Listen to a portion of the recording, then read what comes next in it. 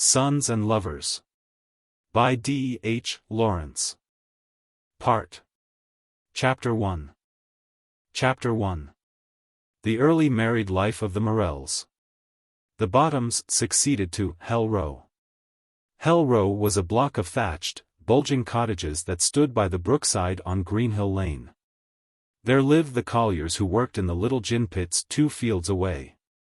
The brook ran under the alder trees, scarcely soiled by these small mines, whose coal was drawn to the surface by donkeys that plodded wearily in a circle round a gin. And all over the countryside were these same pits, some of which had been worked in the time of Charles II, the few colliers and the donkeys burrowing down like ants into the earth, making queer mounds and little black places among the cornfields and the meadows. And the cottages of these coal miners, in blocks and pairs here and there, together with odd farms and homes of the stockingers, straying over the parish, formed the village of Bestwood. Then, some 60 years ago, a sudden change took place. Gin pits were elbowed aside by the large mines of the financiers. The coal and iron field of Nottinghamshire and Derbyshire was discovered. Carston, Waite and Company appeared. Amid tremendous excitement, Lord Palmerston formally opened the company's first mine at Spinney Park, on the edge of Sherwood Forest. About this time the notorious Hell Row, which through growing old had acquired an evil reputation, was burned down, and much dirt was cleansed away. Carston, Waite and Company found they had struck on a good thing, so, down the valleys of the brooks from Selby and Nuttall, new mines were sunk, until soon there were 6 pits working. From Nuttall, high up on the sandstone among the woods, the railway ran, past the ruined priory of the Carthusians and past Robin Hood's Well, down to Spinney Park, then on to Minton, a large mine among cornfields. From Minton across the farmlands of the valley side to Bunker's Hill, branching off there, and running north to Beggarly and Selby. That looks over at Critch and the hills of Derbyshire, 6 mines like black studs on the countryside, linked by a loop of fine chain, the railway. To accommodate the regiments of miners, Carston, Waite and Company built the squares, great quadrangles of dwellings on the hillside of Bestwood, and then, in the brook valley, on the site of Hell Row, they erected the Bottoms. The Bottoms consisted of 6 blocks of miners' dwellings, 2 rows of 3, like the dots on a blank 6 domino, and 12 houses in a block. This double row of dwellings sat at the foot of the rather sharp slope from Bestwood, and looked out, from the attic windows at least, on the slow climb of the valley towards Selby. The houses themselves were substantial and very decent. One could walk all round, seeing little front gardens with auriculas and saxifrage in the shadow of the bottom block, sweet williams and pinks in the sunny top block. Seeing neat front windows, little porches, little privet hedges, and dormer windows for the attics. But that was outside, that was the view on to the uninhabited parlors of all the colliers' wives. The dwelling room, the kitchen, was at the back of the house, facing inward between the blocks, looking at a scrubby back garden and then at the ash pits. And between the rows, between the long lines of ash pits, went the alley, where the children played and the women gossiped and the men smoked. So, the actual conditions of living in the Bottoms, that was so well built and that looked so nice, were quite unsavory because people must live in the kitchen. And the kitchens opened on to that nasty alley of ash pits. Mrs. Morel was not anxious to move into the Bottoms, which was already 12 years old and on the downward path, when she descended to it from Bestwood. But it was the best she could do. Moreover, she had an end house in one of the top blocks, and thus had only one neighbor, on the other side an extra strip of garden. And, having an end house, she enjoyed a kind of aristocracy among the other women of the between houses, because her rent was 5 shillings and 6pence instead of 5 shillings a week. But this superiority in station was not much consolation to Mrs. Morel. She was 31 years old, and had been married 8 years. A rather small woman, of delicate mold but resolute bearing, she shrank a little from the first contact with the Bottoms women. She came down in the July, and in the September expected her 3rd baby. Her husband was a miner. They had only been in their new home 3 weeks when the wakes, or fair, began. Morel, she knew, was sure to make a holiday of it. He went off early on the Monday morning, the day of the fair. The 2 children were highly excited. William, a boy of 7, fled off immediately after breakfast, to prowl round the wakes ground, leaving Annie, who was only 5, to whine all morning to go also. Mrs. Morel did her work. She scarcely knew her neighbors yet, and knew no one with whom to trust the little girl. So she promised to take her to the wakes after dinner. William appeared at 12:30.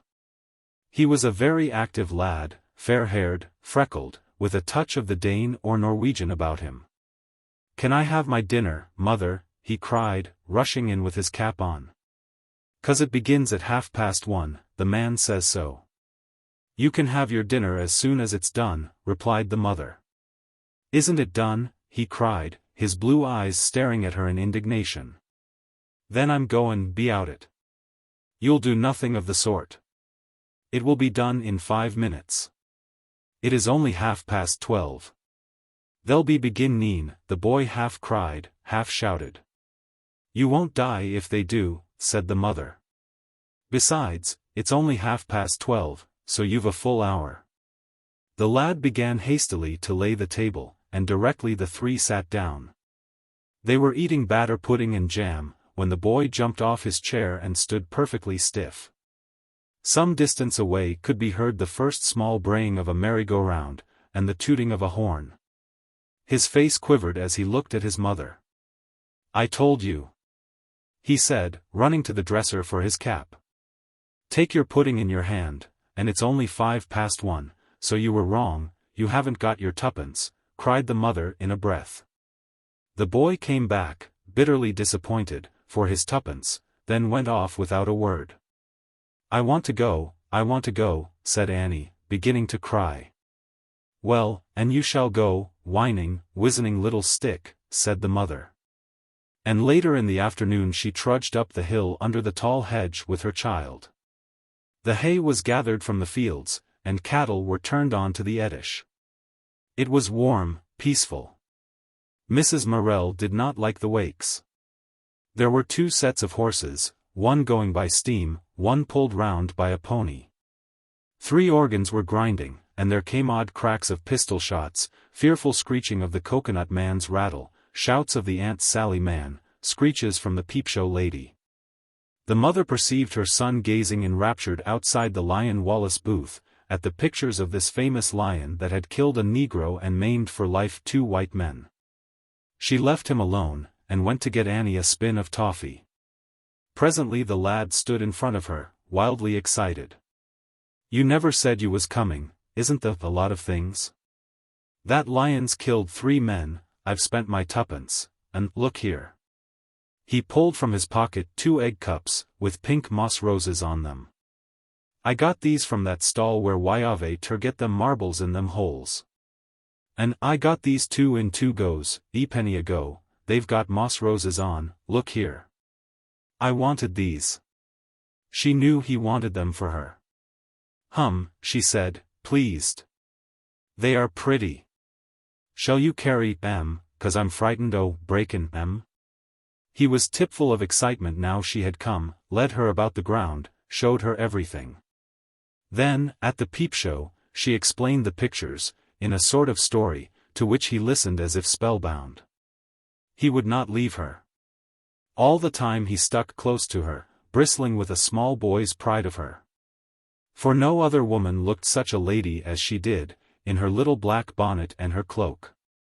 She smiled when she saw women she knew. When she was tired she said to her son, "Well, are you coming now, or later? Are you goin' ready?" he cried, his face full of reproach. "Already? It is past 4, I know." "What are you goin' ready for?" he lamented.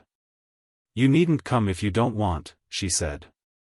And she went slowly away with her little girl, whilst her son stood watching her, cut to the heart to let her go, and yet unable to leave the wakes. As she crossed the open ground in front of the moon and stars she heard men shouting, and smelled the beer, and hurried a little, thinking her husband was probably in the bar. At about 6:30 her son came home, tired now, rather pale, and somewhat wretched. He was miserable, though he did not know it, because he had let her go alone. Since she had gone, he had not enjoyed his wakes. "Has my dad been?" he asked. "No," said the mother. "He's helping to wait at the moon and stars. I seed him through that black tin stuff holes in, on the window, his sleeves rolled up." "Huh," exclaimed the mother shortly. "He's got no money. And he'll be satisfied if he gets his allowance, whether they give him more or not." When the light was fading, and Mrs. Morel could see no more to sew, she rose and went to the door. Everywhere was the sound of excitement, the restlessness of the holiday, that at last infected her. She went out into the side garden. Women were coming home from the wakes, the children hugging a white lamb with green legs, or a wooden horse. Occasionally a man lurched past, almost as full as he could carry. Sometimes a good husband came along with his family, peacefully. But usually the women and children were alone. The stay-at-home mothers stood gossiping at the corners of the alley, as the twilight sank, folding their arms under their white aprons. Mrs. Morel was alone, but she was used to it. Her son and her little girl slept upstairs, so, it seemed, her home was there behind her, fixed and stable. But she felt wretched with the coming child. The world seemed a dreary place, where nothing else would happen for her, at least until William grew up. But for herself, nothing but this dreary endurance, till the children grew up.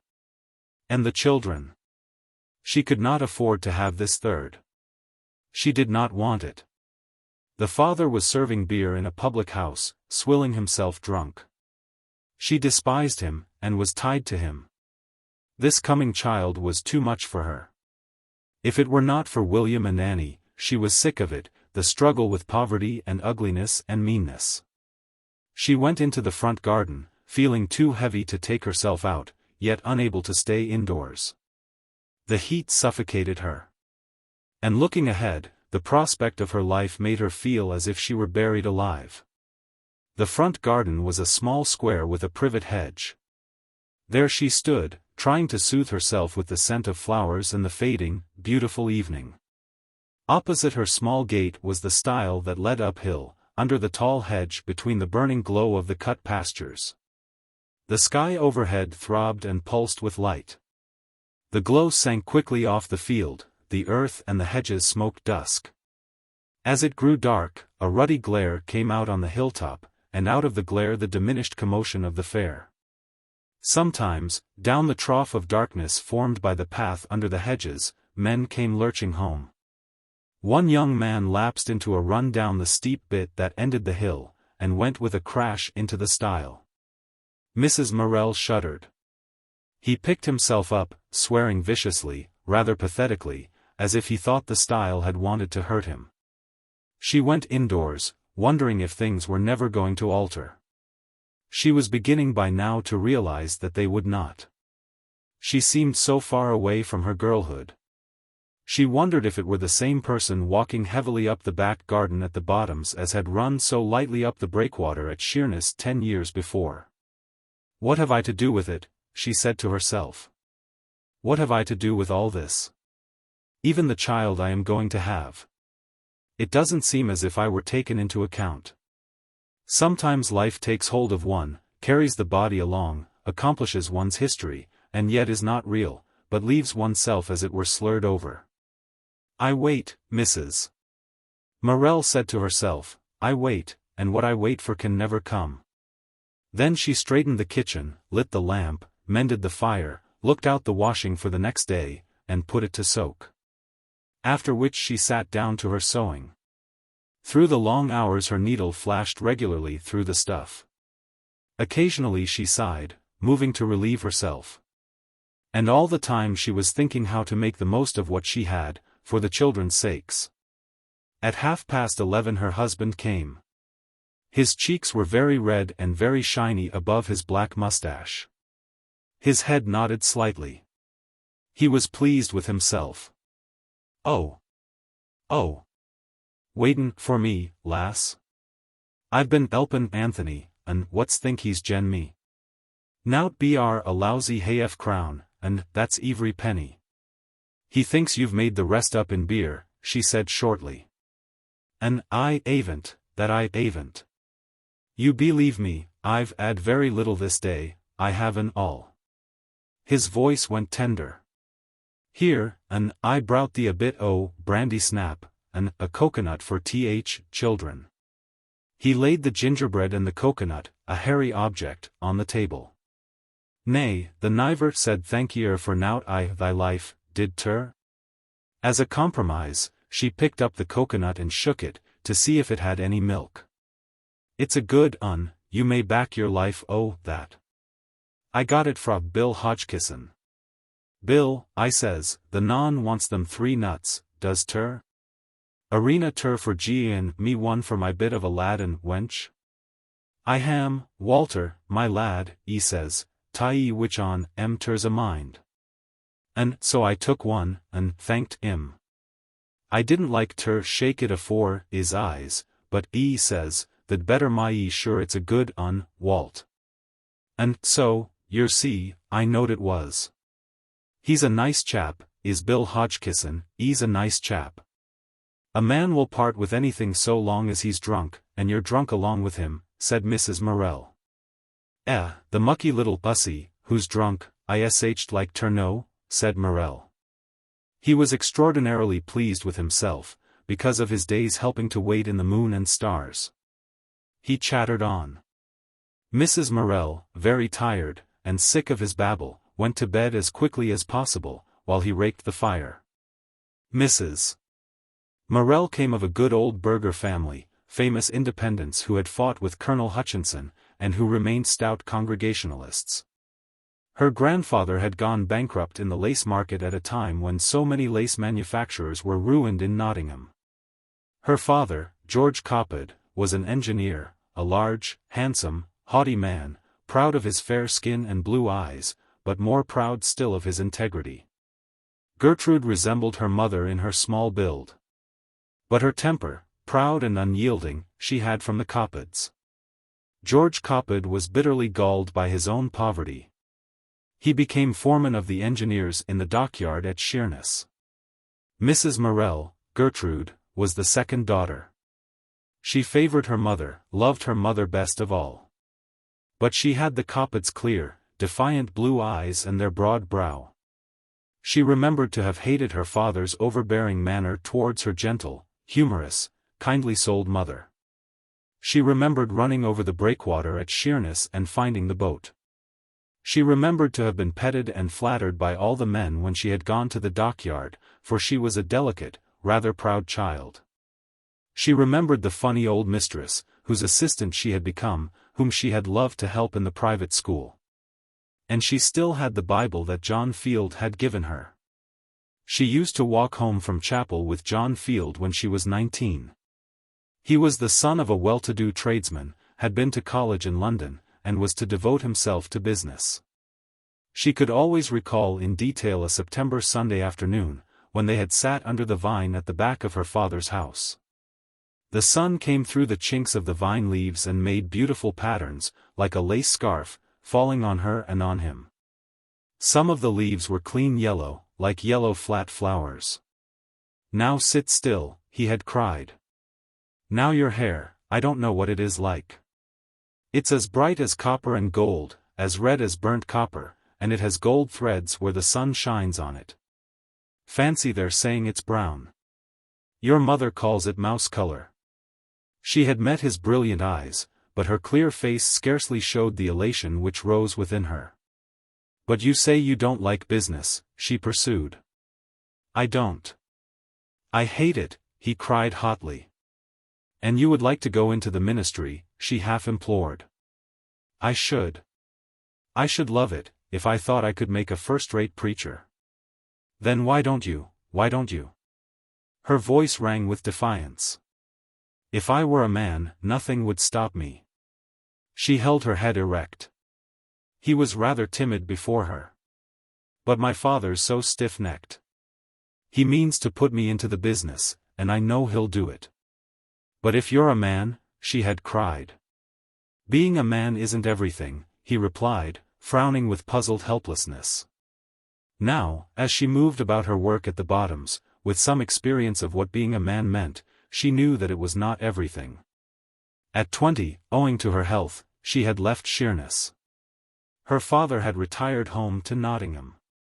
John Field's father had been ruined, the son had gone as a teacher in Norwood. She did not hear of him until, 2 years later, she made determined inquiry. He had married his landlady, a woman of 40, a widow with property. And still Mrs. Morel preserved John Field's Bible.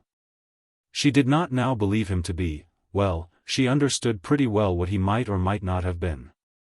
So she preserved his Bible, and kept his memory intact in her heart, for her own sake. To her dying day, for 35 years, she did not speak of him.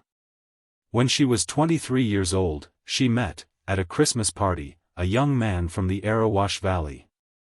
Morel was then 27 years old. He was well set up, erect, and very smart. He had wavy black hair that shone again, and a vigorous black beard that had never been shaved. His cheeks were ruddy, and his red, moist mouth was noticeable because he laughed so often and so heartily. He had that rare thing, a rich, ringing laugh. Gertrude Coppard had watched him, fascinated. He was so full of color and animation, his voice ran so easily into comic grotesque, he was so ready and so pleasant with everybody. Her own father had a rich fund of humor, but it was satiric. This man's was different, soft, non-intellectual, warm, a kind of gambling. She herself was opposite. She had a curious, receptive mind which found much pleasure and amusement in listening to other folk. She was clever in leading folk to talk. She loved ideas, and was considered very intellectual. What she liked most of all was an argument on religion or philosophy or politics with some educated man. This she did not often enjoy. So she always had people tell her about themselves, finding her pleasure so. In her person she was rather small and delicate, with a large brow, and dropping bunches of brown silk curls. Her blue eyes were very straight, honest, and searching. She had the beautiful hands of the Coppards. Her dress was always subdued. She wore dark blue silk, with a peculiar silver chain of silver scallops. This, and a heavy brooch of twisted gold, was her only ornament. She was still perfectly intact, deeply religious, and full of beautiful candor. Walter Morel seemed melted away before her. She was to the miner that thing of mystery and fascination, a lady. When she spoke to him, it was with a southern pronunciation and a purity of English which thrilled him to hear. She watched him. He danced well, as if it were natural and joyous in him to dance. His grandfather was a French refugee who had married an English barmaid, if it had been a marriage. Gertrude Coppard watched the young miner as he danced, a certain subtle exultation like glamour in his movement, and his face the flower of his body, ruddy, with tumbled black hair. And laughing alike whatever partner he bowed above. She thought him rather wonderful, never having met anyone like him. Her father was to her the type of all men. And George Coppard, proud in his bearing, handsome, and rather bitter. Who preferred theology in reading, and who drew near in sympathy only to one man, the Apostle Paul, who was harsh in government, and in familiarity ironic. Who ignored all sensuous pleasure, he was very different from the miner. Gertrude herself was rather contemptuous of dancing. She had not the slightest inclination towards that accomplishment, and had never learned even a Roger de Coverley. She was Puritan, like her father, high-minded, and really stern. Therefore the dusky, golden softness of this man's sensuous flame of life, that flowed off his flesh like the flame from a candle. Not baffled and gripped into incandescence by thought and spirit as her life was, seemed to her something wonderful, beyond her. He came and bowed above her. A warmth radiated through her as if she had drunk wine. "Now do come and have this one with me," he said caressively. "It's easy, you know. I'm pining to see you dance." She had told him before she could not dance. She glanced at his humility and smiled. Her smile was very beautiful. It moved the man so that he forgot everything. "No, I won't dance," she said softly. Her words came clean and ringing. Not knowing what he was doing, he often did the right thing by instinct. He sat beside her, inclining reverentially. "But you mustn't miss your dance," she reproved. "Nay, I don't want to dance that, it's not one as I care about." "Yet you invited me to it." He laughed very heartily at this. "I never thought, oh, that. Thou'rt not long in taking the curl out of me." It was her turn to laugh quickly. "You don't look as if you'd come much uncurled," she said. "I'm like a pig's tail, I curl because I canna help it," he laughed, rather boisterously. "And you are a minor," she exclaimed in surprise. "Yes. I went down when I was 10. She looked at him in wondering dismay. "When you were 10? And wasn't it very hard?" she asked. "You soon get used to it. You live like mice, and you pop out at night to see what's going on." "It makes me feel blind," she frowned. "Like a moudiwarp," he laughed. And there's some chaps as does go round like moudiwarps." He thrust his face forward in the blind, snout-like way of a mole, seeming to sniff and peer for direction. "They done though," he protested naively. "The niver seed such a way they get in. But the mun let me tie thee down some time, and the can see for thysen." She looked at him, startled. This was a new tract of life suddenly opened before her. She realized the life of the miners, hundreds of them toiling below earth and coming up at evening. He seemed to her noble. He risked his life daily, and with gaiety. She looked at him, with a touch of appeal in her pure humility. "Shouldn't her like it?" he asked tenderly. "Appen not, it ud dirty thee." She had never been thee'd and thou'd before. The next Christmas they were married, and for 3 months she was perfectly happy. For 6 months she was very happy. He had signed the pledge, and wore the blue ribbon of a teetotaler. He was nothing if not showy. They lived, she thought, in his own house. It was small, but convenient enough, and quite nicely furnished, with solid, worthy stuff that suited her honest soul. The women, her neighbors, were rather foreign to her, and Morel's mother and sisters were apt to sneer at her ladylike ways. But she could perfectly well live by herself, so long as she had her husband close.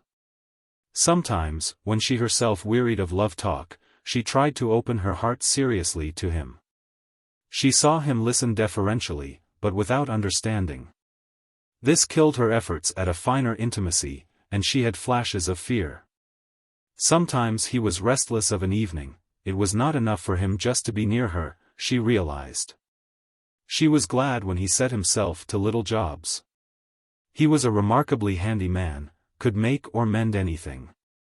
So she would say, "I do like that coal rake of your mother's, it is small and natty." "Does ter, my wench?" "Well, I made that, so I can make thee one." "What?" "Why, it's a steel one." "And what if it is?" "The SLT one very similar, if not exactly same." She did not mind the mess, nor the hammering and noise. He was busy and happy. But in the 7th month, when she was brushing his Sunday coat, she felt papers in the breast pocket, and, seized with a sudden curiosity, took them out to read. He very rarely wore the frock coat he was married in, and it had not occurred to her before to feel curious concerning the papers. They were the bills of the household furniture, still unpaid. "Look here," she said at night, after he was washed and had had his dinner. "I found these in the pocket of your wedding coat.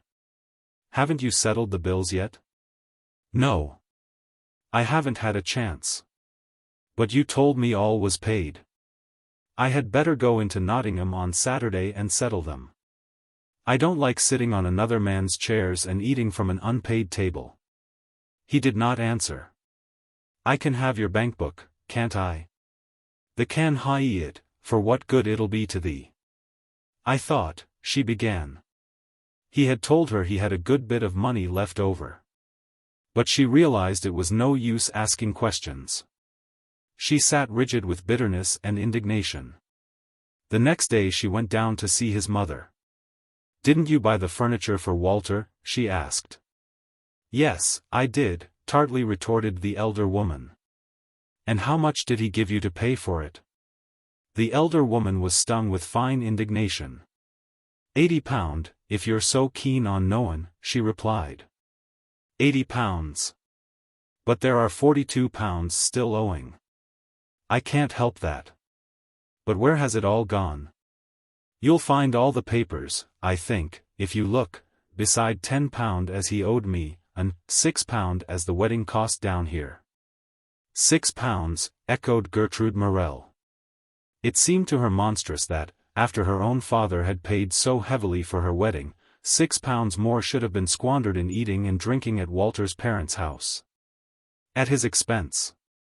"And how much has he sunk in his houses?" she asked. "His houses? Which houses?" Gertrude Morel went white to the lips.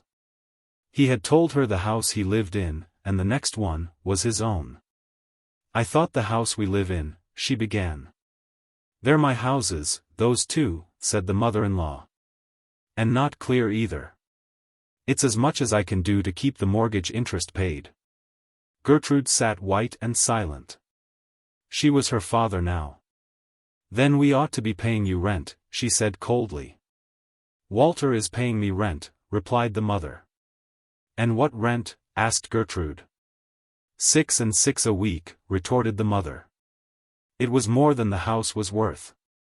Gertrude held her head erect, looked straight before her. "It is lucky to be you," said the elder woman, bitingly, "to have a husband as takes all the worry of the money, and leaves you a free hand." The young wife was silent. She said very little to her husband, but her manner had changed towards him. Something in her proud, honorable soul had crystallized out hard as rock. When October came in, she thought only of Christmas. 2 years ago, at Christmas, she had met him. Last Christmas she had married him. This Christmas she would bear him a child. "You don't dance yourself, do you, Mrs.?" asked her nearest neighbor, in October, when there was great talk of opening a dancing class over the Brick and Tile Inn at Bestwood. "No, I never had the least inclination to," Mrs. Morel replied. "Fancy. And how funny as you should ha' married your mester. You know he's quite a famous one for dancing." "I didn't know he was famous," laughed Mrs. Morel. "Yeah, he is though. Why, he ran that dancing class in the Miners' Arms clubroom for over 5 years. "Did he?" "Yes, he did." The other woman was defiant. "And it was thronged every Tuesday, and Thursday, and Saturday, and there was carry-ins on, accordin' to all accounts." This kind of thing was gall and bitterness to Mrs. Morel, and she had a fair share of it. The women did not spare her, at first, for she was superior, though she could not help it. He began to be rather late in coming home. "They're working very late now, aren't they?" she said to her washerwoman. "No later than they allers do, I don't think. But they stop to have their pint at Ellen's, and they get talkin', and there you are. Dinner stone cold, and it serves 'em right. But Mr. Morel does not take any drink." The woman dropped the clothes, looked at Mrs. Morel, then went on with her work, saying nothing. Gertrude Morel was very ill when the boy was born. Morel was good to her, as good as gold. But she felt very lonely, miles away from her own people. She felt lonely with him now, and his presence only made it more intense. The boy was small and frail at first, but he came on quickly. He was a beautiful child, with dark gold ringlets, and dark blue eyes which changed gradually to a clear gray. His mother loved him passionately. He came just when her own bitterness of disillusion was hardest to bear, when her faith in life was shaken, and her soul felt dreary and lonely. She made much of the child, and the father was jealous. At last Mrs. Morel despised her husband. She turned to the child, she turned from the father. He had begun to neglect her. The novelty of his own home was gone. He had no grit, she said bitterly to herself. What he felt just at the minute, that was all to him. He could not abide by anything. There was nothing at the back of all his show. There began a battle between the husband and wife, a fearful, bloody battle that ended only with the death of one. She fought to make him undertake his own responsibilities, to make him fulfill his obligations. But he was too different from her. His nature was purely sensuous, and she strove to make him moral, religious. She tried to force him to face things. He could not endure it, it drove him out of his mind. While the baby was still tiny, the father's temper had become so irritable that it was not to be trusted. The child had only to give a little trouble when the man began to bully. A little more, and the hard hands of the collier hit the baby. Then Mrs. Morel loathed her husband, loathed him for days, and he went out and drank, and she cared very little what he did. Only, on his return, she scathed him with her satire. The estrangement between them caused him, knowingly or unknowingly, grossly to offend her where he would not have done. William was only 1 year old, and his mother was proud of him, he was so pretty. She was not well off now, but her sisters kept the boy in clothes. Then, with his little white hat curled with an ostrich feather, and his white coat, he was a joy to her, the twining wisps of hair clustering round his head. Mrs. Morel lay listening, one Sunday morning, to the chatter of the father and child downstairs. Then she dozed off.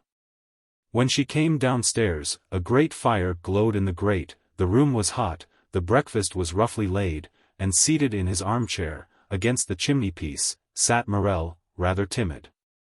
And standing between his legs, the child, cropped like a sheep, with such an odd round poll, looking wondering at her. And on a newspaper spread out upon the hearth-rug, a myriad of crescent-shaped curls, like the petals of a marigold scattered in the reddening firelight. Mrs. Morel stood still. It was her first baby. She went very white, and was unable to speak. "What dost think o' him?" Morel laughed uneasily. She gripped her 2 fists, lifted them, and came forward. Morel shrank back. "I could kill you, I could," she said. She choked with rage, her 2 fists uplifted. "Yer non want ter make a wench on him," Morel said, in a frightened tone, bending his head to shield his eyes from hers. His attempt at laughter had vanished.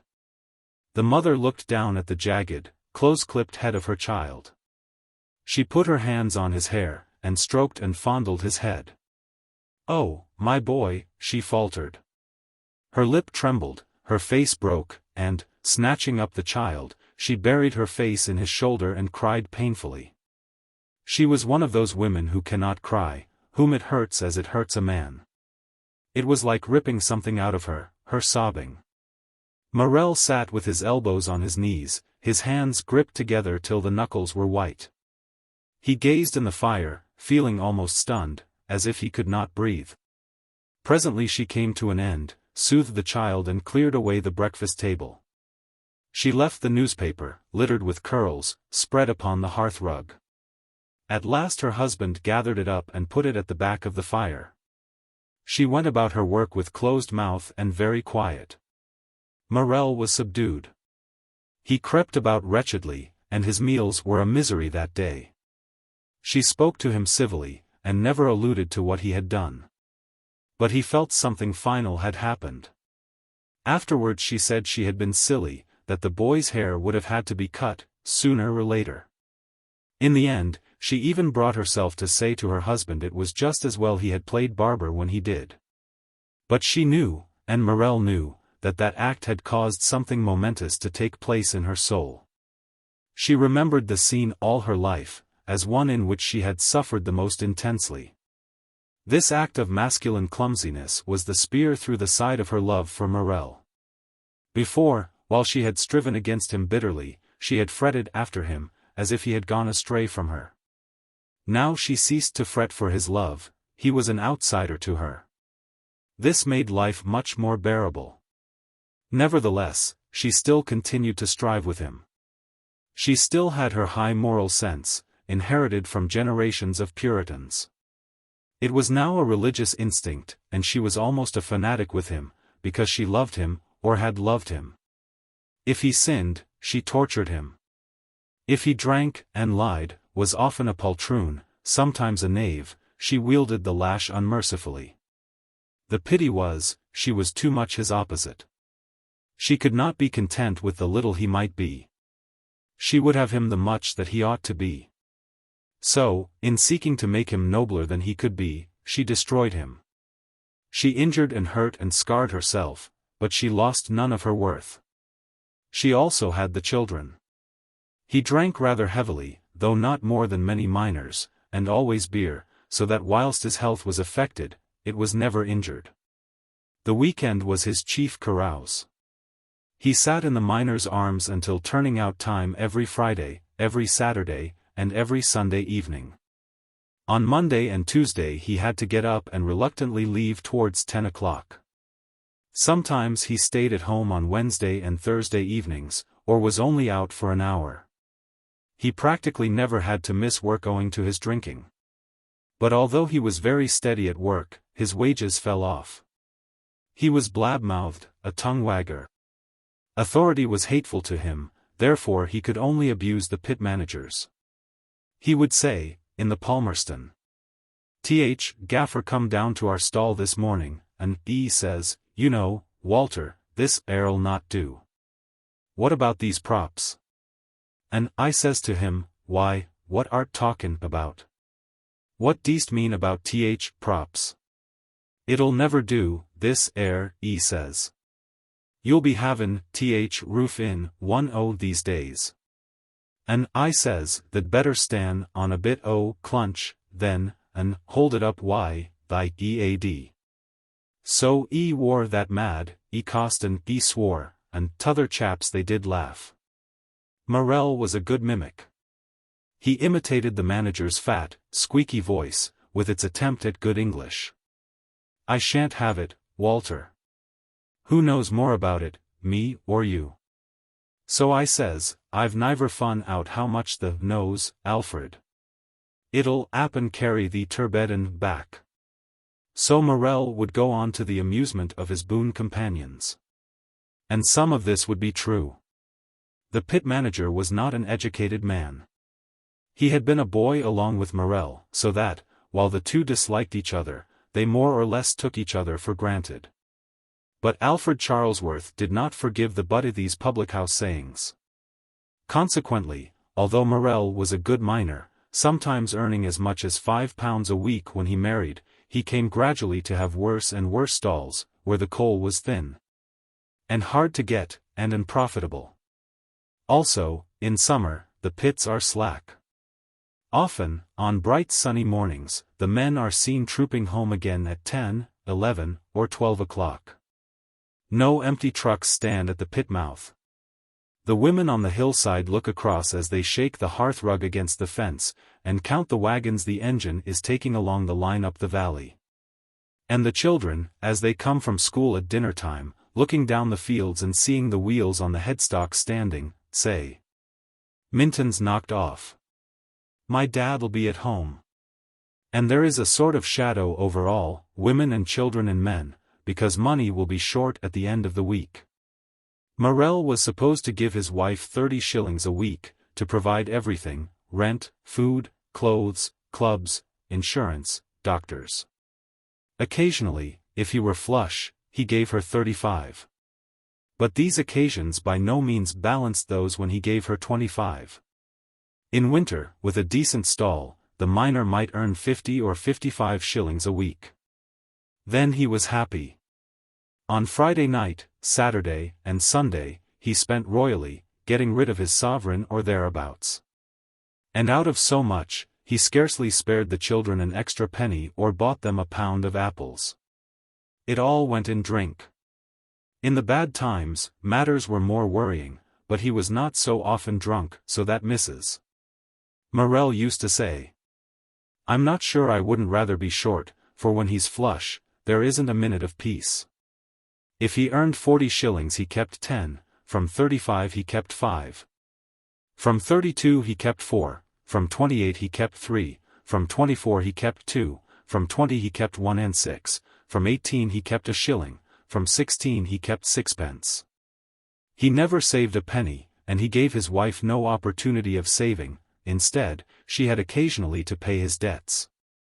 Not public-house debts, for those never were passed on to the women, but debts when he had bought a canary, or a fancy walking stick.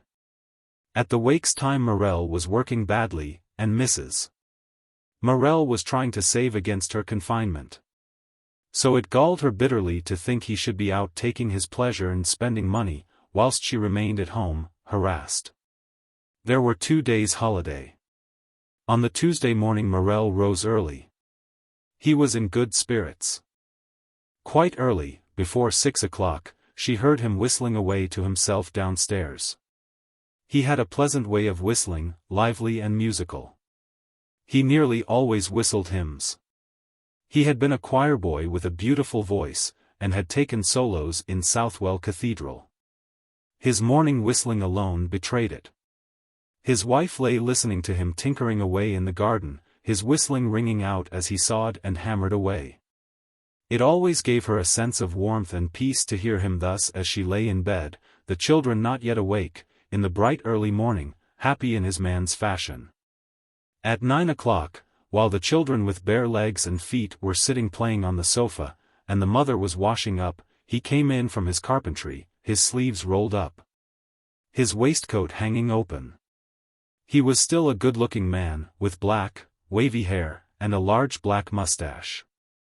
His face was perhaps too much inflamed, and there was about him a look almost of peevishness.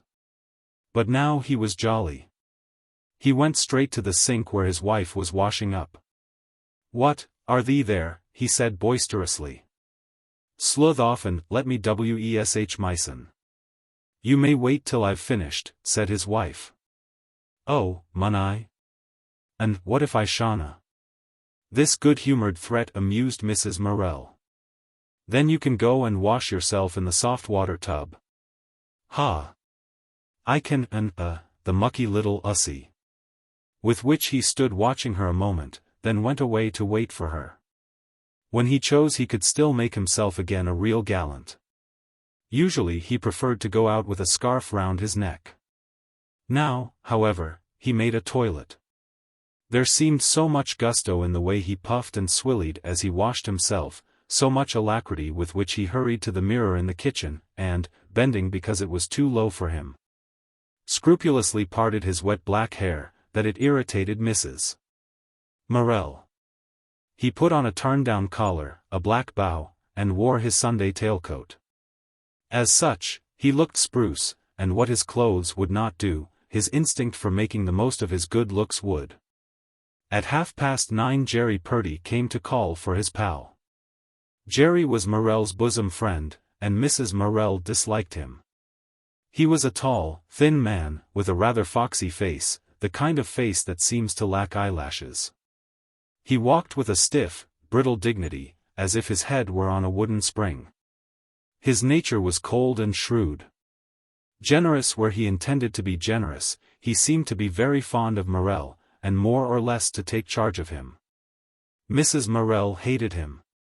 She had known his wife, who had died of consumption, and who had, at the end, conceived such a violent dislike of her husband, that if he came into her room it caused her hemorrhage.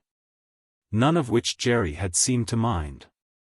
And now his eldest daughter, a girl of 15, kept a poor house for him, and looked after the 2 younger children. A mean, wizen-hearted stick. Mrs. Morel said of him. "I've never known Jerry mean in my life," protested Morel. "A opener-handed and more freer chap you couldn't find anywhere, accordin' to my knowledge." "Open-handed to you," retorted Mrs. Morel. "But his fist is shut tight enough to his children, poor things." "Poor things. And what for are they poor things, I should like to know?" But Mrs. Morel would not be appeased on Jerry's score. The subject of argument was scene, craning his thin neck over the scullery curtain.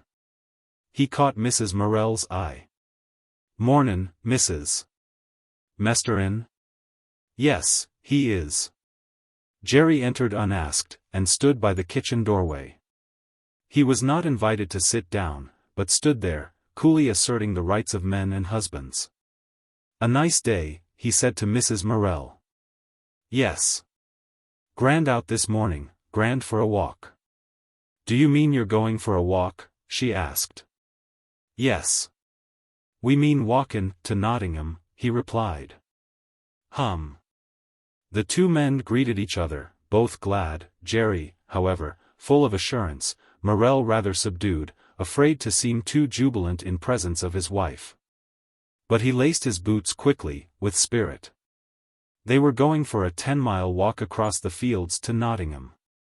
Climbing the hillside from the bottoms, they mounted gaily into the morning. At the Moon and Stars they had their first drink, then on to the old spot. Then a long 5 miles of drought to carry them into Bulwell to a glorious pint of bitter. But they stayed in a field with some haymakers whose gallon bottle was full, so that, when they came in sight of the city, Morel was sleepy. The town spread upwards before them, smoking vaguely in the midday glare, fridging the crest away to the south with spires and factory bulks and chimneys. In the last field Morel lay down under an oak tree and slept soundly for over an hour. When he rose to go forward he felt queer. The two had dinner in the meadows, with Jerry's sister, then repaired to the punch bowl, where they mixed in the excitement of pigeon racing.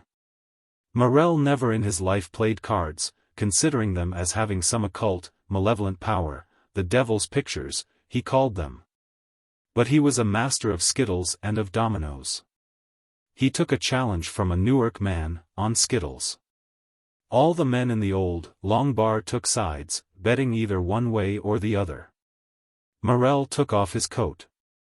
Jerry held the hat containing the money. The men at the tables watched. Some stood with their mugs in their hands. Morel felt his big wooden ball carefully, then launched it. He played havoc among the ninepins, and won half a crown, which restored him to solvency. By 7 o'clock the two were in good condition. They caught the 7:30 train home. In the afternoon the Bottoms was intolerable. Every inhabitant remaining was out of doors. The women, in 2s and 3s, bareheaded and in white aprons, gossiped in the alley between the blocks. Men, having a rest between drinks, sat on their heels and talked. The place smelled stale, the slate roofs glistered in the arid heat. Mrs. Morel took the little girl down to the brook in the meadows, which were not more than 200 yards away.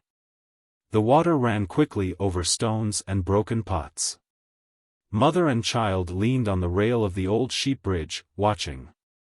Up at the dipping hole, at the other end of the meadow, Mrs.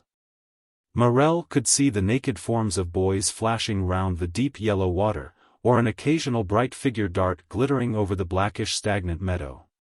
She knew William was at the dipping hole, and it was the dread of her life lest he should get drowned. Annie played under the tall old hedge, picking up alder cones, that she called currants. The child required much attention, and the flies were teasing. The children were put to bed at 7 o'clock. Then she worked a while. When Walter Morel and Jerry arrived at Bestwood they felt a load off their minds, a railway journey no longer impended, so they could put the finishing touches to a glorious day. They entered the Nelson with the satisfaction of returned travelers.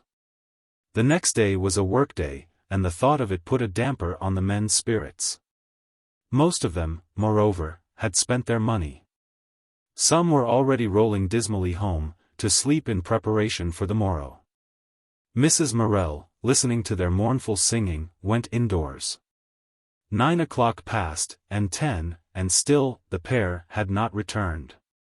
On a doorstep somewhere a man was singing loudly, in a drawl, "Lead, kindly light." Mrs. Morel was always indignant with the drunken men that they must sing that hymn when they got maudlin. As if Genevieve weren't good enough, she said. The kitchen was full of the scent of boiled herbs and hops. On the hob a large black saucepan steamed slowly. Mrs.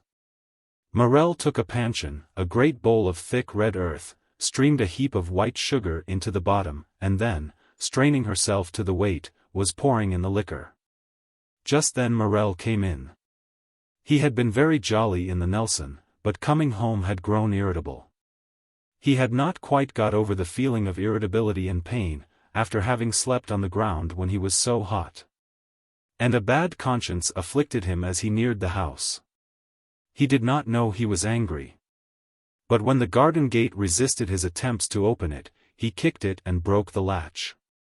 He entered just as Mrs. Morel was pouring the infusion of herbs out of the saucepan. Swaying slightly, he lurched against the table.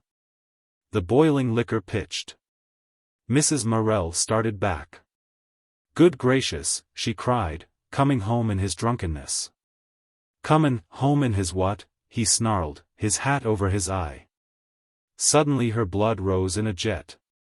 "Say you're not drunk," she flashed. She had put down her saucepan, and was stirring the sugar into the beer. He dropped his two hands heavily on the table, and thrust his face forwards at her. "Say you're not drunk," he repeated.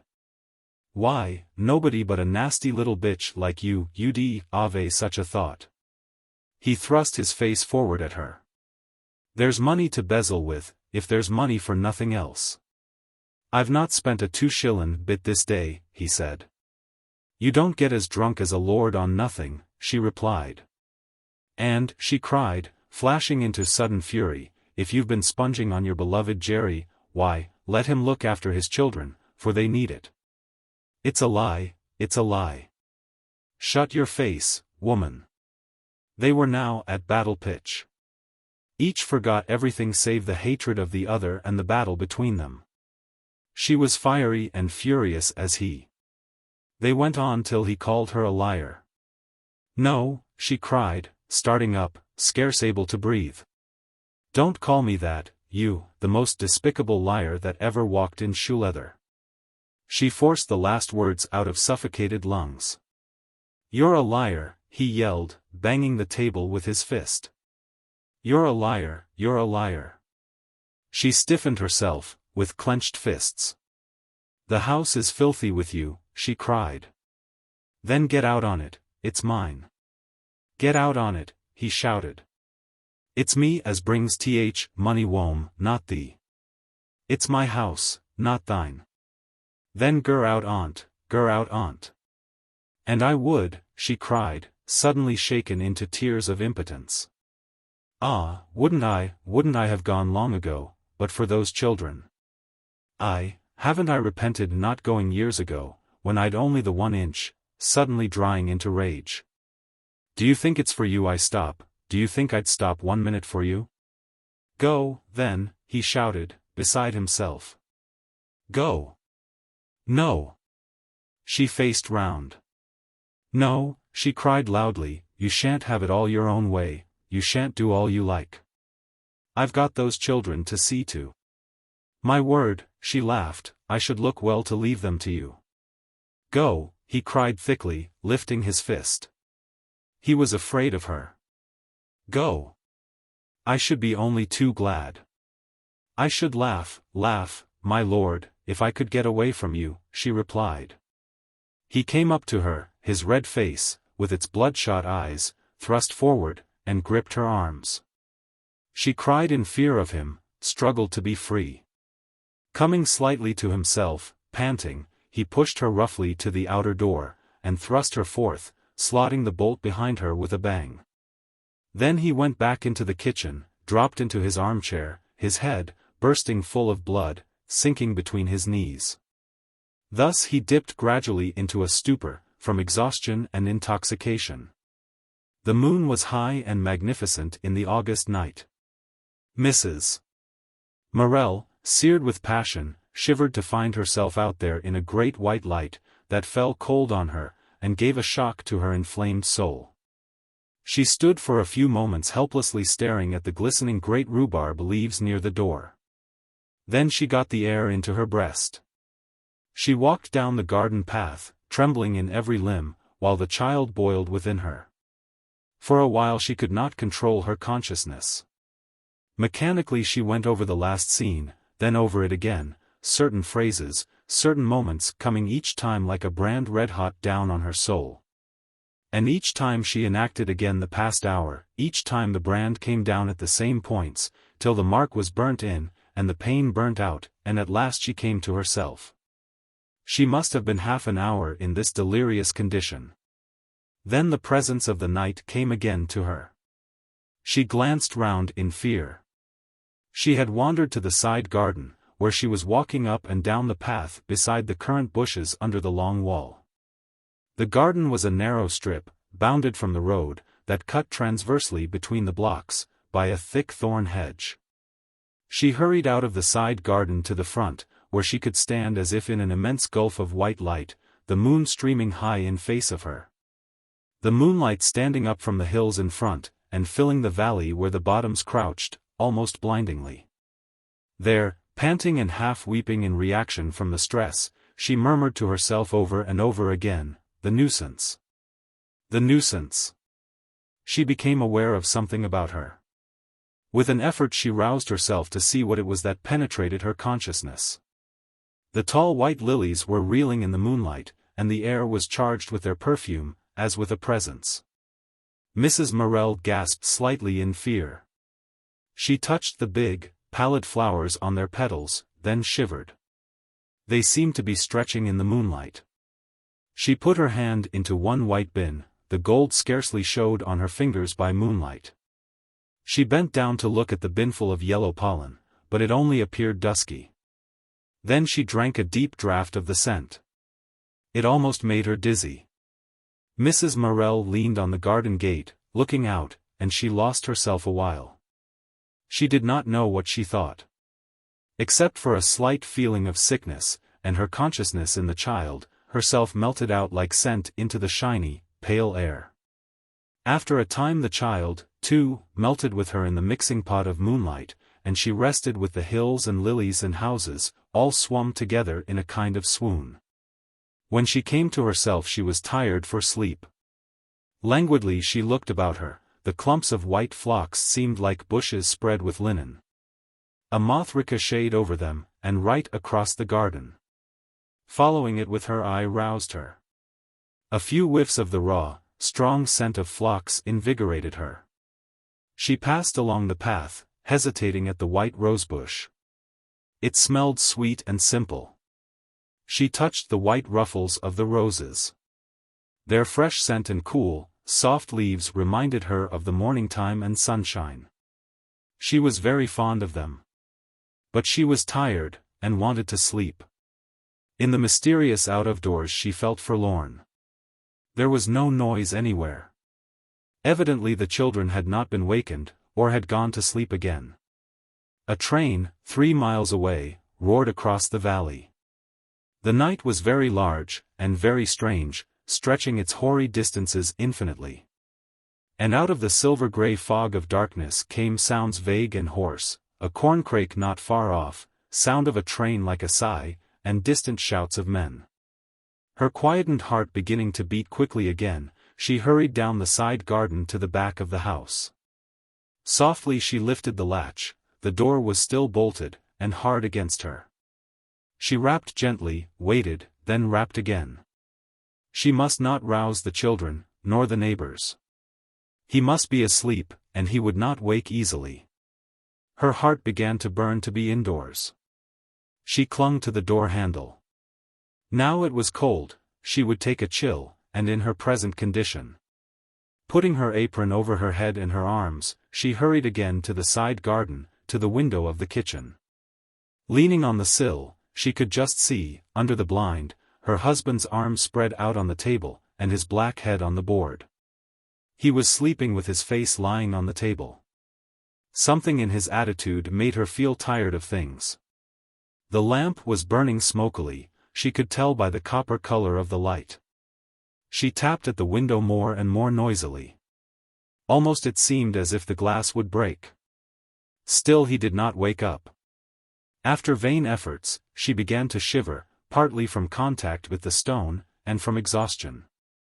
Fearful always for the unborn child, she wondered what she could do for warmth. She went down to the coal house, where there was an old hearthrug she had carried out for the ragman the day before. This she wrapped over her shoulders. It was warm, if grimy. Then she walked up and down the garden path, peeping every now and then under the blind, knocking, and telling herself that in the end the very strain of his position must wake him. At last, after about an hour, she rapped long and low at the window. Gradually the sound penetrated to him. When, in despair, she had ceased to tap, she saw him stir, then lift his face blindly. The laboring of his heart hurt him into consciousness. She rapped imperatively at the window. He started awake. Instantly she saw his fists set and his eyes glare. He had not a grain of physical fear. If it had been 20 burglars, he would have gone blindly for them. He glared round, bewildered, but prepared to fight. "Open the door, Walter," she said coldly. His hands relaxed. It dawned on him what he had done. His head dropped, sullen and dogged. She saw him hurry to the door, heard the bolt chock. He tried the latch. It opened, and there stood the silver-grey night, fearful to him, after the tawny light of the lamp. He hurried back. When Mrs. Morel entered, she saw him almost running through the door to the stairs. He had ripped his collar off his neck in his haste to be gone ere she came in, and there it lay with bursten buttonholes. It made her angry. She warmed and soothed herself.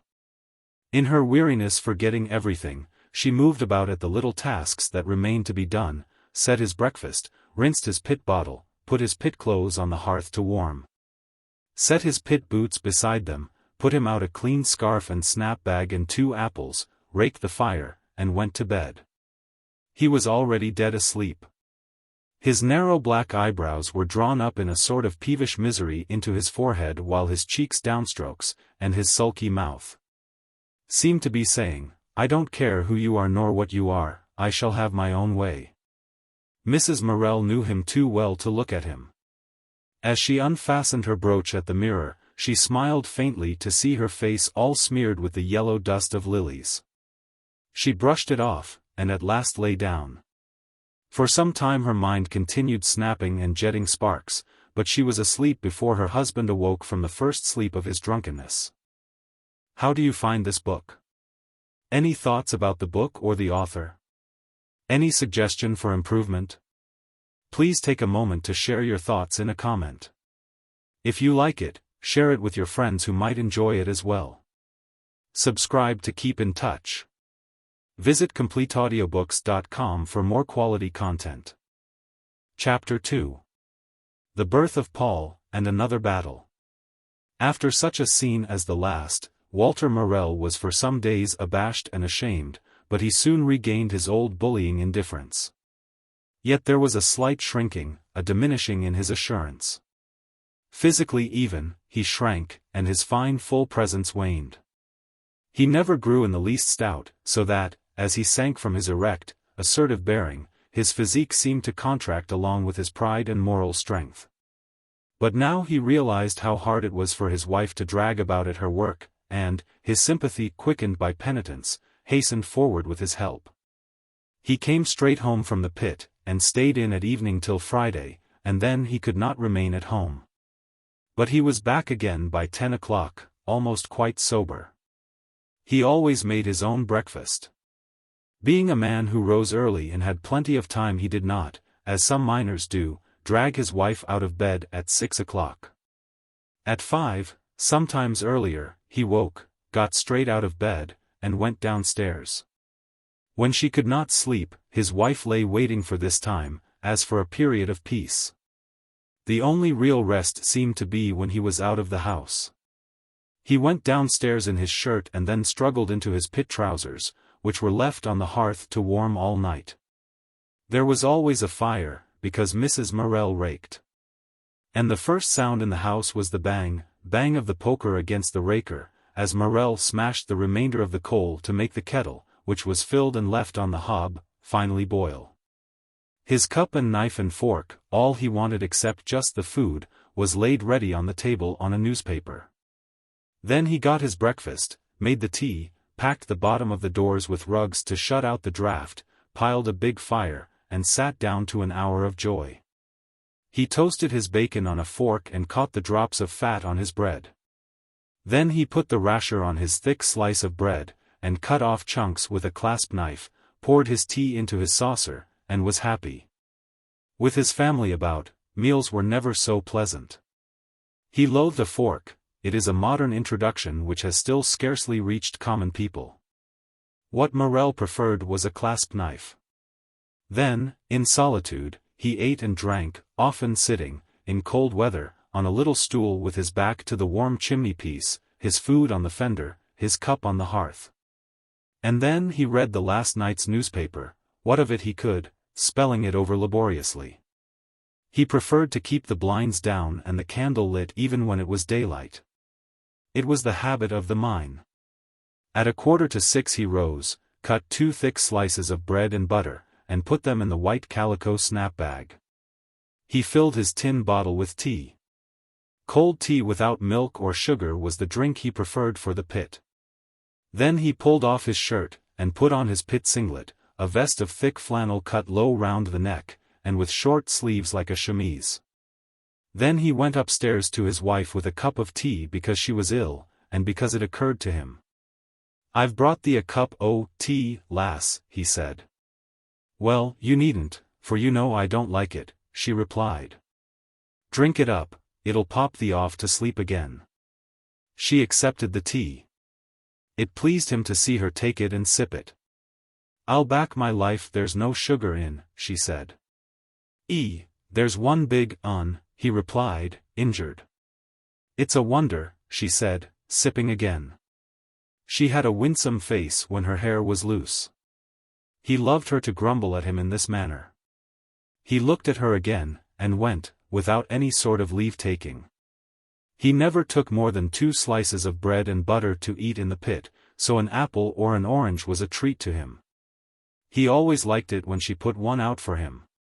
He tied a scarf round his neck, put on his great, heavy boots, his coat, with the big pocket, that carried his snap-bag and his bottle of tea, and went forth into the fresh morning air, closing, without locking, the door behind him. He loved the early morning, and the walk across the fields. So he appeared at the pit top, often with a stalk from the hedge between his teeth, which he chewed all day to keep his mouth moist, down the mine, feeling quite as happy as when he was in the field. Later, when the time for the baby grew nearer, he would bustle round in his slovenly fashion, poking out the ashes, rubbing the fireplace, sweeping the house before he went to work. Then, feeling very self-righteous, he went upstairs. "Now I'm cleaned up for thee, there's no Cassian's stir a peg all day, but sit and read thy books." Which made her laugh, in spite of her indignation. "And the dinner cooks itself," she answered. I know nowt about dinner. You'd know if there weren't any." "I 'appen so," he answered, departing. When she got downstairs, she would find the house tidy, but dirty. She could not rest until she had thoroughly cleaned. So she went down to the ash pit with her dustpan. Mrs. Kirk, spying her, would contrive to have to go to her own coal place at that minute. Then, across the wooden fence, she would call. "So you keep wagging on, then?" "Aye," answered Mrs. Morel deprecatingly. "There's nothing else for it." "Have you seen Hose?" called a very small woman from across the road. It was Mrs. Anthony, a black-haired, strange little body, who always wore a brown velvet dress, tight-fitting. "I haven't," said Mrs. Morel. I wish he'd come. I've got a copperful of clothes, and I'm sure I heard his bell. Hark! He's at the end." The 2 women looked down the alley. At the end of the bottoms a man stood in a sort of old-fashioned trap, bending over bundles of cream-colored stuff, while a cluster of women held up their arms to him, some with bundles. Mrs. Anthony herself had a heap of creamy, undyed stockings hanging over her arm. "I've done 10 dozen this week," she said proudly to Mrs. Morel. "T, went the other. I don't know how you can find time. Said Mrs. Anthony. You can find time if you make time. I don't know how you do it, said Mrs. Morel. And how much shall you get for those many? 2 halfpenny a dozen, replied the other. Well, said Mrs. Morel. I'd starve before I'd sit down and seam 24 stockings for 2 halfpenny. Oh, I don't know, said Mrs. Anthony. You can rip along with them. Hose was coming along, ringing his bell. Women were waiting at the yard ends with their seamed stockings hanging over their arms. The man, a common fellow, made jokes with them, tried to swindle them, and bullied them. Mrs. Morel went up her yard disdainfully. It was an understood thing that if one woman wanted her neighbor, she should put the poker in the fire and bang at the back of the fireplace, which, as the fires were back to back, would make a great noise in the adjoining house. One morning Mrs. Kirk, mixing a pudding, nearly started out of her skin as she heard the thud, thud, in her grate. With her hands all floury, she rushed to the fence. Did you knock, Mrs. Morel? If you wouldn't mind, Mrs. Kirk. Mrs. Kirk climbed onto her copper, got over the wall onto Mrs. Morel's copper, and ran in to her neighbor. Dear, how are you feeling? She cried in concern. You might fetch Mrs. Bower, said Mrs. Morel. Mrs. Kirk went into the yard, lifted up her strong, shrill voice, and called. Agge, agge. The sound was heard from one end of the bottoms to the other. At last Aggie came running up, and was sent for Mrs. Bower, whilst Mrs. Kirk left her pudding and stayed with her neighbor. Mrs. Morel went to bed. Mrs. Kirk had Annie and William for dinner. Mrs. Bower, fat and waddling, bossed the house. Hash some cold meat up for the master's dinner, and make him an apple charlotte pudding, said Mrs. Morel. He may go without pudding this day, said Mrs. Bower. Morel was not as a rule one of the first to appear at the bottom of the pit, ready to come up. Some men were there before 4 o'clock, when the whistle blew loose all. But Morel, whose stall, a poor one, was at this time about 1.5 miles away from the bottom, worked usually till the first mate stopped, then he finished also. This day, however, the miner was sick of the work. At 2 o'clock he looked at his watch, by the light of the green candle, he was in a safe working, and again at 2:30. He was hewing at a piece of rock that was in the way for the next day's work. As he sat on his heels, or kneeled, giving hard blows with his pick, ussa, he went. Shall ter finish, sorry? One cried Barker, his fellow buddy. Finish? Never while the world stands, growled Morel. And he went on striking. He was tired. It's a heartbreaking job, said Barker. But Morel was too exasperated, at the end of his tether, to answer. Still he struck and hacked with all his might. The might as well leave it, Walter, said Barker. It'll do tomorrow, without thee hackin' thy guts out. I'll lay no finger on this tomorrow, ISRL, cried Morel. Oh, well, if the wanna, somebody else'll hire ye to, said Israel. Then Morel continued to strike. Hey up there, Luce, cried the men, leaving the next stall. Morel continued to strike. They'll happen catch me up, said Barker, departing. When he had gone, Morel, left alone, felt savage. He had not finished his job.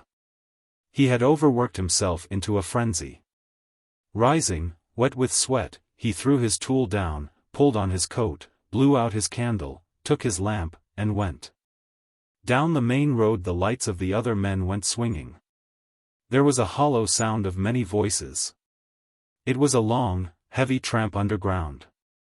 He sat at the bottom of the pit, where the great drops of water fell plash.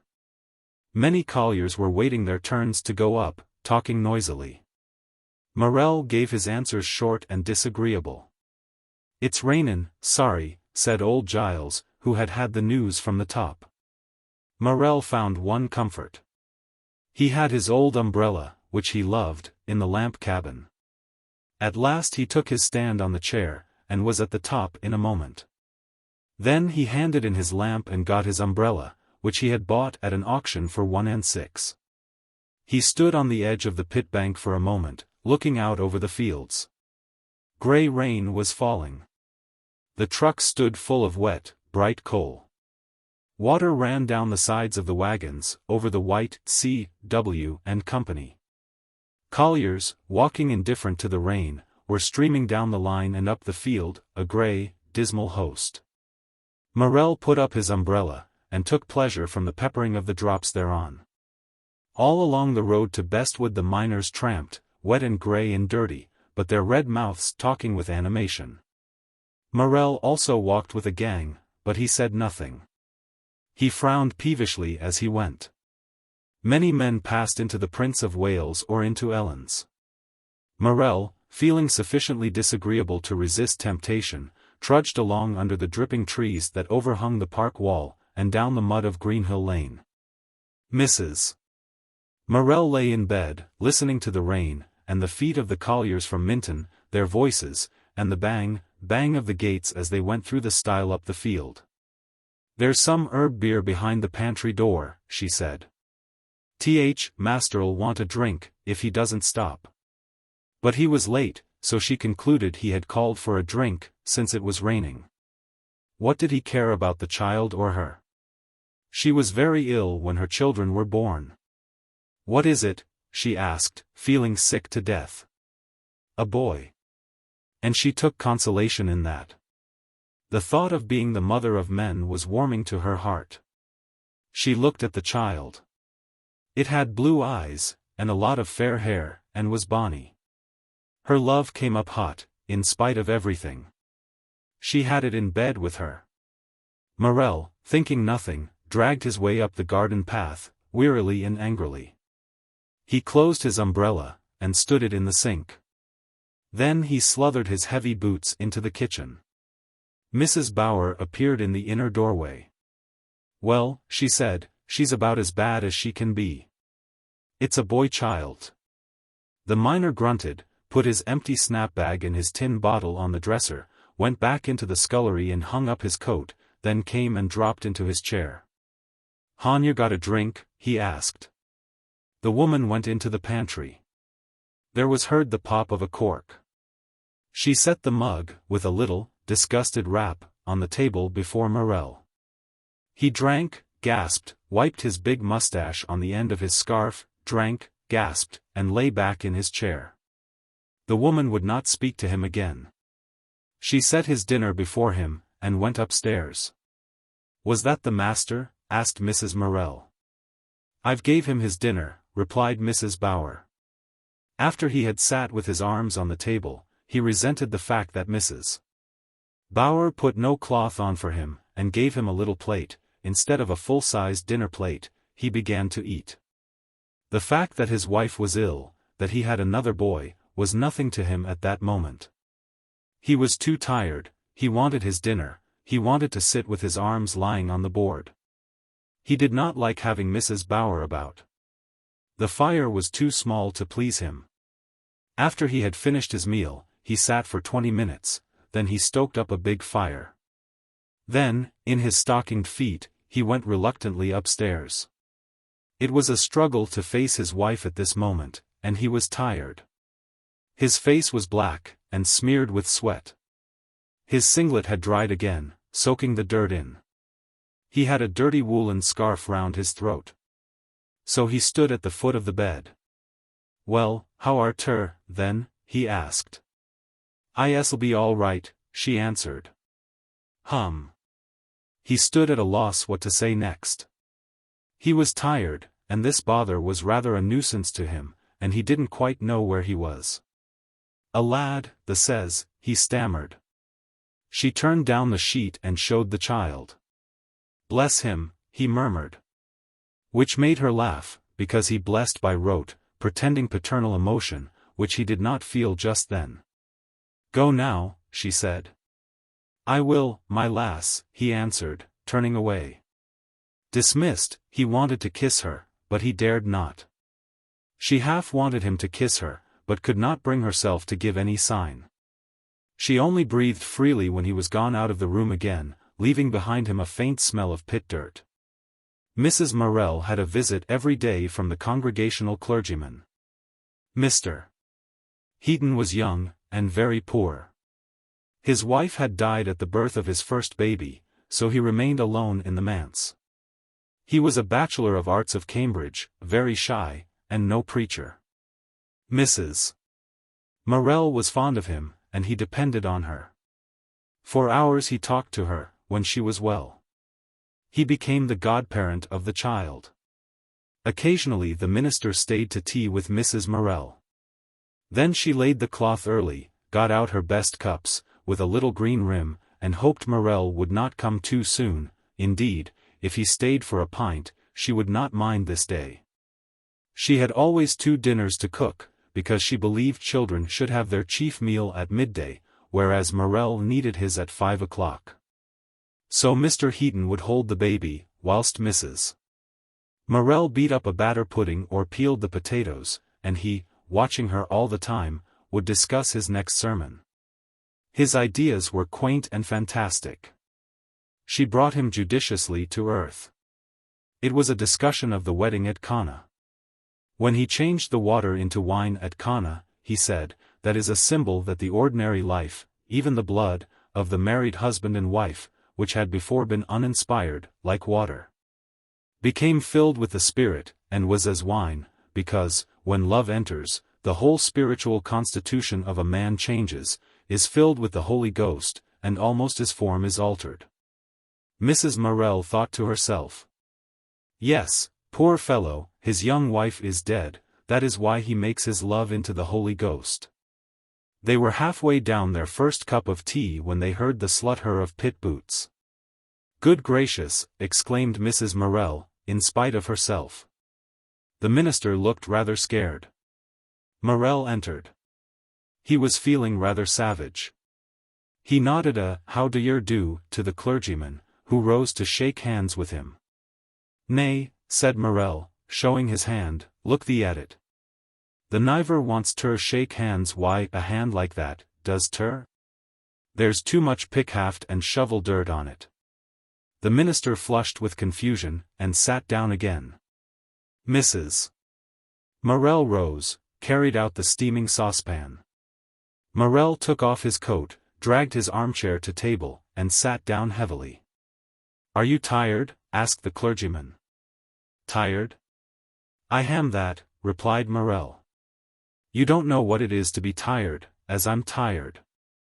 "No," replied the clergyman. "Why, look yer there," said the miner, showing the shoulders of his singlet. "It's a bit dry now, but it's wet as a clout with sweat even yet. Feel it." "Goodness," cried Mrs. Morel. "Mr. Heaton doesn't want to feel your nasty singlet." The clergyman put out his hand gingerly. "No, perhaps he doesn't," said Morel, "but it's all come out of me, whether or not. And forry day a like my singlet's wringin' wet. Aven't you got a drink, missus, for a man when he comes home barkelled up from the pit?" "You know you drank all the beer," said Mrs. Morel, pouring out his tea. "And was there no more to be got?"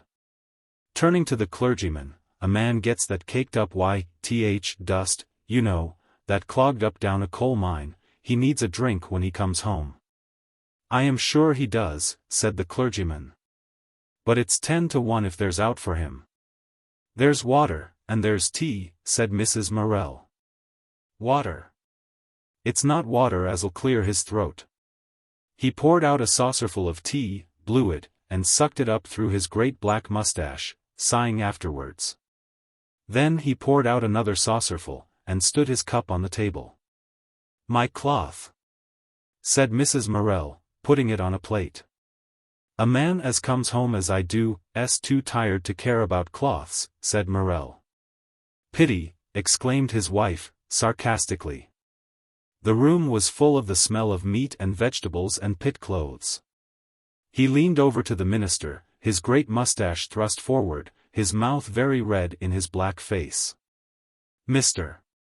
Heaton," he said, "a man as has been down the black hole all day, dingin away at a coalface, a sight harder than that wall. Needn't make a moan of it, put in Mrs. Morel. She hated her husband because, whenever he had an audience, he whined and played for sympathy. William, sitting nursing the baby, hated him, with a boy's hatred for false sentiment, and for the stupid treatment of his mother. Annie had never liked him, she merely avoided him. When the minister had gone, Mrs. Morel looked at her cloth.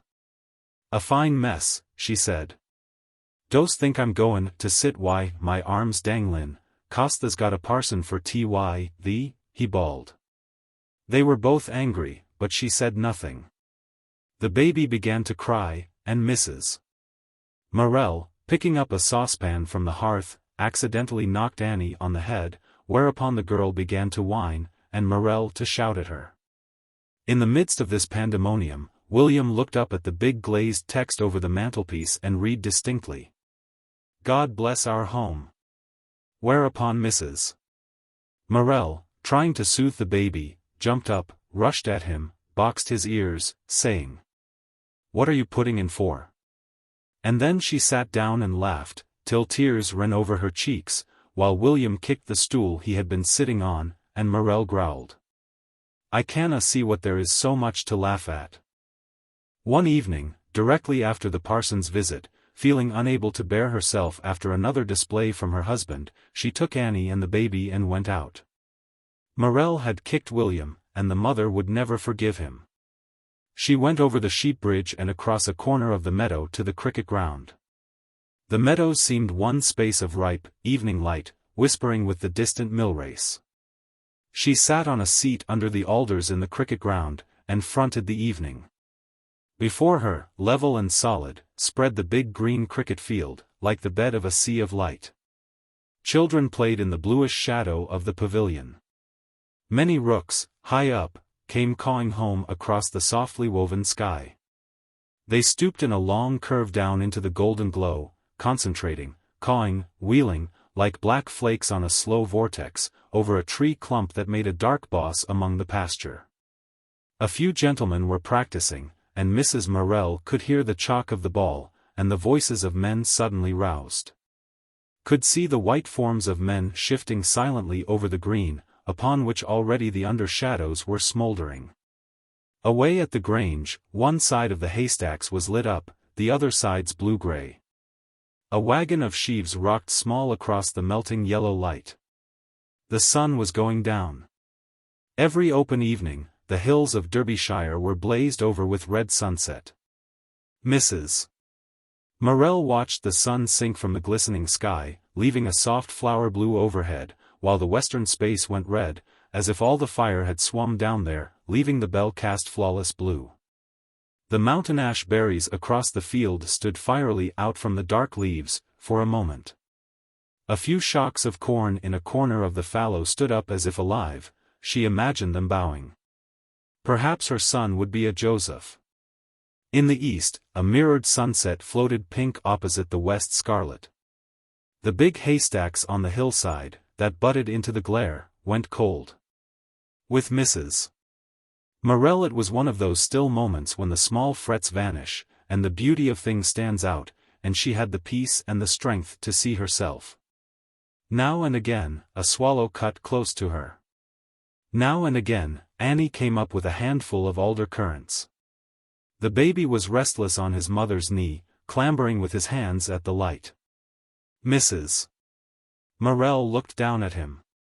She had dreaded this baby like a catastrophe, because of her feeling for her husband. And now she felt strangely towards the infant. Her heart was heavy because of the child, almost as if it were unhealthy, or malformed. Yet it seemed quite well. But she noticed the peculiar knitting of the baby's brows, and the peculiar heaviness of its eyes, as if it were trying to understand something that was pain. She felt, when she looked at her child's dark, brooding pupils, as if a burden were on her heart. "He looks as if he was thinking about something, quite sorrowful," said Mrs. Kirk. Suddenly, looking at him, the heavy feeling at the mother's heart melted into passionate grief. She bowed over him, and a few tears shook swiftly out of her very heart. The baby lifted his fingers. "My lamb," she cried softly. And at that moment she felt, in some far inner place of her soul, that she and her husband were guilty. The baby was looking up at her. It had blue eyes like her own, but its look was heavy, steady, as if it had realized something that had stunned some point of its soul. In her arms lay the delicate baby.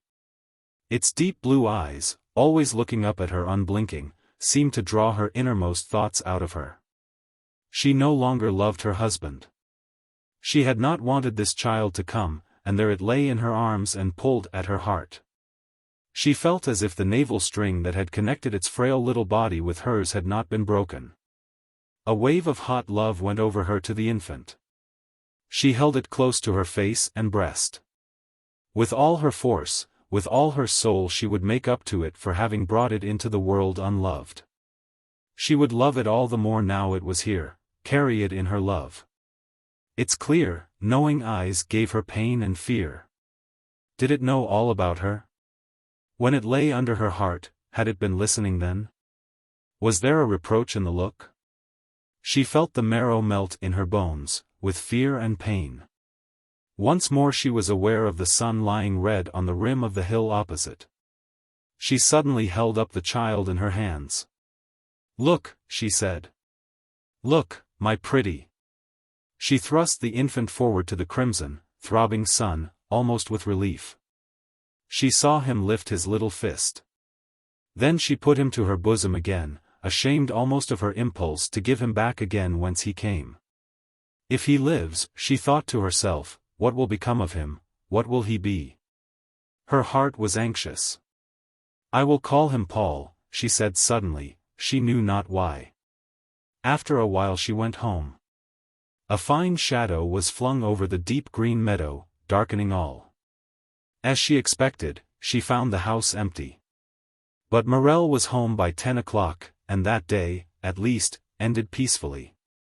Walter Morel was, at this time, exceedingly irritable. His work seemed to exhaust him. When he came home he did not speak civilly to anybody. If the fire were rather low he bullied about that, he grumbled about his dinner. If the children made a chatter he shouted at them in a way that made their mother's blood boil, and made them hate him. On the Friday, he was not home by 11 o'clock. The baby was unwell, and was restless, crying if he were put down. Mrs. Morel, tired to death, and still weak, was scarcely under control. "I wish the nuisance would come," she said wearily to herself. The child at last sank down to sleep in her arms. She was too tired to carry him to the cradle. "But I'll say nothing, whatever time he comes," she said. "It only works me up, I won't say anything. But I know if he does anything it'll make my blood boil," she added to herself. She sighed, hearing him coming, as if it were something she could not bear. He, taking his revenge, was nearly drunk. She kept her head bent over the child as he entered, not wishing to see him. But it went through her like a flash of hot fire when, in passing, he lurched against the dresser, setting the tins rattling, and clutched at the white pot knobs for support. He hung up his hat and coat, then returned, stood glowering from a distance at her, as she sat bowed over the child. "Is there nothing to eat in the house?" he asked, insolently, as if to a servant. In certain stages of his intoxication he affected the clipped, mincing speech of the towns. Mrs. Morel hated him most in this condition. "You know what there is in the house," she said, so coldly, it sounded impersonal. He stood and glared at her without moving a muscle. "I asked a civil question, and I expect a civil answer," he said affectedly. "And you got it," she said, still ignoring him. He glowered again. Then he came unsteadily forward. He leaned on the table with one hand, and with the other jerked at the table drawer to get a knife to cut bread. The drawer stuck because he pulled sideways. In a temper he dragged it, so that it flew out bodily, and spoons, forks, knives, 100 metallic things, splashed with a clatter and a clang upon the brick floor. The baby gave a little convulsed start. "What are you doing, clumsy, drunken fool?" the mother cried. Then that should get the flamin' thing thyson. That should get up, like other women have to, and wait on a man. Wait on you, she cried. Yes, I see myself. Ease, and I'll learn thee this got to. Wait on me, yes the shlt wait on me. Never, m'lord. I'd wait on a dog at the door first. What? He was trying to fit in the drawer. At her last speech he turned round. His face was crimson, his eyes bloodshot. He stared at her 1 silent second in threat. Pish, she went quickly, in contempt. He jerked at the drawer in his excitement. It fell, cut sharply on his shin, and on the reflex he flung it at her. One of the corners caught her brow as the shallow drawer crashed into the fireplace. She swayed, almost fell stunned from her chair. To her very soul she was sick. She clasped the child tightly to her bosom. A few moments elapsed, then, with an effort, she brought herself to. The baby was crying plaintively. Her left brow was bleeding rather profusely. As she glanced down at the child, her brain reeling, some drops of blood soaked into its white shawl. But the baby was at least not hurt. She balanced her head to keep equilibrium, so that the blood ran into her eye. Walter Morel remained as he had stood, leaning on the table with one hand, looking blank. When he was sufficiently sure of his balance, he went across to her, swayed, caught hold of the back of her rocking chair, almost tipping her out. Then leaning forward over her, and swaying as he spoke, he said, in a tone of wondering concern. Did it catch thee? He swayed again, as if he would pitch on to the child. With the catastrophe he had lost all balance. Go away, she said, struggling to keep her presence of mind. He hiccuped. Let's look at it, he said, hiccuping again. Go away, she cried. Lemme look at it, lass. She smelled him of drink, felt the unequal pull of his swaying grasp on the back of her rocking chair. Go away, she said, and weakly she pushed him off.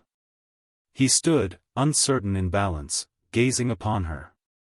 Summoning all her strength she rose, the baby on one arm. By a cruel effort of will, moving as if in sleep, she went across to the scullery, where she bathed her eye for a minute in cold water, but she was too dizzy. Afraid lest she should swoon, she returned to her rocking chair, trembling in every fiber. By instinct, she kept the baby clasped. Morel, bothered, had succeeded in pushing the drawer back into its cavity, and was on his knees, groping, with numb paws, for the scattered spoons.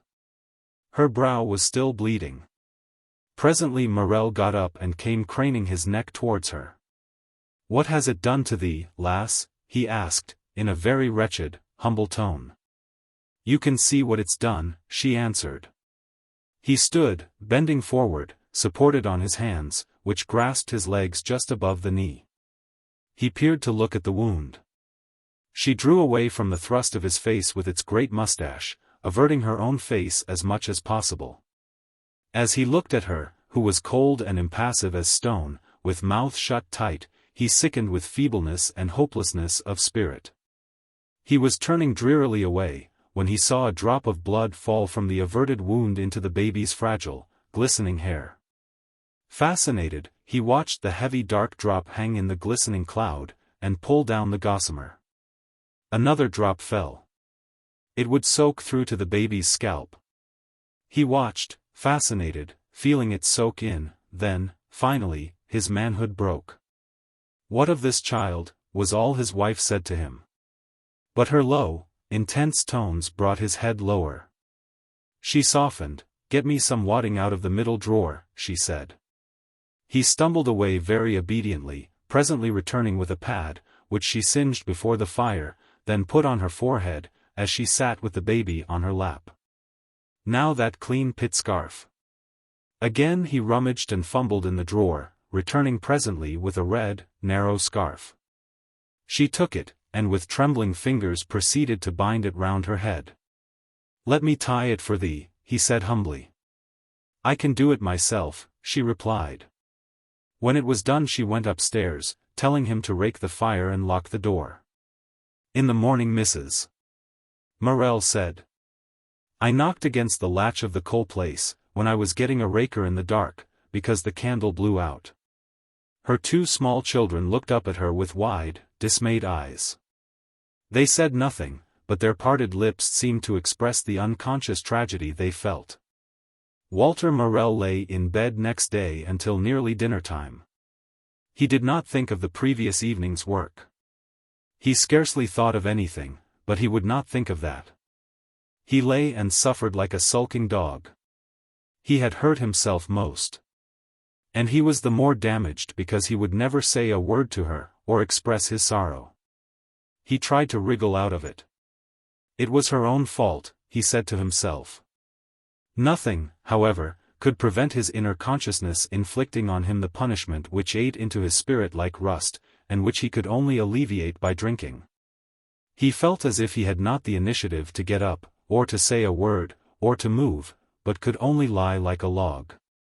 Moreover, he had himself violent pains in the head. It was Saturday. Towards noon he rose, cut himself food in the pantry, ate it with his head dropped, then pulled on his boots, and went out, to return at 3 o'clock slightly tipsy and relieved. Then once more straight to bed. He rose again at 6 in the evening, had tea, and went straight out. Sunday was the same, bed till noon, the Palmerston Arms till 2:30, dinner, and bed. Scarcely a word spoken.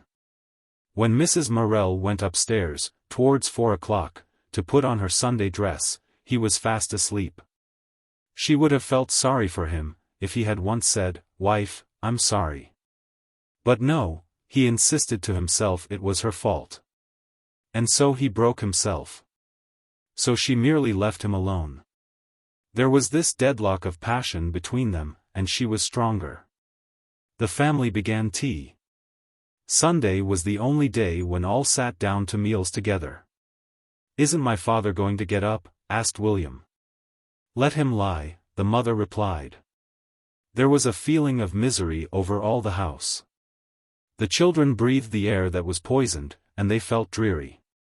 They were rather disconsolate, did not know what to do, what to play at. Immediately Morel woke he got straight out of bed. That was characteristic of him all his life. He was all for activity. The prostrated inactivity of 2 mornings was stifling him. It was near 6 o'clock when he got down. This time he entered without hesitation, his wincing sensitiveness having hardened again. He did not care any longer what the family thought or felt. The tea things were on the table. William was reading aloud from the child's own, Annie listening and asking eternally, why. Both children hushed into silence as they heard the approaching thud of their father's stockinged feet, and shrank as he entered. Yet he was usually indulgent to them. Morel made the meal alone, brutally. He ate and drank more noisily than he had need. No one spoke to him. The family life withdrew, shrank away, and became hushed as he entered. But he cared no longer about his alienation. Immediately he had finished tea he rose with alacrity to go out. It was this alacrity, this haste to be gone, which so sickened Mrs. Morel. As she heard him sousing heartily in cold water, heard the eager scratch of the steel comb on the side of the bowl, as he wetted his hair, she closed her eyes in disgust. As he bent over, lacing his boots, there was a certain vulgar gusto in his movement that divided him from the reserved, watchful rest of the family. He always ran away from the battle with himself. Even in his own heart's privacy, he excused himself, saying, if she hadn't said so and so, it would never have happened. She asked for what she's got. The children waited in restraint during his preparations. When he had gone, they sighed with relief. He closed the door behind him, and was glad. It was a rainy evening. The Palmerston would be the cozier. He hastened forward in anticipation. All the slate roofs of the bottoms shone black with wet. The roads, always dark with coal dust, were full of blackish mud. He hastened along. The Palmerston windows were steamed over. The passage was paddled with wet feet. But the air was warm, if foul, and full of the sound of voices and the smell of beer and smoke.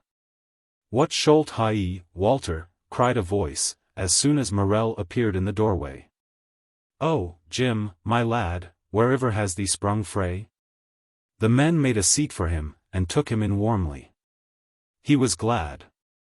In a minute or two they had thawed all responsibility out of him, all shame, all trouble, and he was clear as a bell for a jolly night. On the Wednesday following, Morel was penniless. He dreaded his wife. Having hurt her, he hated her. He did not know what to do with himself that evening, having not even twopence with which to go to the Palmerston, and being already rather deeply in debt. So, while his wife was down the garden with the child, he hunted in the top drawer of the dresser where she kept her purse, found it, and looked inside. It contained a half-crown, 2 halfpennies, and a 6pence. So he took the 6pence, put the purse carefully back, and went out. The next day, when she wanted to pay the greengrocer, she looked in the purse for her 6pence, and her heart sank to her shoes. Then she sat down and thought, was there a 6pence? I hadn't spent it, had I? And I hadn't left it anywhere else? She was much put about. She hunted round everywhere for it. And, as she sought, the conviction came into her heart that her husband had taken it. What she had in her purse was all the money she possessed. But that he should sneak it from her thus was unbearable. He had done so twice before. The first time she had not accused him, and at the weekend he had put the shilling again into her purse. So that was how she had known he had taken it. The second time he had not paid back. This time she felt it was too much. When he had had his dinner, he came home early that day. She said to him coldly, "Did you take 6pence out of my purse last night?" "Me," he said, looking up in an offended way. "No, I didna. I niver clapped eyes on your purse." But she could detect the lie. "Why, you know you did," she said quietly. "I tell you I didna," he shouted. "You're at me again, are yer? I've had about enough on't. So you filched 6pence out of my purse while I'm taking the clothes in. I'll may yer pay for this," he said, pushing back his chair in desperation. He bustled and got washed, then went determinedly upstairs. Presently he came down dressed, and with a big bundle in a blue-checked, enormous handkerchief. "And now," he said, "you'll see me again when you do."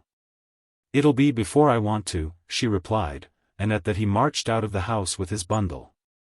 She sat trembling slightly, but her heart brimming with contempt. What would she do if he went to some other pit, obtained work, and got in with another woman? But she knew him too well, he couldn't. She was dead sure of him. Nevertheless her heart was gnawed inside her. "Where's my dad?" said William, coming in from school. "He says he's run away," replied the mother. "Where to?" I don't know. He's taken a bundle in the blue handkerchief, and says he's not coming back." "What shall we do?" cried the boy. Never trouble, he won't go far." "But if he doesn't come back," wailed Annie. And she and William retired to the sofa and wept. Mrs. Morel sat and laughed. "You pair of gabies," she exclaimed. "You'll see him before the night's out." But the children were not to be consoled. Twilight came on. Mrs. Morel grew anxious from very weariness. One part of her said it would be a relief to see the last of him, another part fretted because of keeping the children, and inside her, as yet, she could not quite let him go. At the bottom, she knew very well he could not go. When she went down to the coal place at the end of the garden, however, she felt something behind the door. So she looked. And there in the dark lay the big blue bundle. She sat on a piece of coal and laughed. Every time she saw it, so fat and yet so ignominious, slunk into its corner in the dark, with its ends flopping like dejected ears from the knots, she laughed again. She was relieved. Mrs. Morel sat waiting. He had not any money, she knew, so if he stopped he was running up a bill. She was very tired of him, tired to death. He had not even the courage to carry his bundle beyond the yard end. As she meditated, at about 9 o'clock, he opened the door and came in, slinking, and yet sulky. She said not a word. He took off his coat, and slunk to his armchair, where he began to take off his boots. "You'd better fetch your bundle before you take your boots off," she said quietly. "You may thank your stars I've come back tonight," he said, looking up from under his dropped head, sulkily, trying to be impressive. "Why, where should you have gone? You daren't even get your parcel through the yard end," she said. He looked such a fool she was not even angry with him. He continued to take his boots off and prepare for bed. "I don't know what's in your blue handkerchief," she said. "But if you leave it the children shall fetch it in the morning." Whereupon he got up and went out of the house, returning presently and crossing the kitchen with averted face, hurrying upstairs. As Mrs. Morel saw him slink quickly through the inner doorway, holding his bundle, she laughed to herself, but her heart was bitter, because she had loved him. Chapter 3. The casting off of Morel, the taking on of William. During the next week Morel's temper was almost unbearable. Like all miners, he was a great lover of medicines, which, strangely enough, he would often pay for himself. "You mun get me a drop o' laxy vitriol," he said. "It's a winder as we canna hae a sup I th booze." So Mrs. Morel bought him elixir of vitriol, his favorite first medicine. And he made himself a jug of wormwood tea. He had hanging in the attic great bunches of dried herbs, wormwood, rue, horehound, elder flowers, parsleypit, marshmallow, hyssop, dandelion, and centauri. Usually there was a jug of one or other decoction standing on the hob, from which he drank largely. "Grand," he said, smacking his lips after wormwood. "Grand." And he exhorted the children to try. "It's better than any of your tea or your cocoa stews," he vowed. But they were not to be tempted. This time, however, neither pills nor vitriol nor all his herbs would shift the nasty peens in his head. He was sickening for an attack of an inflammation of the brain. He had never been well since his sleeping on the ground when he went with Jerry to Nottingham. Since then he had drunk and stormed. Now he fell seriously ill, and Mrs. Morel had him to nurse. He was one of the worst patients imaginable. But, in spite of all, and putting aside the fact that he was breadwinner, she never quite wanted him to die. Still there was one part of her wanted him for herself. The neighbors were very good to her, occasionally some had the children in to meals, occasionally some would do the downstairs work for her, one would mind the baby for a day. But it was a great drag, nevertheless. It was not every day the neighbors helped. Then she had nursing of baby and husband, cleaning and cooking, everything to do. She was quite worn out, but she did what was wanted of her. And the money was just sufficient. She had 17 shillings a week from clubs, and every Friday Barker and the other buddy put by a portion of the stall's profits for Morel's wife. And the neighbors made broths, and gave eggs, and such invalids trifles. If they had not helped her so generously in those times, Mrs. Morel would never have pulled through, without incurring debts that would have dragged her down. The weeks passed. Morel, almost against hope, grew better. He had a fine constitution, so that, once on the mend, he went straight forward to recovery. Soon he was pottering about downstairs. During his illness his wife had spoilt him a little. Now he wanted her to continue. He often put his band to his head, pulled down the corners of his mouth, and shammed pains he did not feel. But there was no deceiving her. At first she merely smiled to herself. Then she scolded him sharply. "Goodness, man, don't be so lachrymose." That wounded him slightly, but still he continued to feign sickness. "I wouldn't be such a mardy baby," said the wife shortly. Then he was indignant, and cursed under his breath, like a boy. He was forced to resume a normal tone, and to cease to whine. Nevertheless, there was a state of peace in the house for some time. Mrs. Morel was more tolerant of him, and he, depending on her almost like a child, was rather happy. Neither knew that she was more tolerant because she loved him less. Up till this time, in spite of all, he had been her husband and her man. She had felt that, more or less, what he did to himself he did to her. Her living depended on him. There were many, many stages in the ebbing of her love for him, but it was always ebbing. Now, with the birth of this third baby, herself no longer set towards him, helplessly, but was like a tide that scarcely rose, standing off from him. After this she scarcely desired him. And, standing more aloof from him, not feeling him so much part of herself, but merely part of her circumstances, she did not mind so much what he did, could leave him alone. There was the halt, the wistfulness about the ensuing year, which is like autumn in a man's life. His wife was casting him off, half regretfully, but relentlessly. Casting him off and turning now for love and life to the children. Henceforward he was more or less a husk. And he himself acquiesced, as so many men do, yielding their place to their children. During his recuperation, when it was really over between them, both made an effort to come back somewhat to the old relationship of the first months of their marriage. He sat at home and, when the children were in bed, and she was sewing, she did all her sewing by hand, made all shirts and children's clothing, he would read to her from the newspaper. Slowly pronouncing and delivering the words like a man pitching quoits. Often she hurried him on, giving him a phrase in anticipation.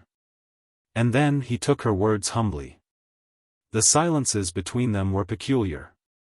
There would be the swift, slight cluck of her needle, the sharp pop of his lips as he let out the smoke, the warmth, the sizzle on the bars as he spat in the fire.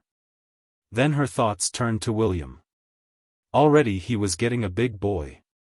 Already he was top of the class, and the master said he was the smartest lad in the school. She saw him a man, young, full of vigor, making the world glow again for her. And Morel sitting there, quite alone, and having nothing to think about, would be feeling vaguely uncomfortable. His soul would reach out in its blind way to her and find her gone. He felt a sort of emptiness, almost like a vacuum in his soul. He was unsettled and restless. Soon he could not live in that atmosphere, and he affected his wife. Both felt an oppression on their breathing when they were left together for some time. Then he went to bed and she settled down to enjoy herself alone, working, thinking, living. Meanwhile another infant was coming, fruit of this little peace and tenderness between the separating parents. Paul was 17 months old when the new baby was born. He was then a plump, pale child, quiet, with heavy blue eyes, and still the peculiar slight knitting of the brows. The last child was also a boy, fair and bonny. Mrs. Morel was sorry when she knew she was with child, both for economic reasons and because she did not love her husband, but not for the sake of the infant. They called the baby Arthur. He was very pretty, with a mop of gold curls, and he loved his father from the first. Mrs. Morel was glad this child loved the father. Hearing the miner's footsteps, the baby would put up his arms and crow. And if Morel were in a good temper, he called back immediately, in his hearty, mellow voice. "What then, my beauty? Ish'll come to thee in a minute." And as soon as he had taken off his pit coat, Mrs. Morel would put an apron round the child, and give him to his father. "What a sight the lad looks!" she would exclaim sometimes, taking back the baby, that was smutted on the face from his father's kisses and play. Then Morel laughed joyfully. "He's a little collier, bless his bit o' mutton!" he exclaimed. And these were the happy moments of her life now, when the children included the father in her heart. Meanwhile William grew bigger and stronger and more active, while Paul, always rather delicate and quiet, got slimmer, and trotted after his mother like her shadow. He was usually active and interested, but sometimes he would have fits of depression. Then the mother would find the boy of 3 or 4 crying on the sofa. "What's the matter?" she asked, and got no answer.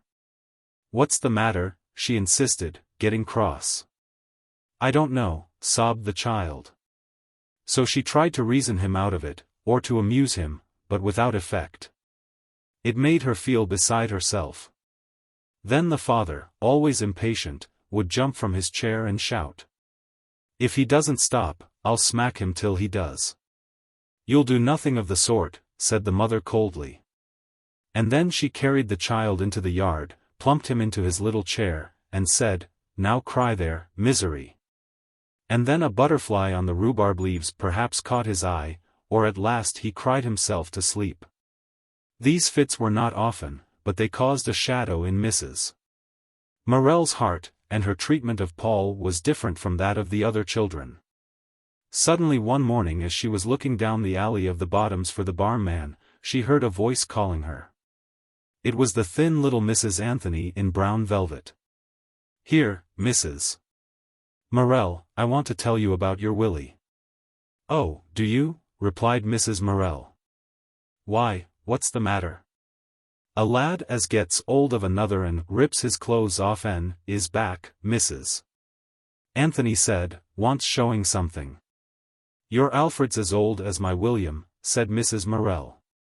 Appen he is, but that doesn't give him a right to get hold of the boy's collar, and fair rip it clean off his back. Well, said Mrs.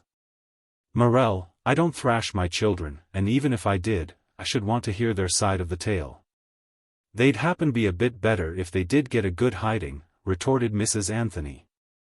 When it comes to rippin' a lad's clean collar off en, is back a purpose. I'm sure he didn't do it on purpose, said Mrs. Morel. Make me a liar, shouted Mrs. Anthony. Mrs. Morel moved away and closed her gate. Her hand trembled as she held her mug of barm. But I s'll let your mester know, Mrs. Anthony cried after her. At dinner time, when William had finished his meal and wanted to be off again, he was then 11 years old, his mother said to him. What did you tear Alfred Anthony's collar for? When did I tear his collar? I don't know when, but his mother says you did. Why, it was yesterday, and it was torn already. But you tore it more. Well, I'd got a cobbler as licked 17, and Alfie and New York says.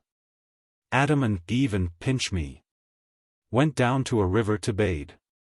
Adam and Eve got drowned dead. Who do you think got saved? And so I says, oh, pinch you, and so I pinched him, and he was mad, and so he snatched my cobbler and run off with it. And so I run after him, and when I was gettin' hold of him, he dodged, and it ripped his collar. But I got my cobbler. He pulled from his pocket a black old horse-chestnut hanging on a string. This old cobbler had cobbled, hit and smashed 17 other cobblers on similar strings. So the boy was proud of his veteran. Well, said Mrs. Morel, you know you've got no right to rip his collar. Well, our mother, he answered. I never meant tra done it, and it was only an old india-rubber collar as was torn already. Next time, said his mother, you be more careful. I shouldn't like it if you came home with your collar torn off. I don't care, our mother, I never did it a purpose. The boy was rather miserable at being reprimanded. No, well, you be more careful. William fled away, glad to be exonerated. And Mrs. Morel, who hated any bother with the neighbors, thought she would explain to Mrs. Anthony, and the business would be over. But that evening Morel came in from the pit looking very sour. He stood in the kitchen and glared round, but did not speak for some minutes. Then, "Where's that Willie?" he asked. "What do you want him for?" asked Mrs. Morel, who had guessed. "I'll let him know when I get him," said Morel, banging his pit bottle on to the dresser. "I suppose Mrs. Anthony's got hold of you and been yarning to you about Alfie's collar," said Mrs. Morel, rather sneering. "Never mind who's got hold of me," said Morel. "When I get hold of him I'll make his bones rattle." "It's a poor tale," said Mrs. Morel, that you're so ready to side with any snipey vixen who likes to come telling tales against your own children. I'll learn him, said Morel. It none matters to me whose lad he is. He's none goin' rippin' and tearin' about just as he's a mind. Ripping and tearing about, repeated Mrs. Morel. He was running after that Alfie, who'd taken his cobbler, and he accidentally got hold of his collar, because the other dodged, as an Anthony would. I know, shouted Morel threateningly. You would, before you're told, replied his wife bitingly. Never you mind, stormed Morel. I know my business. That's more than doubtful, said Mrs. Morel, supposing some loud-mouthed creature had been getting you to thrash your own children. I know, repeated Morel. And he said no more, but sat and nursed his bad temper. Suddenly William ran in, saying, Can I have my tea, mother? The can hae more than that, shouted Morel. Hold your noise, man, said Mrs. Morel, and don't look so ridiculous. He'll look ridiculous before I've done wife him, shouted Morel, rising from his chair and glaring at his son. William, who was a tall lad for his years, but very sensitive, had gone pale, and was looking in a sort of horror at his father. Go out. Mrs. Morel commanded her son. William had not the wit to move. Suddenly Morel clenched his fist, and crouched. I'll gie him go out, he shouted like an insane thing. What? Cried Mrs. Morel, panting with rage. You shall not touch him for her telling, you shall not. Shanna I, shouted Morel. Shanna I. And, glaring at the boy, he ran forward. Mrs. Morel sprang in between them, with her fist lifted. Don't you dare, she cried. What? He shouted, baffled for the moment. What? She spun round to her son. Go out of the house, she commanded him in fury. The boy, as if hypnotized by her, turned suddenly and was gone. Morel rushed to the door, but was too late. He returned, pale under his pit dirt with fury. But now his wife was fully roused. Only dare, she said in a loud, ringing voice. Only dare, my lord, to lay a finger on that child. You'll regret it forever. He was afraid of her. In a towering rage, he sat down. When the children were old enough to be left, Mrs. Morel joined the Women's Guild. It was a little club of women attached to the Cooperative Wholesale Society, which met on Monday night in the long room over the grocery shop of the Bestwood Co-op. The women were supposed to discuss the benefits to be derived from cooperation, and other social questions. Sometimes Mrs. Morel read a paper. It seemed queer to the children to see their mother, who was always busy about the house, sitting writing in her rapid fashion, thinking, referring to books, and writing again. They felt for her on such occasions the deepest respect. But they loved the guild. It was the only thing to which they did not grudge their mother, and that partly because she enjoyed it, partly because of the treats they derived from it. The guild was called by some hostile husbands, who found their wives getting too independent, the Clatfart shop, that is, the gossip shop. It is true, from off the basis of the guild, the women could look at their homes, at the conditions of their own lives, and find fault.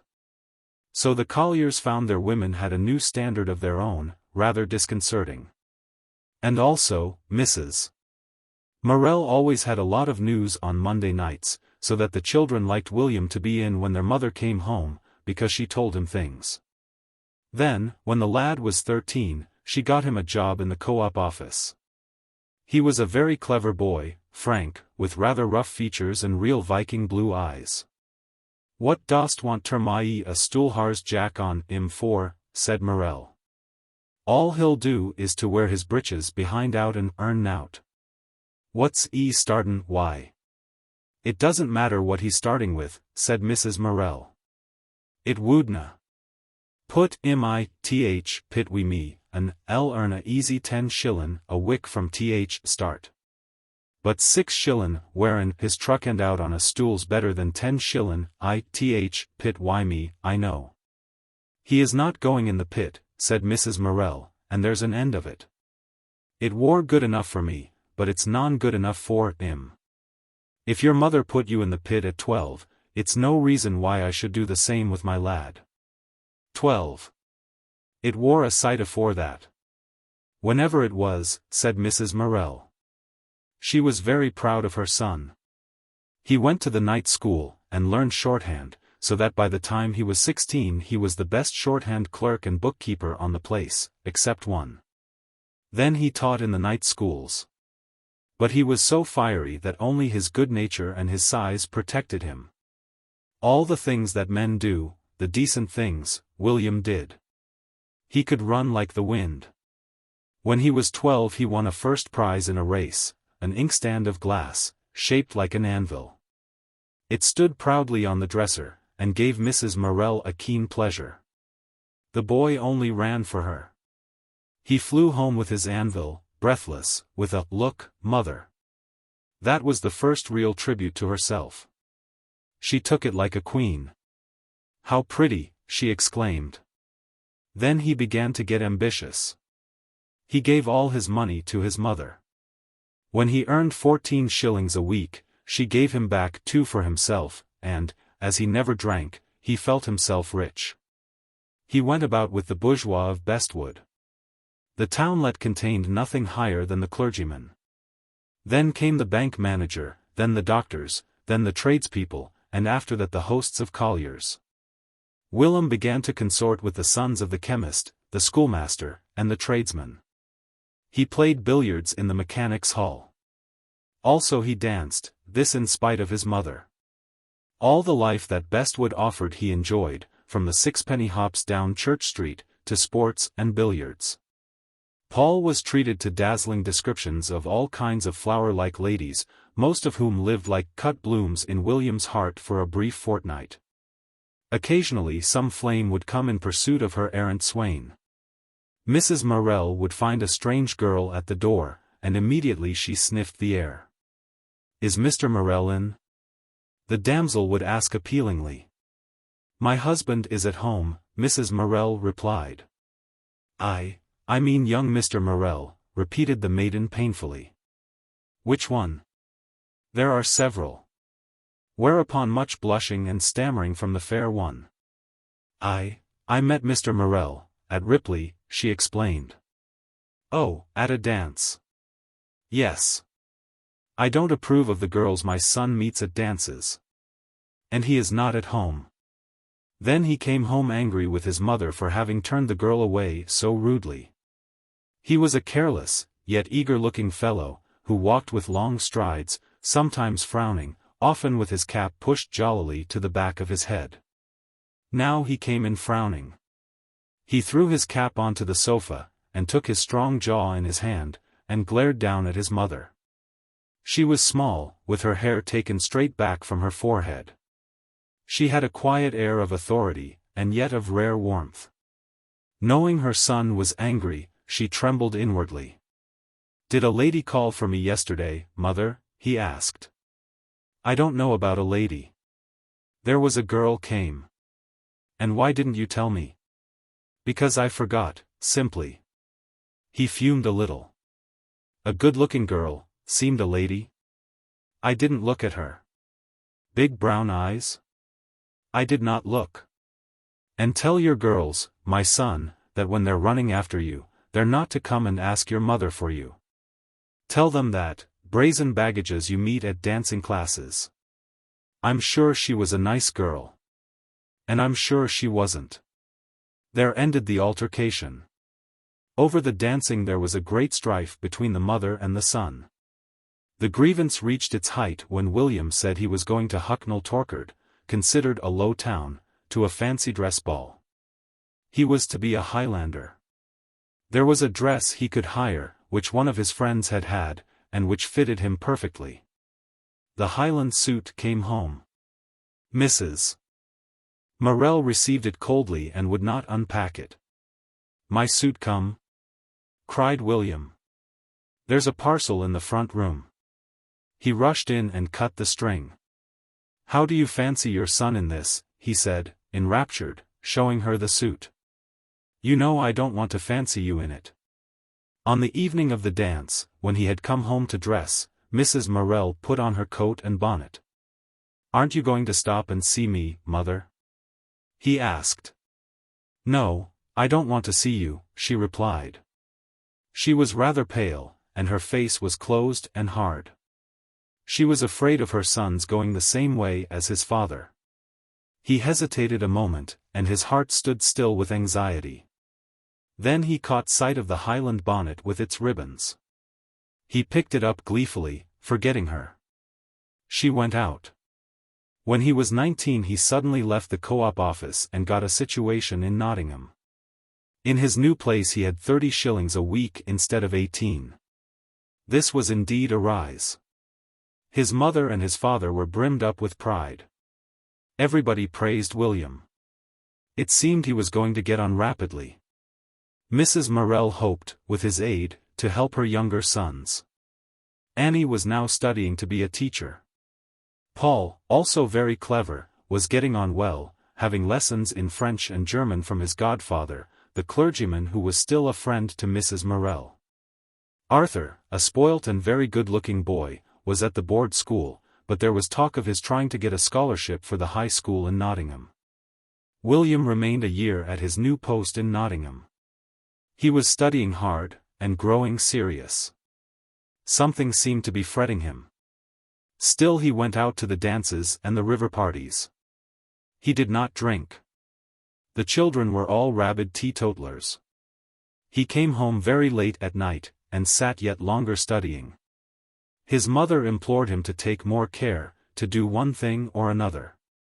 "Dance, if you want to dance, my son, but don't think you can work in the office, and then amuse yourself, and then study on top of all.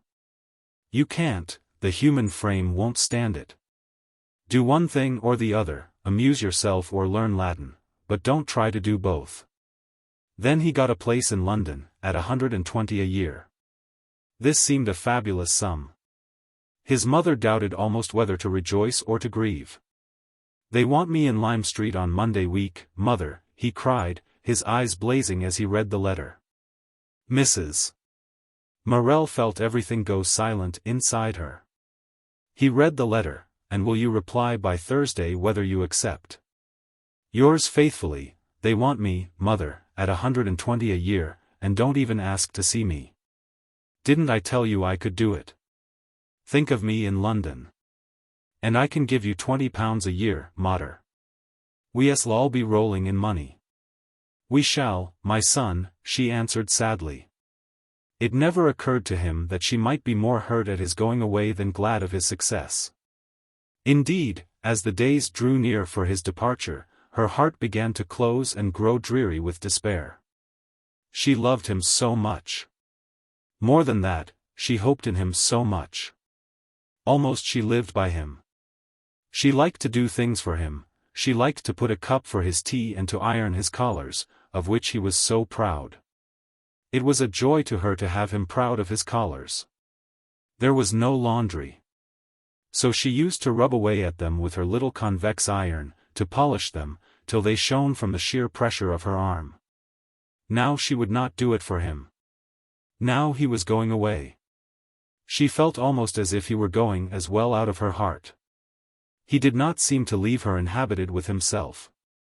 That was the grief and the pain to her. He took nearly all himself away.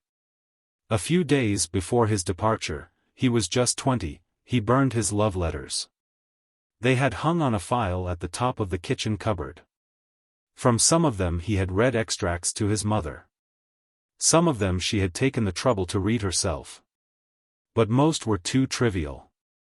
Now, on the Saturday morning he said, "Come on, Postle, let's go through my letters, and you can have the birds and flowers." Mrs. Morel had done her Saturday's work on the Friday, because he was having a last day's holiday. She was making him a rice cake, which he loved, to take with him. He was scarcely conscious that she was so miserable. He took the first letter off the file. It was mauve-tinted, and had purple and green thistles. William sniffed the page. "Nice scent. Smell. And he thrust the sheet under Paul's nose. Said Paul, breathing in. What d'you call it? Smell, mother. His mother ducked her small, fine nose down to the paper. I don't want to smell their rubbish, she said, sniffing. This girl's father, said William, is as rich as Croesus. He owns property without end. She calls me Lafayette, because I know French. You will see, I've forgiven you, I like her forgiving me. I told mother about you this morning, and she will have much pleasure if you come to tea on Sunday, but she will have to get father's consent also. I sincerely hope he will agree. I will let you know how it transpires. If, however, you... Let you know how it, what? Interrupted Mrs. Morel. Transpires, oh yes. Transpires, repeated Mrs. Morel mockingly. I thought she was so well educated. William felt slightly uncomfortable, and abandoned this maiden, giving Paul the corner with the thistles. He continued to read extracts from his letters, some of which amused his mother, some of which saddened her and made her anxious for him. My lad, she said, they're very wise. They know they've only got to flatter your vanity, and you press up to them like a dog that has its head scratched. Well, they can't go on scratching forever, he replied. And when they've done, I trot away. But one day you'll find a string round your neck that you can't pull off, she answered. Not me. I'm equal to any of them, mater, they needn't flatter themselves. You flatter yourself, she said quietly. Soon there was a heap of twisted black pages, all that remained of the file of scented letters. Except that Paul had 30 or 40 pretty tickets from the corners of the notepaper, swallows and forget-me-nots and ivy sprays. And William went to London, to start a new life. Chapter 4. The young life of Paul. Paul would be built like his mother, slightly and rather small. His fair hair went reddish, and then dark brown, his eyes were grey. He was a pale, quiet child, with eyes that seemed to listen, and with a full, dropping underlip. As a rule he seemed old for his years. He was so conscious of what other people felt, particularly his mother. When she fretted he understood, and could have no peace. His soul seemed always attentive to her. As he grew older he became stronger. William was too far removed from him to accept him as a companion. So the smaller boy belonged at first almost entirely to Annie. She was a tomboy and a fly-by-sky-bee, as her mother called her. But she was intensely fond of her second brother. So Paul was towed round at the heels of Annie, sharing her game. She raced wildly at Lurkey with the other young wildcats of the bottoms. And always Paul flew beside her, living her share of the game, having as yet no part of his own. He was quiet and not noticeable. But his sister adored him. He always seemed to care for things if she wanted him to. She had a big doll of which she was fearfully proud, though not so fond. So she laid the doll on the sofa, and covered it with an antimacassar, to sleep. Then she forgot it. Meantime Paul must practice jumping off the sofa arm. So he jumped crash into the face of the hidden doll. Annie rushed up, uttered a loud wail, and sat down to weep a dirge. Paul remained quite still. You couldn't tell it was there, mother. You couldn't tell it was there, he repeated over and over. So long as Annie wept for the doll he sat helpless with misery. Her grief wore itself out. She forgave her brother, he was so much upset. But a day or two afterwards she was shocked. Let's make a sacrifice of Arabella, he said. Let's burn her. She was horrified, yet rather fascinated. She wanted to see what the boy would do. He made an altar of bricks, pulled some of the shavings out of Arabella's body, put the waxen fragments into the hollow face, poured on a little paraffin, and set the whole thing alight. He watched with wicked satisfaction the drops of wax melt off the broken forehead of Arabella, and drop like sweat into the flame. So long as the stupid big doll burned he rejoiced in silence. At the end he poked among the embers with a stick, fished out the arms and legs, all blackened, and smashed them under stones. "That's the sacrifice of Mrs. Arabella," he said. "And I'm glad there's nothing left of her." Which disturbed Annie inwardly, although she could say nothing. He seemed to hate the doll so intensely, because he had broken it. All the children, but particularly Paul, were peculiarly against their father, along with their mother. Morel continued to bully and to drink. He had periods, months at a time, when he made the whole life of the family a misery. Paul never forgot coming home from the Band of Hope one Monday evening and finding his mother with her eyes swollen and discolored, his father standing on the hearth rug, feet astride, his head down. And William, just home from work, glaring at his father. There was a silence as the young children entered, but none of the elders looked round. William was white to the lips, and his fists were clenched. He waited until the children were silent, watching with children's rage and hate, then he said, "You coward, you daren't do it when I was in." But Morel's blood was up. He swung round on his son. William was bigger, but Morel was hard-muscled, and mad with fury. "Doesn't I?" he shouted. "Doesn't I? Hi much more thy chelp, my young jockey, and I'll rattle my fist about thee. And I shall that, dost see?" Morel crouched at the knees and showed his fist in an ugly, almost beast-like fashion. William was white with rage. "Will yer?" he said, quiet and intense. "You'd be the last time, though." Morel danced a little nearer, crouching, drawing back his fist to strike. William put his fists ready. A light came into his blue eyes, almost like a laugh. He watched his father. Another word, and the men would have begun to fight. Paul hoped they would. The three children sat pale on the sofa. "Stop it, both of you," cried Mrs. Morel in a hard voice. "We've had enough for one night. And you," she said, turning on to her husband, "look at your children." Morel glanced at the sofa.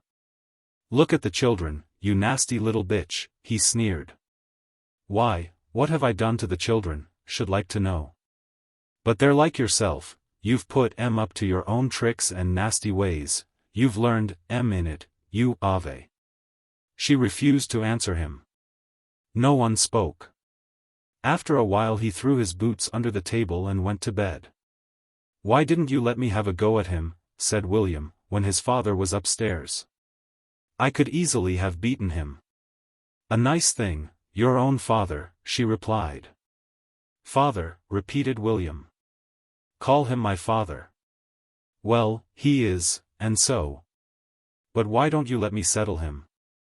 I could do, easily." "The idea," she cried. "It hasn't come to that yet." "No," he said, "it's come to worse. Look at yourself. Why didn't you let me give it him?" "Because I couldn't bear it, so never think of it," she cried quickly. And the children went to bed, miserably. When William was growing up, the family moved from the Bottoms to a house on the brow of the hill, commanding a view of the valley, which spread out like a convex cockleshell, or a clamp-shell. Before it, in front of the house, was a huge old ash tree. The west wind, sweeping from Derbyshire, caught the houses with full force, and the tree shrieked again. Morel liked it. "It's music," he said. "It sends me to sleep." But Paul and Arthur and Annie hated it. To Paul it became almost a demoniacal noise. The winter of their first year in the new house their father was very bad. The children played in the street, on the brim of the wide, dark valley, until 8 o'clock. Then they went to bed. Their mother sat sewing below. Having such a great space in front of the house gave the children a feeling of night, of vastness, and of terror. This terror came in from the shrieking of the tree and the anguish of the home discord. Often Paul would wake up, after he had been asleep a long time, aware of thuds downstairs. Instantly he was wide awake. Then he heard the booming shouts of his father, come home nearly drunk, then the sharp replies of his mother, then the bang, bang of his father's fist on the table. And the nasty snarling shout as the man's voice got higher. And then the whole was drowned in a piercing medley of shrieks and cries from the great, wind-swept ash tree. The children lay silent in suspense, waiting for a lull in the wind to hear what their father was doing. He might hit their mother again. There was a feeling of horror, a kind of bristling in the darkness, and a sense of blood. They lay with their hearts in the grip of an intense anguish. The wind came through the tree fiercer and fiercer. All the chords of the great harp hummed, whistled, and shrieked. And then came the horror of the sudden silence, silence everywhere, outside and downstairs. What was it? Was it a silence of blood? What had he done? The children lay and breathed the darkness. And then, at last, they heard their father throw down his boots and tramp upstairs in his stockinged feet. Still they listened. Then at last, if the wind allowed, they heard the water of the tap drumming into the kettle, which their mother was filling for morning, and they could go to sleep in peace. So they were happy in the morning, happy, very happy playing, dancing at night round the lonely lamppost in the midst of the darkness. But they had one tight place of anxiety in their hearts, one darkness in their eyes, which showed all their lives. Paul hated his father. As a boy he had a fervent private religion. Make him stop drinking, he prayed every night. Lord, let my father die, he prayed very often. Let him not be killed at pit, he prayed when, after tea, the father did not come home from work. That was another time when the family suffered intensely. The children came from school and had their teas. On the hob the big black saucepan was simmering, the stew jar was in the oven, ready for Morel's dinner. He was expected at 5 o'clock. But for months he would stop and drink every night on his way from work. In the winter nights, when it was cold, and grew dark early, Mrs. Morel would put a brass candlestick on the table, light a tallow candle to save the gas. The children finished their bread and butter, or dripping, and were ready to go out to play. But if Morel had not come they faltered. The sense of his sitting in all his pit dirt, drinking, after a long day's work, not coming home and eating and washing, but sitting, getting drunk, on an empty stomach, made Mrs. Morel unable to bear herself. From her the feeling was transmitted to the other children. She never suffered alone any more, the children suffered with her. Paul went out to play with the rest. Down in the great trough of twilight, tiny clusters of lights burned where the pits were. A few last colliers straggled up the dim field path. The lamplighter came along. No more colliers came. Darkness shut down over the valley, work was done. It was night. Then Paul ran anxiously into the kitchen. The one candle still burned on the table, the big fire glowed red. Mrs. Morel sat alone. On the hob the saucepan steamed, the dinner plate lay waiting on the table. All the room was full of the sense of waiting, waiting for the man who was sitting in his pit dirt, dinnerless, some mile away from home, across the darkness, drinking himself drunk. Paul stood in the doorway. "Has my dad come?" he asked. "You can see he hasn't," said Mrs. Morel, cross with the futility of the question. Then the boy dawdled about near his mother. They shared the same anxiety. Presently Mrs. Morel went out and strained the potatoes. "They're ruined and black," she said, "but what do I care?" Not many words were spoken. Paul almost hated his mother for suffering because his father did not come home from work. "What do you bother yourself for?" he said. "If he wants to stop and get drunk, why don't you let him?"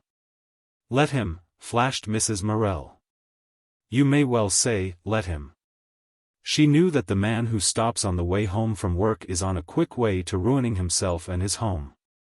The children were yet young, and depended on the breadwinner. William gave her the sense of relief, providing her at last with someone to turn to if Morel failed. But the tense atmosphere of the room on these waiting evenings was the same. The minutes ticked away. At 6 o'clock still the cloth lay on the table, still the dinner stood waiting, still the same sense of anxiety and expectation in the room. The boy could not stand it any longer. He could not go out and play. So he ran into Mrs. Inger, next door but one, for her to talk to him. She had no children. Her husband was good to her but was in a shop, and came home late. So, when she saw the lad at the door, she called, "Come in, Paul." The two sat talking for some time, when suddenly the boy rose, saying, "Well, I'll be going and seeing if my mother wants an errand doing." He pretended to be perfectly cheerful, and did not tell his friend what ailed him. Then he ran indoors. Morel at these times came in churlish and hateful. "This is a nice time to come home," said Mrs. Morel. "What's it matter to yo, what time I come home?" he shouted. And everybody in the house was still, because he was dangerous. He ate his food in the most brutal manner possible, and, when he had done, pushed all the pots in a heap away from him, to lay his arms on the table. Then he went to sleep. Paul hated his father so. The collier's small, mean head, with its black hair slightly soiled with grey, lay on the bare arms, and the face, dirty and inflamed, with a fleshy nose and thin, paltry brows, was turned sideways. Asleep with beer and weariness and nasty temper. If anyone entered suddenly, or a noise were made, the man looked up and shouted, "I'll lay my fist about thy yead, I'm tellin' thee, if the doesna stop that clatter. Dost hear?" And the two last words, shouted in a bullying fashion, usually at Annie, made the family writhe with hate of the man. He was shut out from all family affairs. No one told him anything. The children, alone with their mother, told her all about the day's happenings, everything. Nothing had really taken place in them until it was told to their mother. But as soon as the father came in, everything stopped. He was like the Scotch in the smooth, happy machinery of the home. And he was always aware of this fall of silence on his entry, the shutting off of life, the unwelcome. But now it was gone too far to alter. He would dearly have liked the children to talk to him, but they could not. Sometimes Mrs. Morel would say, "You ought to tell your father. Paul won a prize in a competition in a child's paper." Everybody was highly jubilant. "Now you'd better tell your father when he comes in," said Mrs. Morel. "You know how he carries on and says he's never told anything." "All right," said Paul. But he would almost rather have forfeited the prize than have to tell his father. "I've won a prize in a competition, Dad," he said. Morel turned round to him. "Have you, my boy? What sort of a competition?" "Oh, nothing, about famous women." "And how much is the prize, then, as you've got?" "It's a book." "Oh, indeed. About birds?" Hm. And that was all. Conversation was impossible between the father and any other member of the family. He was an outsider. He had denied the God in him. The only times when he entered again into the life of his own people was when he worked, and was happy at work. Sometimes, in the evening, he cobbled the boots or mended the kettle or his pit bottle. Then he always wanted several attendants, and the children enjoyed it. They united with him in the work, in the actual doing of something, when he was his real self again. He was a good workman, dexterous, and one who, when he was in a good humor, always sang. He had whole periods, months, almost years, of friction and nasty temper. Then sometimes he was jolly again. It was nice to see him run with a piece of red-hot iron into the scullery, crying, "Out of my road, out of my road." Then he hammered the soft, red-glowing stuff on his iron goose, and made the shape he wanted. Or he sat absorbed for a moment, soldering. Then the children watched with joy as the metal sank suddenly molten, and was shoved about against the nose of the soldering iron, while the room was full of a scent of burnt resin and hot tin. And Morel was silent and intent for a minute. He always sang when he mended boots because of the jolly sound of hammering. And he was rather happy when he sat putting great patches on his moleskin pit trousers, which he would often do, considering them too dirty, and the stuff too hard, for his wife to mend. But the best time for the young children was when he made fuses. Morel fetched a sheaf of long sound wheat straws from the attic. These he cleaned with his hand, till each one gleamed like a stalk of gold, after which he cut the straws into lengths of about 6 inches, leaving, if he could, a notch at the bottom of each piece. He always had a beautifully sharp knife that could cut a straw clean without hurting it. Then he set in the middle of the table a heap of gunpowder, a little pile of black grains upon the white scrubbed board. He made and trimmed the straws while Paul and Annie rifled and plugged them. Paul loved to see the black grains trickle down a crack in his palm into the mouth of the straw, peppering jollily downwards till the straw was full. Then he bunged up the mouth with a bit of soap, which he got on his thumbnail from a pat in a saucer, and the straw was finished. "Look, Dad," he said. "That's right, my beauty," replied Morel, who was peculiarly lavish of endearments to his second son. Paul popped the fuse into the powder tin, ready for the morning, when Morel would take it to the pit, and use it to fire a shot that would blast the coal down.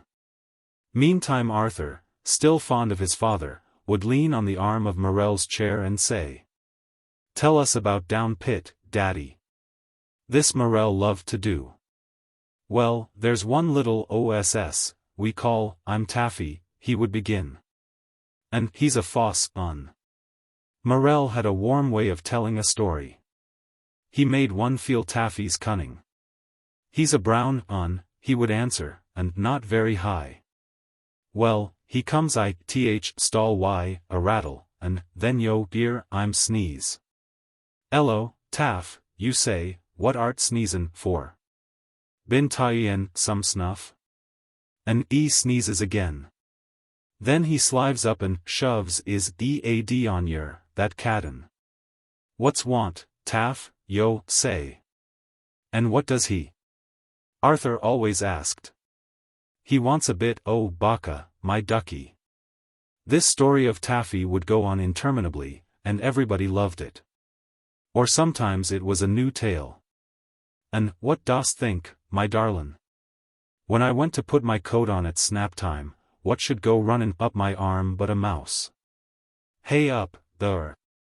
I shouts. And I war just in time ter get 'im by tail. And did you kill it?" "I did, for they're a nuisance. The place is fair sneed ym. And what do they live on?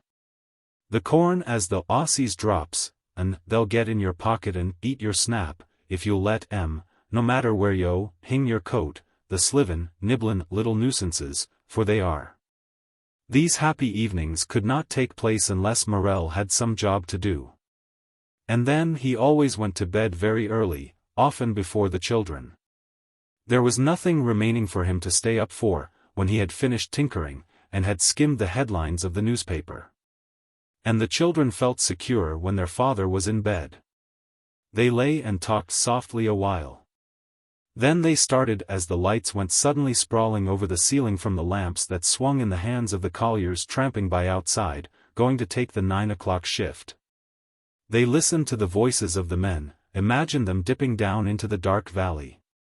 Sometimes they went to the window and watched the 3 or 4 lamps growing tinier and tinier, swaying down the fields in the darkness. Then it was a joy to rush back to bed and cuddle closely in the warmth. Paul was rather a delicate boy, subject to bronchitis. The others were all quite strong. So this was another reason for his mother's difference in feeling for him. One day he came home at dinner time feeling ill. But it was not a family to make any fuss. "What's the matter with you?" his mother asked sharply. "Nothing," he replied. But he ate no dinner.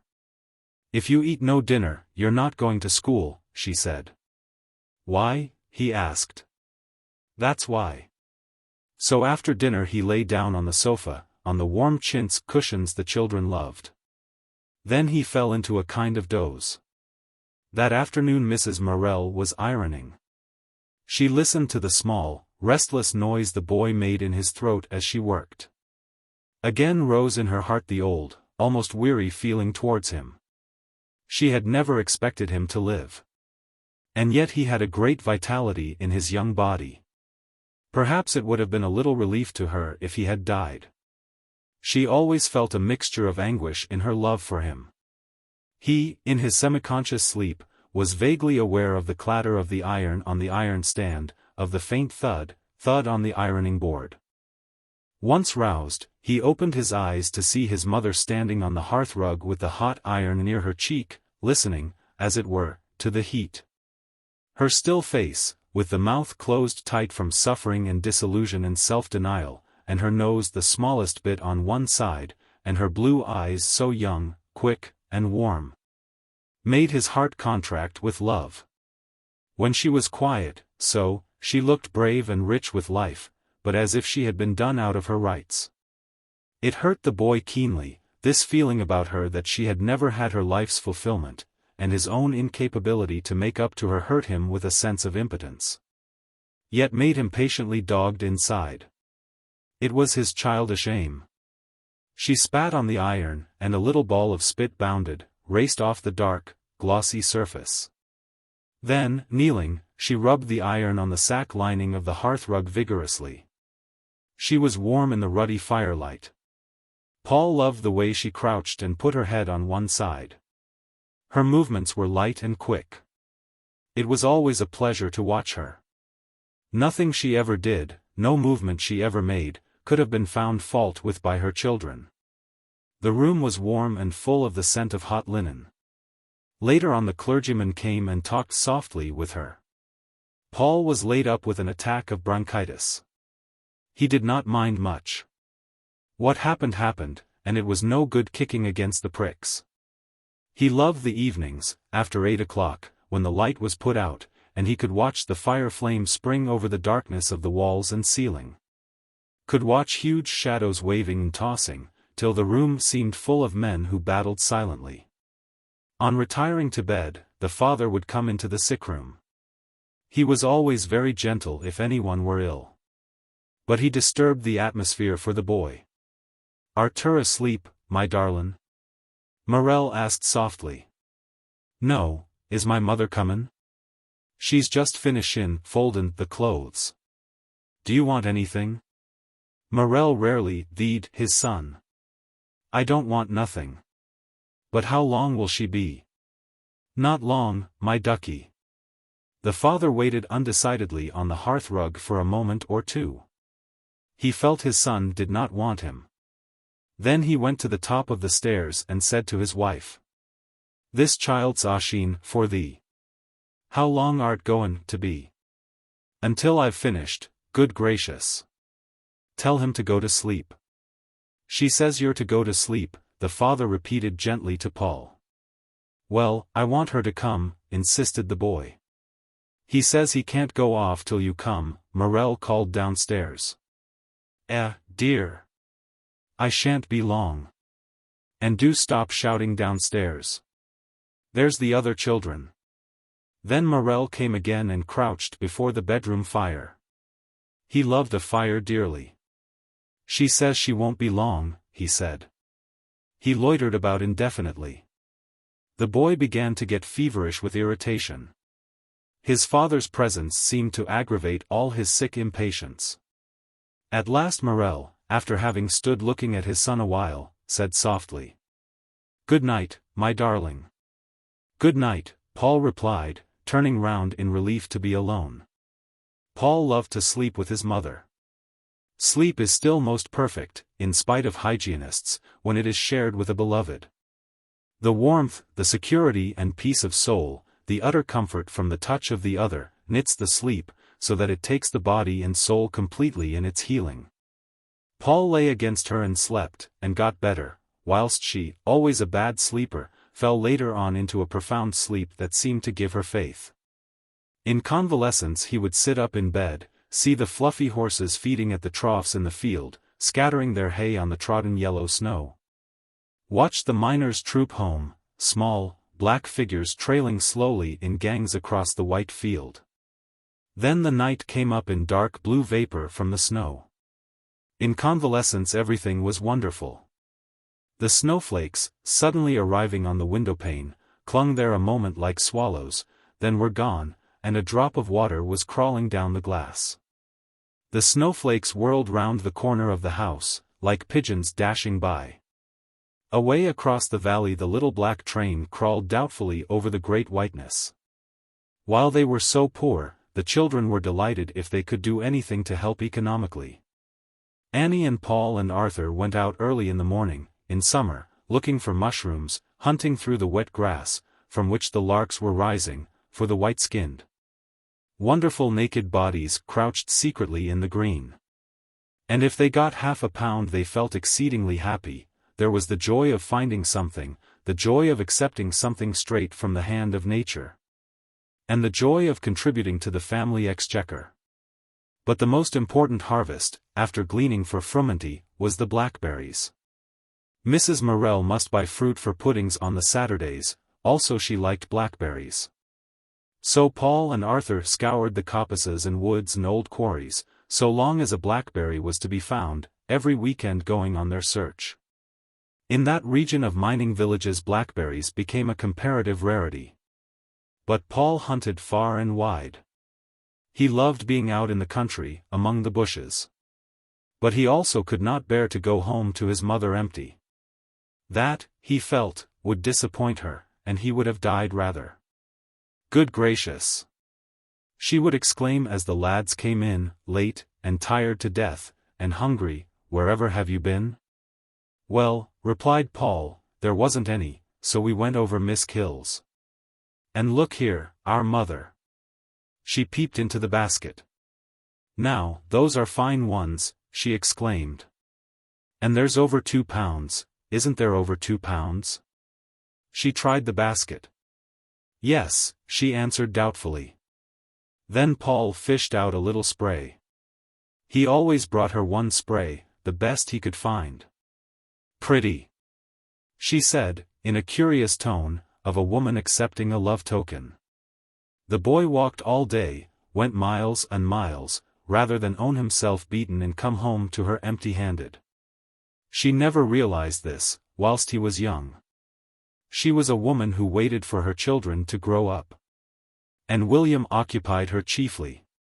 But when William went to Nottingham, and was not so much at home, the mother made a companion of Paul. The latter was unconsciously jealous of his brother, and William was jealous of him. At the same time, they were good friends.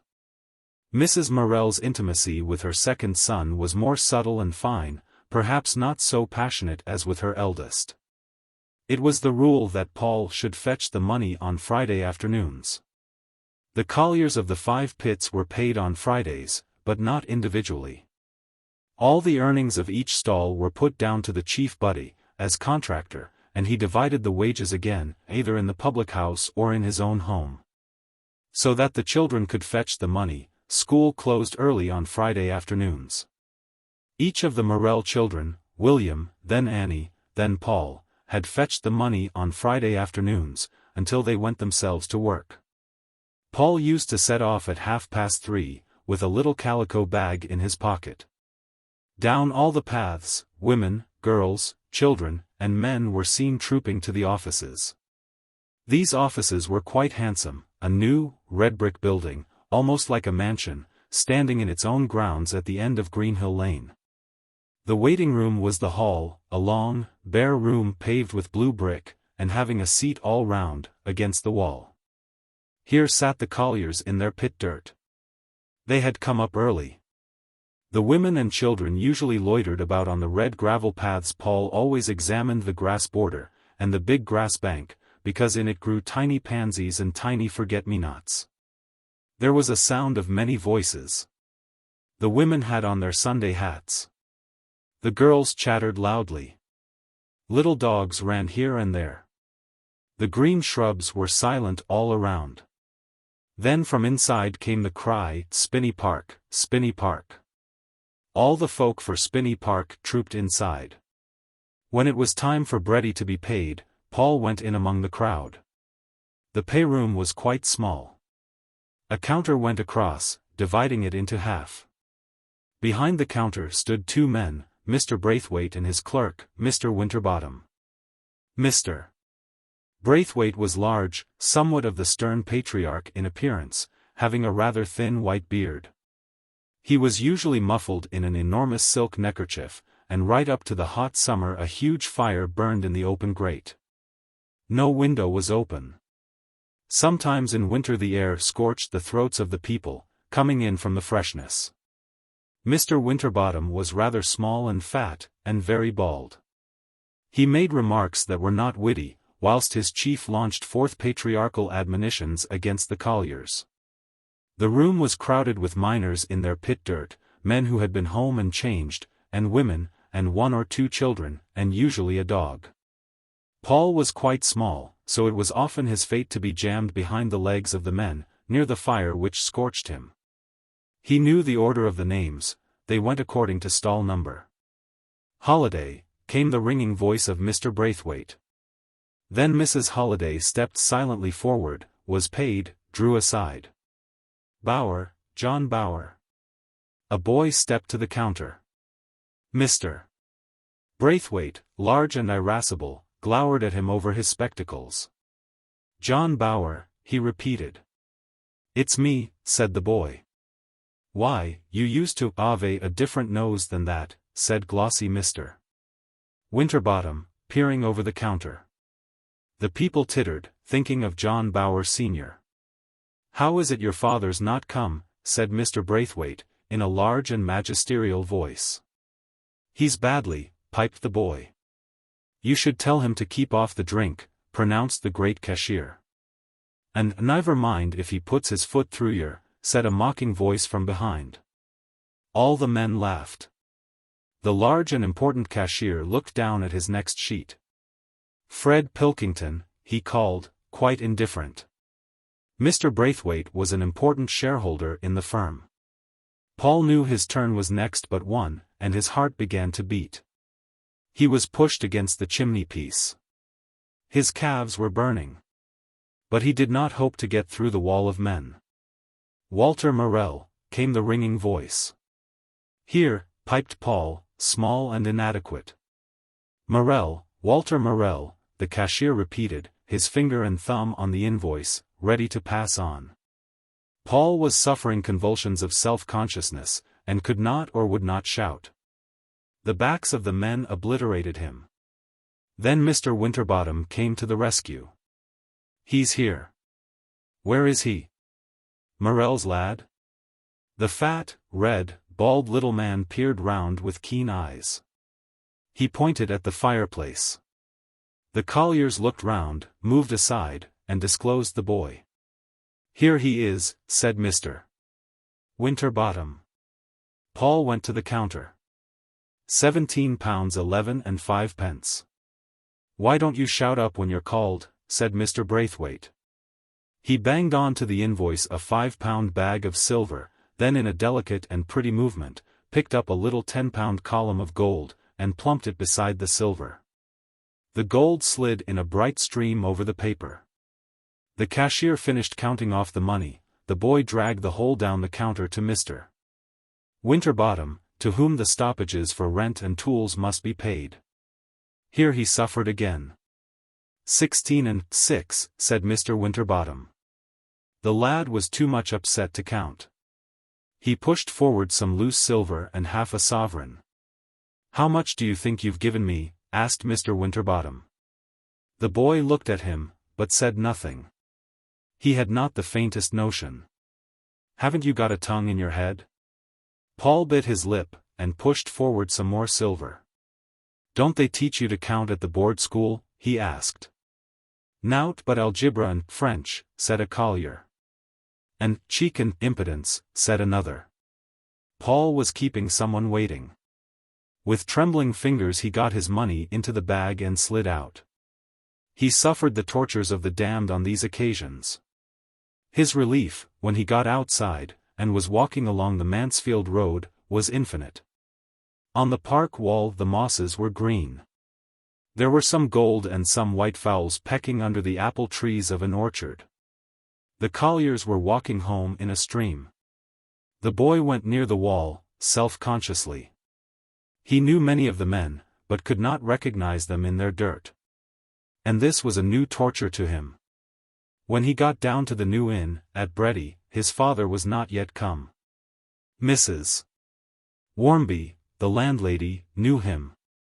His grandmother, Morel's mother, had been Mrs. Warmby's friend.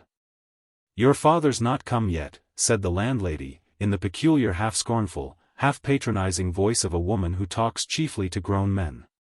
"Sit you down." Paul sat down on the edge of the bench in the bar.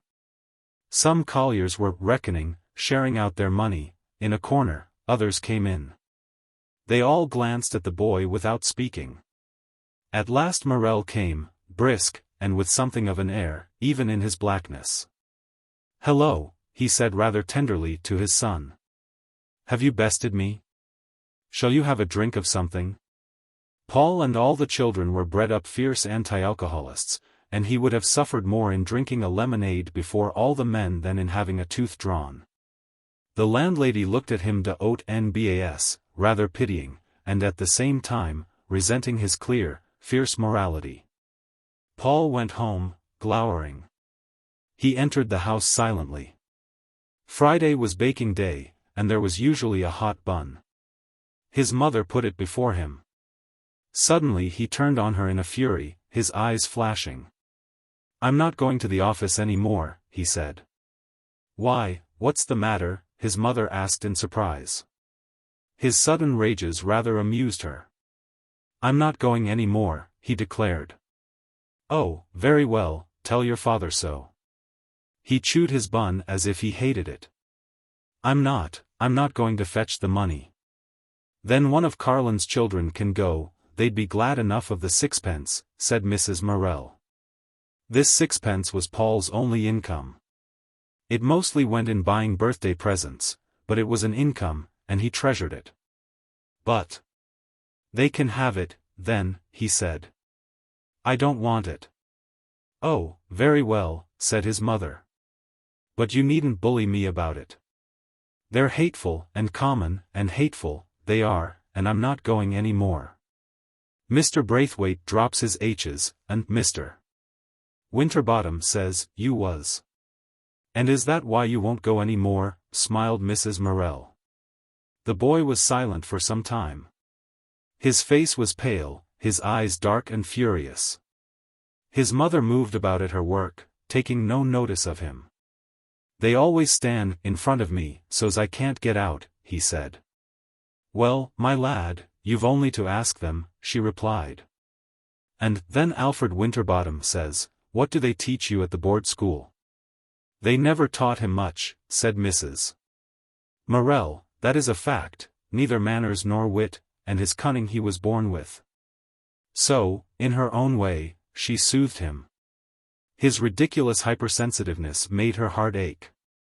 And sometimes the fury in his eyes roused her, made her sleeping soul lift up its head a moment, surprised. "What was the cheque?" she asked. £17 11 and 5 pence, and 16 and 6 stoppages, replied the boy.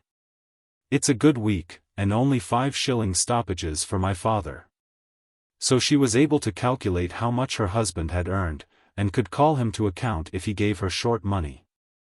Morel always kept to himself the secret of the week's amount. Friday was the baking night and market night. It was the rule that Paul should stay at home and bake. He loved to stop in and draw or read, he was very fond of drawing.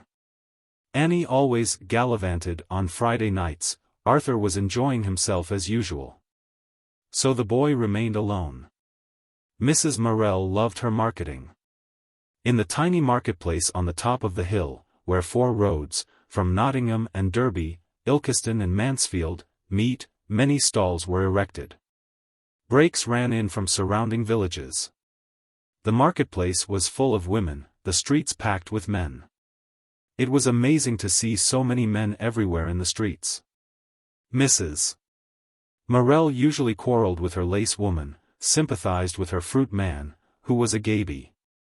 But his wife was a bad un, laughed with the fish man, who was a scamp but so droll, put the linoleum man in his place, was cold with the odd-wares man. And only went to the crockery man when she was driven, or drawn by the cornflowers on a little dish. Then she was coldly polite. I wondered how much that little dish was, she said. 7 pence to you. Thank you. She put the dish down and walked away. But she could not leave the marketplace without it.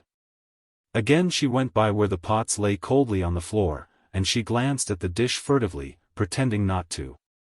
She was a little woman, in a bonnet and a black costume. Her bonnet was in its 3rd year. It was a great grievance to Annie. Mother, the girl implored, don't wear that nubbly little bonnet. Then what else shall I wear, replied the mother tartly. And I'm sure it's right enough.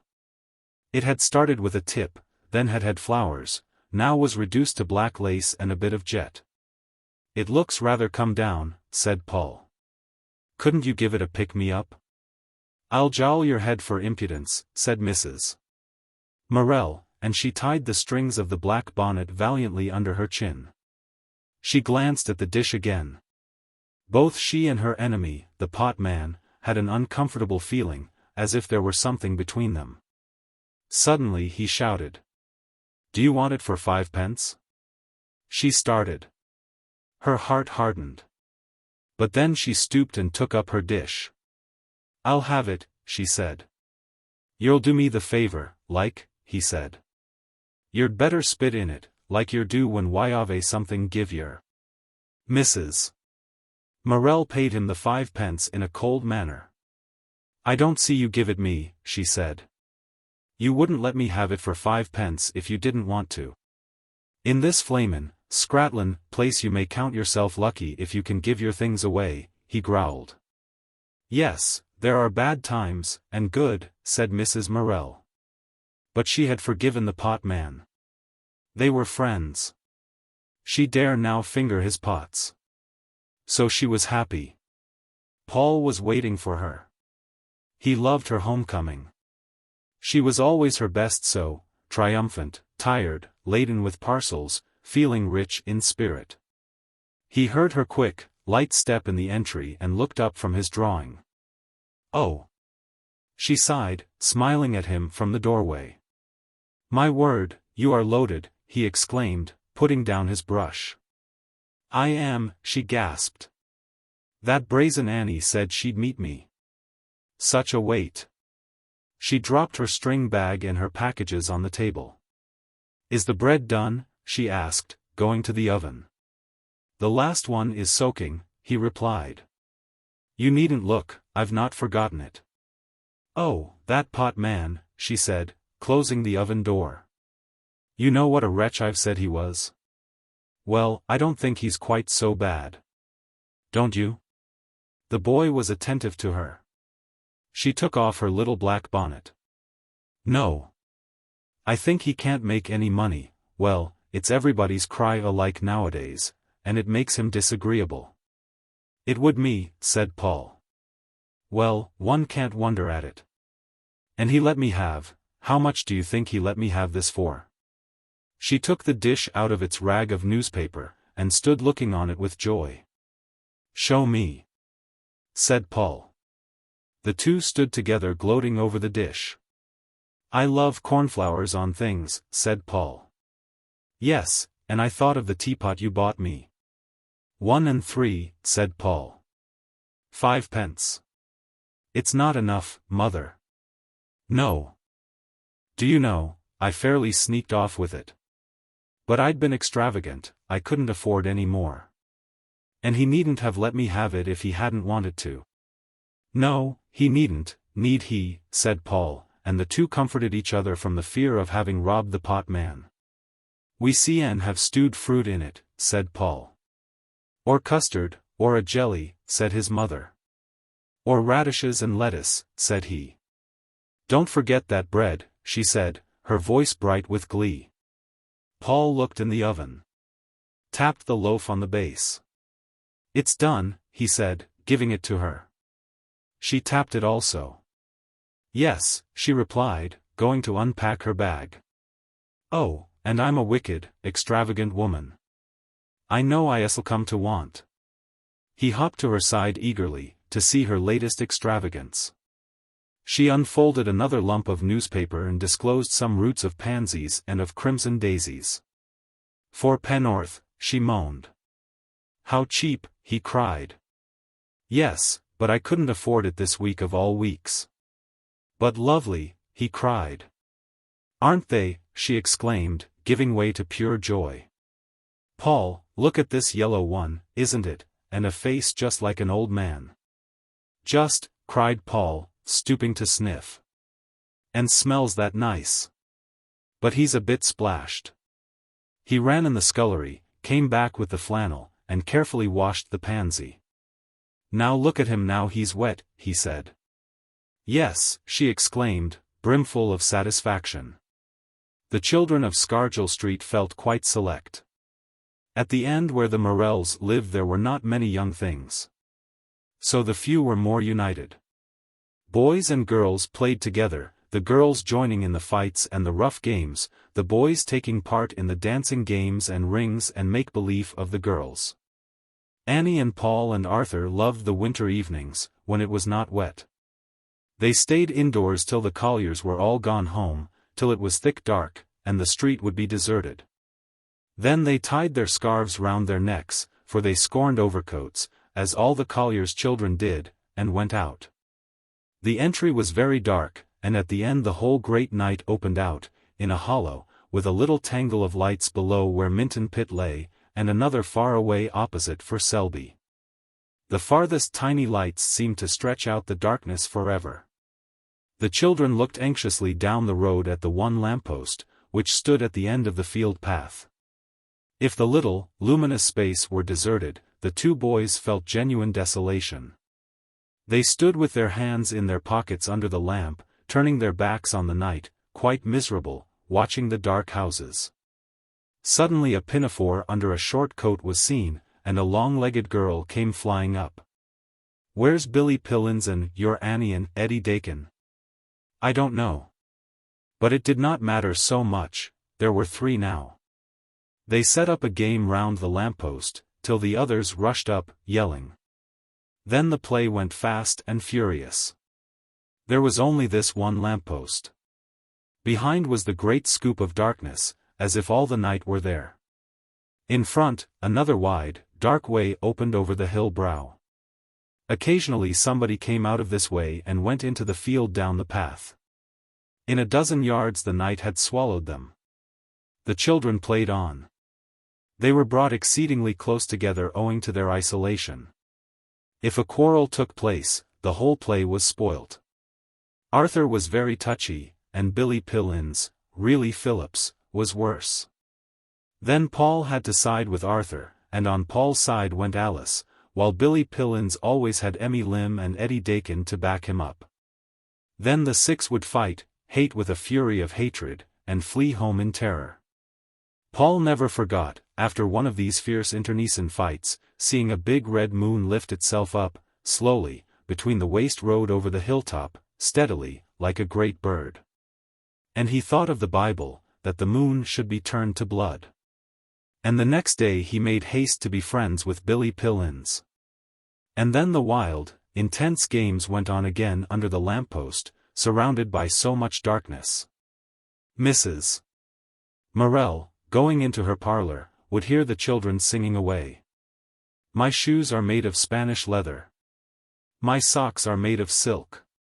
I wear a ring on every finger. I wash myself in milk."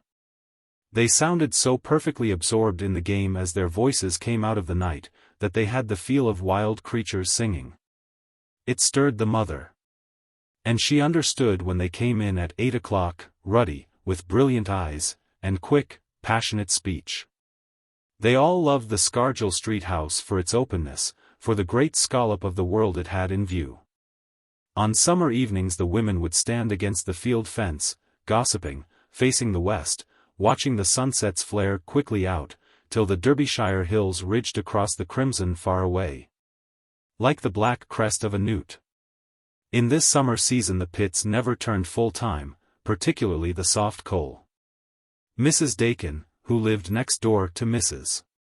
Morel, going to the field fence to shake her hearth rug, would spy men coming slowly up the hill. She saw at once they were colliers. Then she waited, a tall, thin, shrew-faced woman, standing on the hill brow, almost like a menace to the poor colliers who were toiling up. It was only 11 o'clock. From the far-off wooded hills the haze that hangs like fine black crape at the back of a summer morning had not yet dissipated. The first man came to the stile. Chock chock. Went the gate under his thrust. "What, hon, you're knocked off," cried Mrs. Dakin. "We hon, missus. It's a pity as they let'n yer goo," she said sarcastically. "It is that," replied the man. "Nay, you know you're flig to come up again," she said. And the man went on. Mrs. Dakin, going up her yard, spied Mrs. Morel taking the ashes to the ash-pit. "I reckon Minton's knocked off, missus," she cried. "Isn't it sickenin'?" exclaimed Mrs. Morel in wrath. "Ha! But I ain't just seed Jaunt hutch by." "They might as well have saved their shoe leather," said Mrs. Morel. And both women went indoors disgusted. The colliers, their faces scarcely blackened, were trooping home again. Morel hated to go back. He loved the sunny morning. But he had gone to pit to work, and to be sent home again spoilt his temper. "Good gracious, at this time," exclaimed his wife, as he entered. "Can I help it, woman?" he shouted. "And I've not done half enough dinner." "Then I'll eat my bit o' snap as I took with me," he bawled pathetically. He felt ignominious and sore. And the children, coming home from school, would wonder to see their father eating with his dinner the 2 thick slices of rather dry and dirty bread and butter that had been to pit and back.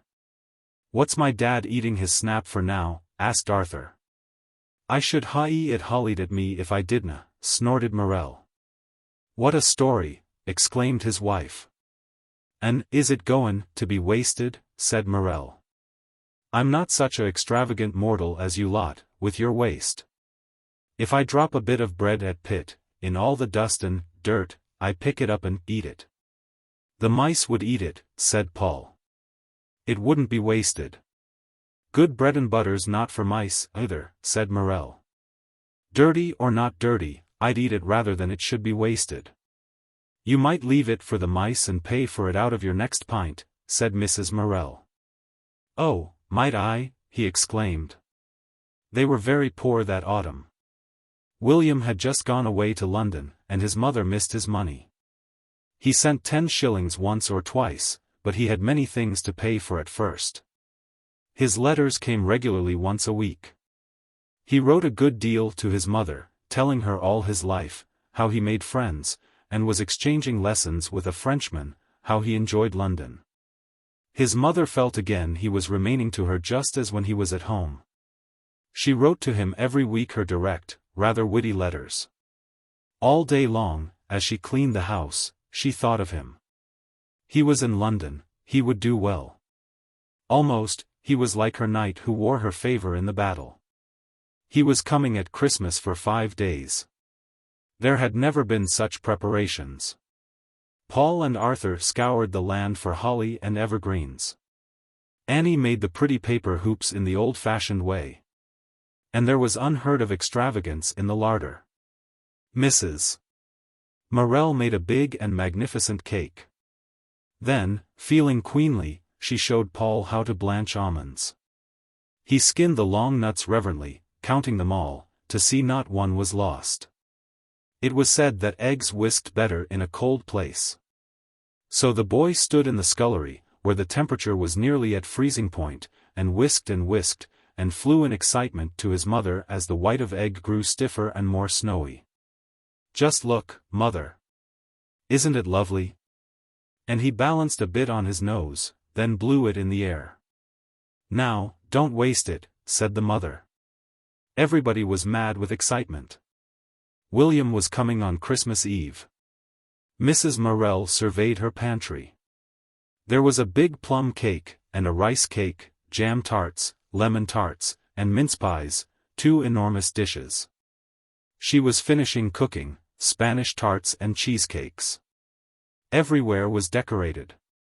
The kissing bunch of berried holly hung with bright and glittering things, spun slowly over Mrs.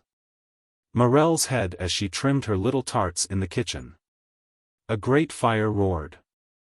There was a scent of cooked pastry. He was due at 7 o'clock, but he would be late. The 3 children had gone to meet him. She was alone. But at 6:45 Morel came in again. Neither wife nor husband spoke. He sat in his armchair, quite awkward with excitement, and she quietly went on with her baking. Only by the careful way in which she did things could it be told how much moved she was. The clock ticked on. "What time dost say he's coming?" Morel asked for the 5th time. "The train gets in at 6:30, she replied emphatically. "Then he'll be here at 7:10. Bless you, it'll be hours late on the Midland," she said indifferently. But she hoped, by expecting him late, to bring him early. Morel went down the entry to look for him. Then he came back. "Goodness, man," she said. "You're like an ill-sitting hen. Hadna you better be gettin' him summat tea eat ready?" asked the father. "There's plenty of time," she answered. "There's not so much as I can see on," he answered, turning crossly in his chair. She began to clear her table. The kettle was singing. They waited and waited. Meantime the 3 children were on the platform at Sethley Bridge, on the Midland Main Line, 2 miles from home. They waited 1 hour. A train came, he was not there. Down the line the red and green lights shone. It was very dark and very cold. "Ask him if the London trains come," said Paul to Annie, when they saw a man in a tip cap. "I'm not," said Annie. "You be quiet, he might send us off." But Paul was dying for the man to know they were expecting someone by the London train, it sounded so grand. Yet he was too much scared of broaching any man, let alone one in a peaked cap, to dare to ask. The 3 children could scarcely go into the waiting room for fear of being sent away, and for fear something should happen whilst they were off the platform. Still they waited in the dark and cold. "It's an hour and a half late," said Arthur pathetically. "Well," said Annie, "it's Christmas Eve." They all grew silent. He wasn't coming. They looked down the darkness of the railway. There was London. It seemed the uttermost of distance. They thought anything might happen if one came from London. They were all too troubled to talk. Cold, and unhappy, and silent, they huddled together on the platform. At last, after more than 2 hours, they saw the lights of an engine peering round, away down the darkness. A porter ran out. The children drew back with beating hearts. A great train, bound for Manchester, drew up. 2 doors opened, and from one of them, William. They flew to him. He handed parcels to them cheerily, and immediately began to explain that this great train had stopped for his sake at such a small station as Sethley Bridge, it was not booked to stop. Meanwhile the parents were getting anxious. The table was set, the chop was cooked, everything was ready. Mrs. Morel put on her black apron. She was wearing her best dress. Then she sat, pretending to read. The minutes were a torture to her. Said Morel. "It's an hour and a half. And those children waiting," she said. Train canna ha come in yet," he said. "I tell you, on Christmas Eve they're hours wrong." They were both a bit cross with each other, so gnawed with anxiety. The ash tree moaned outside in a cold, raw wind. And all that space of night from London home.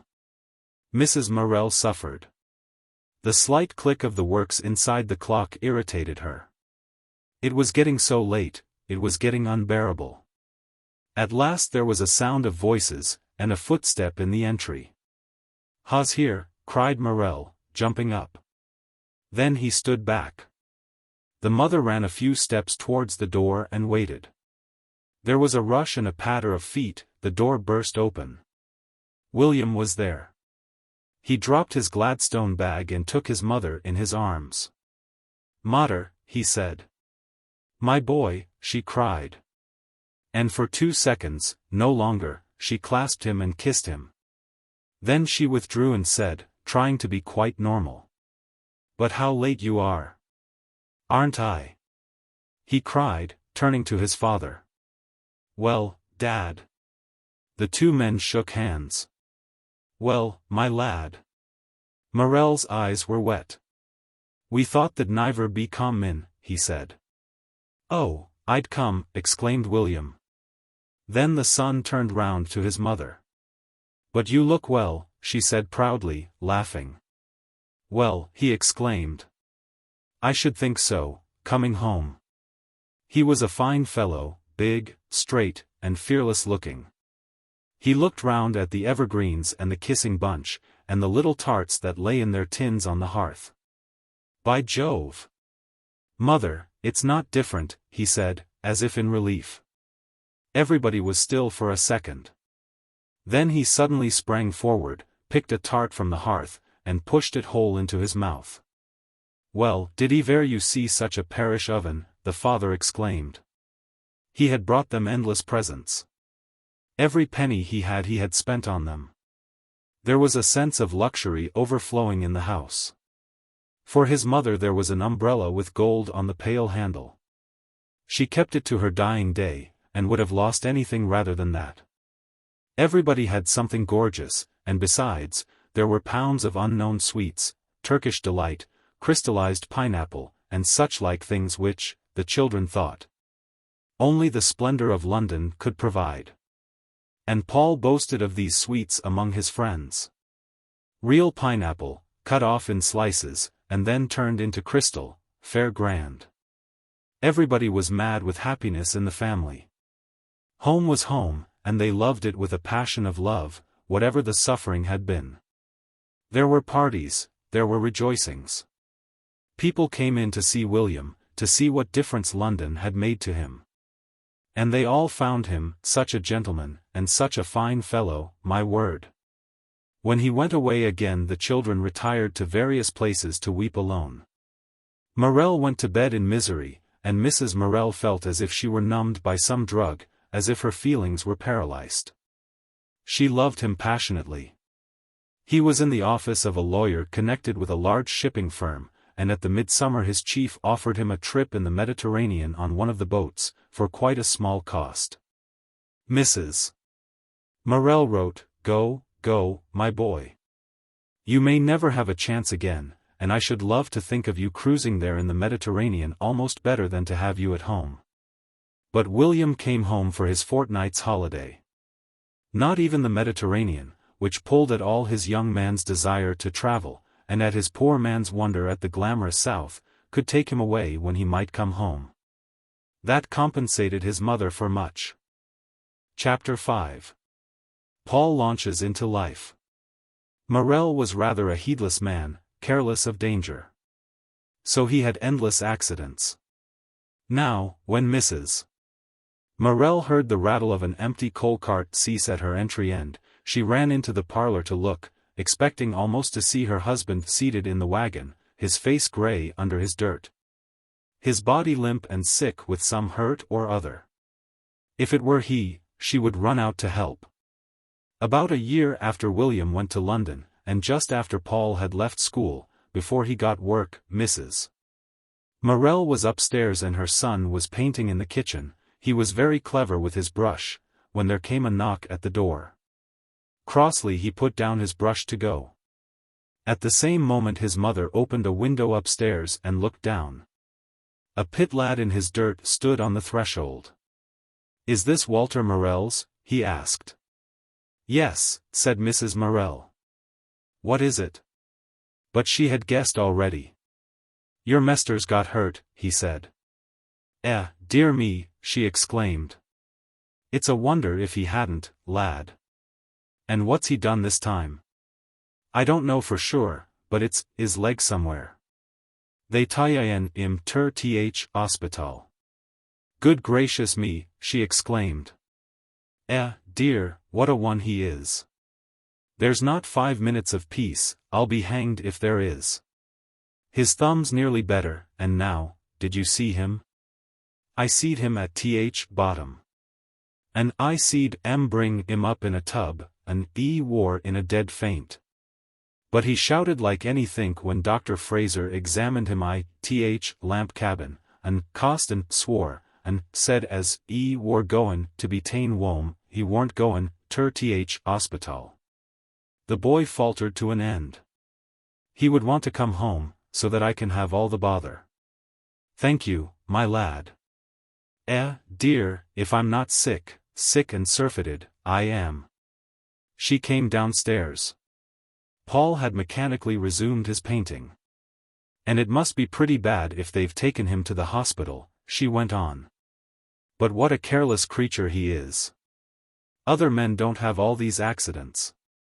Yes, he would want to put all the burden on me. Dear, just as we were getting easy a bit at last. Put those things away, there's no time to be painting now. What time is there a train? I know I'll have to go trailing to Keston. I'll have to leave that bedroom. I can finish it, said Paul. You needn't. I shall catch the 7 o'clock back, I should think. Oh, my blessed heart, the fuss and commotion he'll make. And those granite sets at Tinder Hill, he might well call them kidney pebbles, they'll jolt him almost to bits. I wonder why they can't mend them, the state they're in, and all the men as go across in that ambulance. You'd think they'd have a hospital here. The men bought the ground, and, my sirs, there'd be accidents enough to keep it going. But no, they must trail them 10 miles in a slow ambulance to Nottingham. It's a crying shame. Oh, and the fuss he'll make. I know he will. I wonder who's with him. Barker, think. Poor beggar, he'll wish himself anywhere rather. But he'll look after him, I know. Now there's no telling how long he'll be stuck in that hospital, and won't he hate it. But if it's only his leg it's not so bad. All the time she was getting ready. Hurriedly taking off her bodice, she crouched at the boiler while the water ran slowly into her lading can. I wish this boiler was at the bottom of the sea, she exclaimed, wriggling the handle impatiently. She had very handsome, strong arms, rather surprising on a smallish woman. Paul cleared away, put on the kettle, and set the table.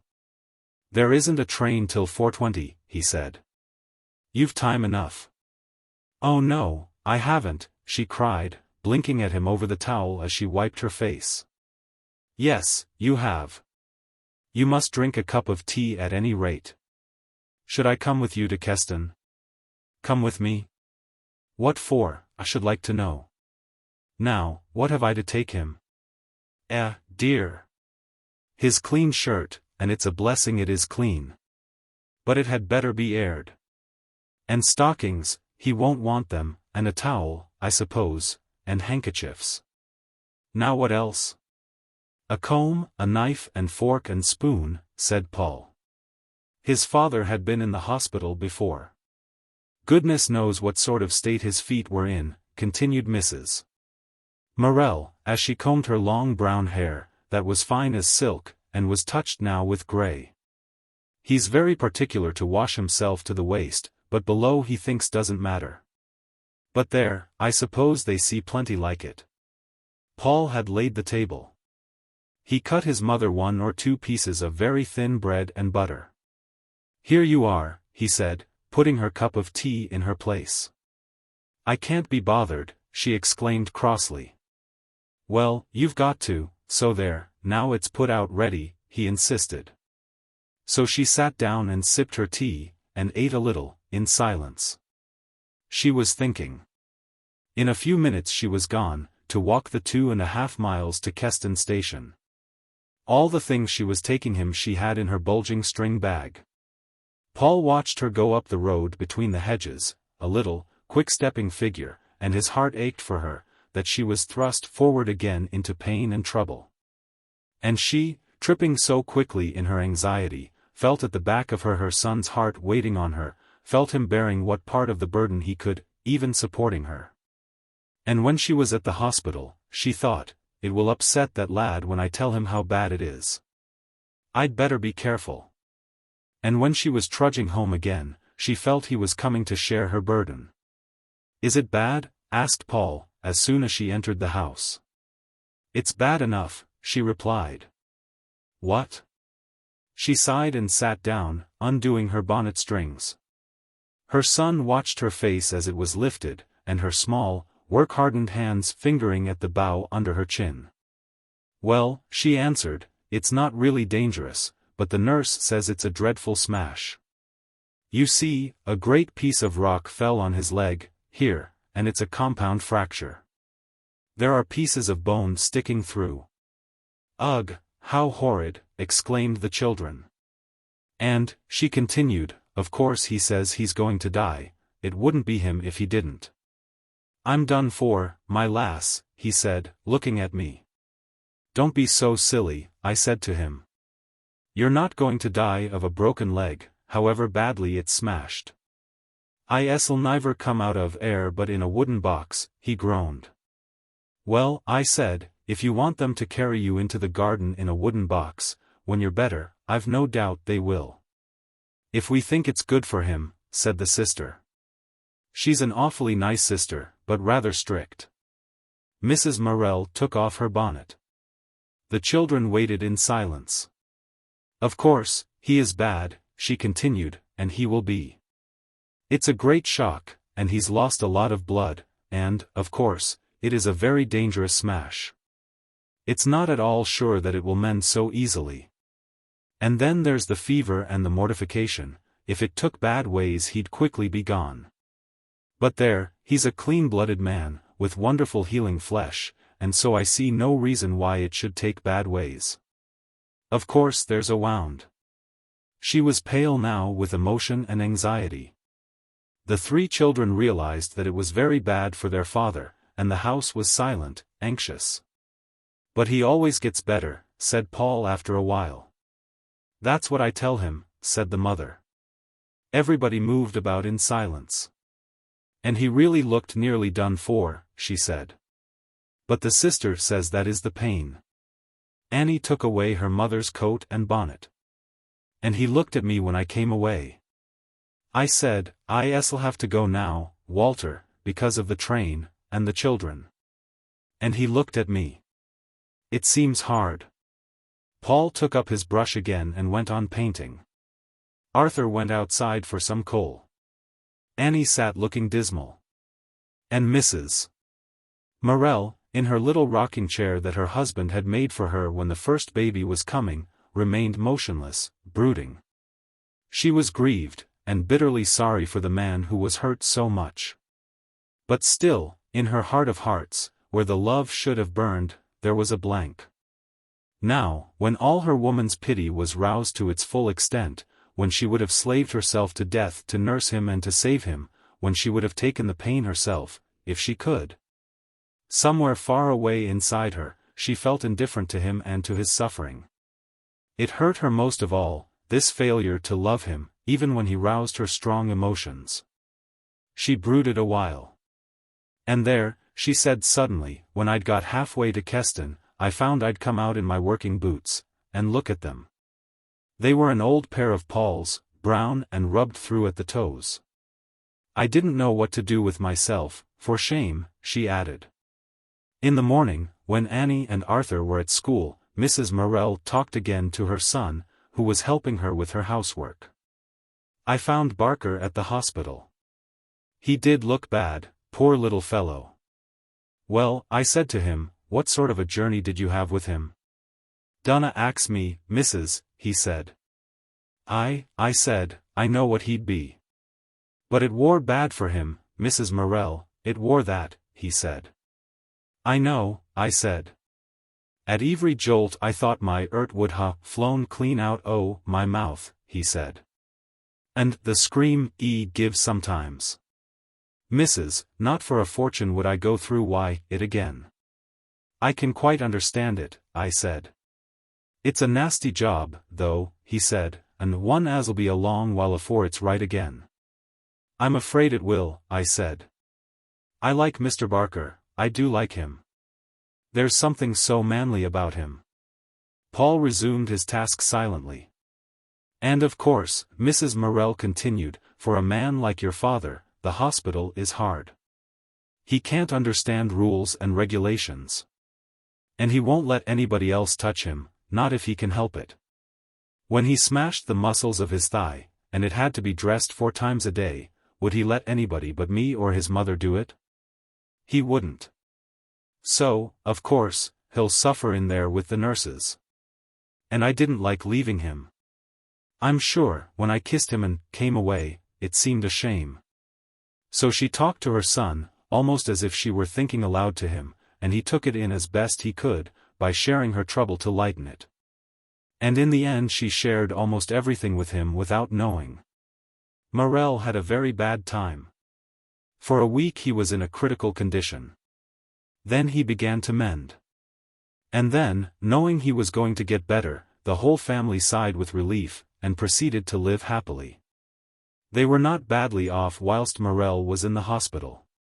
There were 14 shillings a week from the pit, 10 shillings from the sick club, and 5 shillings from the disability fund, and then every week the Buddas had something for Mrs. Morel, 5 or 7 shillings, so that she was quite well to do. And whilst Morel was progressing favourably in the hospital, the family was extraordinarily happy and peaceful. On Saturdays and Wednesdays Mrs. Morel went to Nottingham to see her husband. Then she always brought back some little thing, a small tube of paints for Paul, or some thick paper. A couple of postcards for Annie, that the whole family rejoiced over for days before the girl was allowed to send them away, or a fretsaw for Arthur, or a bit of pretty wood. She described her adventures into the big shops with joy. Soon the folk in the picture shop knew her, and knew about Paul. The girl in the bookshop took a keen interest in her. Mrs. Morel was full of information when she got home from Nottingham. The 3 sat round till bedtime, listening, putting in, arguing. Then Paul often raked the fire.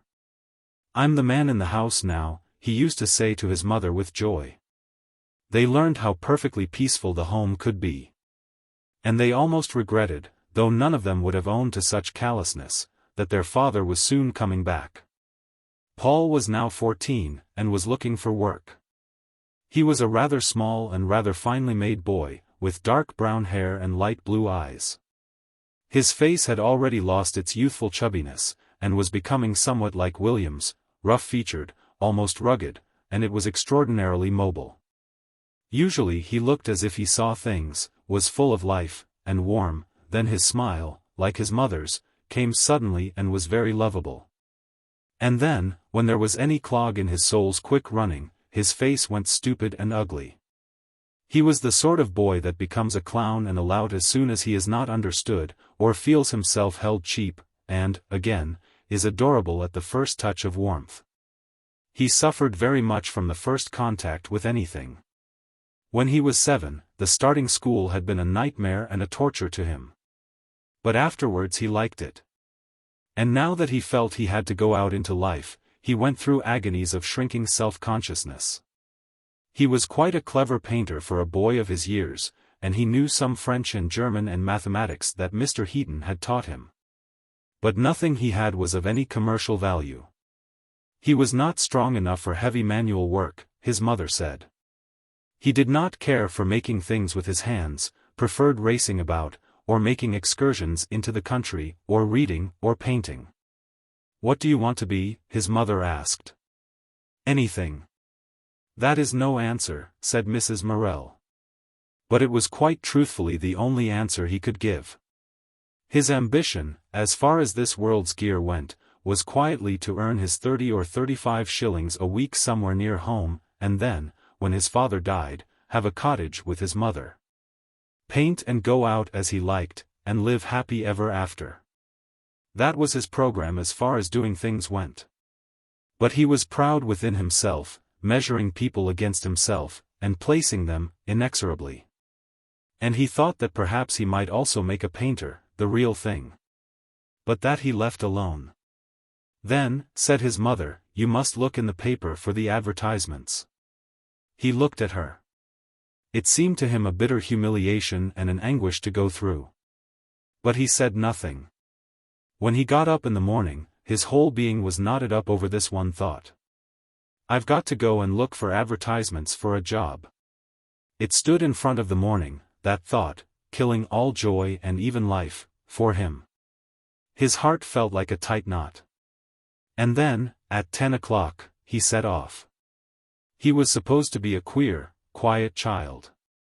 Going up the sunny street of the little town, he felt as if all the folk he met said to themselves, he's going to the co-op reading room to look in the papers for a place. He can't get a job. I suppose he's living on his mother. Then he crept up the stone stairs behind the drapery shop at the co-op, and peeped in the reading room. Usually 1 or 2 men were there, either old, useless fellows, or colliers, on the club. So he entered, full of shrinking and suffering when they looked up, seated himself at the table, and pretended to scan the news. He knew they would think, what does a lad of 13 want in a reading room with a newspaper, and he suffered. Then he looked wistfully out of the window. Already he was a prisoner of industrialism. Large sunflowers stared over the old red wall of the garden opposite, looking in their jolly way down on the women who were hurrying with something for dinner. The valley was full of corn, brightening in the sun. 2 collieries, among the fields, waved their small white plumes of steam. Far off on the hills were the woods of Annesley, dark and fascinating. Already his heart went down. He was being taken into bondage. His freedom in the beloved home valley was going now. The brewers' wagons came rolling up from Keston with enormous barrels, for a side, like beans in a burst bean pod. The wagoner, throned aloft, rolling massively in his seat, was not so much below Paul's eye. The man's hair, on his small, bullet head, was bleached almost white by the sun, and on his thick red arms, rocking idly on his sack apron, the white hairs glistened. His red face shone and was almost asleep with sunshine. The horses, handsome and brown, went on by themselves, looking by far the masters of the show. Paul wished he were stupid.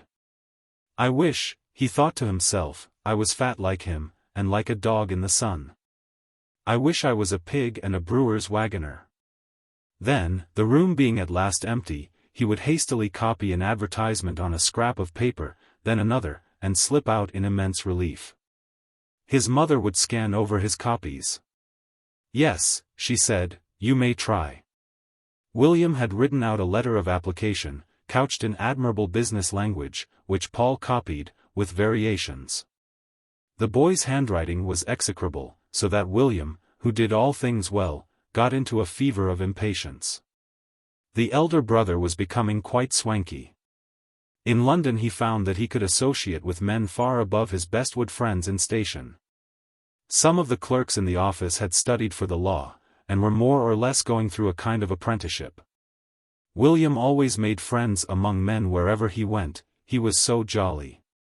Therefore he was soon visiting and staying in houses of men who, in Bestwood, would have looked down on the unapproachable bank manager, and would merely have called indifferently on the rector. So he began to fancy himself as a great gun. He was, indeed, rather surprised at the ease with which he became a gentleman. His mother was glad, he seemed so pleased. And his lodging in Walthamstow was so dreary. But now there seemed to come a kind of fever into the young man's letters. He was unsettled by all the change, he did not stand firm on his own feet, but seemed to spin rather giddily on the quick current of the new life. His mother was anxious for him. She could feel him losing himself. He had danced and gone to the theatre, boated on the river, been out with friends. And she knew he sat up afterwards in his cold bedroom grinding away at Latin, because he intended to get on in his office, and in the law as much as he could. He never sent his mother any money now. It was all taken, the little he had, for his own life. And she did not want any, except sometimes, when she was in a tight corner, and when 10 shillings would have saved her much worry. She still dreamed of William, and of what he would do, with herself behind him. Never for a minute would she admit to herself how heavy and anxious her heart was because of him. Also he talked a good deal now of a girl he had met at a dance, a handsome brunette, quite young, and a lady, after whom the men were running thick and fast. "I wonder if you would run, my boy," his mother wrote to him, "unless you saw all the other men chasing her too. You feel safe enough and vain enough in a crowd. But take care, and see how you feel when you find yourself alone, and in triumph." William resented these things, and continued the chase. He had taken the girl on the river. "If you saw her, mother, you would know how I feel. Tall and elegant, with the clearest of clear, transparent olive complexions, hair as black as jet, and such grey eyes, bright, mocking, like lights on water at night. It is all very well to be a bit satirical till you see her. And she dresses as well as any woman in London. I tell you, your son doesn't half put his head up when she goes walking down Piccadilly with him." Mrs. Morel wondered, in her heart, if her son did not go walking down Piccadilly with an elegant figure in fine clothes, rather than with a woman who was near to him. But she congratulated him in her doubtful fashion. And, as she stood over the washing tub, the mother brooded over her son. She saw him saddled with an elegant and expensive wife, earning little money, dragging along and getting draggled in some small, ugly house in a suburb. But there, she told herself, I am very likely a silly, meeting trouble halfway. Nevertheless, the load of anxiety scarcely ever left her heart, lest William should do the wrong thing by himself. Presently, Paul was bidden call upon Thomas Jordan, manufacturer of surgical appliances, at 21, Spaniel Row, Nottingham. Mrs. Morel was all joy. "There, you see," she cried, her eyes shining. "You've only written 4 letters, and the 3rd is answered. You're lucky, my boy, as I always said you were." Paul looked at the picture of a wooden leg, adorned with elastic stockings and other appliances, that figured on Mr. Jordan's notepaper, and he felt alarmed. He had not known that elastic stockings existed. And he seemed to feel the business world, with its regulated system of values, and its impersonality, and he dreaded it. It seemed monstrous also that a business could be run on wooden legs. Mother and son set off together one Tuesday morning. It was August and blazing hot. Paul walked with something screwed up tight inside him. He would have suffered much physical pain rather than this unreasonable suffering at being exposed to strangers, to be accepted or rejected. Yet he chattered away with his mother. He would never have confessed to her how he suffered over these things, and she only partly guessed. She was gay, like a sweetheart. She stood in front of the ticket office at Bestwood, and Paul watched her take from her purse the money for the tickets. As he saw her hands in their old black kid gloves getting the silver out of the worn purse, his heart contracted with pain of love of her. She was quite excited, and quite gay. He suffered because she would talk aloud in presence of the other travelers. "Now look at that silly cow," she said, careering round as if it thought it was a circus. "It's most likely a botfly," he said very low. "A what?" she asked brightly and unashamed. They thought a while. He was sensible all the time of having her opposite him. Suddenly their eyes met, and she smiled to him, a rare, intimate smile, beautiful with brightness and love. Then each looked out of the window. The 16 slow miles of railway journey passed. The mother and son walked down Station Street, feeling the excitement of lovers having an adventure together.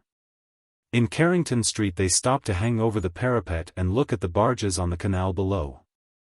"It's just like Venice," he said, seeing the sunshine on the water that lay between high factory walls. "Perhaps," she answered, smiling. They enjoyed the shops immensely. "Now you see that blouse," she would say, "wouldn't that just suit our Annie? And for 1 and 11 3. Isn't that cheap? And made of needlework as well," he said. Yes. They had plenty of time, so they did not hurry. The town was strange and delightful to them. But the boy was tied up inside in a knot of apprehension. He dreaded the interview with Thomas Jordan. It was nearly 11 o'clock by St. Peter's Church. They turned up a narrow street that led to the castle. It was gloomy and old-fashioned, having low dark shops and dark greenhouse doors with brass knockers, and yellow-ochred doorsteps projecting onto the pavement. Then another old shop whose small window looked like a cunning, half-shut eye. Mother and son went cautiously, looking everywhere for Thomas Jordan and Son. It was like hunting in some wild place. They were on tiptoe of excitement. Suddenly they spied a big, dark archway, in which were names of various firms, Thomas Jordan among them. "Here it is," said Mrs. Morel. "But now where is it?" They looked round.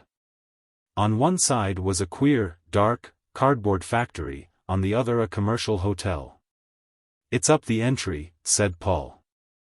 And they ventured under the archway, as into the jaws of the dragon. They emerged into a wide yard, like a well, with buildings all round. It was littered with straw and boxes, and cardboard. The sunshine actually caught one crate whose straw was streaming onto the yard like gold. But elsewhere the place was like a pit. There were several doors, and 2 flights of steps. Straight in front, on a dirty glass door at the top of a staircase, loomed the ominous words, Thomas Jordan and Son, Surgical Appliances. Mrs. Morel went first, her son followed her. Charles I mounted his scaffold with a lighter heart than had Paul Morel as he followed his mother up the dirty steps to the dirty door. She pushed open the door, and stood in pleased surprise. In front of her was a big warehouse, with creamy paper parcels everywhere, and clerks, with their shirt sleeves rolled back, were going about in an at-home sort of way. The light was subdued, the glossy cream parcels seemed luminous, the counters were of dark brown wood. All was quiet and very homely. Mrs. Morel took 2 steps forward, then waited. Paul stood behind her. She had on her Sunday bonnet and a black veil, he wore a boy's broad white collar and a Norfolk suit. One of the clerks looked up. He was thin and tall, with a small face. His way of looking was alert. Then he glanced round to the other end of the room, where was a glass office. And then he came forward. He did not say anything, but leaned in a gentle, inquiring fashion towards Mrs. Morel. "Can I see Mr. Jordan?" she asked. "I'll fetch him," answered the young man. He went down to the glass office. A red-faced, white-whiskered old man looked up. He reminded Paul of a Pomeranian dog. Then the same little man came up the room. He had short legs, was rather stout, and wore an alpaca jacket. So, with one ear up, as it were, he came stoutly and inquiringly down the room. "Good morning," he said, hesitating before Mrs. Morel, in doubt as to whether she were a customer or not. "Good morning. I came with my son, Paul Morel. You asked him to call this morning." "Come this way," said Mr. Jordan, in a rather snappy little manner intended to be businesslike. They followed the manufacturer into a grubby little room, upholstered in black American leather, glossy with the rubbing of many customers. On the table was a pile of trusses, yellow wash-leather hoops tangled together. They looked new and living. Paul sniffed the odor of new wash-leather. He wondered what the things were. By this time he was so much stunned that he only noticed the outside things. "Sit down," said Mr. Jordan, irritably pointing Mrs. Morel to a horsehair chair. She sat on the edge in an uncertain fashion. Then the little old man fidgeted and found a paper. "Did you write this letter?" he snapped, thrusting what Paul recognized as his own notepaper in front of him. "Yes," he answered. At that moment he was occupied in 2 ways, first, in feeling guilty for telling a lie, since William had composed the letter. Second, in wondering why his letter seemed so strange and different, in the fat, red hand of the man, from what it had been when it lay on the kitchen table. It was like part of himself, gone astray. He resented the way the man held it. "Where did you learn to write?" said the old man crossly. Paul merely looked at him shamedly, and did not answer. He is a bad writer, put in Mrs. Morel apologetically. Then she pushed up her veil. Paul hated her for not being prouder with this common little man, and he loved her face clear of the veil. "And you say you know French?" inquired the little man, still sharply. "Yes," said Paul. "What school did you go to?" "The board school." "And did you learn it there?" "No, the boy went crimson and got no farther. His godfather gave him lessons," said Mrs. Morel, half pleading and rather distant. Mr. Jordan hesitated. Then, in his irritable manner, he always seemed to keep his hands ready for action, he pulled another sheet of paper from his pocket, unfolded it. The paper made a crackling noise. He handed it to Paul. "Read that," he said. It was a note in French, in thin, flimsy foreign handwriting that the boy could not decipher. He stared blankly at the paper. "Monsieur," he began. Then he looked in great confusion at Mr. Jordan. It's the. He wanted to say, handwriting, but his wits would no longer work even sufficiently to supply him with the word. Feeling an utter fool, and hating Mr. Jordan, he turned desperately to the paper again. "Sir, please send me, I can't tell the, 2 pairs, gris-fil-bas, grey thread stockings, sans, without, I can't tell the words, Deutsch, fingers, I can't tell the." He wanted to say, handwriting. But the word still refused to come. Seeing him stuck, Mr. Jordan snatched the paper from him. "Please send by return 2 pairs grey thread stockings without toes." "Well," flashed Paul, "Deutsch means fingers, as well, as a rule." The little man looked at him. He did not know whether Deutsch meant fingers. He knew that for all his purposes it meant toes. "Fingers to stockings," he snapped. "Well, it does mean fingers," the boy persisted. He hated the little man, who made such a clod of him. Mr. Jordan looked at the pale, stupid, defiant boy, then at the mother, who sat quiet and with that peculiar shut-off look of the poor who have to depend on the favor of others. "And when could he come?" he asked. "Well," said Mrs. Morel, "as soon as you wish. He has finished school now." "He would live in Bestwood?" "Yes. But he could be in, at the station, at 7:45. It ended by Paul's being engaged as junior spiral clerk at 8 shillings a week. The boy did not open his mouth to say another word, after having insisted that Deutsch meant fingers. He followed his mother down the stairs. She looked at him with her bright blue eyes full of love and joy. "I think you'll like it," she said. "Deutsch does mean fingers, mother, and it was the writing. I couldn't read the writing." "Never mind, my boy.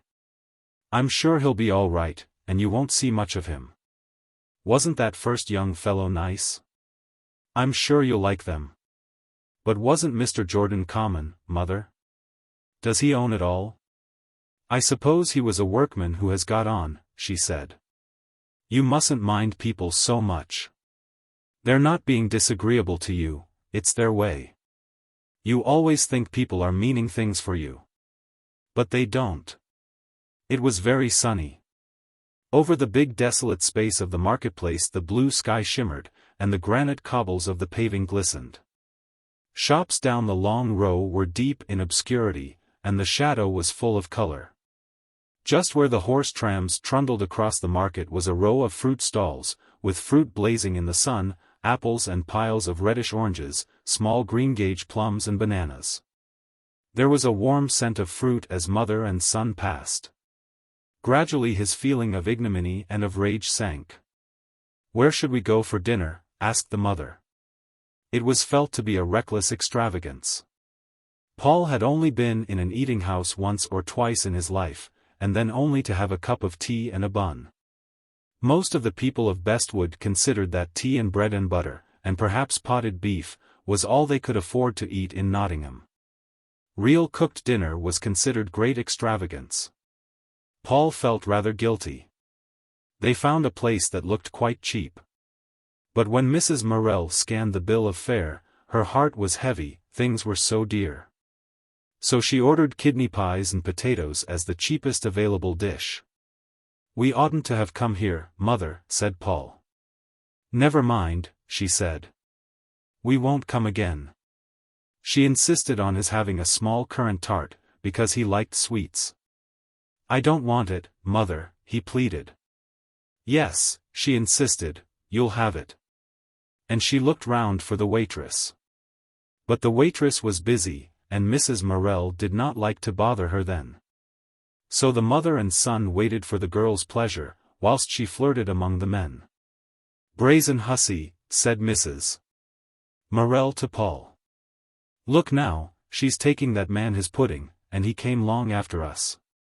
"It doesn't matter, Mother," said Paul. Mrs. Morel was angry.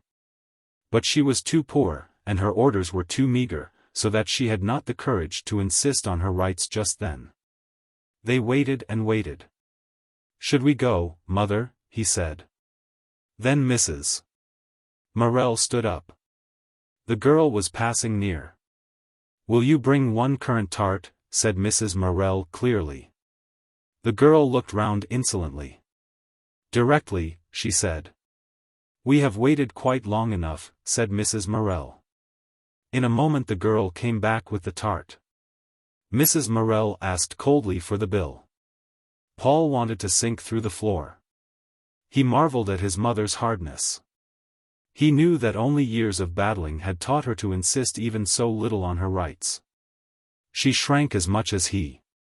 "It's the last time I go there for anything," she declared, when they were outside the place, thankful to be clear. "We'll go," she said, "and look at Keeps and Boots, and one or two places, shall we?" They had discussions over the pictures, and Mrs. Morel wanted to buy him a little sable brush that he hankered after. But this indulgence he refused. He stood in front of milliners' shops and drapers' shops almost bored, but content for her to be interested. They wandered on. "Now, just look at those black grapes," she said. "They make your mouth water. I've wanted some of those for years, but I guess'll have to wait a bit before I get them." Then she rejoiced in the florists, standing in the doorway sniffing. "Oh! Oh! Isn't it simply lovely?" Paul saw, in the darkness of the shop, an elegant young lady in black peering over the counter curiously. "They're looking at you," he said, trying to draw his mother away. "But what is it?" she exclaimed, refusing to be moved. "Stocks," he answered, sniffing hastily. "Look, there's a tubful." "So there is, red and white. But really, I never knew stocks to smell like it." And, to his great relief, she moved out of the doorway, but only to stand in front of the window. "Paul!" she cried to him, who was trying to get out of sight of the elegant young lady in black, the shop girl. "Paul! Just look here." He came reluctantly back. "Now, just look at that fuchsia," she exclaimed, pointing. He made a curious, interested sound. "You'd think every second as the flowers was going to fall off, they hang so big and heavy. And such an abundance," she cried. "And the way they drop downwards with their threads and knots." "Yes," she exclaimed. "Lovely. I wonder who'll buy it," he said. "I wonder," she answered. "Not us. It would die in our parlor." "Yes, beastly cold, sunless hole, it kills every bit of a plant you put in, and the kitchen chokes them to death."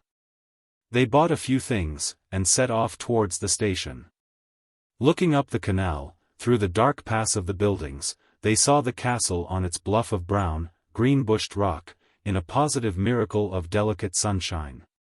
"Won't it be nice for me to come out at dinner times?" said Paul.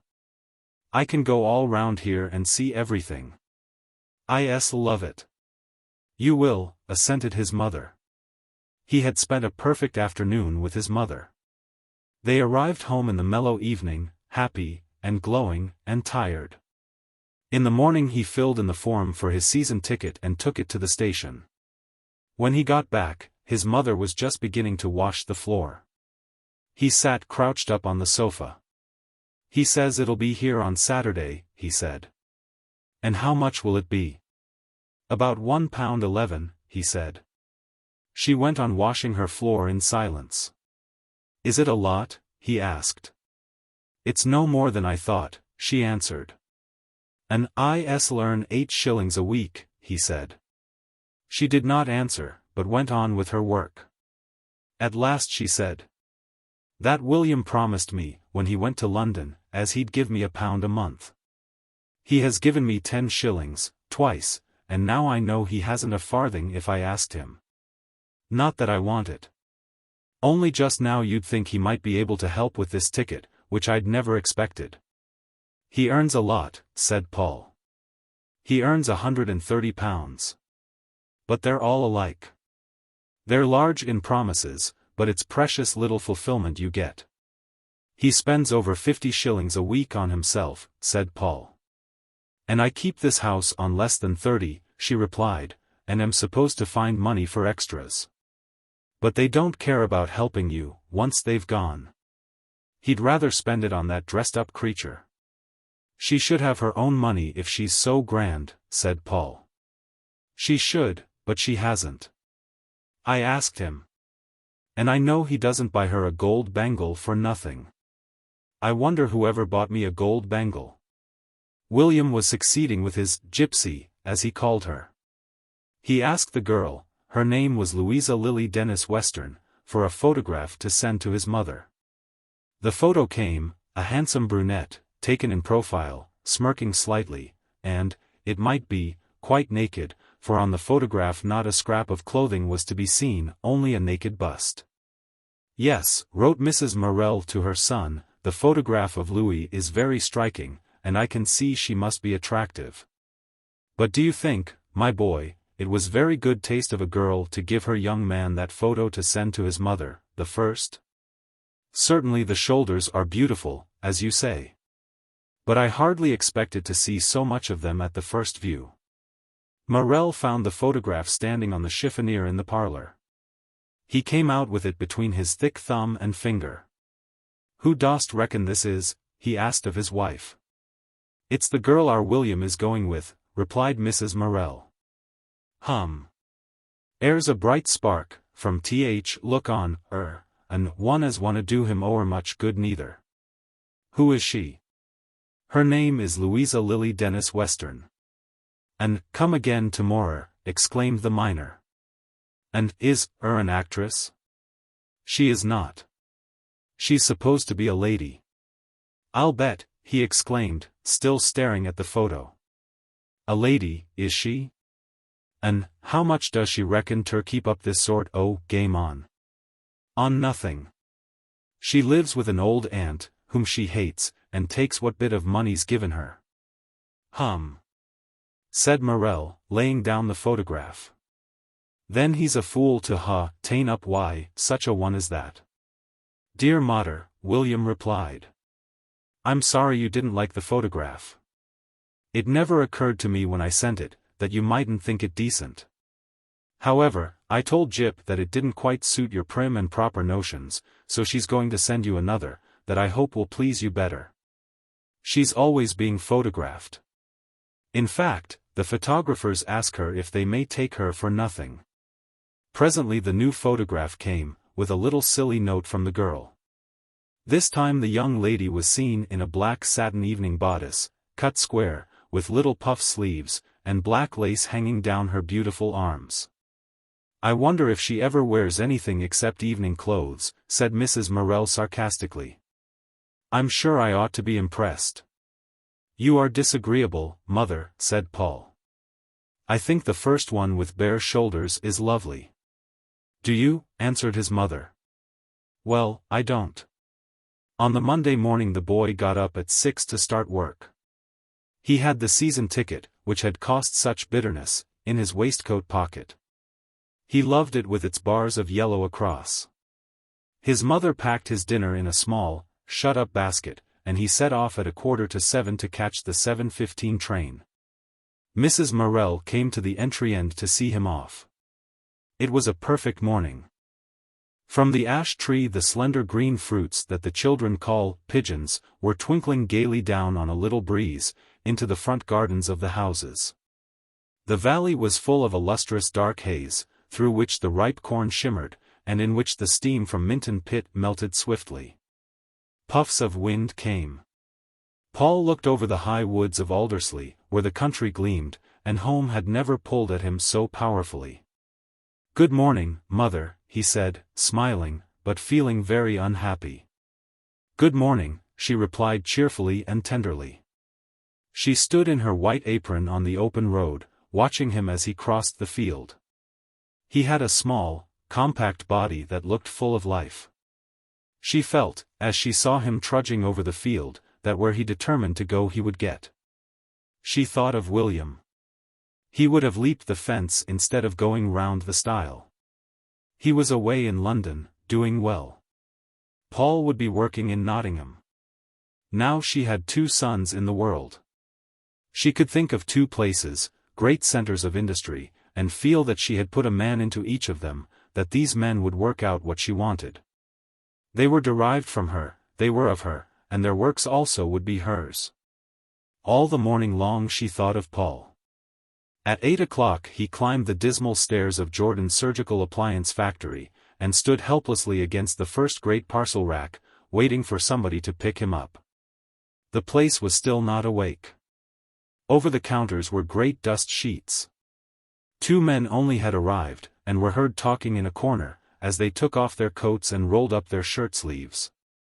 It was 8:10. Evidently there was no rush of punctuality. Paul listened to the voices of the 2 clerks. Then he heard someone cough, and saw in the office at the end of the room an old, decaying clerk, in a round smoking cap of black velvet embroidered with red and green opening letters. He waited and waited. One of the junior clerks went to the old man, greeted him cheerily and loudly. Evidently the old chief was deaf. Then the young fellow came striding importantly down to his counter. He spied Paul. "Hello," he said. "You the new lad?" "Yes," said Paul. What's your name?" "Paul Morel." "Paul Morel? All right, you come on round here." Paul followed him round the rectangle of counters. The room was 2nd story. It had a great hole in the middle of the floor, fenced as with a wall of counters, and down this wide shaft the lifts went, and the light for the bottom story. Also there was a corresponding big, oblong hole in the ceiling, and one could see above, over the fence of the top floor, some machinery. And right away overhead was the glass roof, and all light for the 3 stories came downwards, getting dimmer, so that it was always night on the ground floor and rather gloomy on the 2nd floor. The factory was the top floor, the warehouse the 2nd, the storehouse the ground floor. It was an insanitary, ancient place. Paul was led round to a very dark corner. "This is the spiral corner," said the clerk. "Your spiral, with Pappleworth. He's your boss, but he's not come yet. He doesn't get here till 8:30. So you can fetch the letters, if you like, from Mr. Melling down there." The young man pointed to the old clerk in the office. "All right," said Paul. "Here's a peg to hang your cap on. Here are your entry ledgers. Mr. Pappleworth won't be long." And the thin young man stalked away with long, busy strides over the hollow wooden floor. After a minute or 2 Paul went down and stood in the door of the glass office. The old clerk in the smoking cap looked down over the rim of his spectacles. "Good morning," he said, kindly and impressively. "You want the letters for the spiral department, Thomas?" Paul resented being called Thomas. But he took the letters and returned to his dark place, where the counter made an angle, where the great parcel rack came to an end, and where there were 3 doors in the corner. He sat on a high stool and read the letters, those whose handwriting was not too difficult. They ran as follows. "Will you please send me at once a pair of ladies' silk spiral thigh hose, without feet, such as I had from you last year, length, thigh to knee, etc. Or, Major Chamberlain wishes to repeat his previous order for a silk non-elastic suspensory bandage. Many of these letters, some of them in French or Norwegian, were a great puzzle to the boy. He sat on his stool nervously awaiting the arrival of his boss. He suffered tortures of shyness when, at 8:30, the factory girls for upstairs trooped past him. Mr. Pappleworth arrived, chewing a chlorodyne gum, at about 8:50, when all the other men were at work. He was a thin, sallow man with a red nose, quick, staccato, and smartly but stiffly dressed. He was about 36 years old. There was something rather doggy, rather smart, rather cute and shrewd, and something warm, and something slightly contemptible about him. "You my new lad," he said. Paul stood up and said he was. "Fetched the letters?" Mr. Pappleworth gave a chew to his gum. "Yes." "Copied them?" "No." "Well, come on then, let's look slippy." "Changed your coat?" "No." "You want to bring an old coat and leave it here." He pronounced the last words with the chlorodyne gum between his side teeth. He vanished into the darkness behind the great parcel rack, reappeared coatless, turning up a smart striped shirt cuff over a thin and hairy arm. Then he slipped into his coat. Paul noticed how thin he was, and that his trousers were in folds behind. He seized a stool, dragged it beside the boys, and sat down. "Sit down," he said. Paul took a seat. Mr. Pappleworth was very close to him. The man seized the letters, snatched a long entry book out of a rack in front of him, flung it open, seized a pen, and said, "Now look here. You want to copy these letters in here." He sniffed twice, gave a quick chew at his gum, stared fixedly at a letter, then went very still and absorbed, and wrote the entry rapidly, in a beautiful flourishing hand. He glanced quickly at Paul. "See that?" "Yes." "Think you can do it all right?" "Yes." "All right then, let's see you." He sprang off his stool. Paul took a pen.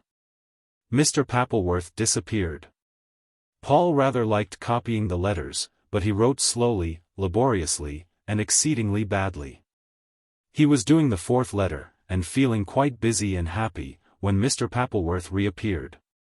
"Now then, how are you getting on?" "Done, them?" He leaned over the boy's shoulder, chewing, and smelling of chlorodyne. "Strike my bob, lad, but you're a beautiful writer," he exclaimed satirically. "Ne'er mind, how many ain't you done?" "Only 3. I'd eaten them." "Get on, my lad, and put numbers on 'em. Here, look. Get on." Paul ground away at the letters, whilst Mr. Pappleworth fussed over various jobs. Suddenly the boy started as a shrill whistle sounded near his ear. Mr. Pappleworth came, took a plug out of a pipe, and said, in an amazingly cross and bossy voice. "Yes?" Paul heard a faint voice, like a woman's, out of the mouth of the tube. He gazed in wonder, never having seen a speaking tube before. "Well," said Mr. Pappleworth disagreeably into the tube, "you'd better get some of your back work done, then." Again the woman's tiny voice was heard, sounding pretty and cross. "I've not time to stand here while you talk," said Mr. Pappleworth, and he pushed the plug into the tube. "Come, my lad," he said imploringly to Paul, "there's Polly crying out for them orders. Can't you buck up a bit? Here, come out." He took the book, to Paul's immense chagrin, and began the copying himself. He worked quickly and well. This done, he seized some strips of long yellow paper, about 3 inches wide, and made out the day's orders for the workgirls. "You'd better watch me," he said to Paul, working all the while rapidly. Paul watched the weird little drawings of legs, and thighs, and ankles, with the strokes across and the numbers, and the few brief directions which his chief made upon the yellow paper. Then Mr. Pappleworth finished and jumped up. "Come on with me," he said, and the yellow papers flying in his hands, he dashed through a door and down some stairs, into the basement where the gas was burning. They crossed the cold, damp storeroom, then a long, dreary room with a long table on trestles, into a smaller, cozy apartment, not very high, which had been built onto the main building. In this room a small woman with a red serge blouse, and her black hair done on top of her head, was waiting like a proud little bantam.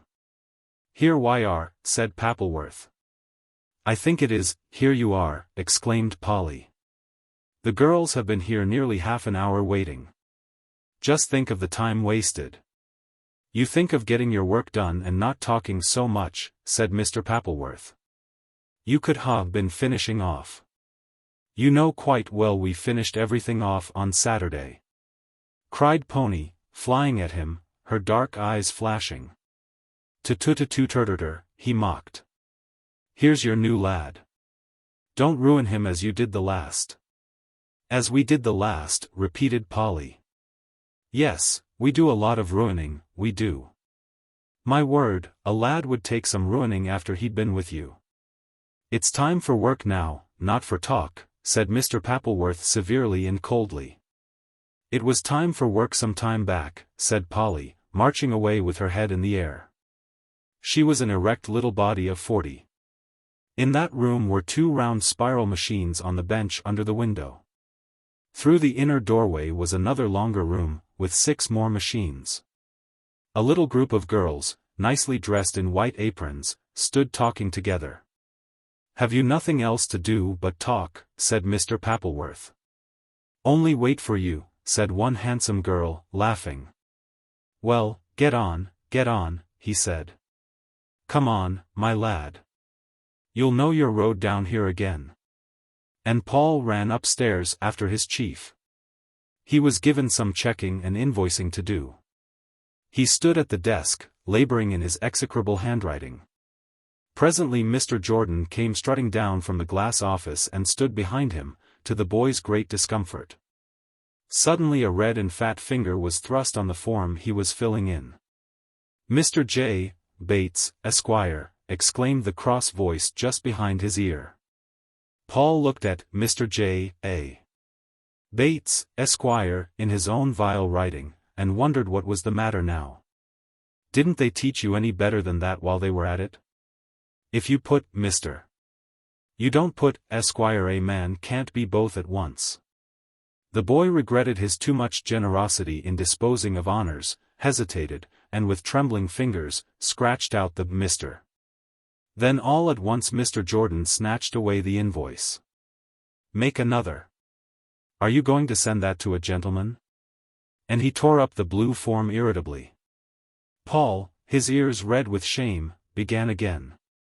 Still Mr. Jordan watched.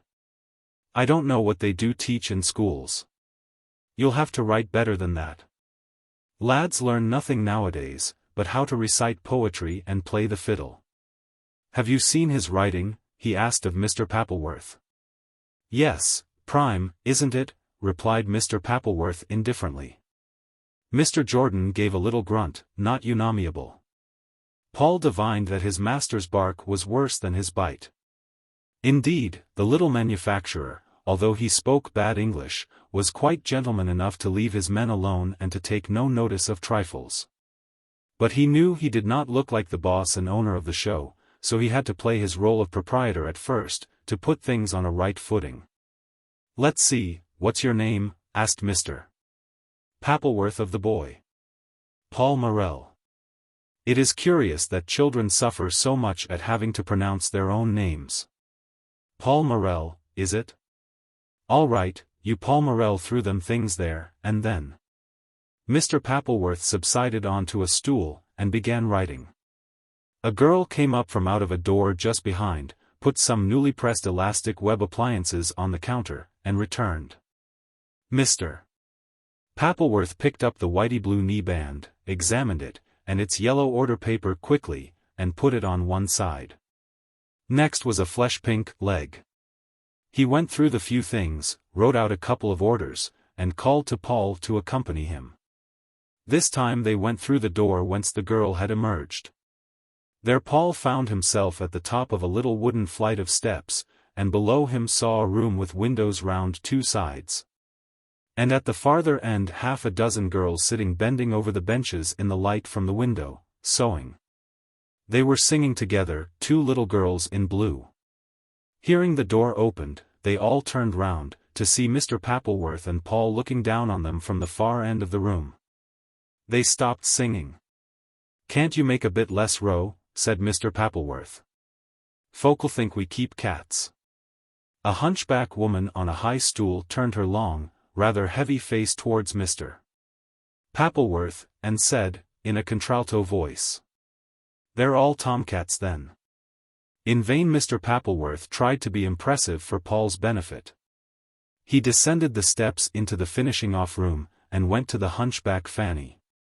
She had such a short body on her high stool that her head, with its great bands of bright brown hair, seemed over-large, as did her pale, heavy face.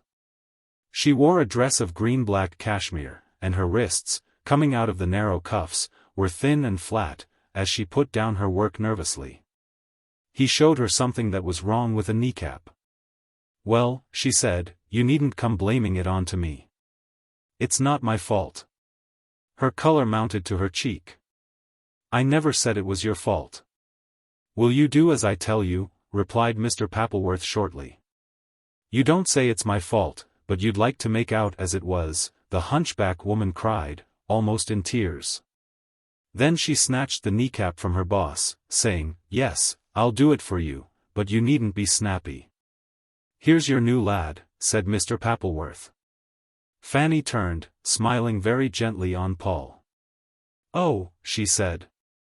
"Yes, don't make a softy of him between you." "It's not us as you'd make a softy of him," she said indignantly. "Come on then, Paul," said Mr. Pappleworth. "Au revoir, Paul," said one of the girls. There was a titter of laughter. Paul went out, blushing deeply, not having spoken a word. The day was very long. All morning the workpeople were coming to speak to Mr. Pappleworth. Paul was writing or learning to make up parcels, ready for the midday post. At 1 o'clock, or, rather, at 1:15, Mr. Pappleworth disappeared to catch his train. He lived in the suburbs. At 1 o'clock, Paul, feeling very lost, took his dinner basket down into the stockroom in the basement, that had the long table on trestles, and ate his meal hurriedly. Alone in that cellar of gloom and desolation. Then he went out of doors. The brightness and the freedom of the streets made him feel adventurous and happy. But at 2 o'clock he was back in the corner of the big room. Soon the workgirls went trooping past, making remarks. It was the commoner girls who worked upstairs at the heavy tasks of truss-making and the finishing of artificial limbs. He waited for Mr. Pappleworth, not knowing what to do, sitting scribbling on the yellow order paper. Mr. Pappleworth came at 3:20. Then he sat and gossiped with Paul, treating the boy entirely as an equal, even in age. In the afternoon there was never very much to do, unless it were near the weekend, and the accounts had to be made up. At 5 o'clock all the men went down into the dungeon with the table on trestles, and there they had tea, eating bread and butter on the bare, dirty boards. Talking with the same kind of ugly haste and slovenliness with which they ate their meal. And yet upstairs the atmosphere among them was always jolly and clear. The cellar and the trestles affected them. After tea, when all the gases were lighted, work went more briskly. There was the big evening post to get off. The hose came up warm and newly pressed from the workrooms. Paul had made out the invoices. Now he had the packing up and addressing to do, then he had to weigh his stock of parcels on the scales. Everywhere voices were calling weights, there was the chink of metal, the rapid snapping of string, the hurrying to old Mr. Melling for stamps. And at last the postman came with his sack, laughing and jolly. Then everything slacked off, and Paul took his dinner basket and ran to the station to catch the 8:20 train. The day in the factory was just 12 hours long. His mother sat waiting for him rather anxiously. He had to walk from Keston, so was not home until about 9:20. And he left the house before 7 in the morning. Mrs. Morel was rather anxious about his health. But she herself had had to put up with so much that she expected her children to take the same odds. They must go through with what came. And Paul stayed at Jordan's, although all the time he was there his health suffered from the darkness and lack of air and the long hours. He came in pale and tired. His mother looked at him. She saw he was rather pleased, and her anxiety all went. "Well, and how was it?" she asked. "Ever so funny, mother," he replied. "You don't have to work a bit hard, and they're nice with you. And did you get on all right?" "Yes, they only say my writing's bad. But Mr. Pappleworth, he's my man," said to Mr. Jordan I should be all right. "I'm spiral, mother, you must come and see. It's ever so nice." Soon he liked Jordan's. Mr. Pappleworth, who had a certain saloon bar flavor about him, was always natural, and treated him as if he had been a comrade. Sometimes the spiral boss was irritable, and chewed more lozenges than ever. Even then, however, he was not offensive, but one of those people who hurt themselves by their own irritability more than they hurt other people.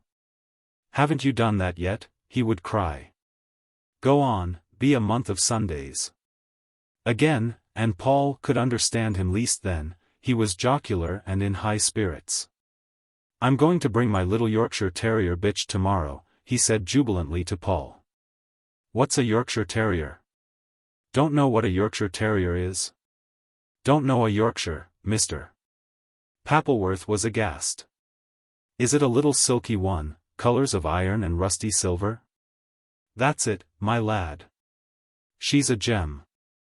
She's had £5 worth of pups already, and she's worth over £7 herself, and she doesn't weigh 20 ounces. The next day the bitch came. She was a shivering, miserable morsel. Paul did not care for her, she seemed so like a wet rag that would never dry. Then a man called for her, and began to make coarse jokes. But Mr. Pappleworth nodded his head in the direction of the boy, and the talk went on sotto voce. Mr. Jordan only made one more excursion to watch Paul, and then the only fault he found was seeing the boy lay his pen on the counter. "Put your pen in your ear, if you're going to be a clerk. Pen in your ear." And one day he said to the lad, "Why don't you hold your shoulders straighter? Come down here," when he took him into the glass office and fitted him with special braces for keeping the shoulders square. But Paul liked the girls best. The men seemed common and rather dull. He liked them all, but they were uninteresting. Polly, the little brisk overseer downstairs, finding Paul eating in the cellar, asked him if she could cook him anything on her little stove. Next day his mother gave him a dish that could be heated up. He took it into the pleasant, clean room to Polly. And very soon it grew to be an established custom that he should have dinner with her. When he came in at 8 in the morning he took his basket to her, and when he came down at 1 o'clock she had his dinner ready. He was not very tall, and pale, with thick chestnut hair, irregular features, and a wide, full mouth. She was like a small bird. He often called her a robinet. Though naturally rather quiet, he would sit and chatter with her for hours telling her about his home. The girls all liked to hear him talk. They often gathered in a little circle while he sat on a bench, and held forth to them, laughing. Some of them regarded him as a curious little creature, so serious, yet so bright and jolly, and always so delicate in his way with them. They all liked him, and he adored them. Polly he felt he belonged to. Then Connie, with her mane of red hair, her face of apple blossom, her murmuring voice, such a lady in her shabby black frock, appealed to his romantic side. "When you sit winding," he said, "it looks as if you were spinning at a spinning wheel, it looks ever so nice. You remind me of Elaine in the Idylls of the King. I'd draw you if I could." And she glanced at him blushing shyly. And later on he had a sketch he prized very much, Connie sitting on the stool before the wheel, her flowing mane of red hair on her rusty black frock, her red mouth shut and serious, running the scarlet thread off the hank onto the reel. With Louis, handsome and brazen, who always seemed to thrust her hip at him, he usually joked. Emma was rather plain, rather old, and condescending. But to condescend to him made her happy, and he did not mind. "How do you put needles in?" he asked. "Go away and don't bother." "But I ought to know how to put needles in." She ground at her machine all the while steadily. "There are many things you ought to know," she replied. "Tell me, then, how to stick needles in the machine." "Oh, the boy, what a nuisance he is." "Why, this is how you do it." He watched her attentively. Suddenly a whistle piped. Then Polly appeared, and said in a clear voice, "Mr. Pappleworth wants to know how much longer you're going to be down here playing with the girls, Paul."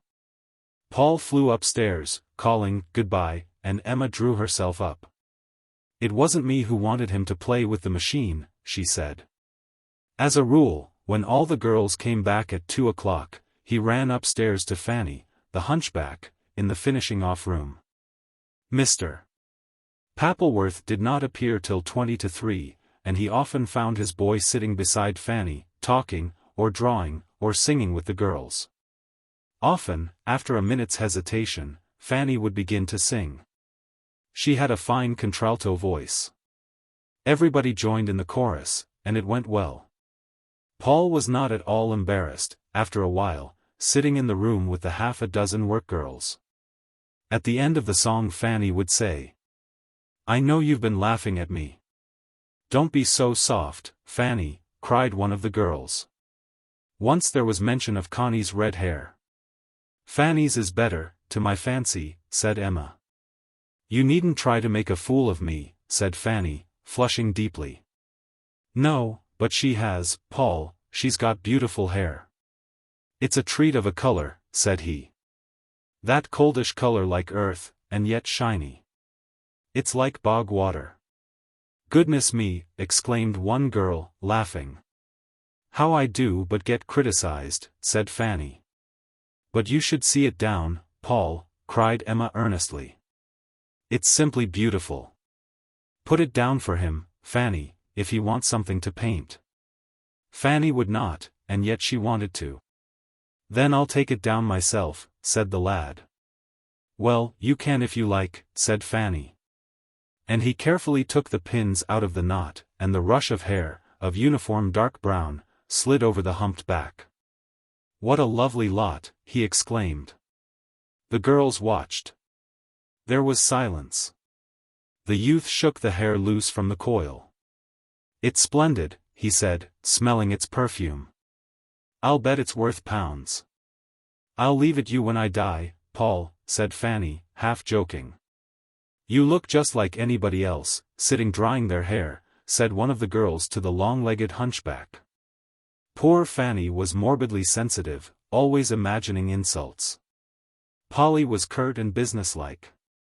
The two departments were forever at war, and Paul was always finding Fanny in tears. Then he was made the recipient of all her woes, and he had to plead her case with Polly. So the time went along happily enough. The factory had a homely feel. No one was rushed or driven. Paul always enjoyed it when the work got faster, towards post-time, and all the men united in labor. He liked to watch his fellow clerks at work. The man was the work and the work was the man, one thing, for the time being. It was different with the girls. The real woman never seemed to be there at the task, but as if left out, waiting. From the train going home at night he used to watch the lights of the town, sprinkled thick on the hills, fusing together in a blaze in the valleys. He felt rich in life and happy.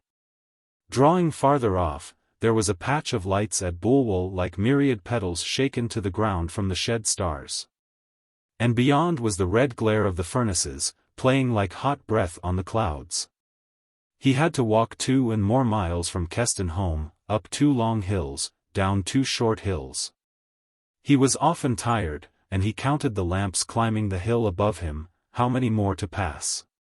And from the hilltop, on pitch-dark nights, he looked round on the villages 5 or 6 miles away, that shone like swarms of glittering living things, almost a heaven against his feet. Marlpole and Heener scattered the far-off darkness with brilliance.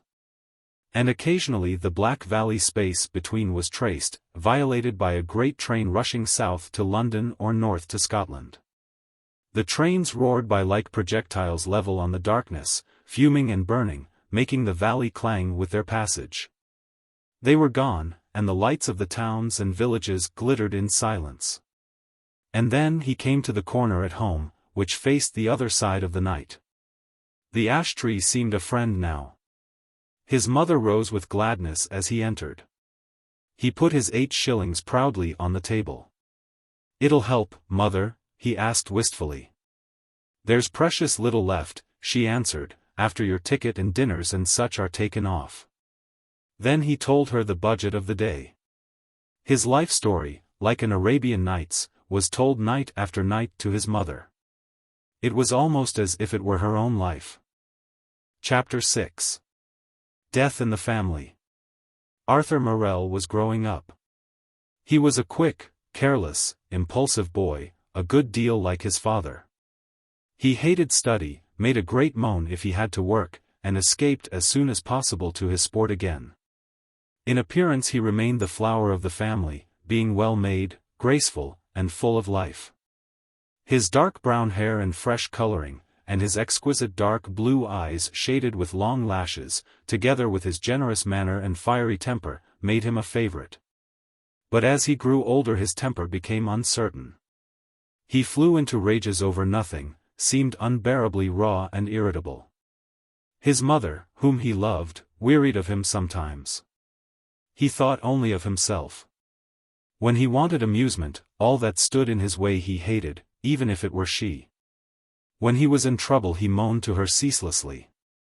"Goodness, boy," she said, when he groaned about a master who, he said, hated him, "if you don't like it, alter it, and if you can't alter it, put up with it." And his father, whom he had loved and who had worshipped him, he came to detest. As he grew older Morel fell into a slow ruin. His body, which had been beautiful in movement and in being, shrank, did not seem to ripen with the years, but to get mean and rather despicable. There came over him a look of meanness and of paltriness. And when the mean-looking elderly man bullied or ordered the boy about, Arthur was furious. Moreover, Morel's manners got worse and worse, his habits somewhat disgusting. When the children were growing up and in the crucial stage of adolescence, the father was like some ugly irritant to their souls. His manners in the house were the same as he used among the colliers down pit. "Dirty nuisance!" Arthur would cry, jumping up and going straight out of the house when his father disgusted him. And Morel persisted the more because his children hated it. He seemed to take a kind of satisfaction in disgusting them, and driving them nearly mad, while they were so irritably sensitive at the age of 14 or 15. So that Arthur, who was growing up when his father was degenerate and elderly, hated him worst of all. Then, sometimes, the father would seem to feel the contemptuous hatred of his children. "There's not a man tries harder for his family," he would shout. "He does his best for them, and then gets treated like a dog. But I'm not going to stand it, I tell you." But for the threat and the fact that he did not try so hard as he imagined, they would have felt sorry. As it was, the battle now went on nearly all between father and children, he persisting in his dirty and disgusting ways, just to assert his independence. They loathed him. Arthur was so inflamed and irritable at last, that when he won a scholarship for the grammar school in Nottingham, his mother decided to let him live in town, with one of her sisters. And only come home at weekends. Annie was still a junior teacher in the board school, earning about 4 shillings a week. But soon she would have 15 shillings, since she had passed her examination, and there would be financial peace in the house. Mrs. Morel clung now to Paul. He was quiet and not brilliant. But still he stuck to his painting, and still he stuck to his mother. Everything he did was for her. She waited for his coming home in the evening, and then she unburdened herself of all she had pondered, or of all that had occurred to her during the day. He sat and listened with his earnestness. The two shared lives. William was engaged now to his brunette, and had bought her an engagement ring that cost 8 guineas. The children gasped at such a fabulous price. 8 guineas, said Morel. More fool him. If he'd gen me some on't, it looked better on, I'm givin' you some of it, cried Mrs. Morel. Why give you some of it? She remembered he had bought no engagement ring at all, and she preferred William, who was not mean, if he were foolish.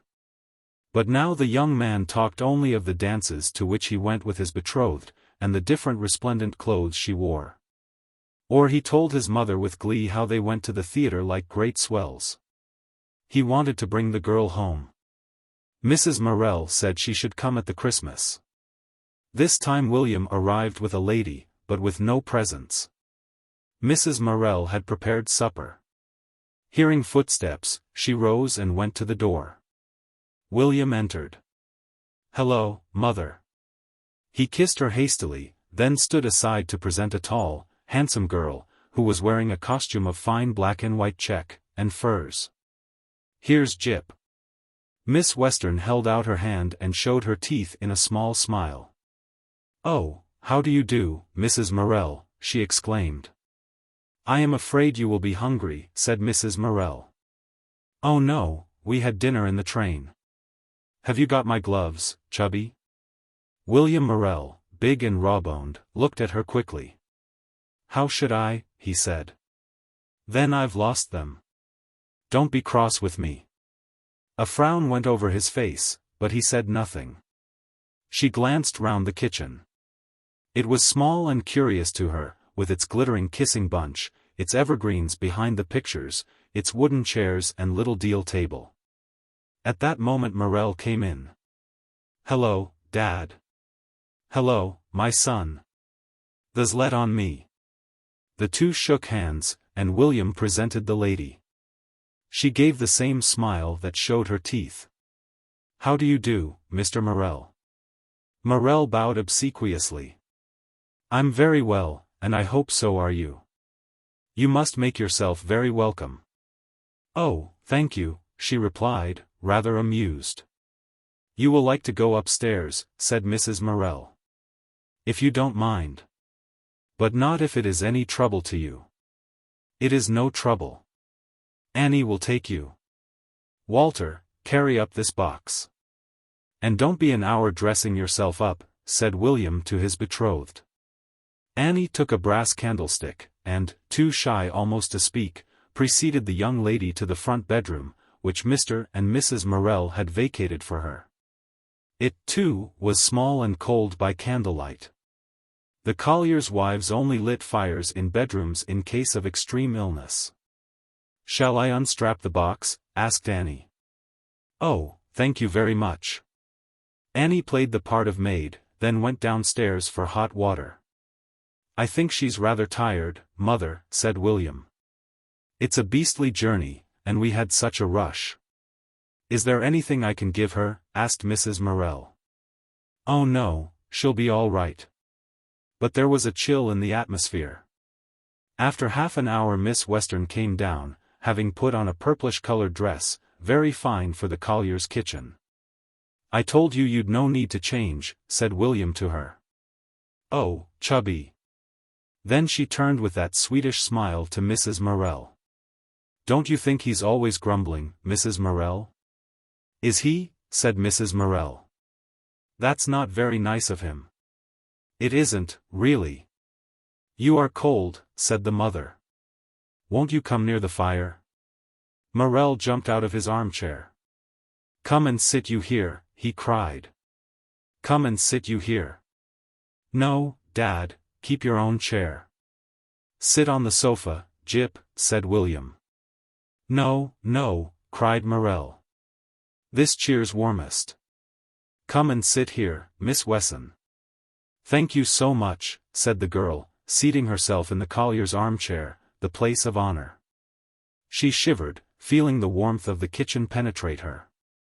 Fetch me a hanky, Chubby dear," she said, putting up her mouth to him, and using the same intimate tone as if they were alone, which made the rest of the family feel as if they ought not to be present.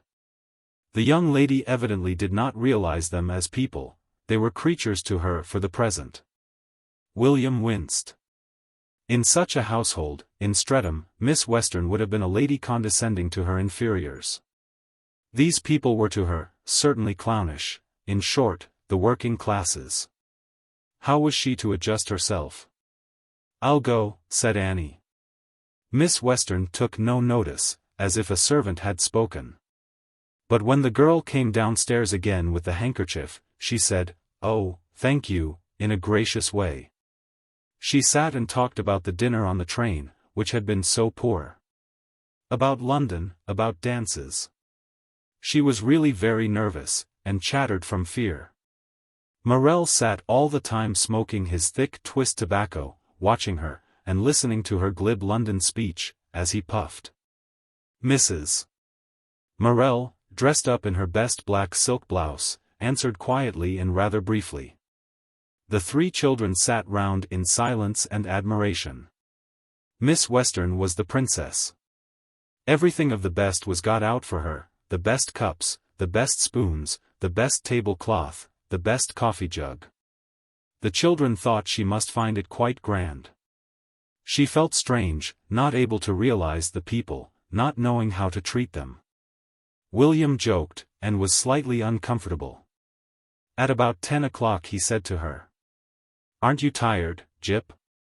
"Rather, Chubby," she answered, at once in the intimate tones and putting her head slightly on one side. "I'll light her the candle, Mother," he said. "Very well," replied the mother. Miss Western stood up, held out her hand to Mrs. Morel. "Good night, Mrs. Morel," she said. Paul sat at the boiler, letting the water run from the tap into a stone beer bottle. Annie swathed the bottle in an old flannel pit singlet, and kissed her mother good night. She was to share the room with the lady, because the house was full. "You wait a minute," said Mrs. Morel to Annie. And Annie sat nursing the hot water bottle. Miss Western shook hands all round, to everybody's discomfort, and took her departure, preceded by William. In 5 minutes he was downstairs again. His heart was rather sore, he did not know why. He talked very little till everybody had gone to bed, but himself and his mother. Then he stood with his legs apart, in his old attitude on the hearthrug, and said hesitatingly, "Well, Mother?" "Well, my son?" She sat in the rocking chair, feeling somehow hurt and humiliated, for his sake. "Do you like her?" "Yes," came the slow answer. "She's shy yet, Mother. She's not used to it. It's different from her aunt's house, you know." "Of course it is, my boy, and she must find it difficult." "She does." Then he frowned swiftly. "If only she wouldn't put on her blessed airs. It's only her first awkwardness, my boy. She'll be all right." "That's it, Mother," he replied gratefully. But his brow was gloomy. "You know, she's not like you, Mother. She's not serious, and she can't think. She's young, my boy." "Yes, and she's had no sort of show. Her mother died when she was a child. Since then she's lived with her aunt, whom she can't bear. And her father was a rake. She's had no love." "No." "Well, you must make up to her. And so, you have to forgive her a lot of things." "What do you have to forgive her, my boy?" "I dunno. When she seems shallow, you have to remember she's never had anybody to bring her deeper side out. And she's fearfully fond of me. Anybody can see that. But you know, Mother, she's different from us. Those sort of people, like those she lives amongst, they don't seem to have the same principles." "You mustn't judge too hastily," said Mrs. Morel. But he seemed uneasy within himself. In the morning, however, he was up singing and larking round the house. "Hello," he called, sitting on the stairs. "Are you getting up?" Yes, her voice called faintly. "Merry Christmas," he shouted to her. Her laugh, pretty and tinkling, was heard in the bedroom. She did not come down in half an hour. Was she really getting up when she said she was? He asked of Annie. Yes, she was, replied Annie.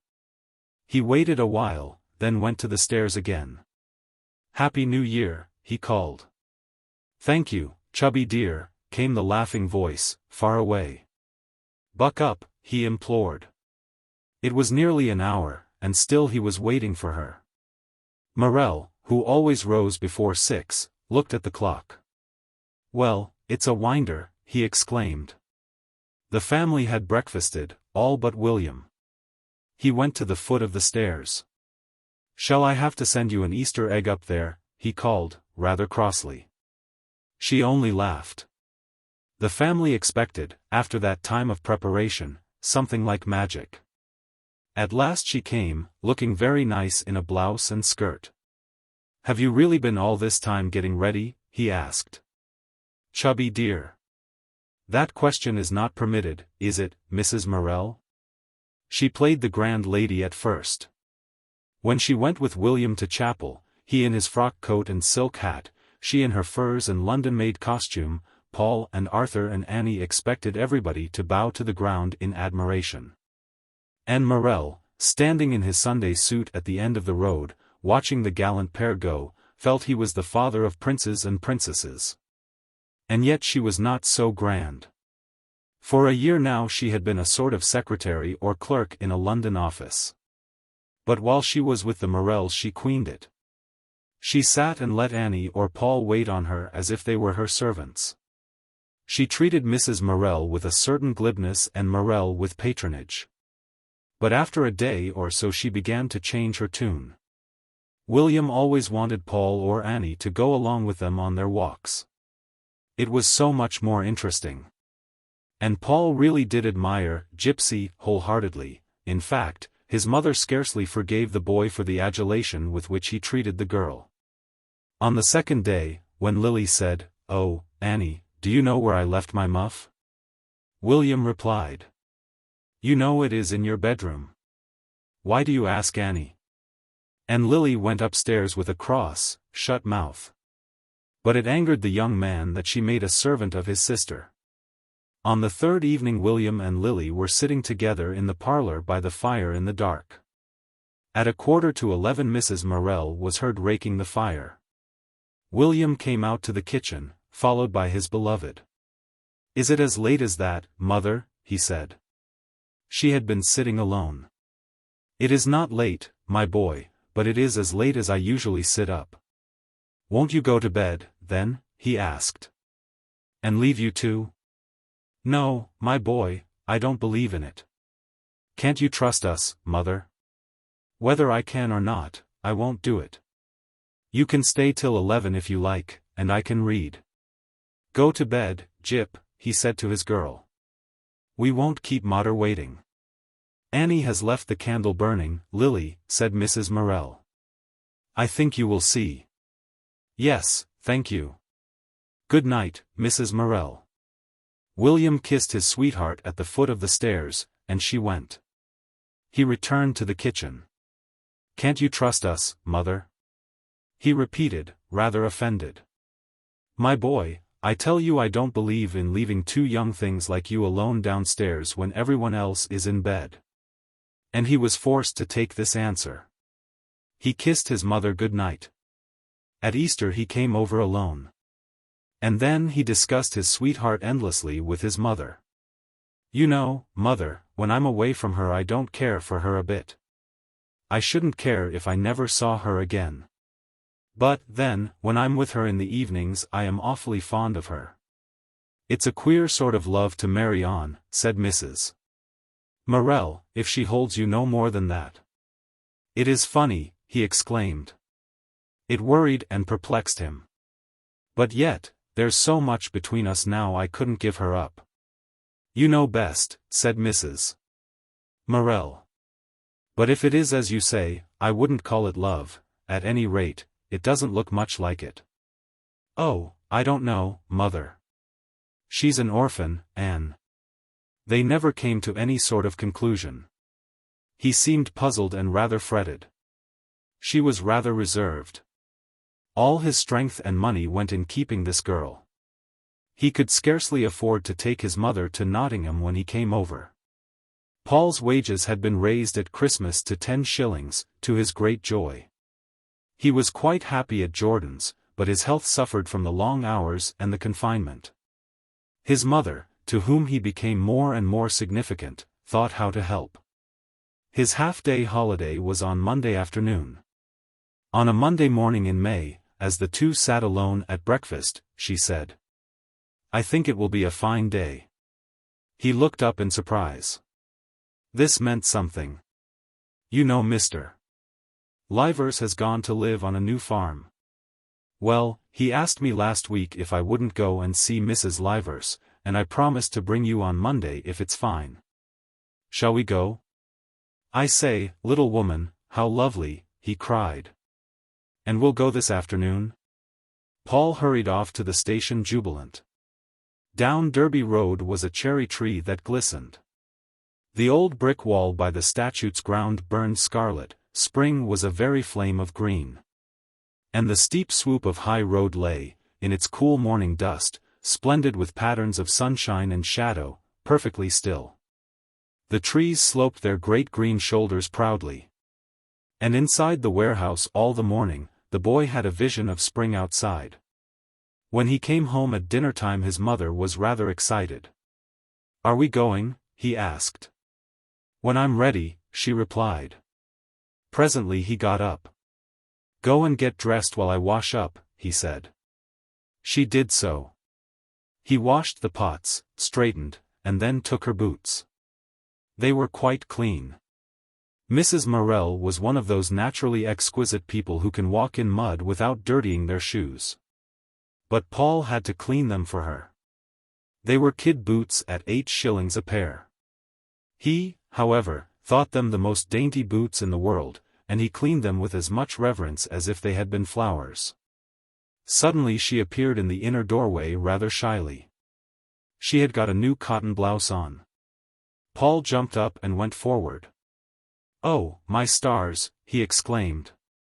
"What a bobby dazzler." She sniffed in a little haughty way, and put her head up. "It's not a bobby dazzler at all," she replied. "It's very quiet." She walked forward, whilst he hovered round her. "Well," she asked, quite shy, but pretending to be high and mighty, "do you like it?" "Awfully. You are a fine little woman to go jaunting out with." He went and surveyed her from the back. "Well," he said, "if I was walking down the street behind you, I should say, doesn't that little person fancy herself?" "Well, she doesn't," replied Mrs. Morel. "She's not sure it suits her." "Oh no. She wants to be in dirty black, looking as if she was wrapped in burnt paper." "It does suit you, and I say you look nice." She sniffed in her little way, pleased, but pretending to know better. "Well," she said, "it's cost me just 3 shillings. You couldn't have got it ready-made for that price, could you?" "I should think you couldn't," he replied. "And, you know, it's good stuff." "Awfully pretty," he said. The blouse was white, with a little sprig of heliotrope and black. "Too young for me, though, I'm afraid," she said. "Too young for you," he exclaimed in disgust. "Why don't you buy some false white hair and stick it on your head?" "I'll soon have no need," she replied. "I'm going white fast enough." "Well, you've no business to," he said. "What do I want with a white-haired mother?" "I'm afraid you'll have to put up with one, my lad," she said rather strangely. They set off in great style, she carrying the umbrella William had given her, because of the sun. Paul was considerably taller than she, though he was not big. He fancied himself. On the fallow land the young wheat shone silkily. Minton Pit waved its plumes of white steam, coughed, and rattled hoarsely. "Now look at that," said Mrs. Morel. Mother and son stood on the road to watch. Along the ridge of the great pit hill crawled a little group in silhouette against the sky, a horse, a small truck, and a man. They climbed the incline against the heavens. At the end the man tipped the wagon. There was an undue rattle as the waste fell down the sheer slope of the enormous bank. "You sit a minute, mother," he said, and she took a seat on a bank, whilst he sketched rapidly. She was silent whilst he worked, looking round at the afternoon, the red cottages shining among their greenness. "The world is a wonderful place," she said, "and wonderfully beautiful." "And so's the pit," he said.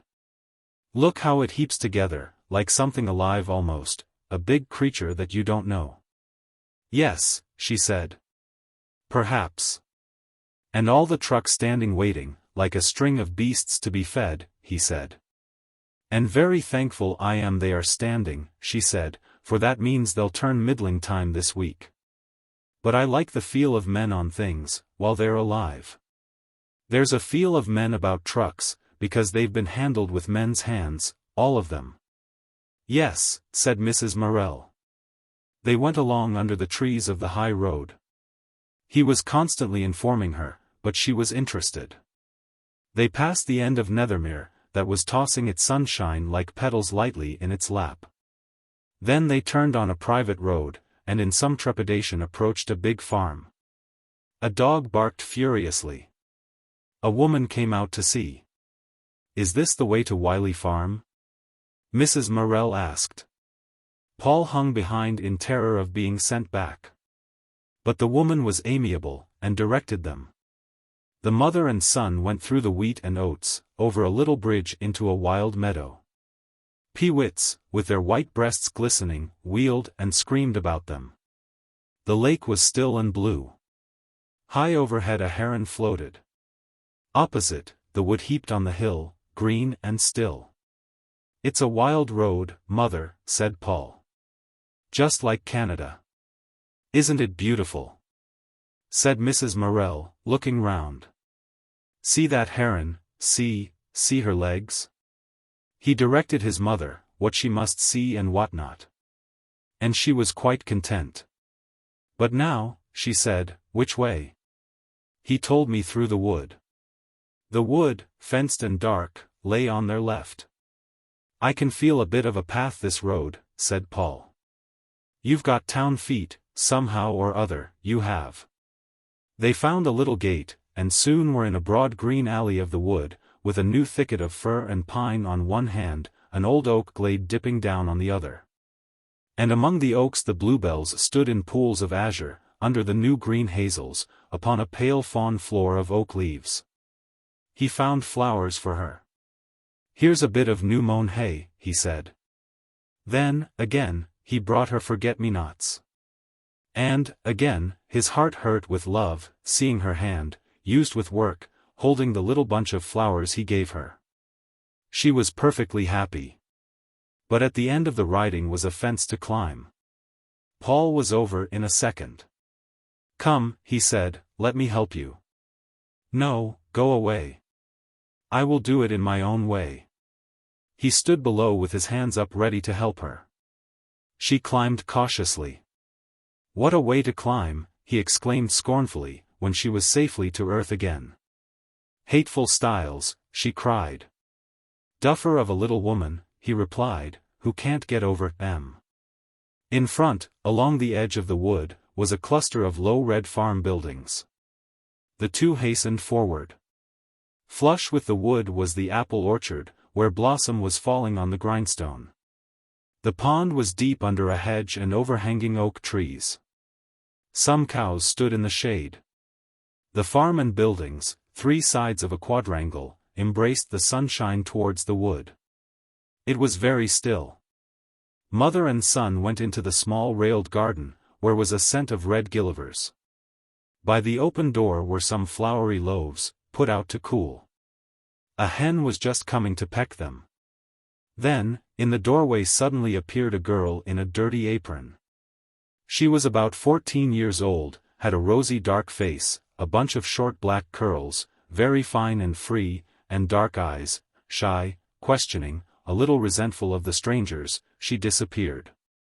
In a minute another figure appeared, a small, frail woman, rosy, with great dark brown eyes. "Oh," she exclaimed, smiling with a little glow, "you've come, then. I am glad to see you." Her voice was intimate and rather sad. The two women shook hands. "Now are you sure we're not a bother to you?" said Mrs. Morel. "I know what a farming life is." "Oh no. We're only too thankful to see a new face, it's so lost up here." "I suppose so," said Mrs. Morel. They were taken through into the parlor, a long, low room, with a great bunch of guelder roses in the fireplace. There the women talked, whilst Paul went out to survey the land. He was in the garden smelling the gillivers and looking at the plants, when the girl came out quickly to the heap of coal which stood by the fence. "I suppose these are cabbage roses?" he said to her, pointing to the bushes along the fence.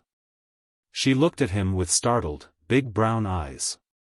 "I suppose they are cabbage roses when they come out," he said. "I don't know," she faltered. "They're white with pink middles." Then their maiden blush. Miriam flushed. She had a beautiful warm coloring. "I don't know," she said. "You don't have much in your garden," he said. "This is our first year here," she answered, in a distant, rather superior way, drawing back and going indoors. He did not notice, but went his round of exploration. Presently his mother came out, and they went through the buildings. Paul was hugely delighted. "And I suppose you have the fowls and calves and pigs to look after," said Mrs. Morel to Mrs. Livers. "No," replied the little woman. "I can't find time to look after cattle, and I'm not used to it. It's as much as I can do to keep going in the house." "Well, I suppose it is," said Mrs. Morel. Presently the girl came out. "Tea is ready, mother," she said in a musical, quiet voice. "Oh, thank you, Miriam, then we'll come," replied her mother, almost ingratiatingly. "Would you care to have tea now, Mrs. Morel?" "Of course," said Mrs. Morel. "Whenever it's ready." Paul and his mother and Mrs. Livers had tea together. Then they went out into the wood that was flooded with bluebells, while fumy forget-me-nots were in the paths. The mother and son were in ecstasy together. When they got back to the house, Mr. Livers and Edgar, the eldest son, were in the kitchen. Edgar was about 18. Then Geoffrey and Maurice, big lads of 12 and 13, were in from school. Mr. Livers was a good-looking man in the prime of life, with a golden-brown mustache, and blue eyes screwed up against the weather. The boys were condescending, but Paul scarcely observed it. They went round for eggs, scrambling into all sorts of places. As they were feeding the fowls Miriam came out. The boys took no notice of her. One hen, with her yellow chickens, was in a coop. Maurice took his hand full of corn and let the hen peck from it. "Durst you do it?" he asked of Paul. "Let's see," said Paul. He had a small hand, warm, and rather capable looking. Miriam watched. He held the corn to the hen. The bird eyed it with her hard, bright eye, and suddenly made a peck into his hand. He started, and laughed. Rap, rap, rap, went the bird's beak in his palm. He laughed again, and the other boys joined. "She knocks you, and nips you, but she never hurts," said Paul, when the last corn had gone. "Now, Miriam," said Maurice, "you come an ave ago." "No," she cried, shrinking back. "Ha! Baby." "The Marty kid," said her brothers. "It doesn't hurt a bit," said Paul. "It only just nips rather nicely." "No," she still cried, shaking her black curls and shrinking. "She dursn't," said Geoffrey. "She never durst do anything except recite poetry. Dursn't jump off a gate, dursn't tweedle, dursn't go on a slide, dursn't stop a girl hittin' her. She can do nowt but go about thinkin' herself somebody.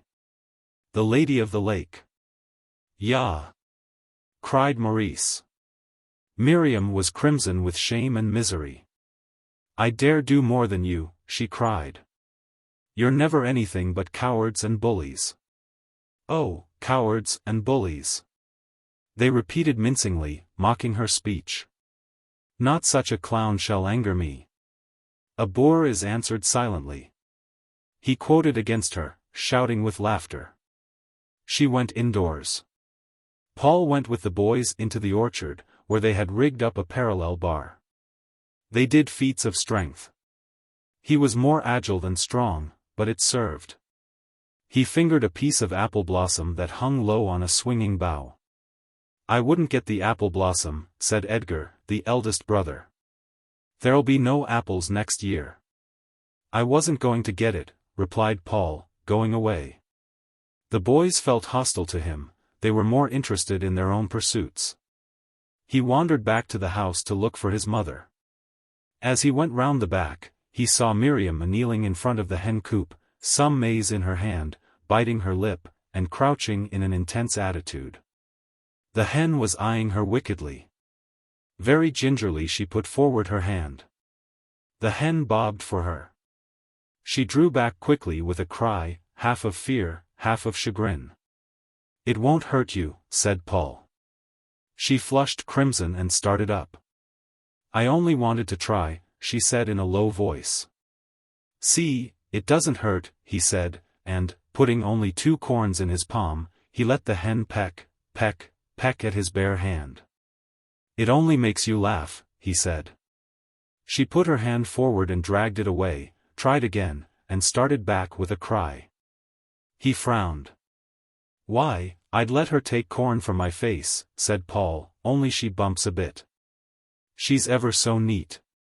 If she wasn't, look how much ground she'd peck up every day." He waited grimly, and watched. At last Miriam let the bird peck from her hand. She gave a little cry, fear and pain because of fear, rather pathetic. But she had done it, and she did it again. "There, you see," said the boy. "It doesn't hurt, does it?" She looked at him with dilated dark eyes. "No," she laughed, trembling. Then she rose and went indoors. She seemed to be in some way resentful of the boy. "He thinks I'm only a common girl," she thought, and she wanted to prove she was a grand person like the Lady of the Lake. Paul found his mother ready to go home. She smiled on her son. He took the great bunch of flowers. Mr. and Mrs. Livers walked down the fields with them. The hills were golden with evening, deep in the woods showed the darkening purple of bluebells. It was everywhere perfectly stiff, save for the rustling of leaves and birds. "But it is a beautiful place," said Mrs. Morel. "Yes," answered Mr. Livers. "It's a nice little place, if only it weren't for the rabbits. The pasture's bitten down to nothing. I dunno if ever I'll get the rent off it." He clapped his hands, and the field broke into motion near the woods, brown rabbits hopping everywhere. "Would you believe it?" exclaimed Mrs. Morel. She and Paul went on alone together. "Wasn't it lovely, Mother?" he said quietly. A thin moon was coming out. His heart was full of happiness till it hurt. His mother had to chatter, because she, too, wanted to cry with happiness. "Now wouldn't I help that man," she said. "Wouldn't I see to the fowls and the young stock?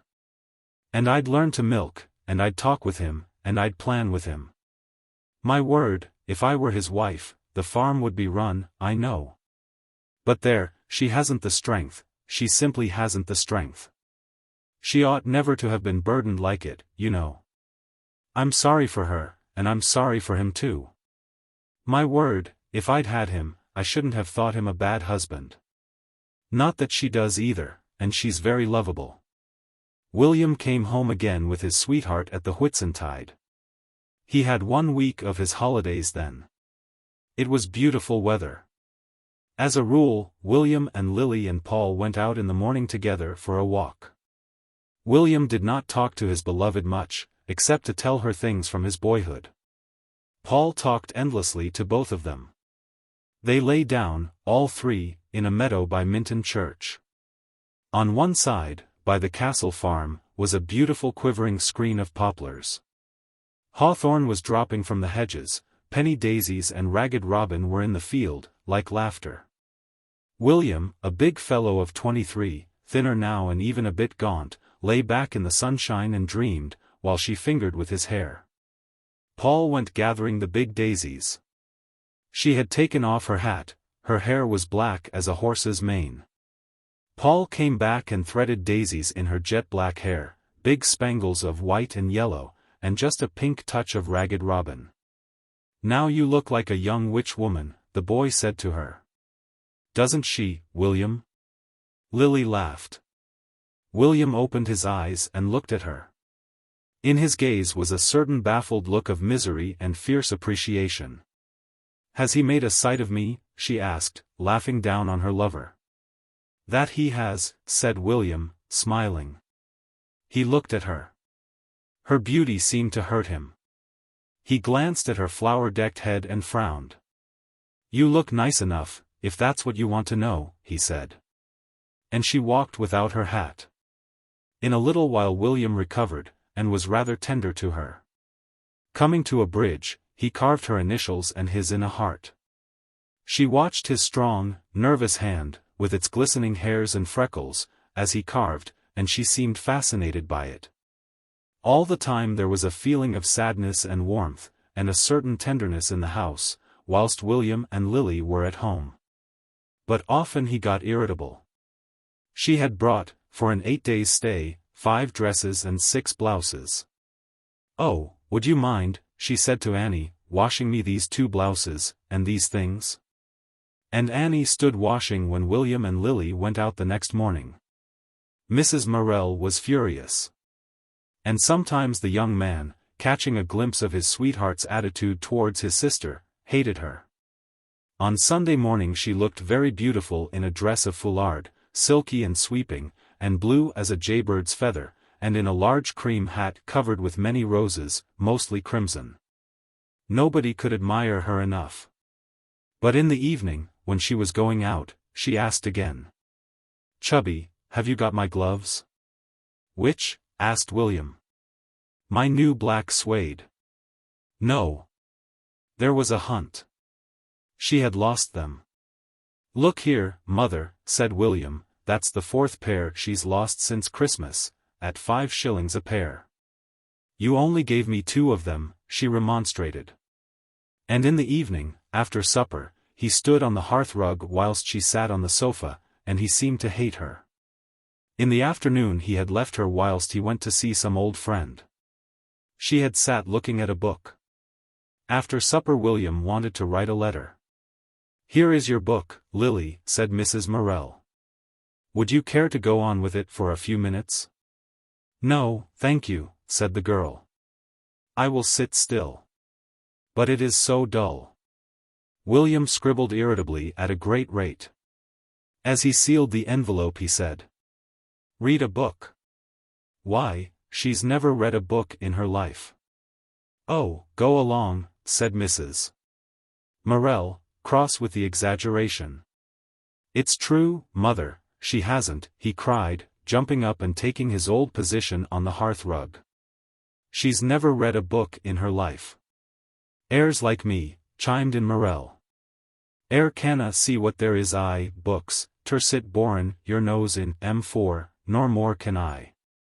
"But you shouldn't say these things," said Mrs. Morel to her son. "But it's true, mother, she can't read." "What did you give her?" "Well, I gave her a little thing of Annie Swan's. Nobody wants to read dry stuff on Sunday afternoon." "Well, I'll bet she didn't read 10 lines of it." "You are mistaken," said his mother. All the time Lily sat miserably on the sofa. He turned to her swiftly. "Did you read any?" he asked. "Yes, I did," she replied. "How much?" "I don't know how many pages." "Tell me one thing you read." She could not. She never got beyond the 2nd page. He read a great deal, and had a quick, active intelligence. She could understand nothing but lovemaking and chatter. He was accustomed to having all his thoughts sifted through his mother's mind. So, when he wanted companionship, and was asked in reply to be the billing and twittering lover, he hated his betrothed. "You know, mother," he said, when he was alone with her at night, "she's no idea of money, she's so wessel-brained. When she's paid, she'll suddenly buy such rot as marrons glacés, and then I have to buy her season ticket, and her extras, even her underclothing. And she wants to get married, and I think myself we might as well get married next year. But at this rate." "A fine mess of a marriage it would be," replied his mother. "I should consider it again, my boy." "Oh, well, I've gone too far to break off now," he said, "and so I shall get married as soon as I can." "Very well, my boy. If you will, you will, and there's no stopping you, but I tell you, I can't sleep when I think about it." "Oh, she'll be all right, mother. We shall manage." "And she lets you buy her underclothing?" asked the mother. "Well," he began apologetically, "she didn't ask me. But one morning, and it was cold, I found her on the station shivering, not able to keep still, so I asked her if she was well wrapped up. She said, 'I think so.' So I said, 'Have you got warm underthings on?' And she said, 'No, they were cotton.' I asked her why on earth she hadn't got something thicker on in weather like that, and she said because she had nothing. And there she is, a bronchial subject. I had to take her and get some warm things. Well, mother, I shouldn't mind the money if we had any. And, you know, she ought to keep enough to pay for her season ticket. But no, she comes to me about that, and I have to find the money." "It's a poor lookout," said Mrs. Morel bitterly. He was pale, and his rugged face, that used to be so perfectly careless and laughing, was stamped with conflict and despair. "But I can't give her up now, it's gone too far," he said. "And, besides, for some things I couldn't do without her." "My boy, remember you're taking your life in your hands," said Mrs. Morel. "Nothing is as bad as a marriage that's a hopeless failure. Mine was bad enough, God knows, and ought to teach you something, but it might have been worse by a long chalk." He leaned with his back against the side of the chimney-piece, his hands in his pockets.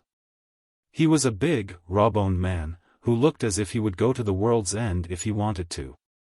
But she saw the despair on his face. "I couldn't give her up now," he said. "Well," she said, "remember there are worse wrongs than breaking off an engagement." "I can't give her up now," he said. The clock ticked on, mother and son remained in silence, a conflict between them, but he would say no more.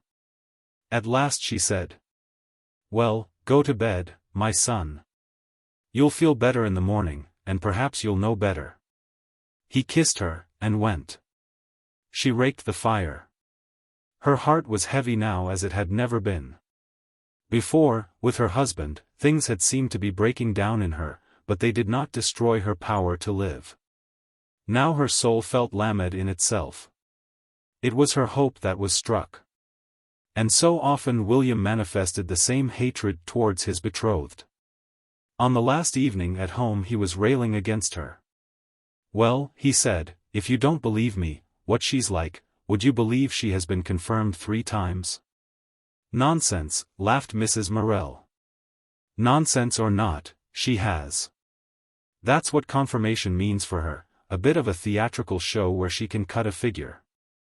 "I haven't, Mrs. Morel," cried the girl, "I haven't. It is not true." "What?" he cried, flashing round on her. "Once in Bromley, once in Beckenham, and once somewhere else." "Nowhere else," she said, in tears, "nowhere else." "It was." "And if it wasn't, why were you confirmed twice?" "Once I was only 14, Mrs. Morel," she pleaded, tears in her eyes. "Yes," said Mrs. Morel, "I can quite understand it, child. Take no notice of him. You ought to be ashamed, William, saying such things. But it's true. She's religious, she had blue velvet prayer books, and she's not as much religion, or anything else, in her than that table leg. Gets confirmed 3 times for show, to show herself off, and that's how she is in everything, everything. The girl sat on the sofa, crying. She was not strong. As for love, he cried, you might as well ask a fly to love you.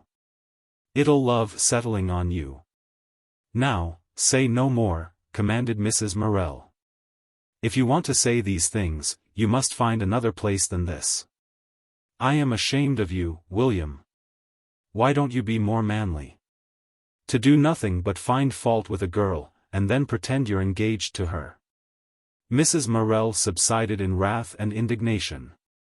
William was silent, and later he repented, kissed and comforted the girl. Yet it was true, what he had said. He hated her. When they were going away, Mrs. Morel accompanied them as far as Nottingham. It was a long way to Keston Station. You know, mother, he said to her, Gyp's shallow. Nothing goes deep with her. William, I wish you wouldn't say these things, said Mrs. Morel, very uncomfortable for the girl who walked beside her. But it doesn't, mother.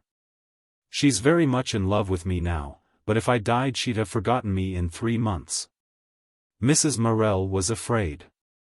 Her heart beat furiously, hearing the quiet bitterness of her son's last speech. How do you know? She replied. You don't know, and therefore you've no right to say such a thing. He's always saying these things, cried the girl. In 3 months after I was buried you'd have somebody else, and I should be forgotten, he said. And that's your love. Mrs. Morel saw them into the train in Nottingham, then she returned home.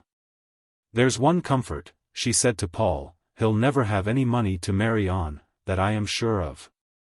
And so she'll save him that way. So she took cheer. Matters were not yet very desperate. She firmly believed William would never marry his gypsy.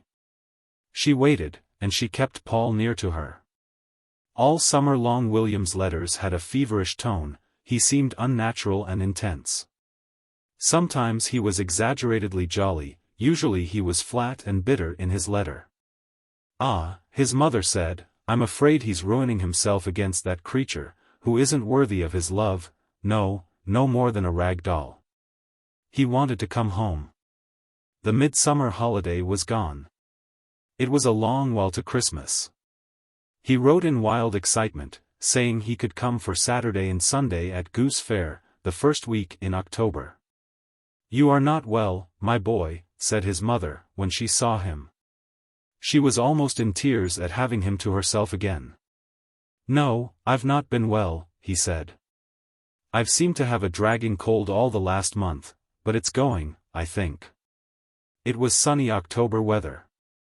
He seemed wild with joy, like a schoolboy escaped. Then again he was silent and reserved. He was more gaunt than ever, and there was a haggard look in his eyes. You are doing too much, said his mother to him. He was doing extra work, trying to make some money to marry on, he said. He only talked to his mother once on the Saturday night, then he was sad and tender about his beloved. And yet, you know, mother, for all that, if I died she'd be broken-hearted for 2 months, and then she'd start to forget me. You'd see, she'd never come home here to look at my grave, not even once. Why, William, said his mother, you're not going to die, so why talk about it? But whether or not, he replied. And she can't help it. She is like that, and if you choose her, well, you can't grumble, said his mother. On the Sunday morning, as he was putting his collar on. Look, he said to his mother, holding up his chin, what a rash my collar's made under my chin. Just at the junction of chin and throat was a big red inflammation. It ought not to do that, said his mother. Here, put a bit of this soothing ointment on. You should wear different collars. He went away on Sunday midnight, seeming better and more solid for his 2 days at home. On Tuesday morning came a telegram from London that he was ill. Mrs. Morel got off her knees from washing the floor, read the telegram, called a neighbor, went to her landlady and borrowed a sovereign, put on her things, and set off. She hurried to Keston, caught an express for London in Nottingham. She had to wait in Nottingham nearly an hour. A small figure in her black bonnet, she was anxiously asking the porters if they knew how to get to Elmer's End. The journey was 3 hours. She sat in her corner in a kind of stupor, never moving. At King's Cross still no one could tell her how to get to Elmer's End. Carrying her string bag, that contained her nightdress, a comb and brush, she went from person to person. At last they sent her underground to Cannon Street. It was 6 o'clock when she arrived at William's lodging. The blinds were not down. "How is he?" she asked. "No better," said the landlady. She followed the woman upstairs. William lay on the bed, with bloodshot eyes, his face rather discolored. The clothes were tossed about, there was no fire in the room, a glass of milk stood on the stand at his bedside. No one had been with him. "Why, my son," said the mother bravely. He did not answer. He looked at her, but did not see her. Then he began to say, in a dull voice, as if repeating a letter from dictation, "Owing to a leakage in the hold of this vessel, the sugar had set, and become converted into rock. It needed hacking." He was quite unconscious. It had been his business to examine some such cargo of sugar in the port of London. "How long has he been like this?" the mother asked the landlady. "He got home at 6 o'clock on Monday morning, and he seemed to sleep all day, then in the night we heard him talking, and this morning he asked for you. So I wired, and we fetched the doctor. Will you have a fire made?" Mrs. Morel tried to soothe her son, to keep him still. The doctor came. It was pneumonia, and, he said, a peculiar erysipelas, which had started under the chin where the collar chafed, and was spreading over the face. He hoped it would not get to the brain. Mrs. Morel settled down to nurse. She prayed for William, prayed that he would recognize her. But the young man's face grew more discolored. In the night she struggled with him. He raved, and would not come to consciousness. At 2 o'clock, in a dreadful paroxysm, he died. Mrs. Morel sat perfectly still for an hour in the lodging bedroom. Then she roused the household. At 6 o'clock, with the aid of the charwoman, she laid him out, then she went round the dreary London village to the registrar and the doctor. At 9 o'clock to the cottage on Scargill Street came another wire. "William died last night. Let father come, bring money." Annie, Paul, and Arthur were at home, Mr. Morel was gone to work. The 3 children said not a word. Annie began to whimper with fear, Paul set off for his father. It was a beautiful day. At Brinsley Pit the white steam melted slowly in the sunshine of a soft blue sky, the wheels of the headstocks twinkled high up, the screen, shuffling its coal into the trucks, made a busy noise. "I want my father, he's got to go to London," said the boy to the first man he met on the bank. "The wants Walter Morel? Go in there and tell Joe Ward." Paul went into the little top office. "I want my father, he's got to go to London." "Thy father? Is he down? What's his name?" "Mr. Morel." "What, Walter? Is out amiss? He's got to go to London." The man went to the telephone and rang up the bottom office. "Walter Morel's wanted, number 42, hard. Summat's amiss, there's his lad here." Then he turned round to Paul. "He'll be up in a few minutes," he said. Paul wandered out to the pit top. He watched the chair come up, with its wagon of coal. The great iron cage sank back on its rest, a full carful was hauled off, an empty tram run on to the chair, a bell tinged somewhere, the chair heaved, then dropped like a stone. Paul did not realize William was dead, it was impossible, with such a bustle going on. The puller-off swung the small truck onto the turntable, another man ran with it along the bank down the curving lines. "And William is dead, and my mother's in London, and what will she be doing?" The boy asked himself, as if it were a conundrum. He watched chair after chair come up, and still no father. At last, standing beside a wagon, a man's form. The chair sank on its rests. Morel stepped off. He was slightly lame from an accident. "Is it thee, Paul? Is thee worse? You've got to go to London." The two walked off the pit bank, where men were watching curiously. As they came out and went along the railway, with the sunny autumn field on one side and a wall of trucks on the other, Morel said in a frightened voice. "E's niver gone, child?" "Yes." "When wort?" "Last night. We had a telegram from my mother." Morel walked on a few strides, then leaned up against a truck side, his hand over his eyes. He was not crying.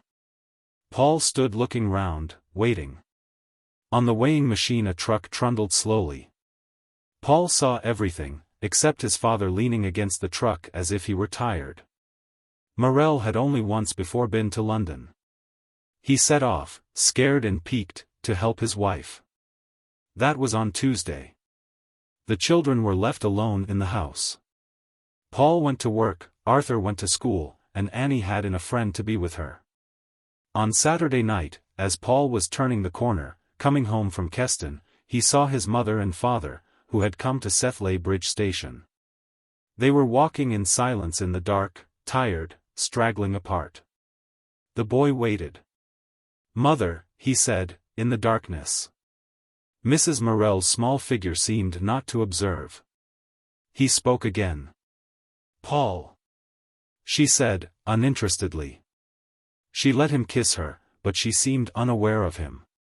In the house she was the same, small, white, and mute. She noticed nothing, she said nothing, only, "The coffin will be here tonight, Walter. You'd better see about some help." Then, turning to the children, "We're bringing him home." Then she relapsed into the same mute looking into space, her hands folded on her lap. Paul, looking at her, felt he could not breathe. The house was dead silent. "I went to work, Mother," he said plaintively. "Did you?" she answered, dully. After half an hour Morel, troubled and bewildered, came in again. "Where'll we hie him when he does come?" he asked his wife. "In the front room." "Then I'd better shift table?"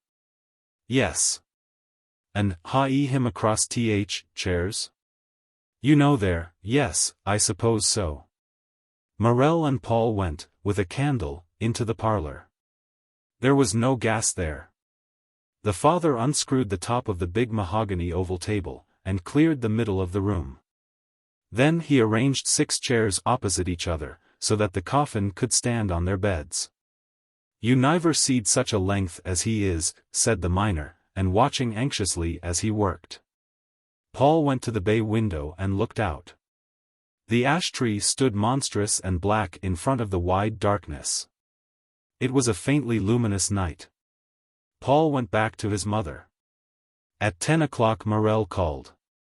"He's here." Everyone started.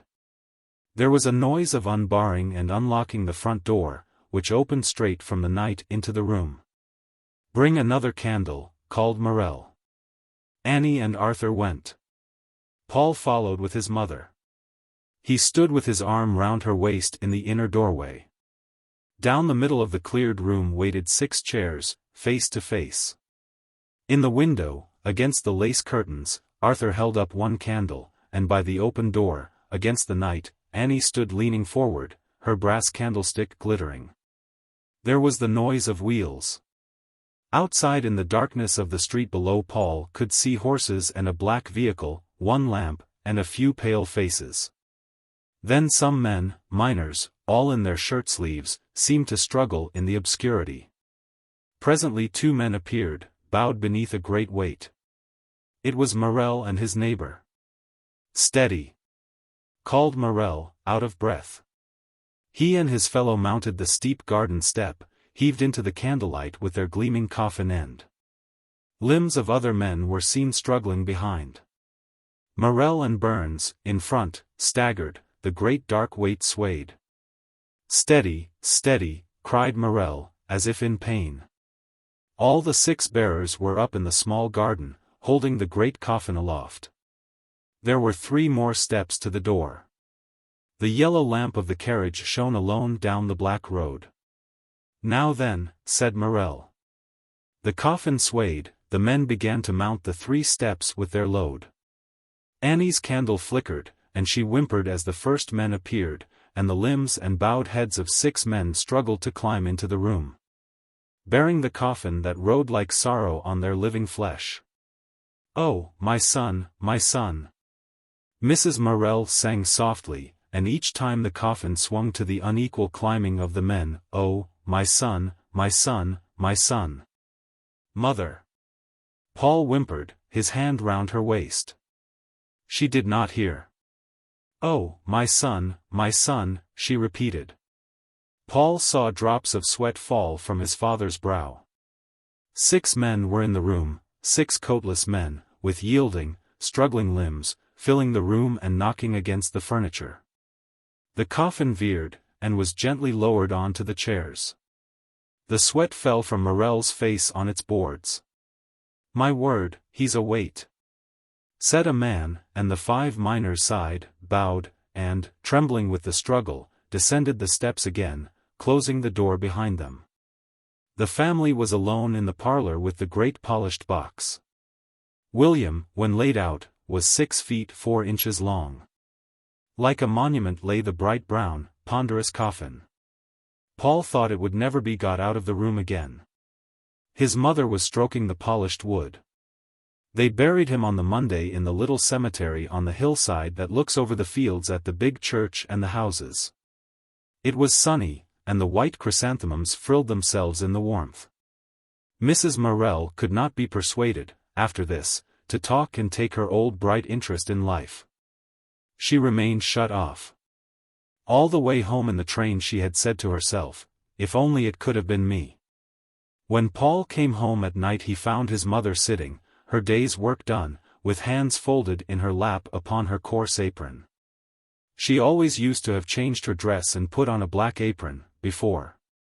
Now Annie set his supper, and his mother sat looking blankly in front of her, her mouth shut tight. Then he beat his brains for news to tell her. "Mother, Miss Jordan was down today, and she said my sketch of a colliery at work was beautiful." But Mrs. Morel took no notice. Night after night he forced himself to tell her things, although she did not listen. It drove him almost insane to have her thus. At last, "What's a matter, mother?" he asked. She did not hear. "What's a matter?" he persisted. "Mother, what's a matter?" "You know what's the matter," she said irritably, turning away.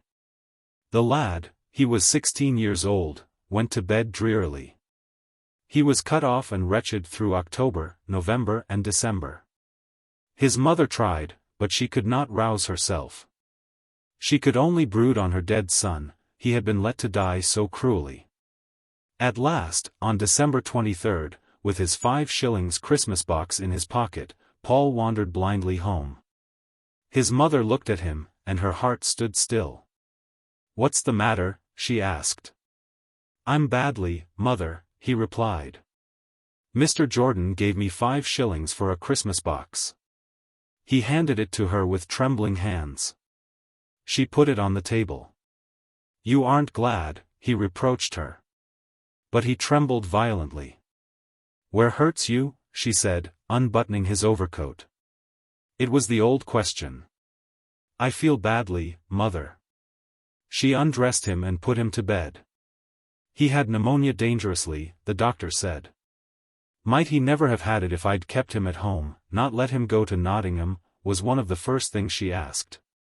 He might not have been so bad, said the doctor. Mrs. Morel stood condemned on her own ground. I should have watched the living, not the dead, she told herself. Paul was very ill. His mother lay in bed at nights with him, they could not afford a nurse. He grew worse, and the crisis approached. One night he tossed into consciousness in the ghastly, sickly feeling of dissolution, when all the cells in the body seem in intense irritability to be breaking down. And consciousness makes a last flare of struggle, like madness. I'll die, mother, he cried, heaving for breath on the pillow. She lifted him up, crying in a small voice. Oh, my son, my son. That brought him to. He realized her. His whole will rose up and arrested him. He put his head on her breast, and took ease of her for love. For some things, said his aunt, it was a good thing Paul was ill that Christmas. I believe it saved his mother. Paul was in bed for 7 weeks. He got up white and fragile.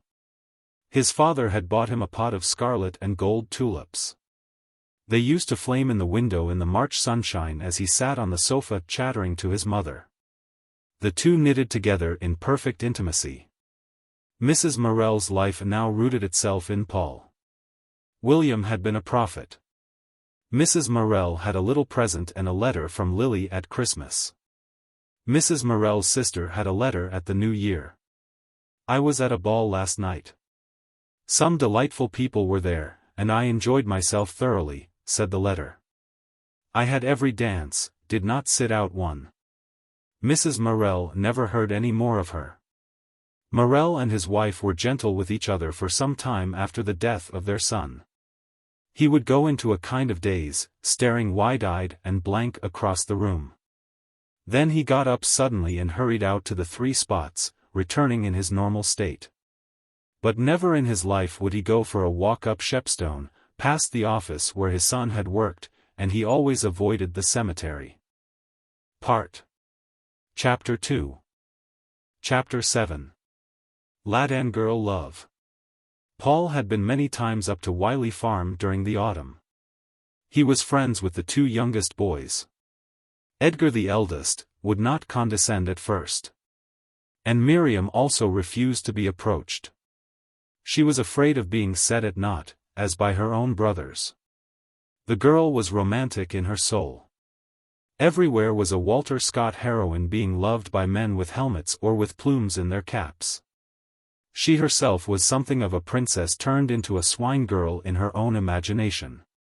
And she was afraid lest this boy, who, nevertheless, looked something like a Walter Scott hero, who could paint and speak French, and knew what algebra meant, and who went by train to Nottingham every day, might consider her simply as the swine girl, unable to perceive the princess beneath. So she held aloof. Her great companion was her mother. They were both brown-eyed, and inclined to be mystical, such women as treasure religion inside them, breathe it in their nostrils, and see the whole of life in a mist thereof. So to Miriam, Christ and God made one great figure, which she loved tremblingly and passionately when a tremendous sunset burned out the western sky, and Edith's, and Lucy's, and Rowena's. Brian de Bois Gilbert's, Rob Roy's, and Guy Mannering's, rustled the sunny leaves in the morning, or sat in her bedroom aloft, alone, when it snowed. That was life to her. For the rest, she drudged in the house, which work she would not have minded had not her clean red floor been mucked up immediately by the trampling farm boots of her brothers. She madly wanted her little brother of 4 to let her swathe him and stifle him in her love. She went to church reverently, with bowed head, and quivered in anguish from the vulgarity of the other choir girls and from the common-sounding voice of the curate. She fought with her brothers, whom she considered brutal louts. And she held not her father in too high esteem because he did not carry any mystical ideals cherished in his heart, but only wanted to have as easy a time as he could. And his meals when he was ready for them. She hated her position as swine girl. She wanted to be considered.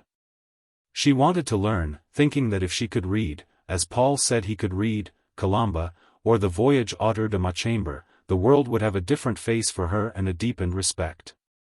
She could not be princess by wealth or standing. So she was mad to have learning whereon to pride herself. For she was different from other folk, and must not be scooped up among the common fry. Learning was the only distinction to which she thought to aspire. Her beauty, that of a shy, wild, quiveringly sensitive thing, seemed nothing to her. Even her soul, so strong for rhapsody, was not enough. She must have something to reinforce her pride, because she felt different from other people. Paul she eyed rather wistfully. On the whole, she scorned the male sex.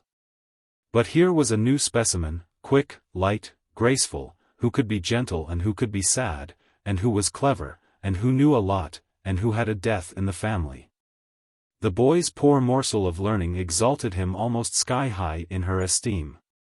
Yet she tried hard to scorn him, because he would not see in her the princess but only the swine-girl. And he scarcely observed her. Then he was so ill, and she felt he would be weak. Then she would be stronger than he. Then she could love him. If she could be mistress of him in his weakness, take care of him, if he could depend on her, if she could, as it were, have him in her arms, how she would love him. As soon as the skies brightened and Plum Blossom was out, Paul drove off in the milkman's heavy float up to Wiley Farm. Mr.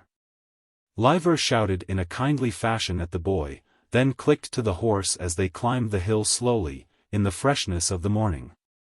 White clouds went on their way, crowding to the back of the hills that were rousing in the springtime. The water of Nethermere lay below, very blue against the seared meadows and the thorn trees. It was 4.5 miles' drive. Tiny buds on the hedges, vivid as copper green, were opening into rosettes, and thrushes called, and blackbirds shrieked and scolded. It was a new, glamorous world. Miriam, peeping through the kitchen window, saw the horse walk through the big white gate into the farmyard that was backed by the oak wood, still bare.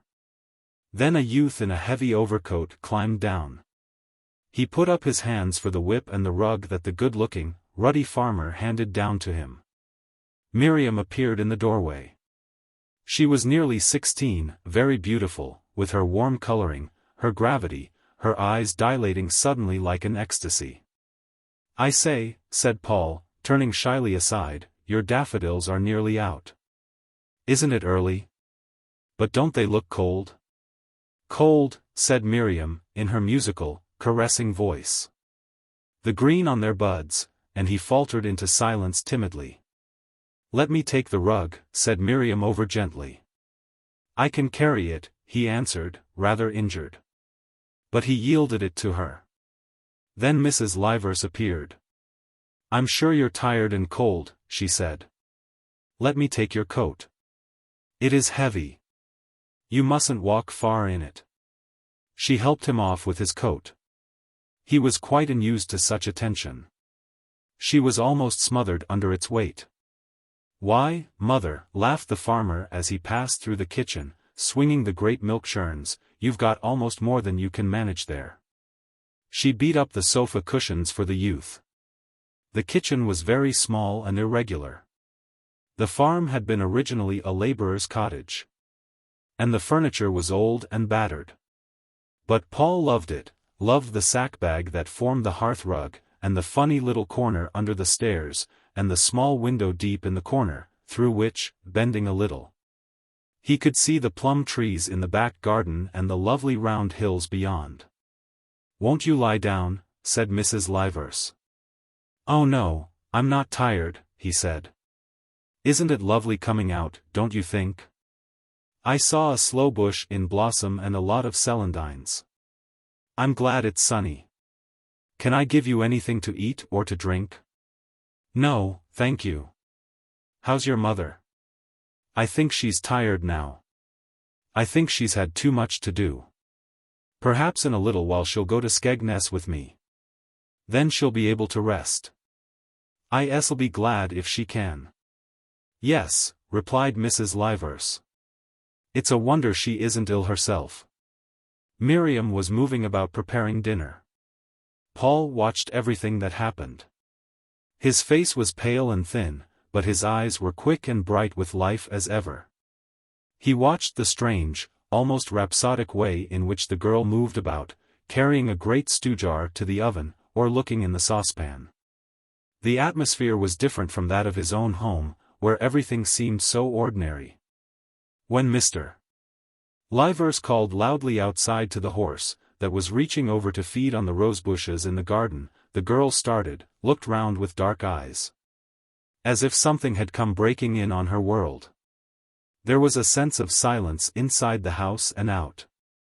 Miriam seemed as in some dreamy tale, a maiden in bondage, her spirit dreaming in a land far away and magical.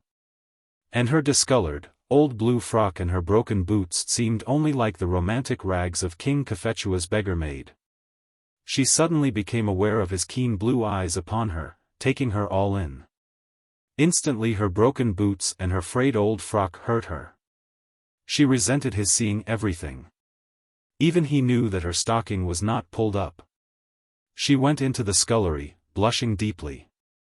And afterwards her hands trembled slightly at her work. She nearly dropped all she handled. When her inside dream was shaken, her body quivered with trepidation. She resented that he saw so much.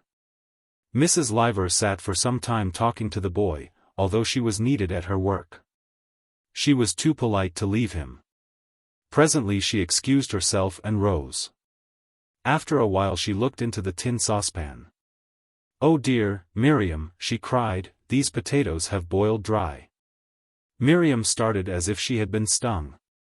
"Have they, mother?" she cried. "I shouldn't care, Miriam," said the mother, "if I hadn't trusted them to you." She peered into the pan. The girl stiffened as if from a blow. Her dark eyes dilated, she remained standing in the same spot. "Well," she answered, gripped tight in self-conscious shame, "I'm sure I looked at them 5 minutes since." "Yes," said the mother, "I know it's easily done." "They're not much burned," said Paul. "It doesn't matter, does it?" Mrs. Livers looked at the youth with her brown, hurt eyes. "It wouldn't matter but for the boys," she said to him. "Only Miriam knows what a trouble they make if the potatoes are caught." Then, thought Paul to himself, you shouldn't let them make a trouble. After a while Edgar came in. He wore leggings, and his boots were covered with earth. He was rather small, rather formal, for a farmer. He glanced at Paul, nodded to him distantly, and said, "Dinner ready?" "Nearly, Edgar," replied the mother apologetically. "I'm ready for mine," said the young man, taking up the newspaper and reading. Presently the rest of the family trooped in. Dinner was served. The meal went rather brutally. The over-gentleness and apologetic tone of the mother brought out all the brutality of manners in the sons. Edgar tasted the potatoes, moved his mouth quickly like a rabbit, looked indignantly at his mother, and said, "These potatoes are burnt, mother." "Yes, Edgar. I forgot them for a minute. Perhaps you'll have bread if you can't eat them." Edgar looked in anger across at Miriam. What was Miriam doing that she couldn't attend to them, he said. Miriam looked up. Her mouth opened, her dark eyes blazed and winced, but she said nothing. She swallowed her anger and her shame, bowing her dark head. "I'm sure she was trying hard," said the mother. "She hasn't got sense even to boil the potatoes," said Edgar. "What is she kept at home for?" "Only for eating everything that's left in th pantry," said Maurice. "They don't forget that potato pie against our Miriam," laughed the father. She was utterly humiliated. The mother sat in silence, suffering, like some saint out of place at the brutal board. It puzzled Paul. He wondered vaguely why all this intense feeling went running because of a few burnt potatoes. The mother exalted everything, even a bit of housework, to the plane of a religious trust. The sons resented this. They felt themselves cut away underneath, and they answered with brutality and also with a sneering superciliousness. Paul was just opening out from childhood into manhood. This atmosphere, where everything took a religious value, came with a subtle fascination to him. There was something in the air. His own mother was logical. Here there was something different, something he loved, something that at times he hated. Miriam quarreled with her brothers fiercely. Later in the afternoon, when they had gone away again, her mother said, "You disappointed me at dinner time, Miriam." The girl dropped her head. "They are such brutes," she suddenly cried, looking up with flashing eyes. "But hadn't you promised not to answer them?" said the mother. "And I believed in you. I can't stand it when you wrangle." But they're so hateful, cried Miriam, and lo. Yes, dear. But how often have I asked you not to answer Edgar back? Can't you let him say what he likes? But why should he say what he likes? Aren't you strong enough to bear it, Miriam, if even for my sake? Are you so weak that you must wrangle with them? Mrs.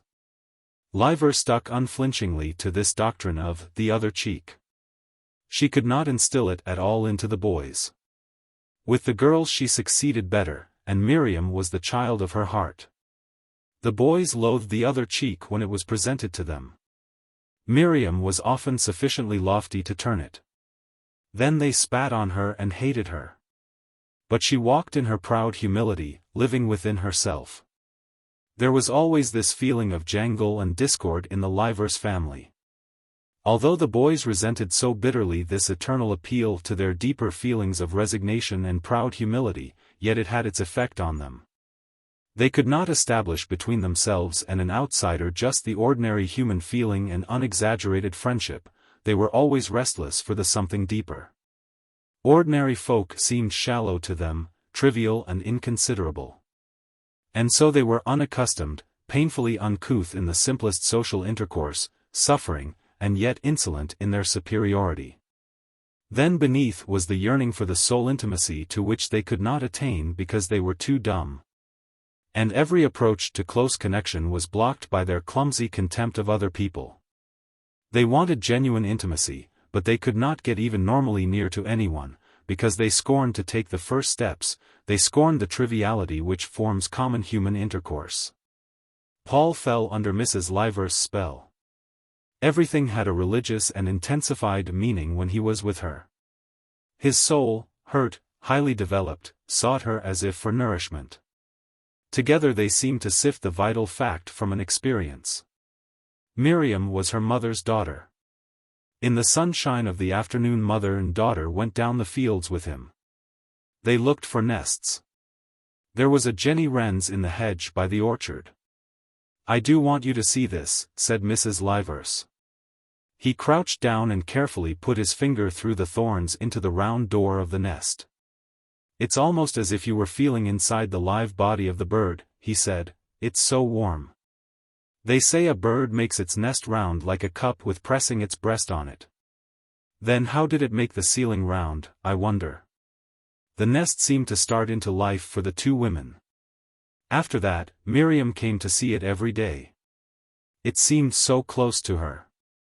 Again, going down the hedge side with the girl, he noticed the celandines, scalloped splashes of gold, on the side of the ditch.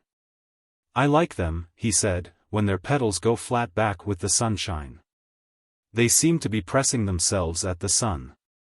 And then the celandines ever after drew her with a little spell. Anthropomorphic as she was, she stimulated him into appreciating things thus, and then they lived for her. She seemed to need things kindling in her imagination or in her soul before she felt she had them. And she was cut off from ordinary life by her religious intensity, which made the world for her either a nunnery garden or a paradise, where sin and knowledge were not, or else an ugly, cruel thing. So it was in this atmosphere of subtle intimacy, this meeting in their common feeling for something in nature, that their love started. Personally, he was a long time before he realized her. For 10 months he had to stay at home after his illness. For a while he went to Skegness with his mother, and was perfectly happy. But even from the seaside he wrote long letters to Mrs. Livers about the shore and the sea. And he brought back his beloved sketches of the flat Lincoln coast, anxious for them to see. Almost they would interest the Livers more than they interested his mother. It was not his art Mrs. Morel cared about, it was himself and his achievement. But Mrs. Livers and her children were almost his disciples. They kindled him and made him glow to his work, whereas his mother's influence was to make him quietly determined, patient, dogged, unwearied. He soon was friends with the boys, whose rudeness was only superficial. They had all, when they could trust themselves, a strange gentleness and lovableness. "Will you come with me onto the fallow?" asked Edgar, rather hesitatingly. Paul went joyfully, and spent the afternoon helping to hoe or to single turnips with his friend. He used to lie with the three brothers in the hay piled up in the barn and tell them about Nottingham and about Jordan's. In return, they taught him to milk, and let him do little jobs, chopping hay or pulping turnips, just as much as he liked. At midsummer he worked all through hay harvest with them, and then he loved them. The family was so cut off from the world actually. They seemed, somehow, like les derniers fils d'une race épuisée. Though the lads were strong and healthy, yet they had all that oversensitiveness and hanging back which made them so lonely, yet also such close, delicate friends once their intimacy was won. Paul loved them dearly, and they him. Miriam came later. But he had come into her life before she made any mark on his. One dull afternoon, when the men were on the land and the rest at school, only Miriam and her mother at home, the girl said to him, after having hesitated for some time. "Have you seen the swing?" "No," he answered. "Where?" "In the cowshed," she replied. She always hesitated to offer or to show him anything. Men have such different standards of worth from women, and her dear things, the valuable things to her, her brothers had so often mocked or flouted. "Come on, then," he replied, jumping up. There were 2 cowsheds, one on either side of the barn. In the lower, darker shed there was standing for 4 cows. Hens flew scolding over the manger wall as the youth and girl went forward for the great thick rope which hung from the beam in the darkness overhead, and was pushed back over a peg in the wall. "It's something like a rope," he exclaimed appreciatively, and he sat down on it, anxious to try it. Then immediately he rose. "Come on, then, and have first go," he said to the girl. "See," she answered, going into the barn, "we put some bags on the seat," and she made the swing comfortable for him. That gave her pleasure. He held the rope. "Come on, then," he said to her. "No, I won't go first," she answered. She stood aside in her still, aloof fashion. "Why? You go," she pleaded. Almost for the first time in her life she had the pleasure of giving up to a man, of spoiling him. Paul looked at her. "All right," he said, sitting down. "Mind out." He set off with a spring, and in a moment was flying through the air, almost out of the door of the shed, the upper half of which was open, showing outside the drizzling rain, the filthy yard. The cattle standing disconsolate against the black cart shed, and at the back of all the grey-green wall of the wood. She stood below in her crimson tam-o'-shanter and watched. He looked down at her, and she saw his blue eyes sparkling. "It's a treat of a swing," he said. "Yes." He was swinging through the air, every bit of him swinging, like a bird that swoops for joy of movement. And he looked down at her. Her crimson cap hung over her dark curls, her beautiful warm face, so still in a kind of brooding, was lifted towards him. It was dark and rather cold in the shed. Suddenly a swallow came down from the high roof and darted out of the door. "I didn't know a bird was watching," he called. He swung negligently. She could feel him falling and lifting through the air, as if he were lying on some force. "Now I'll die," he said, in a detached, dreamy voice, as though he were the dying motion of the swing. She watched him, fascinated. Suddenly he put on the brake and jumped out. "I've had a long turn," he said.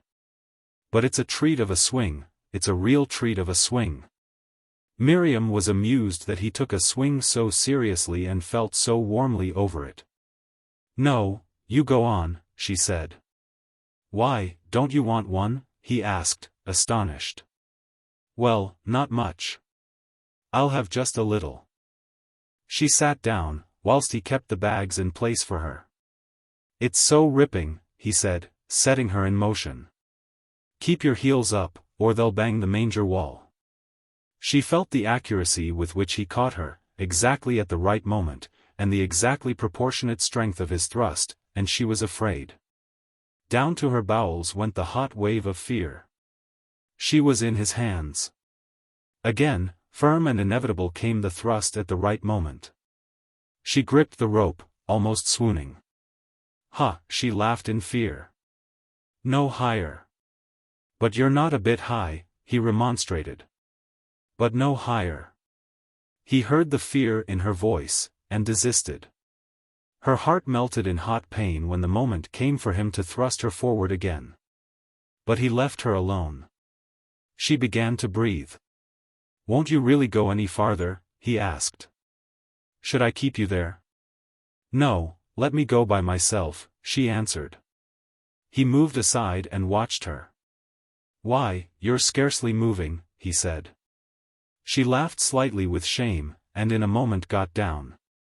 "They say if you can swing you won't be seasick," he said, as he mounted again. "I don't believe I should ever be seasick." Away he went. There was something fascinating to her in him. For the moment he was nothing but a piece of swinging stuff. Not a particle of him that did not swing. She could never lose herself so, nor could her brothers. It roused a warmth in her. It was almost as if he were a flame that had lit a warmth in her whilst he swung in the middle air. And gradually the intimacy with the family concentrated for Paul on three persons, the mother, Edgar, and Miriam. To the mother he went for that sympathy and that appeal which seemed to draw him out. Edgar was his very close friend. And to Miriam he more or less condescended, because she seemed so humble. But the girl gradually sought him out. If he brought up his sketchbook, it was she who pondered longest over the last picture. Then she would look up at him. Suddenly, her dark eyes alight like water that shakes with a stream of gold in the dark, she would ask. "Why do I like this so?" Always something in his breast shrank from these close, intimate, dazzled looks of hers. "Why do you?" he asked. "I don't know. It seems so true. It's because there is scarcely any shadow in it, it's more shimmery, as if I'd painted the shimmering protoplasm in the leaves and everywhere, and not the stiffness of the shape. That seems dead to me. Only this shimmeriness is the real living. The shape is a dead crust. The shimmer is inside really." And she, with her little finger in her mouth, would ponder these sayings. They gave her a feeling of life again, and vivified things which had meant nothing to her. She managed to find some meaning in his struggling, abstract speeches. And they were the medium through which she came distinctly at her beloved objects. Another day she sat at sunset whilst he was painting some pine trees which caught the red glare from the west. He had been quiet. "There you are," he said suddenly. "I wanted that. Now, look at them and tell me, are they pine trunks or are they red coals, standing up pieces of fire in that darkness? There's God's burning bush for you, that burned not away." Miriam looked, and was frightened. But the pine trunks were wonderful to her, and distinct. He packed his box and rose. Suddenly he looked at her. "Why are you always sad?" he asked her. "Sad?" she exclaimed, looking up at him with startled, wonderful brown eyes. "Yes," he replied.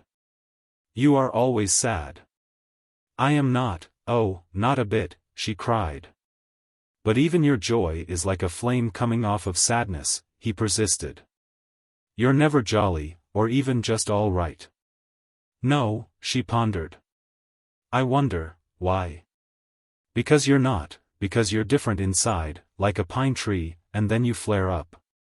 But you're not just like an ordinary tree, with fidgety leaves and jolly." He got tangled up in his own speech. But she brooded on it, and he had a strange, roused sensation, as if his feelings were new. She got so near him. It was a strange stimulant. Then sometimes he hated her.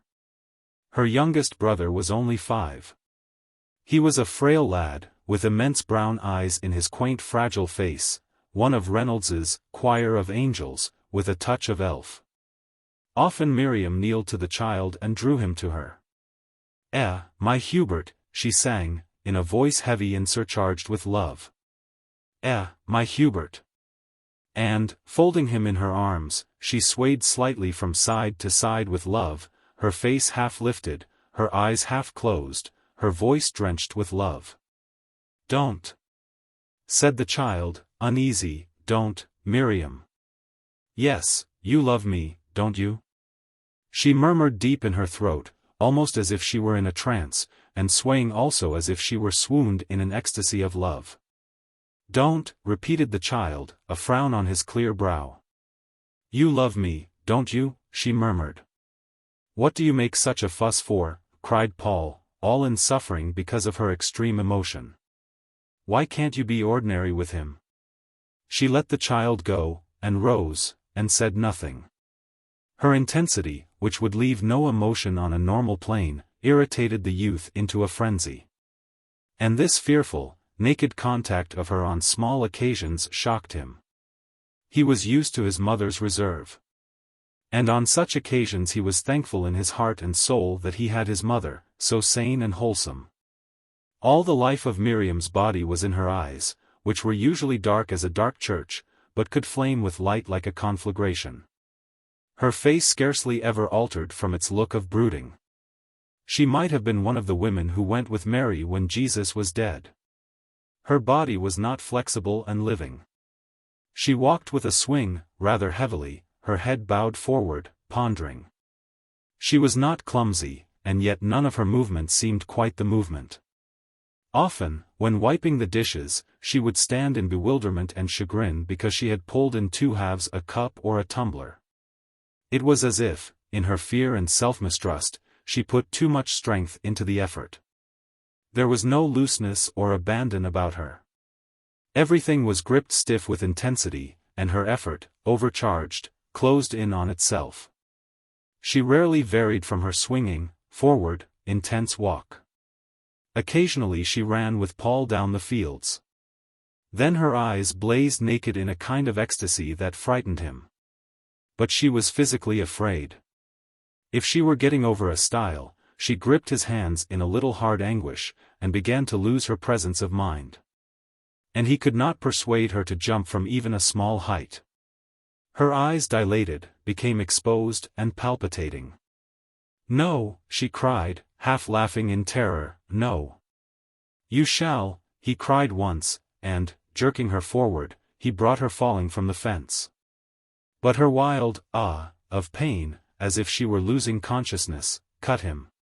She landed on her feet safely, and afterwards had courage in this respect. She was very much dissatisfied with her lot. "Don't you like being at home?" Paul asked her, surprised. "Who would?" she answered, low and intense. "What is it?" "I'm all day cleaning what the boys make just as bad in 5 minutes. I don't want to be at home." "What do you want, then?" "I want to do something. I want a chance like anybody else. Why should I, because I'm a girl, be kept at home and not allowed to be anything? What chance have I?" "Chance of what?" "Of knowing anything, of learning, of doing anything. It's not fair, because I'm a woman." She seemed very bitter. Paul wondered. In his own home Annie was almost glad to be a girl. She had not so much responsibility, things were lighter for her. She never wanted to be other than a girl. But Miriam almost fiercely wished she were a man. And yet she hated men at the same time. "But it's as well to be a woman as a man," he said, frowning. "Ha! Is it? Men have everything." "I should think women ought to be as glad to be women as men are to be men," he answered. "No." She shook her head, "No. Everything the men have." "But what do you want?" he asked. "I want to learn." "Why should it be that I know nothing?" "What? Such as mathematics and French? Why shouldn't I know mathematics?" "Yes," she cried, her eye expanding in a kind of defiance. "Well, you can learn as much as I know," he said. "I'll teach you, if you like." Her eyes dilated. She mistrusted him as teacher. "Would you?" he asked. Her head had dropped, and she was sucking her finger broodingly. "Yes," she said hesitatingly. He used to tell his mother all these things. I'm going to teach Miriam algebra, he said. Well, replied Mrs. Morel, I hope she'll get fat on it. When he went up to the farm on the Monday evening, it was drawing twilight. Miriam was just sweeping up the kitchen, and was kneeling at the hearth when he entered. Everyone was out but her. She looked round at him, flushed, her dark eyes shining, her fine hair falling about her face. Hello, she said, soft and musical. I knew it was you. How? I knew your step. Nobody treads so quick and firm. He sat down, sighing. Ready to do some algebra? He asked, drawing a little book from his pocket. But he could feel her backing away. You said you wanted, he insisted. Tonight, though, she faltered. But I came on purpose. And if you want to learn it, you must begin. She took up her ashes in the dustpan and looked at him, half tremulously, laughing. Yes, but tonight. You see, I haven't thought of it. Well, my goodness. Take the ashes and come. He went and sat on the stone bench in the backyard, where the big milk cans were standing, tipped up, to air. The men were in the cowsheds. He could hear the little sing-song of the milk spurting into the pails. Presently she came, bringing some big greenish apples. You know you like them, she said. He took a bite. Sit down, he said, with his mouth full. She was short-sighted, and peered over his shoulder. It irritated him. He gave her the book quickly. Here, he said. It's only letters for figures. You put down a instead of 2 or 6. They worked, he talking, she with her head down on the book. He was quick and hasty. She never answered. Occasionally, when he demanded of her, do you see, she looked up at him, her eyes wide with the half-laugh that comes of fear. Don't you? He cried. He had been too fast. But she said nothing. He questioned her more, then got hot. It made his blood rouse to see her there, as it were, at his mercy, her mouth open, her eyes dilated with laughter that was afraid, apologetic, ashamed. Then Edgar came along with 2 buckets of milk. Hello, he said. What are you doing? Algebra, replied Paul. Algebra, repeated Edgar curiously. Then he passed on with a laugh. Paul took a bite at his forgotten apple, looked at the miserable cabbages in the garden, pecked into lace by the fowls, and he wanted to pull them up. Then he glanced at Miriam. She was poring over the book, seemed absorbed in it, yet trembling lest she could not get at it. It made him cross. She was ruddy and beautiful. Yet her soul seemed to be intensely supplicating. The algebra book she closed, shrinking, knowing he was angered, and at the same instant he grew gentle, seeing her hurt because she did not understand. But things came slowly to her. And when she held herself in a grip, seemed so utterly humble before the lesson, it made his blood rouse. He stormed at her, got ashamed, continued the lesson, and grew furious again, abusing her. She listened in silence. Occasionally, very rarely, she defended herself. Her liquid dark eyes blazed at him. You don't give me time to learn it, she said. All right, he answered, throwing the book on the table and lighting a cigarette. Then, after a while, he went back to her repentant. So the lessons went. He was always either in a rage or very gentle. What do you tremble your soul before it for? He cried. You don't learn algebra with your blessed soul. Can't you look at it with your clear simple wits? Often, when he went again into the kitchen, Mrs. Livers would look at him reproachfully, saying, Paul, don't be so hard on Miriam. She may not be quick, but I'm sure she tries. I can't help it, he said rather pitiably. I go off like it. You don't mind me, Miriam, do you? He asked of the girl later. No, she reassured him in her beautiful deep tones, no, I don't mind. Don't mind me, it's my fault. But, in spite of himself, his blood began to boil with her. It was strange that no one else made him in such fury. He flared against her. Once he threw the pencil in her face. There was a silence. She turned her face slightly aside. "I didn't," he began, but got no farther, feeling weak in all his bones. She never reproached him or was angry with him. He was often cruelly ashamed. But still again his anger burst like a bubble surcharged, and still, when he saw her eager, silent, as it were, blind face, he felt he wanted to throw the pencil in it. And still, when he saw her hand trembling and her mouth parted with suffering, his heart was scalded with pain for her. And because of the intensity to which she roused him, he sought her. Then he often avoided her and went with Edgar. Miriam and her brother were naturally antagonistic. Edgar was a rationalist, who was curious, and had a sort of scientific interest in life. It was a great bitterness to Miriam to see herself deserted by Paul for Edgar, who seemed so much lower. But the youth was very happy with her elder brother.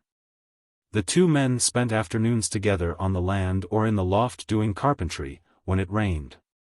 And they talked together, or Paul taught Edgar the songs he himself had learned from Annie at the piano. And often all the men, Mr. Livers as well, had bitter debates on the nationalizing of the land and similar problems. Paul had already heard his mother's views, and as these were as yet his own, he argued for her. Miriam attended and took part, but was all the time waiting until it should be over and a personal communication might begin. After all, she said within herself, if the land were nationalized, Edgar and Paul and I would be just the same. So she waited for the youth to come back to her. He was studying for his painting. He loved to sit at home, alone with his mother, at night, working and working. She sewed or read. Then, looking up from his task, he would rest his eyes for a moment on her face, that was bright with living warmth, and he returned gladly to his work. "I can do my best things when you sit there in your rocking chair, mother," he said. "I'm sure," she exclaimed, sniffing with mock skepticism. But she felt it was so, and her heart quivered with brightness. For many hours she sat still, slightly conscious of him laboring away, whilst she worked or read her book. And he, with all his soul's intensity directing his pencil, could feel her warmth inside him like strength. They were both very happy so, and both unconscious of it. These times, that meant so much, and which were real living, they almost ignored. He was conscious only when stimulated. A sketch finished, he always wanted to take it to Miriam. Then he was stimulated into knowledge of the work he had produced unconsciously. In contact with Miriam he gained insight, his vision went deeper. From his mother he drew the life warmth, the strength to produce. Miriam urged this warmth into intensity like a white light. When he returned to the factory the conditions of work were better. He had Wednesday afternoon off to go to the art school, Miss Jordan's provision, returning in the evening. Then the factory closed at 6 instead of 8 on Thursday and Friday evenings. One evening in the summer Miriam and he went over the fields by Herod's farm on their way from the library home. So it was only 3 miles to Wiley Farm. There was a yellow glow over the mowing grass, and the sorrel heads burned crimson. Gradually, as they walked along the high land, the gold in the west sank down to red, the red to crimson, and then the chill blue crept up against the glow. They came out upon the high road to Alfreton, which ran white between the darkening fields. There Paul hesitated. It was 2 miles home for him, 1 mile forward for Miriam. They both looked up the road that ran in shadow right under the glow of the northwest sky. On the crest of the hill, Selby, with its stark houses and the up-pricked headstocks of the pit, stood in black silhouette small against the sky. He looked at his watch. 9 o'clock, he said. The pair stood, loath to part, hugging their books. "The wood is so lovely now," she said. "I wanted you to see it." He followed her slowly across the road to the white gate. "They grumble so if I'm late," he said. "But you're not doing anything wrong," she answered impatiently. He followed her across the nibbled pasture in the dusk. There was a coolness in the wood, a scent of leaves, of honeysuckle, and a twilight. The two walked in silence. Night came wonderfully there, among the throng of dark tree trunks. He looked round, expectant. She wanted to show him a certain wild rose bush she had discovered. She knew it was wonderful. And yet, till he had seen it, she felt it had not come into her soul. Only he could make it her own, immortal. She was dissatisfied. Dew was already on the paths. In the old oak wood a mist was rising, and he hesitated, wondering whether one whiteness were a strand of fog or only campion flowers pallid in a cloud. By the time they came to the pine trees Miriam was getting very eager and very tense. Her bush might be gone. She might not be able to find it, and she wanted it so much. Almost passionately she wanted to be with him when he stood before the flowers. They were going to have a communion together, something that thrilled her, something holy. He was walking beside her in silence. They were very near to each other. She trembled, and he listened, vaguely anxious. Coming to the edge of the wood, they saw the sky in front, like mother of pearl, and the earth growing dark. Somewhere on the outermost branches of the pine wood the honeysuckle was streaming scent. Where? He asked. Down the middle path, she murmured, quivering. When they turned the corner of the path she stood still. In the wide walk between the pines, gazing rather frightened, she could distinguish nothing for some moments, the graying light robbed things of their color. Then she saw her bush. Ah! She cried, hastening forward. It was very still. The tree was tall and straggling. It had thrown its briars over a hawthorn bush, and its long streamers trailed thick, right down to the grass, splashing the darkness everywhere with great spilt stars, pure white. In bosses of ivory and in large splashed stars the roses gleamed on the darkness of foliage and stems and grass. Paul and Miriam stood close together, silent, and watched. Point after point the steady roses shone out to them, seeming to kindle something in their souls. The dusk came like smoke around, and still did not put out the roses. Paul looked into Miriam's eyes. She was pale and expectant with wonder, her lips were parted, and her dark eyes lay open to him. His look seemed to travel down into her. Her soul quivered. It was the communion she wanted.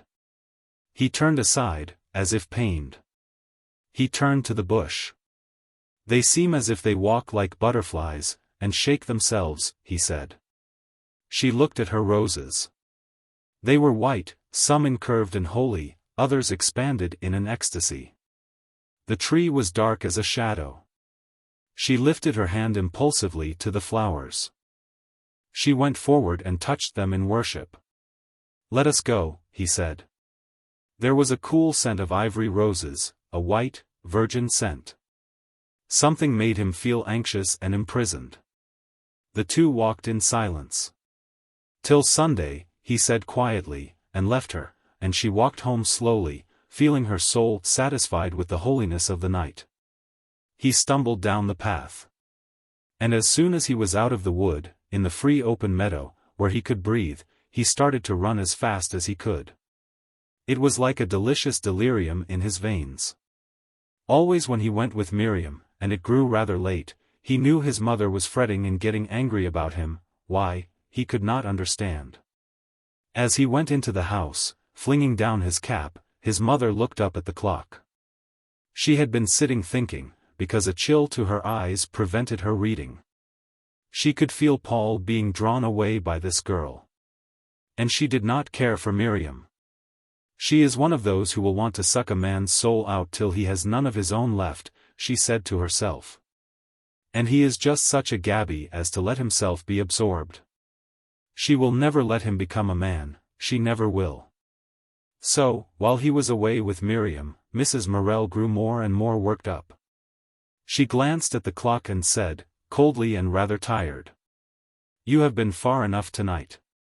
His soul, warm and exposed from contact with the girl, shrank. You must have been right home with her, his mother continued. He would not answer. Mrs. Morel, looking at him quickly, saw his hair was damp on his forehead with haste, saw him frowning in his heavy fashion, resentfully. She must be wonderfully fascinating, that you can't get away from her, but must go trailing 8 miles at this time of night. He was hurt between the past glamour with Miriam and the knowledge that his mother fretted. He had meant not to say anything, to refuse to answer. But he could not harden his heart to ignore his mother. "I do like to talk to her," he answered irritably. "Is there nobody else to talk to? You wouldn't say anything if I went with Edgar." "You know I should. You know, whoever you went with, I should say it was too far for you to go trailing, late at night, when you've been to Nottingham. Besides," her voice suddenly flashed into anger and contempt, "it is disgusting, bits of lads and girls courting." "It is not courting," he cried. "I don't know what else you call it. It's not. Do you think we spoon and do? We only talk. Till goodness knows what time and distance," was the sarcastic rejoinder. Paul snapped at the laces of his boots angrily. "What are you so mad about?" he asked. "Because you don't like her." "I don't say I don't like her. But I don't hold with children keeping company, and never did. But you don't mind our Annie going out with Jim Inger. They've more sense than you too." "Why? Our Annie's not one of the deep sort." He failed to see the meaning of this remark. But his mother looked tired. She was never so strong after William's death, and her eyes hurt her. "Well," he said, "it's so pretty in the country. Mr. Sleeth asked about you. He said he'd missed you. Are you a bit better?" "I ought to have been in bed a long time ago," she replied. "Why, mother, you know you wouldn't have gone before 10:15. "Oh, yes, I should." "Oh, little woman, you'd say anything now you're disagreeable with me, wouldn't you?" He kissed her forehead that he knew so well, the deep marks between the brows, the rising of the fine hair, graying now, and the proud setting of the temples. His hand lingered on her shoulder after his kiss. Then he went slowly to bed. He had forgotten Miriam, he only saw how his mother's hair was lifted back from her warm, broad brow. And somehow, she was hurt. Then the next time he saw Miriam he said to her, "Don't let me be late tonight, not later than 10 o'clock. My mother gets so upset." Miriam dropped her bead, brooding. "Why does she get upset?" she asked. "Because she says I oughtn't to be out late when I have to get up early." "Very well," said Miriam, rather quietly, with just a touch of a sneer. He resented that. And he was usually late again. That there was any love growing between him and Miriam neither of them would have acknowledged. He thought he was too sane for such sentimentality, and she thought herself too lofty. They both were late in coming to maturity, and psychical ripeness was much behind even the physical. Miriam was exceedingly sensitive, as her mother had always been. The slightest grossness made her recoil almost in anguish. Her brothers were brutal, but never coarse in speech. The men did all the discussing of farm matters outside. But, perhaps, because of the continual business of birth and of begetting which goes on upon every farm, Miriam was the more hypersensitive to the matter. And her blood was chastened almost to disgust of the faintest suggestion of such intercourse. Paul took his pitch from her, and their intimacy went on in an utterly blanched and chaste fashion. It could never be mentioned that the mare was in full. When he was 19, he was earning only 20 shillings a week, but he was happy. His painting went well, and life went well enough. On the Good Friday he organized a walk to the Hemlock Stone. There were 3 lads of his own age, then Annie and Arthur, Miriam and Geoffrey. Arthur, apprenticed as an electrician in Nottingham, was home for the holiday. Morel, as usual, was up early, whistling and sawing in the yard. At 7 o'clock the family heard him buy threepennyworth of hot cross buns. He talked with gusto to the little girl who brought them, calling her, "my darling." He turned away several boys who came with more buns, telling them they had been "kested" by a little lass. Then Mrs. Morel got up, and the family straggled down. It was an immense luxury to everybody, this lying in bed just beyond the ordinary time on a weekday. And Paul and Arthur read before breakfast, and had the meal unwashed, sitting in their shirt sleeves. This was another holiday luxury. The room was warm. Everything felt free of care and anxiety. There was a sense of plenty in the house. While the boys were reading, Mrs. Morel went into the garden. They were now in another house, an old one, near the Scargill Street home, which had been left soon after William had died. Directly came an excited cry from the garden. "Paul! Paul! Come and look!" It was his mother's voice. He threw down his book and went out. There was a long garden that ran to a field. It was a grey, cold day, with a sharp wind blowing out of Derbyshire. 2 fields away Bestwood began, with a jumble of roofs and red house ends, out of which rose the church tower and the spire of the Congregational Chapel. And beyond went woods and hills, right away to the pale grey heights of the Pennine Chain. Paul looked down the garden for his mother. Her head appeared among the young currant bushes. "Come here," she cried. "What for?" he answered. "Come and see." She had been looking at the buds on the currant trees. Paul went up. "To think," she said, "that here I might never have seen them." Her son went to her side.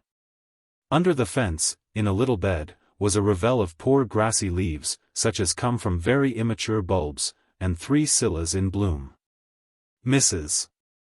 Morel pointed to the deep blue flowers.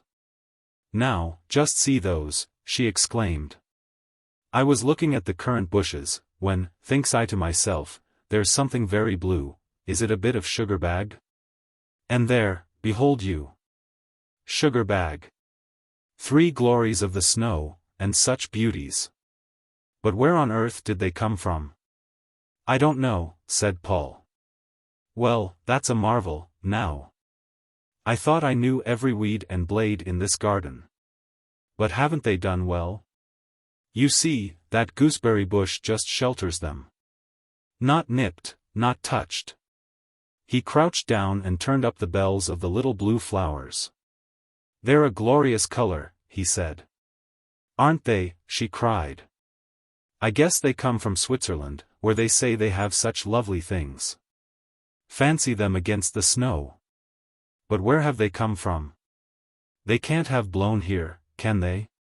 Then he remembered having set here a lot of little trash of bulbs to mature. "And you never told me," she said. "No. I thought I'd leave it till they might flower. And now, you see. I might have missed them. And I've never had a glory of the snow in my garden in my life." She was full of excitement and elation. The garden was an endless joy to her. Paul was thankful for her sake at last to be in a house with a long garden that went down to a field. Every morning after breakfast she went out and was happy pottering about in it. And it was true, she knew every weed and blade. Everybody turned up for the walk. Food was packed, and they set off, a merry, delighted party. They hung over the wall of the mill race, dropped paper in the water on one side of the tunnel and watched it shoot out on the other. They stood on the footbridge over Boathouse Station and looked at the metals gleaming coldly. "You should see the Flying Scotsman come through at 6:30, said Leonard, whose father was a signalman. "Lad, but she doesn't half buzz."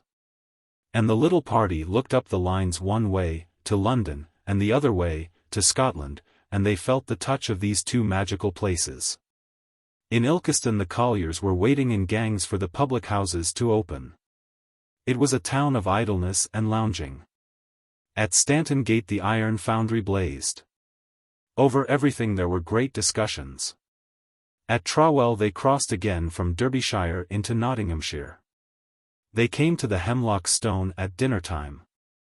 Its field was crowded with folk from Nottingham and Ilkeston. They had expected a venerable and dignified monument. They found a little, gnarled, twisted stump of rock, something like a decayed mushroom, standing out pathetically on the side of a field. Leonard and Dick immediately proceeded to carve their initials, L, W, and R, P, in the old red sandstone. But Paul desisted, because he had read in the newspaper satirical remarks about initial carvers, who could find no other road to immortality. Then all the lads climbed to the top of the rock to look round. Everywhere in the field below, factory girls and lads were eating lunch or sporting about. Beyond was the garden of an old manor. It had yew hedges and thick clumps and borders of yellow crocuses round the lawn. "See," said Paul to Miriam, "what a quiet garden." She saw the dark yews and the golden crocuses, then she looked gratefully. He had not seemed to belong to her among all these others. He was different then, not her Paul, who understood the slightest quiver of her innermost soul, but something else, speaking another language than hers. How it hurt her, and deadened her very perceptions.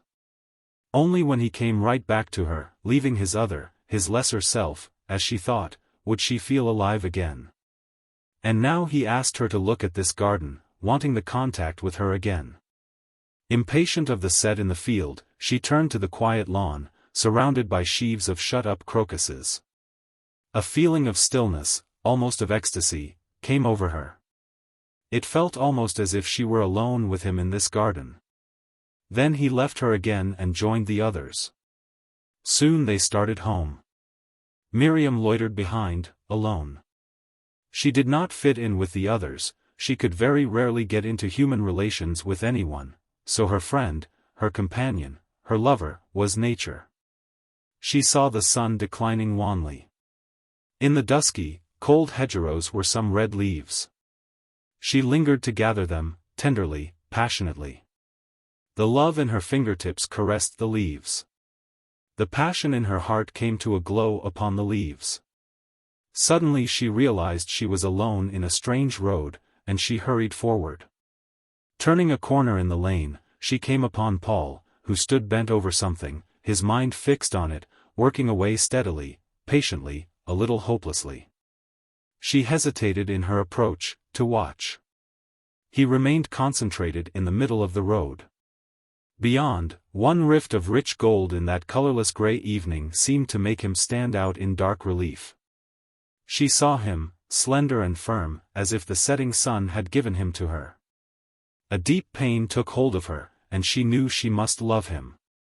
And she had discovered him, discovered in him a rare potentiality, discovered his loneliness. Quivering as at some annunciation, she went slowly forward. At last he looked up. "Why," he exclaimed gratefully, "have you waited for me?" She saw a deep shadow in his eyes. "What is it?" she asked. "The spring broken here," and he showed her where his umbrella was injured. Instantly, with some shame, she knew he had not done the damage himself, but that Geoffrey was responsible. "It is only an old umbrella, isn't it?" she asked. She wondered why he, who did not usually trouble over trifles, made such a mountain of this molehill. "But it was William's, and my mother can't help but know," he said quietly, still patiently working at the umbrella. The words went through Miriam like a blade. This, then, was the confirmation of her vision of him. She looked at him. But there was about him a certain reserve, and she dared not comfort him, not even speak softly to him. "Come on," he said. "I can't do it," and they went in silence along the road. That same evening they were walking along under the trees by Nether Green. He was talking to her fretfully, seemed to be struggling to convince himself. "You know," he said, with an effort, "if one person loves, the other does." "Ah," she answered. "Like mother said to me when I was little, love begets love." "Yes, something like that, I think it must be."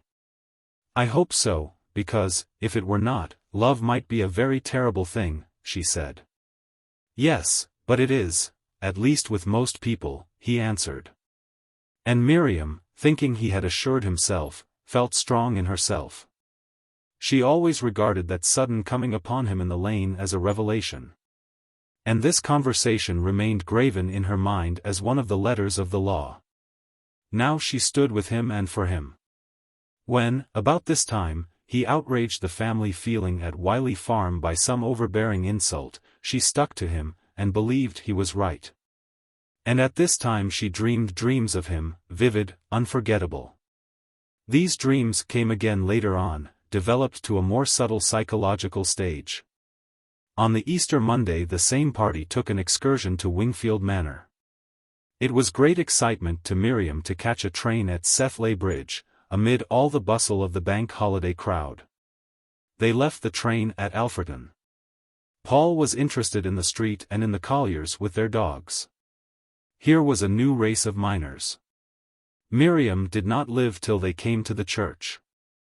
They were all rather timid of entering, with their bags of food, for fear of being turned out.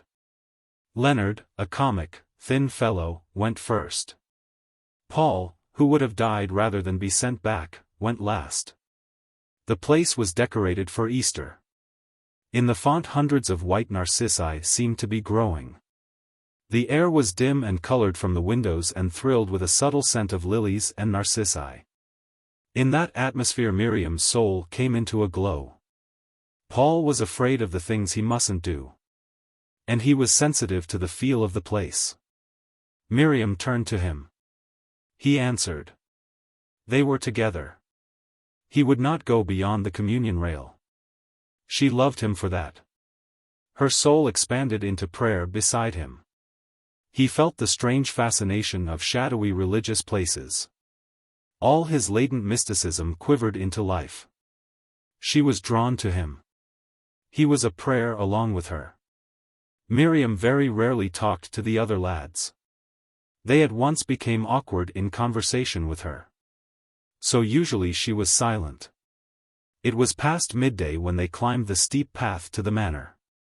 All things shone softly in the sun, which was wonderfully warm and enlivening. Celandines and violets were out. Everybody was tip-top full with happiness. The glitter of the ivy, the soft, atmospheric grey of the castle walls, the gentleness of everything near the ruin, was perfect. The manor is of hard, pale grey stone, and the other walls are blank and calm. The young folk were in raptures. They went in trepidation, almost afraid that the delight of exploring this ruin might be denied them. In the first courtyard, within the high broken walls, were farm carts, with their shafts lying idle on the ground, the tires of the wheels brilliant with gold-red rust. It was very still. All eagerly paid their sixpences, and went timidly through the fine clean arch of the inner courtyard. They were shy. Here on the pavement, where the hall had been, an old thorn tree was budding. All kinds of strange openings and broken rooms were in the shadow around them. After lunch they set off once more to explore the ruin. This time the girls went with the boys, who could act as guides and expositors. There was one tall tower in a corner, rather tottering, where they say Mary Queen of Scots was imprisoned. "Think of the Queen going up here," said Miriam in a low voice, as she climbed the hollow stairs. "If she could get up," said Paul, for she had rheumatism like anything. "I reckon they treated her rottenly." "You don't think she deserved it?" asked Miriam. "No, I don't. She was only lively." They continued to mount the winding staircase. A high wind, blowing through the loopholes, went rushing up the shaft, and filled the girl's skirts like a balloon, so that she was ashamed. Until he took the hem of her dress and held it down for her. He did it perfectly simply, as he would have picked up her glove. She remembered this always. Round the broken top of the tower the ivy bushed out, old and handsome. Also, there were a few chill gillivers, in pale cold bud. Miriam wanted to lean over for some ivy, but he would not let her.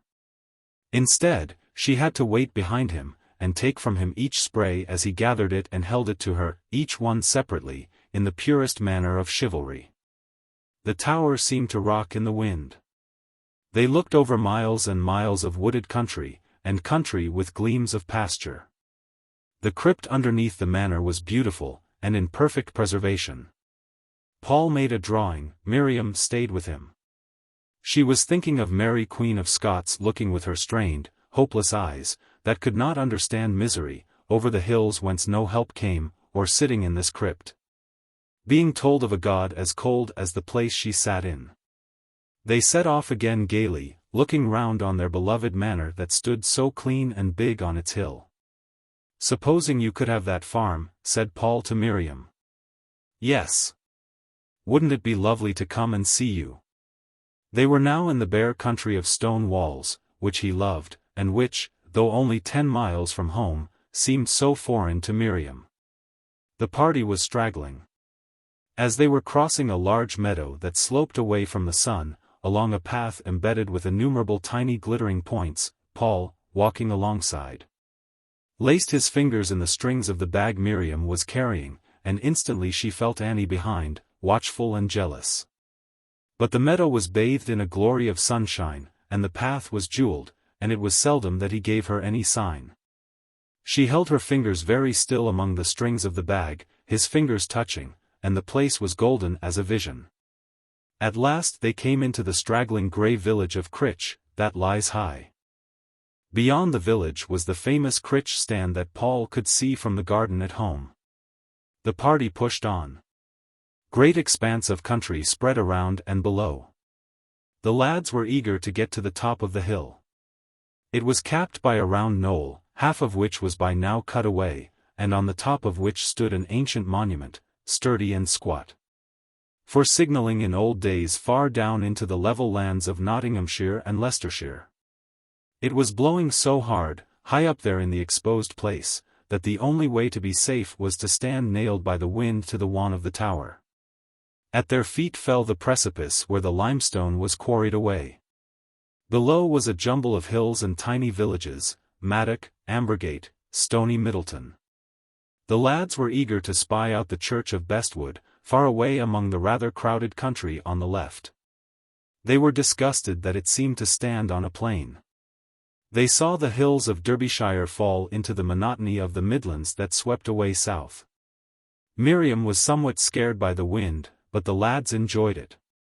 They went on, miles and miles, to Whatstandwell. All the food was eaten, everybody was hungry, and there was very little money to get home with. But they managed to procure a loaf and a currant loaf, which they hacked to pieces with shut knives, and ate sitting on the wall near the bridge, watching the bright Derwent rushing by, and the brakes from Matlock pulling up at the inn. Paul was now pale with weariness.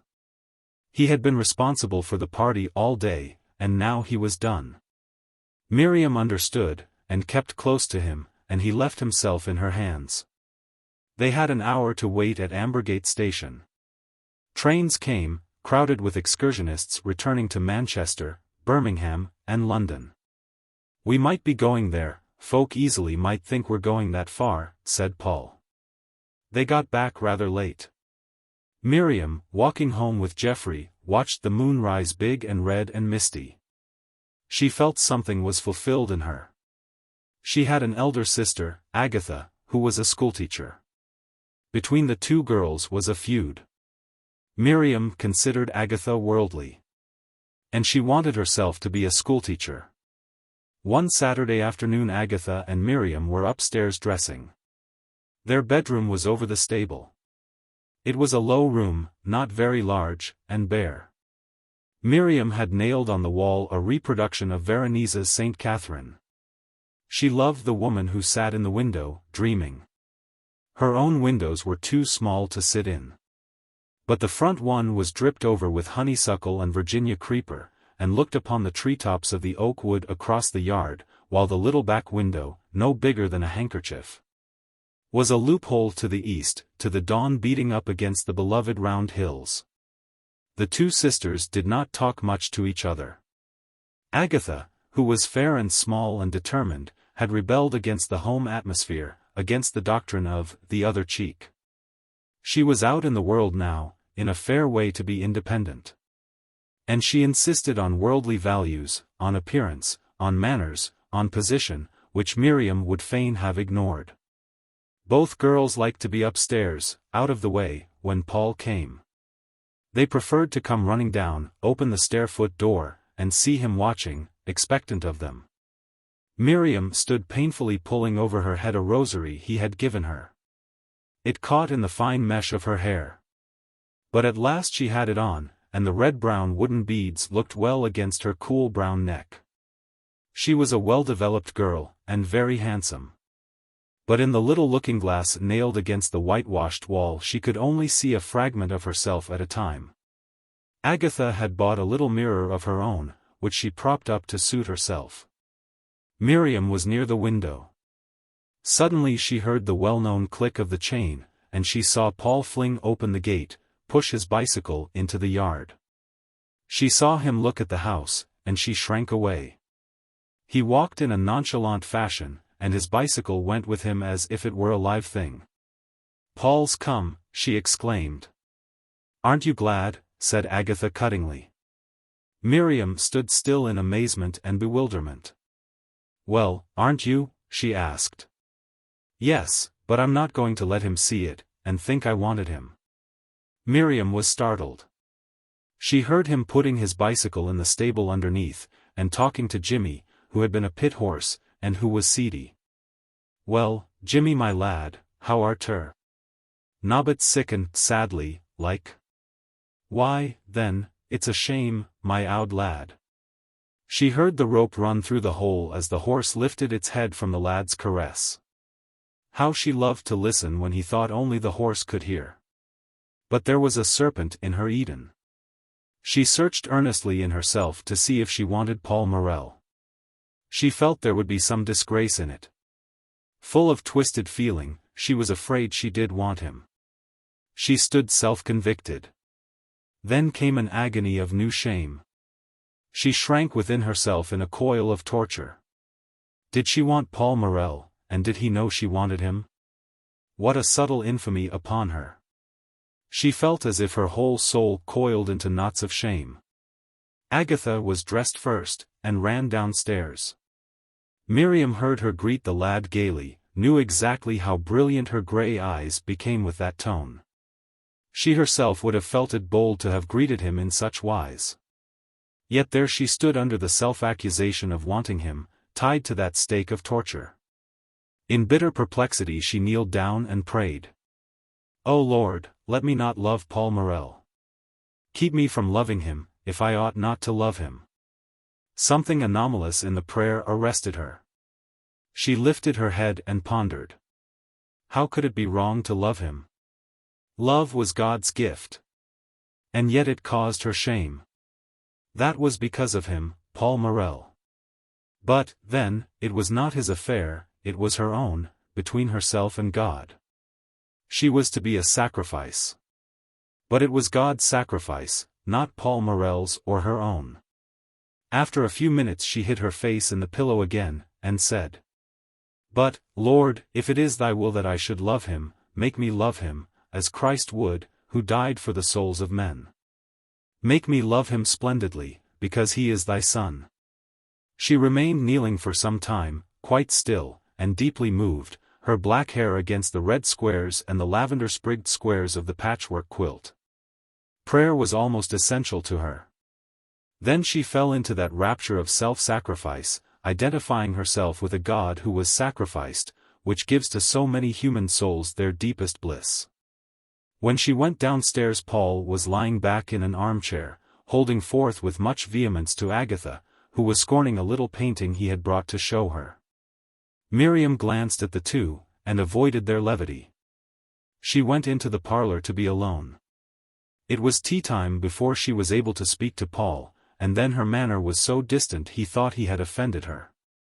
Miriam discontinued her practice of going each Thursday evening to the library in Bestwood. After calling for Paul regularly during the whole spring, a number of trifling incidents and tiny insults from his family awakened her to their attitude towards her, and she decided to go no more. So she announced to Paul one evening she would not call at his house again for him on Thursday nights. "Why?" he asked, very short. "Nothing. Only I'd rather not." "Very well. But," she faltered, "if you'd care to meet me, we could still go together." "Meet you where?" "Somewhere, where you like." "I shan't meet you anywhere. I don't see why you shouldn't keep calling for me. But if you won't, I don't want to meet you." So the Thursday evenings which had been so precious to her, and to him, were dropped. He worked instead. Mrs. Morel sniffed with satisfaction at this arrangement. He would not have it that they were lovers. The intimacy between them had been kept so abstract, such a matter of the soul, all thought and weary struggle into consciousness, that he saw it only as a platonic friendship. He stoutly denied there was anything else between them. Miriam was silent, or else she very quietly agreed. He was a fool who did not know what was happening to himself. By tacit agreement they ignored the remarks and insinuations of their acquaintances. "We aren't lovers, we are friends," he said to her. "We know it. Let them talk. What does it matter what they say?" Sometimes, as they were walking together, she slipped her arm timidly into his. But he always resented it, and she knew it. It caused a violent conflict in him. With Miriam he was always on the high plane of abstraction, when his natural fire of love was transmitted into the fine stream of thought. She would have it so. If he were jolly and, as she put it, flippant, she waited till he came back to her, till the change had taken place in him again, and he was wrestling with his own soul, frowning. Passionate in his desire for understanding. And in this passion for understanding her soul lay close to his, she had him all to herself. But he must be made abstract first. Then, if she put her arm in his, it caused him almost torture. His consciousness seemed to split. The place where she was touching him ran hot with friction. He was one internecine battle, and he became cruel to her because of it. One evening in midsummer Miriam called at the house, warm from climbing. Paul was alone in the kitchen. His mother could be heard moving about upstairs. "Come and look at the sweet peas," he said to the girl. They went into the garden. The sky behind the townlet and the church was orange-red. The flower garden was flooded with a strange warm light that lifted every leaf into significance. Paul passed along a fine row of sweet peas, gathering a blossom here and there, all cream and pale blue. Miriam followed, breathing the fragrance. To her, flowers appealed with such strength she felt she must make them part of herself. When she bent and breathed a flower, it was as if she and the flower were loving each other. Paul hated her for it. There seemed a sort of exposure about the action, something too intimate.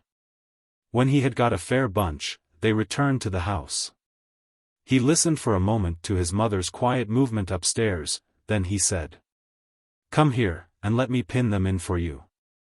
He arranged them 2 or 3 at a time in the bosom of her dress, stepping back now and then to see the effect. "You know," he said, taking the pin out of his mouth, "a woman ought always to arrange her flowers before her glass." Miriam laughed. She thought flowers ought to be pinned in one's dress without any care. That Paul should take pains to fix her flowers for her was his whim. He was rather offended at her laughter. "Some women do, those who look decent," he said. Miriam laughed again, but mirthlessly, to hear him thus mix her up with women in a general way. From most men she would have ignored it. But from him it hurt her. He had nearly finished arranging the flowers when he heard his mother's footstep on the stairs. Hurriedly he pushed in the last pin and turned away. "Don't let Mater know," he said. Miriam picked up her books and stood in the doorway looking with chagrin at the beautiful sunset. She would call for Paul no more, she said. "Good evening, Mrs. Morel," she said, in a deferential way. She sounded as if she felt she had no right to be there. "Oh, is it you, Miriam?" replied Mrs. Morel coolly. But Paul insisted on everybody's accepting his friendship with the girl, and Mrs. Morel was too wise to have any open rupture. It was not till he was 20 years old that the family could ever afford to go away for a holiday. Mrs. Morel had never been away for a holiday, except to see her sister, since she had been married. Now at last Paul had saved enough money, and they were all going. There was to be a party, some of Annie's friends, one friend of Paul's, a young man in the same office where William had previously been, and Miriam. It was great excitement writing for rooms. Paul and his mother debated it endlessly between them. They wanted a furnished cottage for 2 weeks. She thought 1 week would be enough, but he insisted on 2. At last they got an answer from Mablethorpe, a cottage such as they wished for 30 shillings a week. There was immense jubilation. Paul was wild with joy for his mother's sake. She would have a real holiday now. He and she sat at evening picturing what it would be like. Annie came in, and Leonard, and Alice, and Kitty. There was wild rejoicing and anticipation. Paul told Miriam. She seemed to brood with joy over it. But the Morels' house rang with excitement. They were to go on Saturday morning by the 7 train. Paul suggested that Miriam should sleep at his house, because it was so far for her to walk. She came down for supper. Everybody was so excited that even Miriam was accepted with warmth. But almost as soon as she entered, the feeling in the family became close and tight. He had discovered a poem by Jean Ingelow which mentioned Mablethorpe, and so he must read it to Miriam. He would never have got so far in the direction of sentimentality as to read poetry to his own family. But now they condescended to listen. Miriam sat on the sofa absorbed in him. She always seemed absorbed in him, and by him, when he was present. Mrs. Morel sat jealously in her own chair. She was going to hear also. And even Annie and the father attended, Morel with his head cocked on one side, like somebody listening to a sermon and feeling conscious of the fact. Paul ducked his head over the book. He had got now all the audience he cared for. And Mrs. Morel and Annie almost contested with Miriam who should listen best and win his favor. He was in very high feather. But, interrupted Mrs. Morel, what is the Bride of Enderby that the bells are supposed to ring? It's an old tune they used to play on the bells for a warning against water. I suppose the Bride of Enderby was drowned in a flood, he replied. He had not the faintest knowledge what it really was, but he would never have sunk so low as to confess that to his womenfolk. They listened and believed him. He believed himself. And the people knew what that tune meant, said his mother. Yes, just like the Scotch when they heard the flowers o' the forest, and when they used to ring the bells backward for alarm. How, said Annie. A bell sounds the same whether it's rung backwards or forwards. But, he said, if you start with the deep bell and ring up to the high one, der, der, der, der, der, der, der, der. He ran up the scale. Everybody thought it clever. He thought so too. Then, waiting a minute, he continued the poem. Said Mrs. Morel curiously, when he finished. But I wish everything that's written weren't so sad. I canna see what they want drownin' theirselves for, said Morel. There was a pause. Annie got up to clear the table. Miriam rose to help with the pots. Let me help to wash up, she said. Certainly not, cried Annie. You sit down again. There aren't many. And Miriam, who could not be familiar and insist, sat down again to look at the book with Paul. He was master of the party, his father was no good. And great tortures he suffered lest the tin box should be put out at Fursby instead of at Mablethorpe. And he wasn't equal to getting a carriage. His bold little mother did that. Here. She cried to a man. Here. Paul and Annie got behind the rest, convulsed with shamed laughter. How much will it be to drive to Brook Cottage, said Mrs. Morel. 2 shillings. Why, how far is it? A good way. I don't believe it, she said. But she scrambled in. There were 8 crowded in one old seaside carriage. You see, said Mrs. Morel, it's only 3pence each, and if it were a tramcar. They drove along. Each cottage they came to, Mrs. Morel cried. Is it this? Now, this is it. Everybody sat breathless. They drove past. There was a universal sigh. I'm thankful it wasn't that brute, said Mrs. Morel. I was frightened. They drove on and on. At last they descended at a house that stood alone over the dike by the high road. There was wild excitement because they had to cross a little bridge to get into the front garden. But they loved the house that lay so solitary, with a sea meadow on one side, an immense expanse of land patched in white barley, yellow oats, red wheat, and green root crops. Flat and stretching level to the sky. Paul kept accounts. He and his mother ran the show. The total expenses, lodging, food, everything, was 16 shillings a week per person. He and Leonard went bathing in the mornings. Morel was wandering abroad quite early. "You, Paul," his mother called from the bedroom, "eat a piece of bread and butter." "All right," he answered. And when he got back he saw his mother presiding in state at the breakfast table. The woman of the house was young. Her husband was blind, and she did laundry work. So Mrs. Morel always washed the pots in the kitchen and made the beds. "But you said you'd have a real holiday," said Paul, "and now you work." "Work?" she exclaimed. "What are you talking about?" He loved to go with her across the fields to the village and the sea. She was afraid of the plank bridge, and he abused her for being a baby. On the whole he stuck to her as if he were her man. Miriam did not get much of him, except, perhaps, when all the others went to the coons.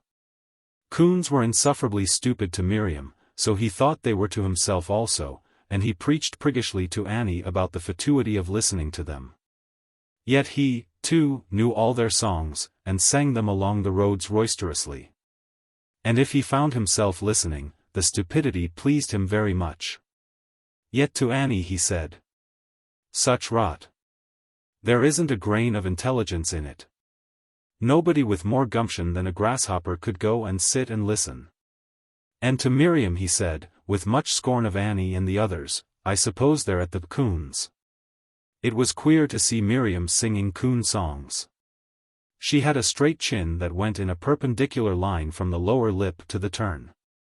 She always reminded Paul of some sad Botticelli angel when she sang, even when it was "Come down Lover's Lane. For a walk with me, talk with me." Only when he sketched, or at evening when the others were at the coons, she had him to herself. He talked to her endlessly about his love of horizontals, how they, the great levels of sky and land in Lincolnshire, meant to him the eternality of the will. Just as the bowed Norman arches of the church, repeating themselves, meant the dogged leaping forward of the persistent human soul, on and on, nobody knows where. In contradiction to the perpendicular lines and to the Gothic arch, which, he said, leapt up at heaven and touched the ecstasy and lost itself in the divine.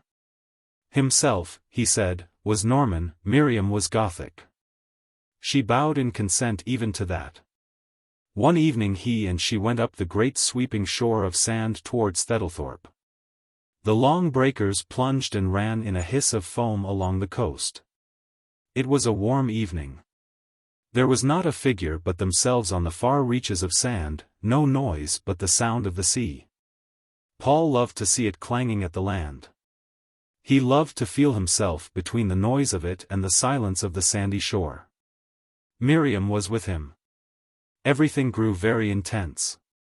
It was quite dark when they turned again. The way home was through a gap in the sandhills, and then along a raised grass road between two dikes. The country was black and still. From behind the sandhills came the whisper of the sea. Paul and Miriam walked in silence. Suddenly he started. The whole of his blood seemed to burst into flame, and he could scarcely breathe. An enormous orange moon was staring at them from the rim of the sandhills. He stood still, looking at it. "Ah!" cried Miriam, when she saw it. He remained perfectly still, staring at the immense and ruddy moon, the only thing in the far-reaching darkness of the level. His heart beat heavily, the muscles of his arms contracted. "What is it?" murmured Miriam, waiting for him. He turned and looked at her. She stood beside him, forever in shadow. Her face, covered with the darkness of her hat, was watching him unseen. But she was brooding. She was slightly afraid, deeply moved and religious. That was her best state. He was impotent against it. His blood was concentrated like a flame in his chest. But he could not get across to her. There were flashes in his blood. But somehow she ignored them. She was expecting some religious state in him. Still yearning, she was half aware of his passion, and gazed at him, troubled. "What is it?" she murmured again. "It's the moon," he answered, frowning.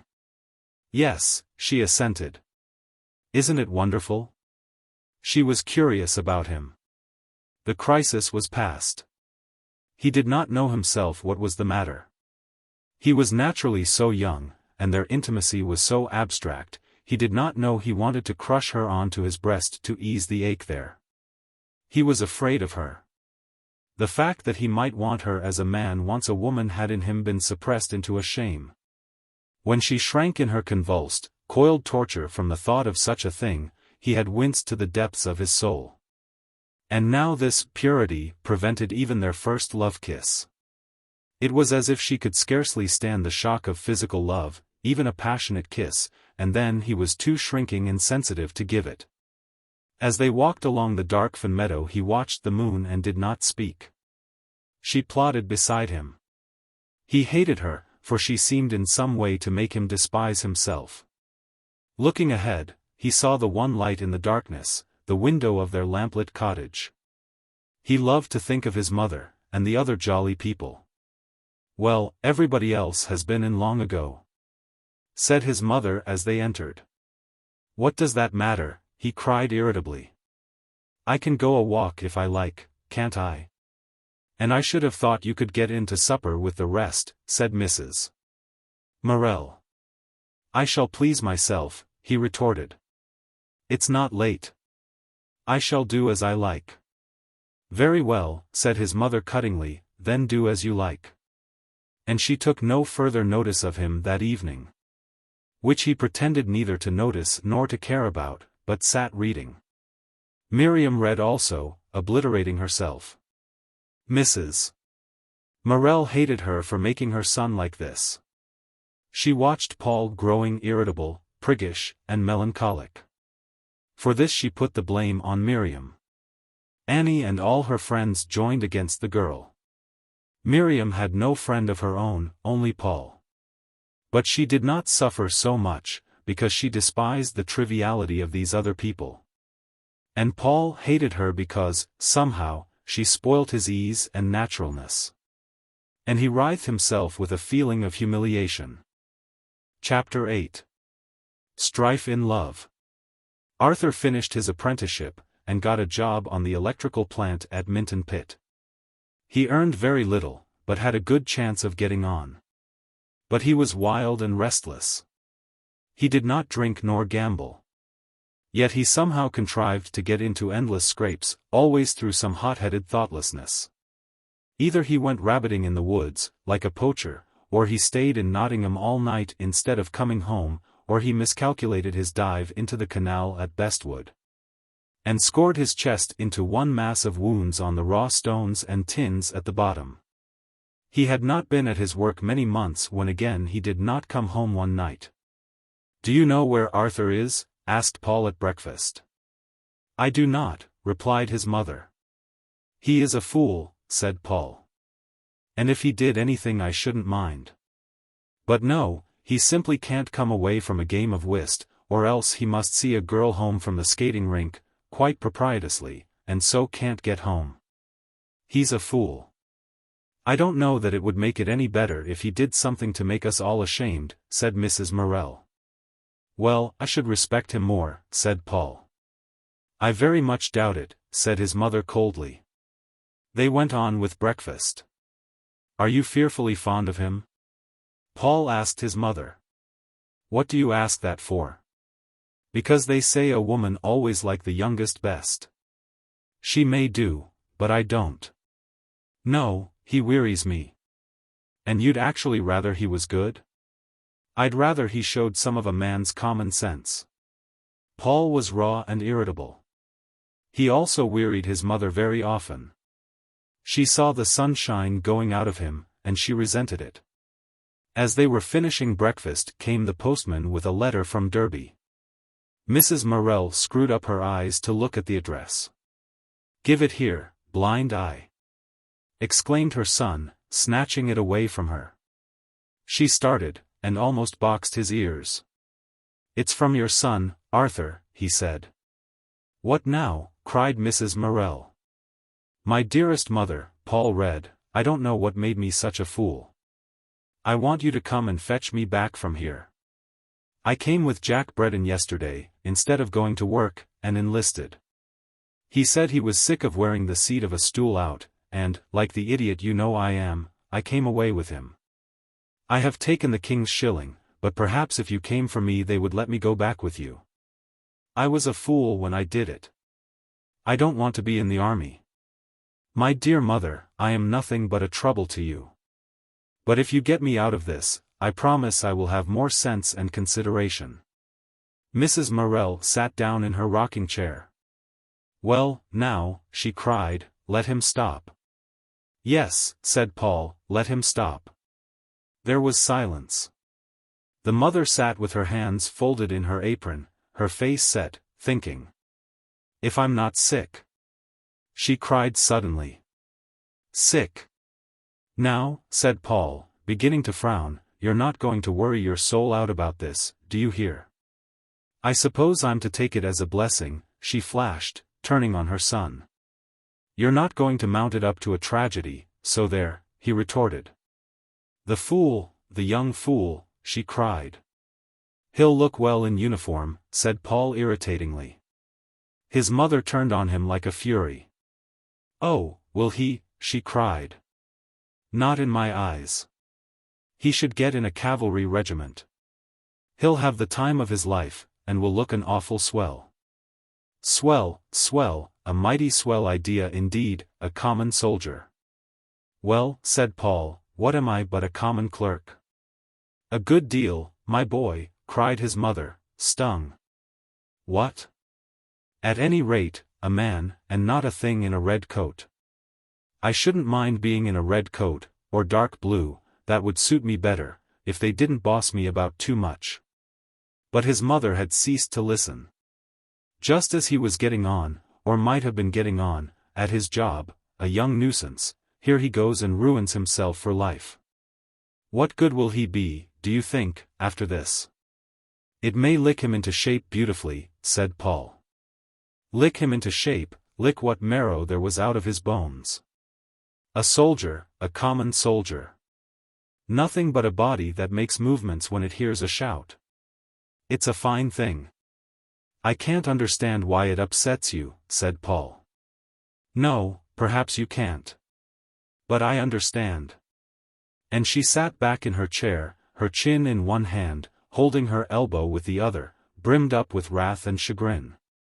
"And shall you go to Derby?" asked Paul. "Yes. It's no good. I'll see for myself." "And why on earth don't you let him stop?" "It's just what he wants." "Of course," cried the mother, "you know what he wants." She got ready and went by the first train to Derby, where she saw her son and the sergeant. It was, however, no good. When Morel was having his dinner in the evening, she said suddenly, "I've had to go to Derby today." The miner turned up his eyes, showing the whites in his black face. "Has ter, lass? What took thee there?" "That Arthur." "Oh, and what's agate now?" "He's only enlisted." Morel put down his knife and leaned back in his chair. "Nay," he said, "that he never as. And is going down to Aldershot tomorrow." "Well," exclaimed the miner. "That's a winder." He considered it a moment, said and proceeded with his dinner. Suddenly his face contracted with wrath. "I hope he may never set foot in my house again," he said. "The idea," cried Mrs. Morel. "Saying such a thing." "I do," repeated Morel. "A fool as runs away for a soldier, let 'im look after issen, I'll do no more for 'im. A fat sight you have done as it is," she said. And Morel was almost ashamed to go to his public house that evening. "Well, did you go?" said Paul to his mother when he came home. "I did." "And could you see him?" "Yes." "And what did he say?" "He blubbered when I came away." "And so did I, so you needn't, Mrs. Morel fretted after her son. She knew he would not like the army. He did not. The discipline was intolerable to him. But the doctor, she said with some pride to Paul, said he was perfectly proportioned, almost exactly, all his measurements were correct. "He is good-looking, you know. He's awfully nice-looking. But he doesn't fetch the girls like William, does he?" "No, it's a different character. He's a good deal like his father, irresponsible." To console his mother, Paul did not go much to VIII Farm at this time. And in the autumn exhibition of students' work in the castle he had 2 studies, a landscape in watercolor and a still life in oil, both of which had first prize awards. He was highly excited. "What do you think I've got for my pictures, Mother?" he asked, coming home one evening. She saw by his eyes he was glad. Her face flushed. "Now, how should I know, my boy? A first prize for those glass jars." "And a first prize for that sketch up at VIII Farm." "Both first?" "Yes." There was a rosy, bright look about her, though she said nothing. "It's nice," he said, "isn't it?" "It is. Why don't you praise me up to the skies?" She laughed. "I should have the trouble of dragging you down again," she said. But she was full of joy, nevertheless. William had brought her his sporting trophies. She kept them still, and she did not forgive his death. Arthur was handsome, at least, a good specimen, and warm and generous, and probably would do well in the end. But Paul was going to distinguish himself. She had a great belief in him, the more because he was unaware of his own powers. There was so much to come out of him. Life for her was rich with promise. She was to see herself fulfilled. Not for nothing had been her struggle. Several times during the exhibition Mrs. Morel went to the castle unknown to Paul. She wandered down the long room looking at the other exhibits. Yes, they were good. But they had not in them a certain something which she demanded for her satisfaction. Some made her jealous, they were so good. She looked at them a long time trying to find fault with them. Then suddenly she had a shock that made her heart beat. There hung Paul's picture. She knew it as if it were printed on her heart. Name, Paul Morel, first prize. It looked so strange, there in public, on the walls of the castle gallery, where in her lifetime she had seen so many pictures. And she glanced round to see if anyone had noticed her again in front of the same sketch. But she felt a proud woman. When she met well-dressed ladies going home to the park, she thought to herself, "Yes, you look very well, but I wonder if your son has 2 first prizes in the castle." And she walked on, as proud a little woman as any in Nottingham. And Paul felt he had done something for her, if only a trifle. All his work was hers. One day, as he was going up Castle Gate, he met Miriam. He had seen her on the Sunday, and had not expected to meet her in town. She was walking with a rather striking woman, blonde, with a sullen expression, and a defiant carriage. It was strange how Miriam, in her bowed, meditative bearing, looked dwarfed beside this woman with the handsome shoulders. Miriam watched Paul searchingly. His gaze was on the stranger, who ignored him. The girl saw his masculine spirit rear its head. "Hello," he said, "you didn't tell me you were coming to town." "No," replied Miriam, half apologetically. "I drove in to Cattle Market with father." He looked at her companion. "I've told you about Mrs. Dawes," said Miriam huskily. She was nervous. "Clara, do you know Paul?" "I think I've seen him before," replied Mrs. Dawes indifferently, as she shook hands with him. She had scornful grey eyes, a skin like white honey, and a full mouth, with a slightly lifted upper lip that did not know whether it was raised in scorn of all men or out of eagerness to be kissed. But which believed the former? She carried her head back, as if she had drawn away in contempt, perhaps from men also. She wore a large, dowdy hat of black beaver, and a sort of slightly affected simple dress that made her look rather sack-like. She was evidently poor, and had not much taste. Miriam usually looked nice. "Where have you seen me?" Paul asked of the woman. She looked at him as if she would not trouble to answer. Then, "Walking with Louis Travers," she said. Louis was one of the Spiral girls. "Why, do you know her?" he asked. She did not answer. He turned to Miriam. "Where are you going?" he asked. "To the castle." "What train are you going home by?" "I am driving with father." "I wish you could come too." "What time are you free?" "You know, not till 8 tonight, damn it." And directly the two women moved on.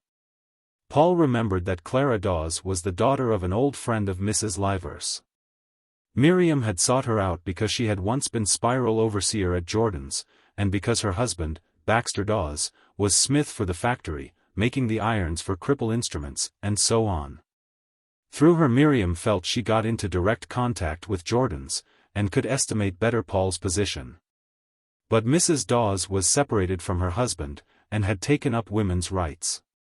She was supposed to be clever. It interested Paul. Baxter Dawes he knew and disliked. The smith was a man of 31 or 32. He came occasionally through Paul's corner, a big, well-set man, also striking to look at, and handsome. There was a peculiar similarity between himself and his wife. He had the same white skin, with a clear, golden tinge. His hair was of soft brown, his mustache was golden. And he had a similar defiance in his bearing and manner. But then came the difference. His eyes, dark brown and quick-shifting, were dissolute. They protruded very slightly, and his eyelids hung over them in a way that was half hate.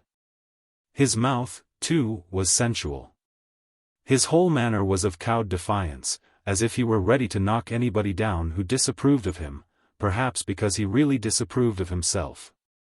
From the first day he had hated Paul. Finding the lad's impersonal, deliberate gaze of an artist on his face, he got into a fury. "What are you looking at?" he sneered, bullying. The boy glanced away. But the smith used to stand behind the counter and talk to Mr. Pappleworth. His speech was dirty, with a kind of rottenness. Again he found the youth with his cool, critical gaze fixed on his face. The smith started round as if he had been stung.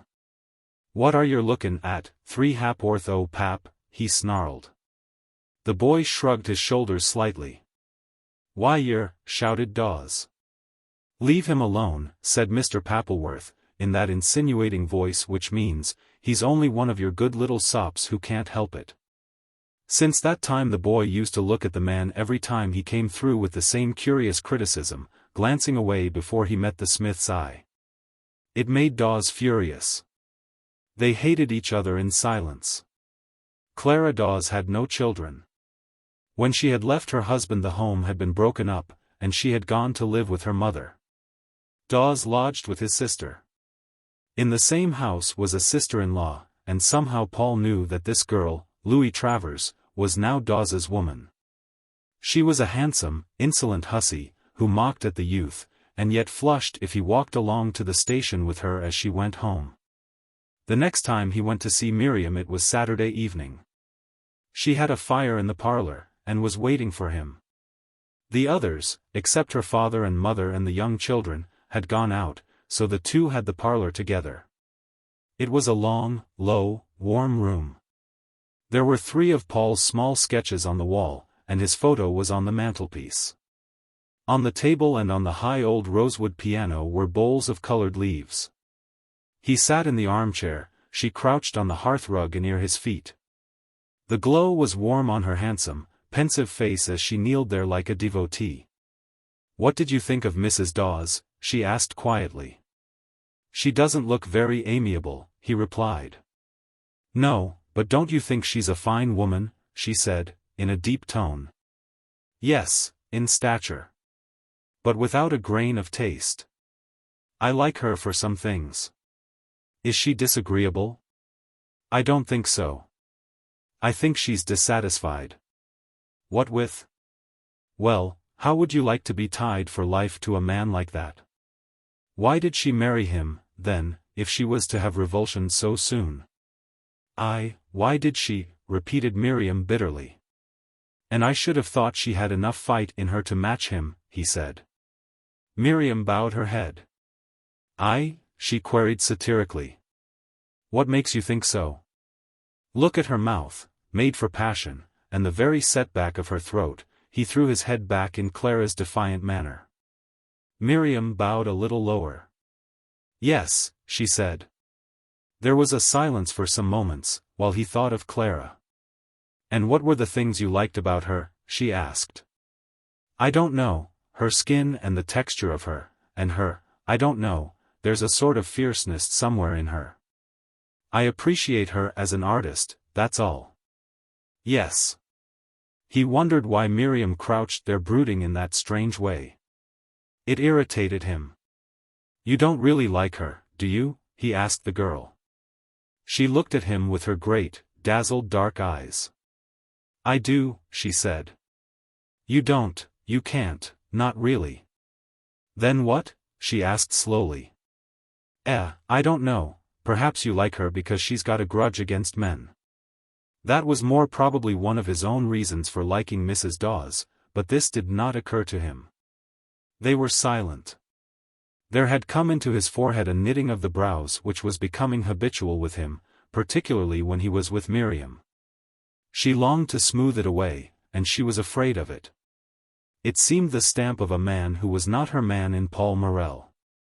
There were some crimson berries among the leaves in the bowl. He reached over and pulled out a bunch. If you put red berries in your hair, he said, why would you look like some witch or priestess, and never like a reveller? She laughed with a naked, painful sound. I don't know, she said.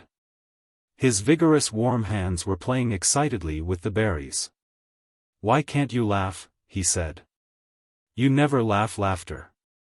You only laugh when something is odd or incongruous, and then it almost seems to hurt you. She bowed her head as if he were scolding her. I wish you could laugh at me just for 1 minute, just for 1 minute. I feel as if it would set something free. But, and she looked up at him with eyes frightened and struggling, I do laugh at you, I do. Never. There's always a kind of intensity. When you laugh I could always cry. It seems as if it shows up your suffering. Oh, you make me knit the brows of my very soul and cogitate. Slowly she shook her head despairingly. I'm sure I don't want to, she said. I'm so damned spiritual with you always, he cried. She remained silent, thinking, then why don't you be otherwise? But he saw her crouching, brooding figure, and it seemed to tear him in two. But, there, it's autumn, he said, and everybody feels like a disembodied spirit then. There was still another silence. This peculiar sadness between them thrilled her soul. He seemed so beautiful with his eyes gone dark, and looking as if they were deep as the deepest well. You make me so spiritual, he lamented. And I don't want to be spiritual. She took her finger from her mouth with a little pop, and looked up at him almost challenging. But still her soul was naked in her great dark eyes, and there was the same yearning appeal upon her. If he could have kissed her in abstract purity he would have done so. But he could not kiss her thus, and she seemed to leave no other way. And she yearned to him. He gave a brief laugh. Well, he said, get that French and we'll do some Verlaine. Yes, she said in a deep tone, almost of resignation. And she rose and got the books. And her rather red, nervous hands looked so pitiful, he was mad to comfort her and kiss her. But then he dared not, or could not. There was something prevented him. His kisses were wrong for her. They continued the reading till 10 o'clock, when they went into the kitchen, and Paul was natural and jolly again with the father and mother. His eyes were dark and shining. There was a kind of fascination about him. When he went into the barn for his bicycle he found the front wheel punctured. "Fetch me a drop of water in a bowl," he said to her. "I shall be late, and then I'll catch it." He lighted the hurricane lamp, took off his coat, turned up the bicycle, and set speedily to work.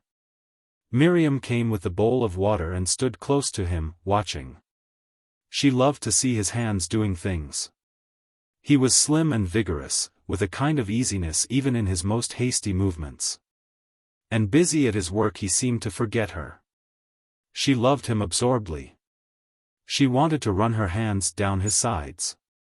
She always wanted to embrace him, so long as he did not want her.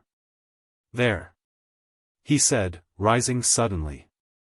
"Now, could you have done it quicker?" "No," she laughed. He straightened himself. His back was towards her. She put her 2 hands on his sides, and ran them quickly down. "You are so fine," she said. He laughed, hating her voice, but his blood roused to a wave of flame by her hands. She did not seem to realize him in all this.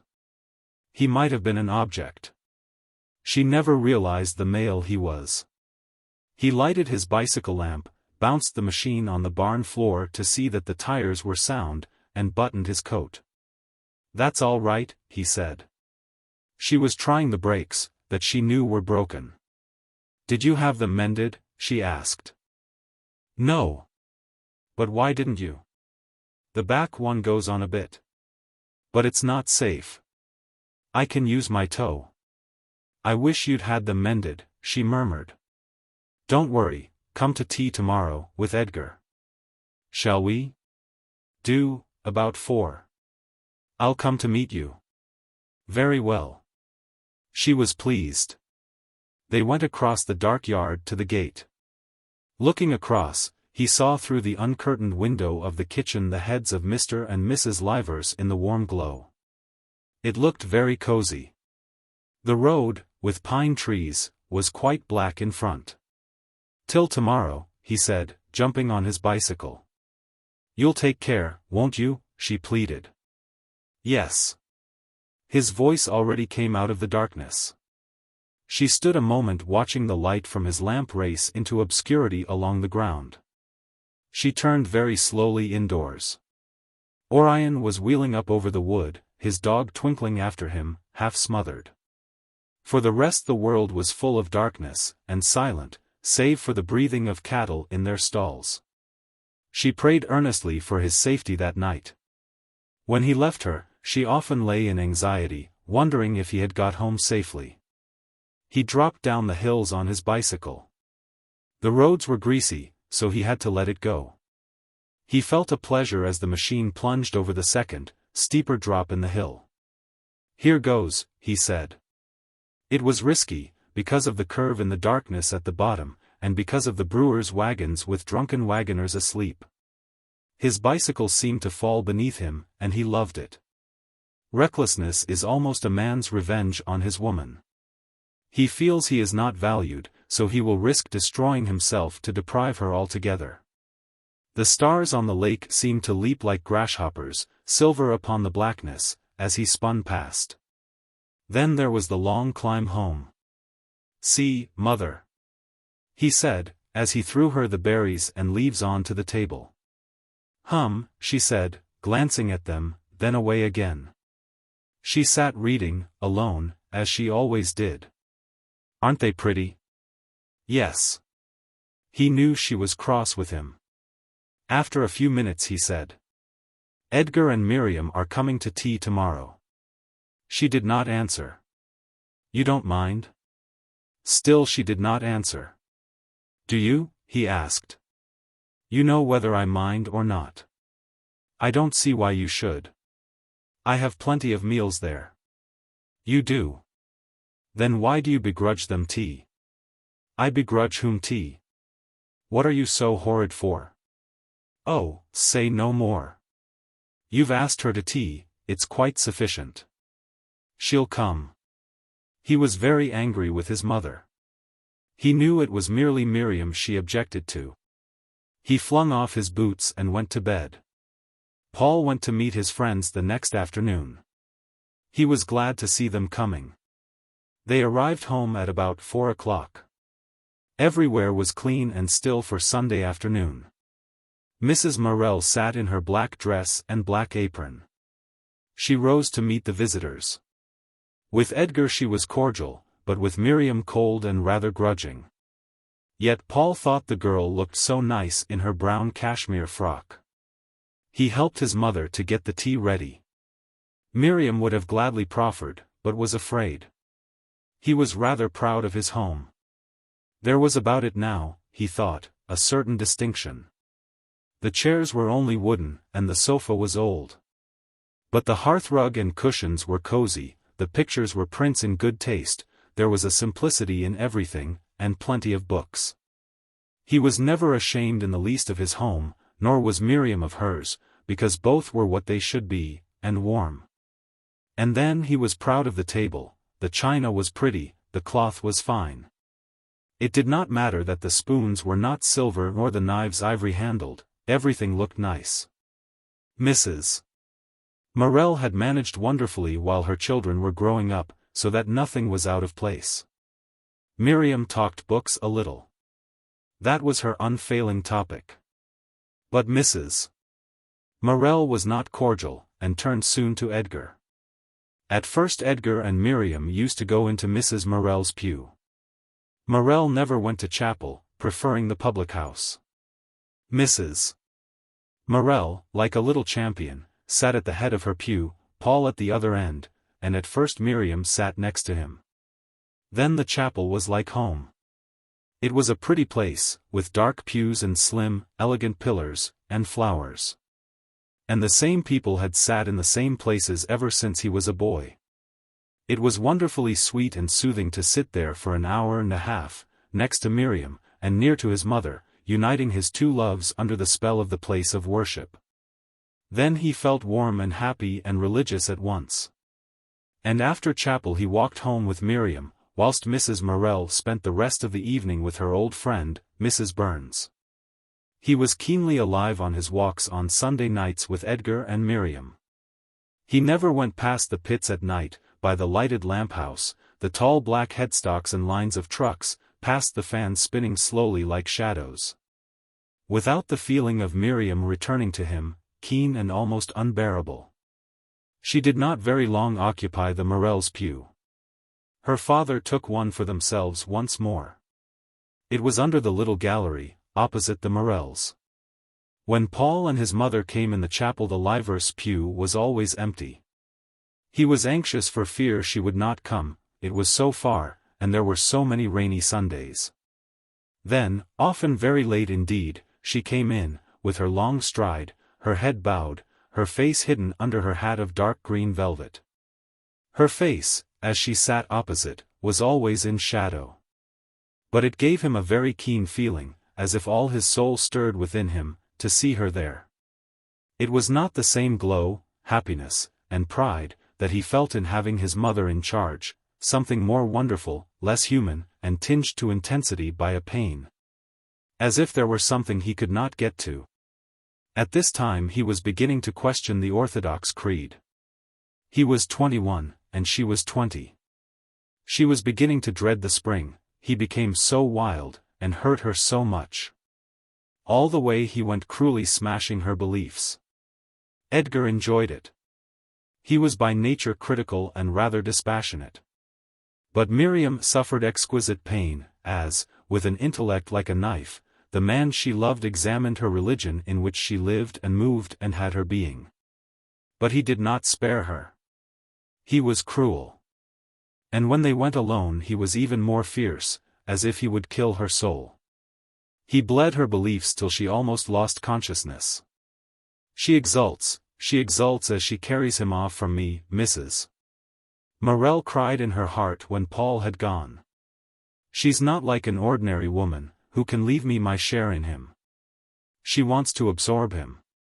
She wants to draw him out and absorb him till there is nothing left of him, even for himself. He will never be a man on his own feet, she will suck him up. So the mother sat, and battled and brooded bitterly. And he, coming home from his walks with Miriam, was wild with torture. He walked biting his lips and with clenched fists, going at a great rate. Then, brought up against a stile, he stood for some minutes, and did not move. There was a great hollow of darkness fronting him, and on the black upslopes patches of tiny lights, and in the lowest trough of the night, a flare of the pit. It was all weird and dreadful. Why was he torn so, almost bewildered, and unable to move? Why did his mother sit at home and suffer? He knew she suffered badly. But why should she? And why did he hate Miriam, and feel so cruel towards her, at the thought of his mother? If Miriam caused his mother suffering, then he hated her, and he easily hated her. Why did she make him feel as if he were uncertain of himself, insecure, an indefinite thing, as if he had not sufficient sheathing to prevent the night and the space breaking into him? How he hated her! And then, what a rush of tenderness and humility! Suddenly he plunged on again, running home. His mother saw on him the marks of some agony, and she said nothing. But he had to make her talk to him. Then she was angry with him for going so far with Miriam. "Why don't you like her, mother?" he cried in despair.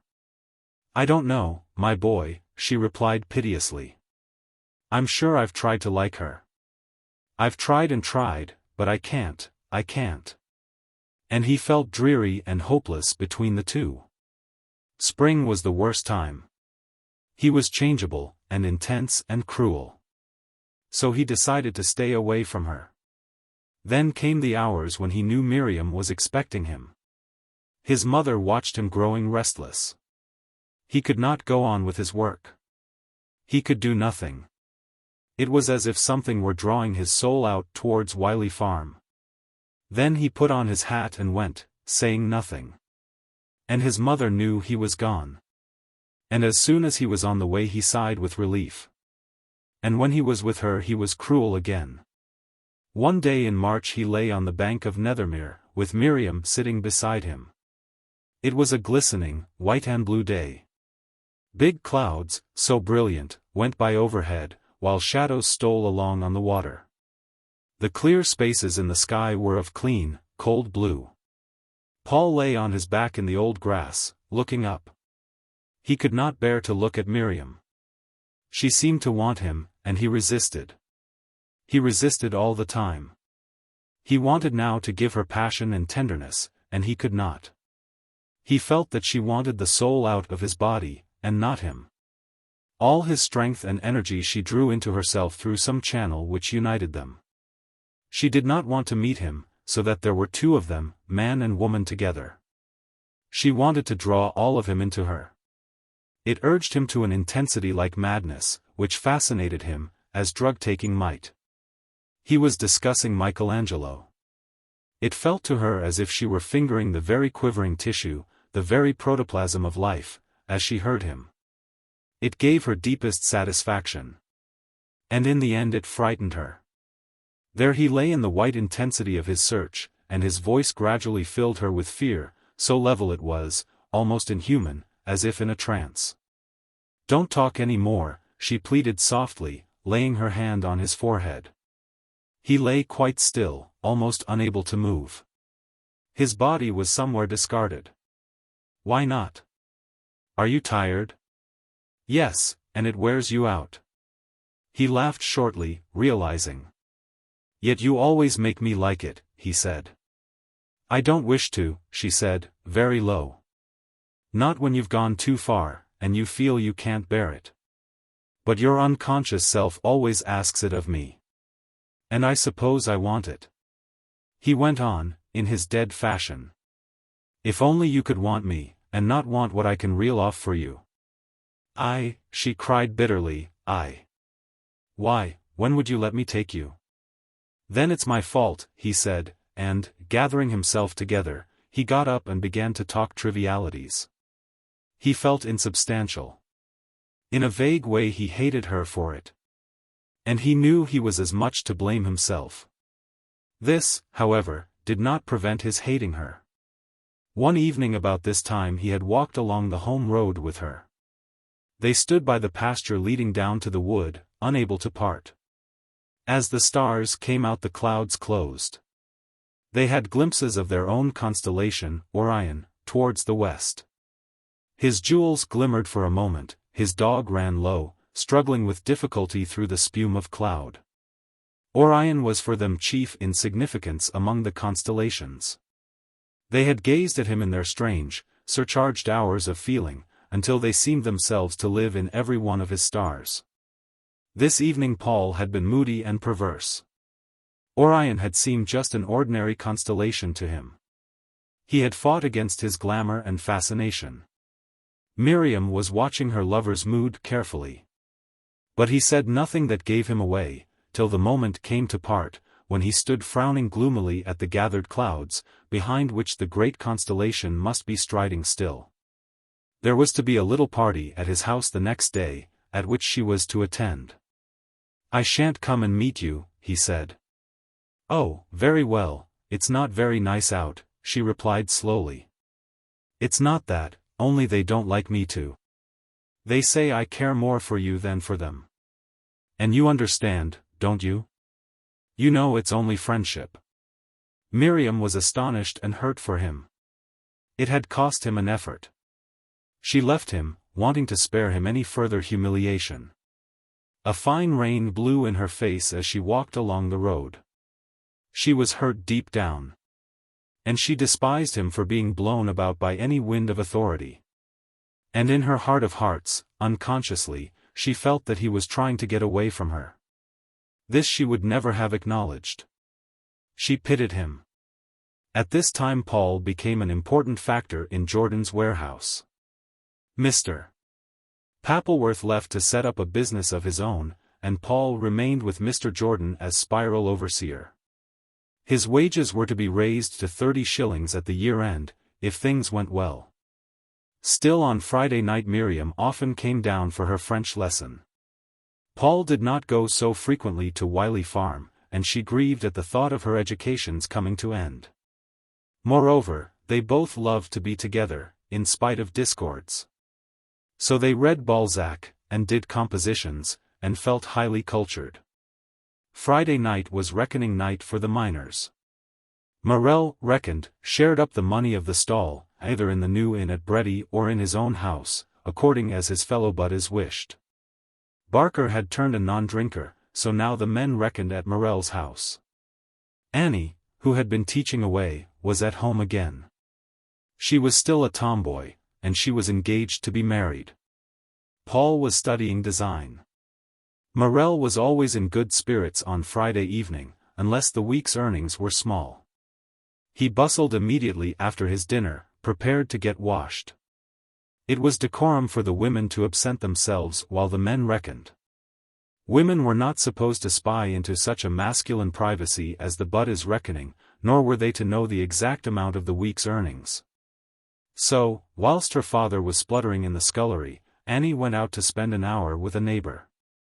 Mrs. Morel attended to her baking. "Shut that door," bawled Morel furiously. Annie banged it behind her, and was gone. "If thou opens it again while I'm weshing me, I'll ma-ee thy jaw rattle," he threatened from the midst of his soapsuds. Paul and the mother frowned to hear him. Presently he came running out of the scullery, with the soapy water dripping from him, dithering with cold. "Oh, my sirs," he said. "Where's my towel?" It was hung on a chair to warm before the fire, otherwise he would have bullied and blustered.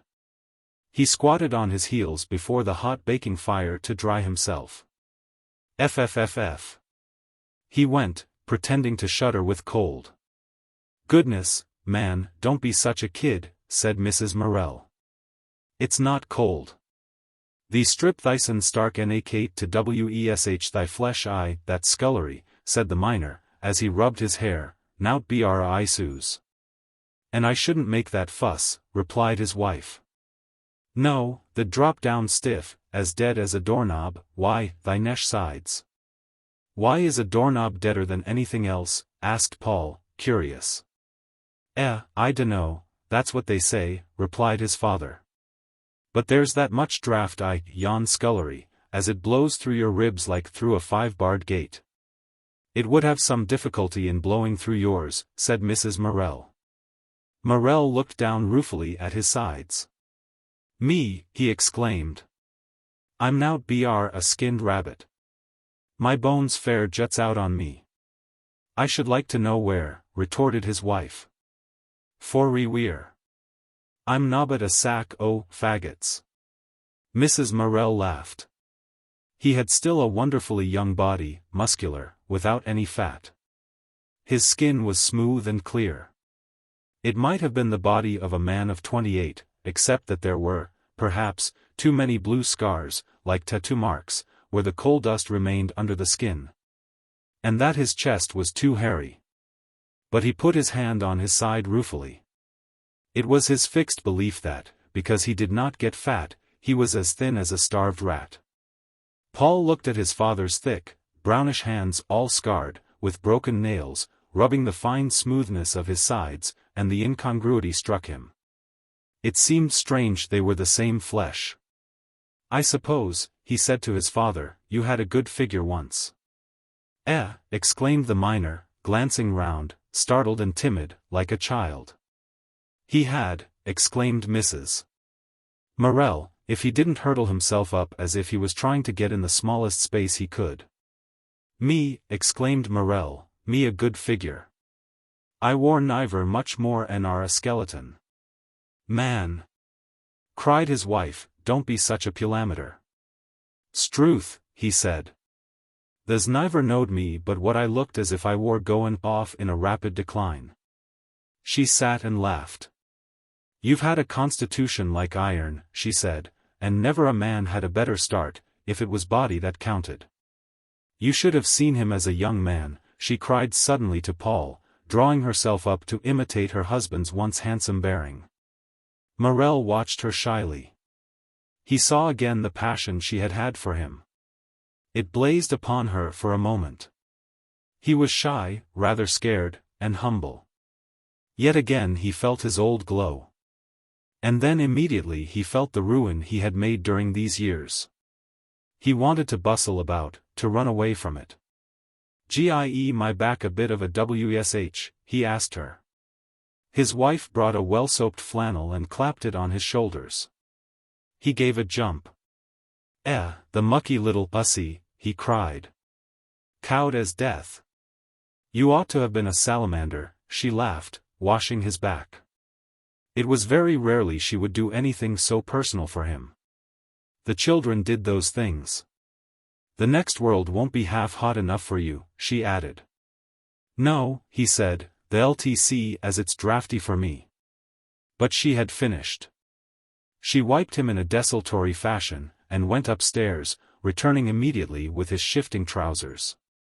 When he was dried he struggled into his shirt.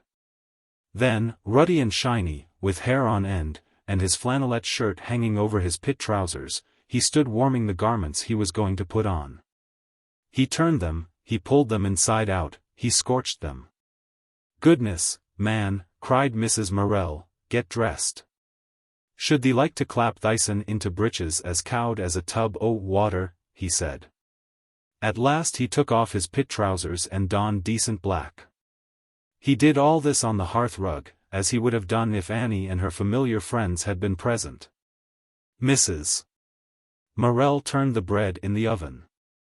Then from the red earthenware panchion of dough that stood in a corner she took another handful of paste, worked it to the proper shape, and dropped it into a tin. As she was doing so Barker knocked and entered. He was a quiet, compact little man, who looked as if he would go through a stone wall. His black hair was cropped short, his head was bony. Like most miners, he was pale, but healthy and taut. Evenin', Mrs., he nodded to Mrs. Morel, and he seated himself with a sigh. Good evening, she replied cordially. Tha's made thy heels crack, said Morel. I dunno as I have, said Barker. He sat, as the men always did in Morel's kitchen, effacing himself rather. How's Mrs.? she asked of him. He had told her some time back. We're expectin' us third just now, you see. Well, he answered, rubbing his head, she keeps pretty middlin', I think. Let's see, when? Asked Mrs. Morel. Well, I shouldn't be surprised any time now. Ah. And she's kept fairly? Yes, tidy. That's a blessing, for she's none too strong. No. And I've done another silly trick. What's that? Mrs. Morel knew Barker wouldn't do anything very silly. I'm come be out market bag. You can have mine. Nay, you'll be wantin' that yourself. I shan't. I take a string bag always. She saw the determined little collier buying in the week's groceries and meat on the Friday nights, and she admired him. Barker's little, but he's 10 times the man you are, she said to her husband. Just then Wesson entered. He was thin, rather frail-looking, with a boyish ingenuousness and a slightly foolish smile, despite his 7 children. But his wife was a passionate woman. I see you've kested me, he said, smiling rather vapidly. Yes, replied Barker. The newcomer took off his cap and his big woolen muffler. His nose was pointed and red. I'm afraid you're cold, Mr. Wesson, said Mrs. Morel. It's a bit nippy, he replied. Then come to the fire. Nay, I'll do where I am. Both colliers sat away back. They could not be induced to come on to the hearth. The hearth is sacred to the family. Go thy ways armchair, cried Morel cheerily. Nay, thank yer, I'm very nicely here. Yes, come, of course, insisted Mrs. Morel. He rose and went awkwardly. He sat in Morel's armchair awkwardly. It was too great a familiarity. But the fire made him blissfully happy. And how's that chest of yours? Demanded Mrs. Morel. He smiled again, with his blue eyes rather sunny. Oh, it's very middlin', he said. Why, a rattle in it like a kettledrum, said Barker shortly. T, went Mrs. Morel rapidly with her tongue. Did you have that flannel singlet made? Not yet, he smiled. Then, why didn't you? She cried. It'll come, he smiled. Ah, and doomsday, exclaimed Barker. Barker and Morel were both impatient of Wesson. But, then, they were both as hard as nails, physically. When Morel was nearly ready he pushed the bag of money to Paul. Count it, boy, he asked humbly. Paul impatiently turned from his books and pencil, tipped the bag upside down on the table. There was a 5-pound bag of silver, sovereigns and loose money. He counted quickly, referred to the checks, the written papers giving amount of coal, put the money in order. Then Barker glanced at the checks. Mrs. Morel went upstairs, and the 3 men came to table. Morel, as master of the house, sat in his armchair, with his back to the hot fire. The 2 buddies had cooler seats. None of them counted the money. What did we say Simpson's was? Asked Morel, and the buddies cavilled for a minute over the dayman's earnings. Then the amount was put aside. And Bill Naylor's? This money also was taken from the pack. Then, because Wesson lived in one of the company's houses, and his rent had been deducted, Morel and Barker took 4 and 6 each. And because Morel's coals had come, and the leading was stopped, Barker and Wesson took 4 shillings each. Then it was plain sailing. Morel gave each of them a sovereign till there were no more sovereigns, each half a crown till there were no more half-crowns, each a shilling till there were no more shillings. If there was anything at the end that wouldn't split, Morel took it and stood drinks. Then the 3 men rose and went. Morel scuttled out of the house before his wife came down. She heard the door close, and descended. She looked hastily at the bread in the oven. Then, glancing on the table, she saw her money lying. Paul had been working all the time. But now he felt his mother counting the week's money, and her wrath rising. Went her tongue. He frowned. He could not work when she was cross. She counted again. A measly 25 shillings, she exclaimed. How much was the cheque? £10.11, said Paul irritably. He dreaded what was coming. And he gives me a Scratland 25, and his club this week. But I know him. He thinks because you're earning he needn't keep the house any longer. No, all he has to do with his money is to guddle it. But I'll show him. Oh, mother, don't, cried Paul. Don't what, I should like to know, she exclaimed. Don't carry on again. I can't work. She went very quiet. Yes, it's all very well, she said, but how do you think I'm going to manage? Well, it won't make it any better to whittle about it. I should like to know what you'd do if you had it to put up with. It won't be long. You can have my money. Let him go to hell. He went back to his work, and she tied her bonnet strings grimly. When she was fretted he could not bear it. But now he began to insist on her recognizing him. The 2 loaves at the top, she said, will be done in 20 minutes. Don't forget them. All right, he answered, and she went to market. He remained alone working. But his usual intense concentration became unsettled. He listened for the yard gate. At 7:15 came a low knock, and Miriam entered. All alone, she said. Yes. As if at home, she took off her tam o' shanter and her long coat, hanging them up. It gave him a thrill. This might be their own house, his and hers. Then she came back and peered over his work. What is it? She asked. Still design, for decorating stuffs, and for embroidery. She bent short-sightedly over the drawings. It irritated him that she peered so into everything that was his, searching him out. He went into the parlor and returned with a bundle of brownish linen. Carefully unfolding it, he spread it on the floor. It proved to be a curtain or portière, beautifully stenciled with a design on roses. Ah, how beautiful, she cried. The spread cloth, with its wonderful reddish roses and dark green stems, all so simple, and somehow so wicked-looking, lay at her feet. She went on her knees before it, her dark curls dropping. He saw her crouched voluptuously before his work, and his heart beat quickly. Suddenly she looked up at him. Why does it seem cruel? She asked. What? There seems a feeling of cruelty about it, she said. It's jolly good, whether or not, he replied, folding up his work with a lover's hands. She rose slowly, pondering. And what will you do with it? She asked. Send it to Liberty's. I did it for my mother, but I think she'd rather have the money. Yes, said Miriam. He had spoken with a touch of bitterness, and Miriam sympathized. Money would have been nothing to her. He took the cloth back into the parlor.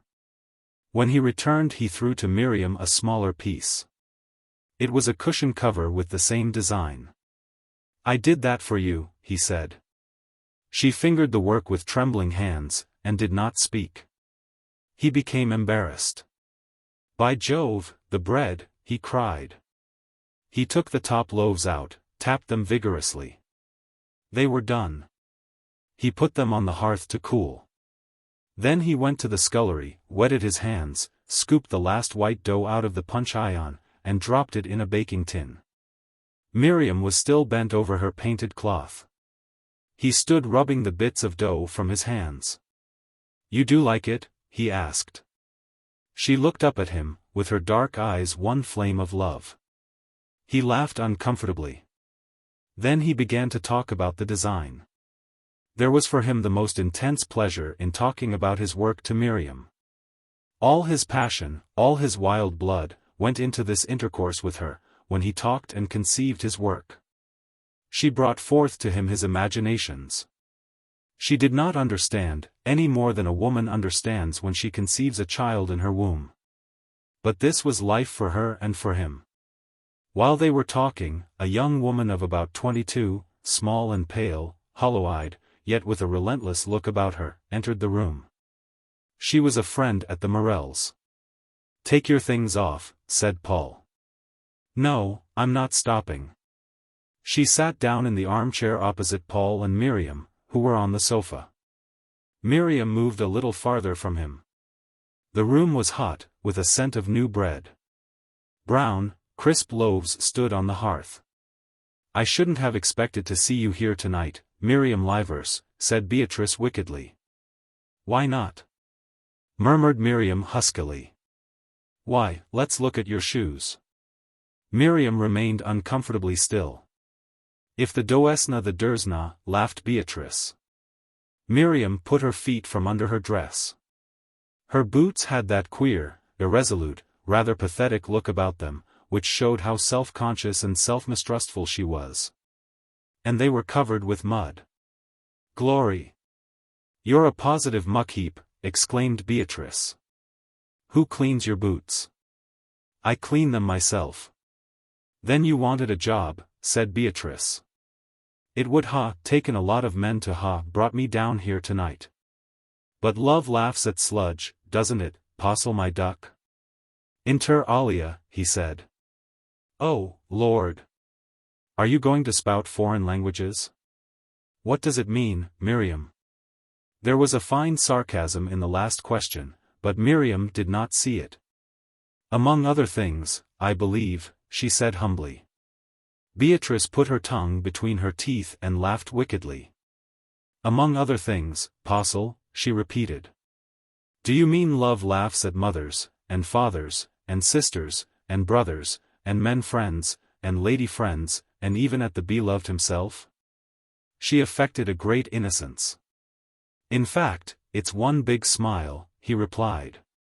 Up its sleeve, Paul Morel, you believe me, she said, and she went off into another burst of wicked, silent laughter. Miriam sat silent, withdrawn into herself. Every one of Paul's friends delighted in taking sides against her, and he left her in the lurch, seemed almost to have a sort of revenge upon her then. Are you still at school? Asked Miriam of Beatrice. Yes. You've not had your notice, then? I expect it at Easter. Isn't it an awful shame, to turn you off merely because you didn't pass the exam? I don't know, said Beatrice coldly. Agatha says you're as good as any teacher anywhere. It seems to me ridiculous. I wonder why you didn't pass. Short of brains, Postle, said Beatrice briefly. Only brains to bite with, replied Paul, laughing. Nuisance, she cried.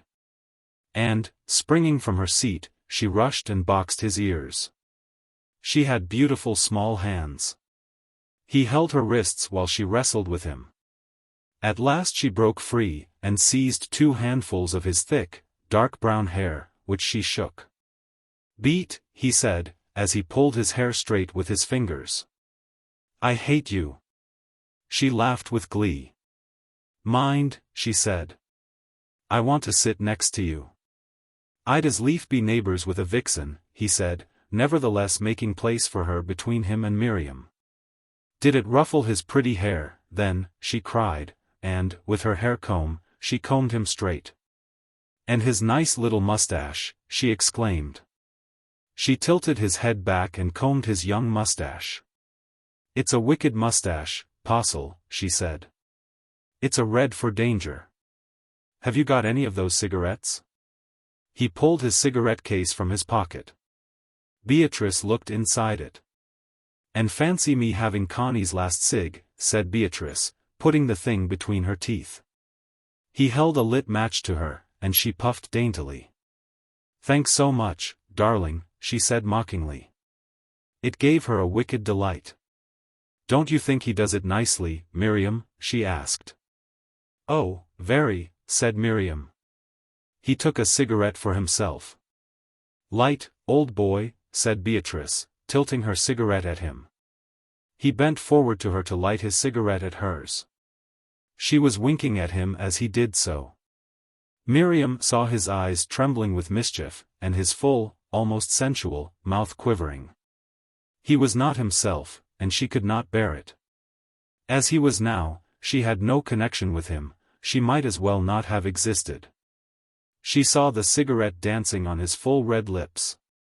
She hated his thick hair for being tumbled loose on his forehead. "Sweet boy," said Beatrice, tipping up his chin and giving him a little kiss on the cheek. "I'll kiss thee back, Beat," he said. "The wanna," she giggled, jumping up and going away. "Isn't he shameless, Miriam?"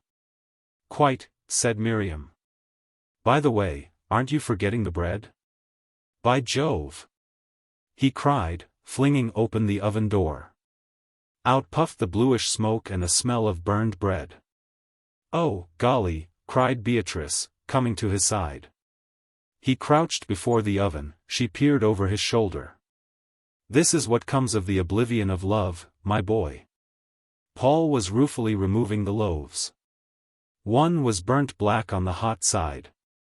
Another was hard as a brick. "Poor mater," said Paul. "You want to grate it," said Beatrice. "Fetch me the nutmeg grater."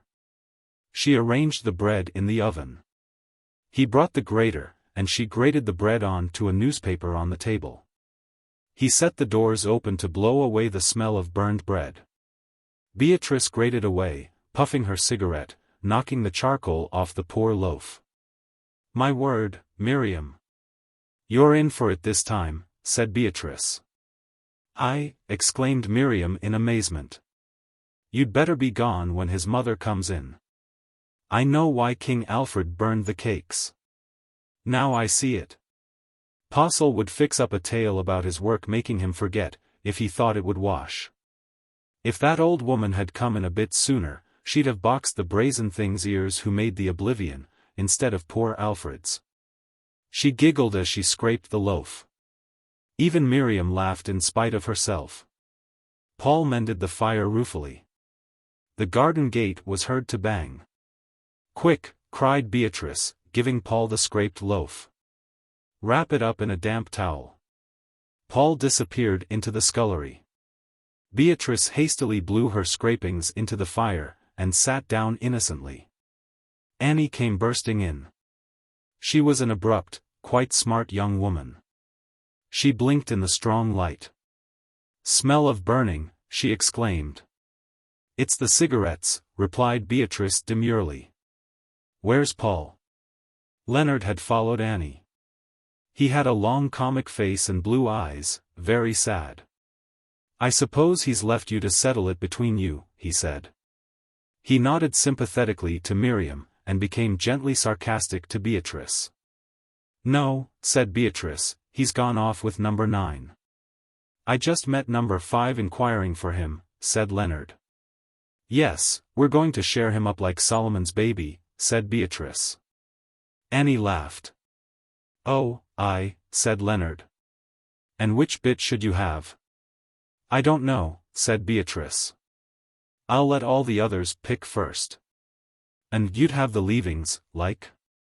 said Leonard, twisting up a comic face. Annie was looking in the oven. Miriam sat ignored. Paul entered. "This bread's a fine sight, our Paul," said Annie. "Then you should stop and look after it," said Paul. "You mean you should do what you're reckoning to do," replied Annie. "He should, shouldn't he?" cried Beatrice. "I think he'd got plenty on hand," said Leonard. "You had a nasty walk, didn't you, Miriam?" said Annie. "Yes, but I'd been in all week." "And you wanted a bit of a change, like," insinuated Leonard kindly. "Well, you can't be stuck in the house forever," Annie agreed. She was quite amiable. Beatrice pulled on her coat, and went out with Leonard and Annie. She would meet her own boy. "Don't forget that bread, our Paul," cried Annie. "Good night, Miriam. I don't think it will rain." When they had all gone, Paul fetched the swathed loaf, unwrapped it, and surveyed it sadly. "It's a mess," he said. "But," answered Miriam impatiently, "what is it, after all, 2pence, ha'penny?" "Yes, but, it's the mater's precious baking, and she'll take it to heart. However, it's no good bothering." He took the loaf back into the scullery. There was a little distance between him and Miriam. He stood balanced opposite her for some moments considering, thinking of his behavior with Beatrice. He felt guilty inside himself, and yet glad. For some inscrutable reason it served Miriam right. He was not going to repent. She wondered what he was thinking of as he stood suspended. His thick hair was tumbled over his forehead. Why might she not push it back for him, and remove the marks of Beatrice's comb? Why might she not press his body with her 2 hands? It looked so firm, and every whit living. And he would let other girls, why not her? Suddenly he started into life. It made her quiver almost with terror as he quickly pushed the hair off his forehead and came towards her. 8:30, he said. We'd better buck up. Where's your French? Miriam shyly and rather bitterly produced her exercise book. Every week she wrote for him a sort of diary of her inner life, in her own French. He had found this was the only way to get her to do compositions. And her diary was mostly a love letter. He would read it now. She felt as if her soul's history were going to be desecrated by him in his present mood. He sat beside her. She watched his hand, firm and warm, rigorously scoring her work. He was reading only the French, ignoring her soul that was there. But gradually his hand forgot its work. He read in silence, motionless. She quivered. Ce matin les oiseaux aiment evil, he read. Il faisait encore un crépuscule. Mais la petite fenêtre de ma chambre était blême, un pouce, jaune, et tous les oiseaux du bois éclatant dans une chanson vif résonante. Tout l'aube tressaillit. Je vais rêver de vous. Est-ce que vous voyez aussi l'aube? Les oiseaux aimaient presque tous les matins, et toujours il y a quelque chose de terreur dans le cri de Grives. Il est si clair. Miriam sat tremulous, half ashamed. He remained quite still, trying to understand. He only knew she loved him. He was afraid of her love for him. It was too good for him, and he was inadequate. His own love was at fault, not hers. Ashamed, he corrected her work, humbly writing above her words. Look, he said quietly, the past participle conjugated with avoir agrees with the direct object when it precedes. She bent forward, trying to see and to understand. Her free, fine curls tickled his face. He started as if they had been red hot, shuddering. He saw her peering forward at the page, her red lips parted piteously, the black hair springing in fine strands across her tawny, ruddy cheek. She was colored like a pomegranate for richness. His breath came short as he watched her. Suddenly she looked up at him. Her dark eyes were naked with their love, afraid, and yearning. His eyes, too, were dark, and they hurt her. They seemed to master her. She lost all her self-control, was exposed in fear. And he knew, before he could kiss her, he must drive something out of himself. And a touch of hate for her crept back again into his heart. He returned to her exercise. Suddenly he flung down the pencil, and was at the oven in a leap, turning the bread.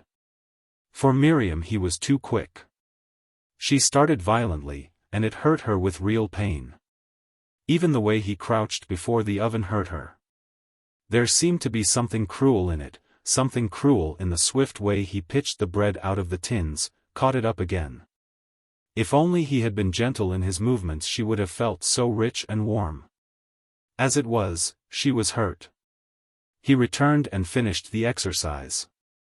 "You've done well this week," he said. She saw he was flattered by her diary. It did not repay her entirely. "You really do blossom out sometimes," he said. "You ought to write poetry." She lifted her head with joy, then she shook it mistrustfully. "I don't trust myself," she said. "You should try." Again she shook her head. "Shall we read, or is it too late?" he asked. "It is late, but we can read just a little," she pleaded. She was really getting now the food for her life during the next week. He made her copy Baudelaire's Le Balcon. Then he read it for her. His voice was soft and caressing, but growing almost brutal. He had a way of lifting his lips and showing his teeth, passionately and bitterly, when he was much moved. This he did now. It made Miriam feel as if he were trampling on her. She dared not look at him, but sat with her head bowed. She could not understand why he got into such a tumult and fury. It made her wretched.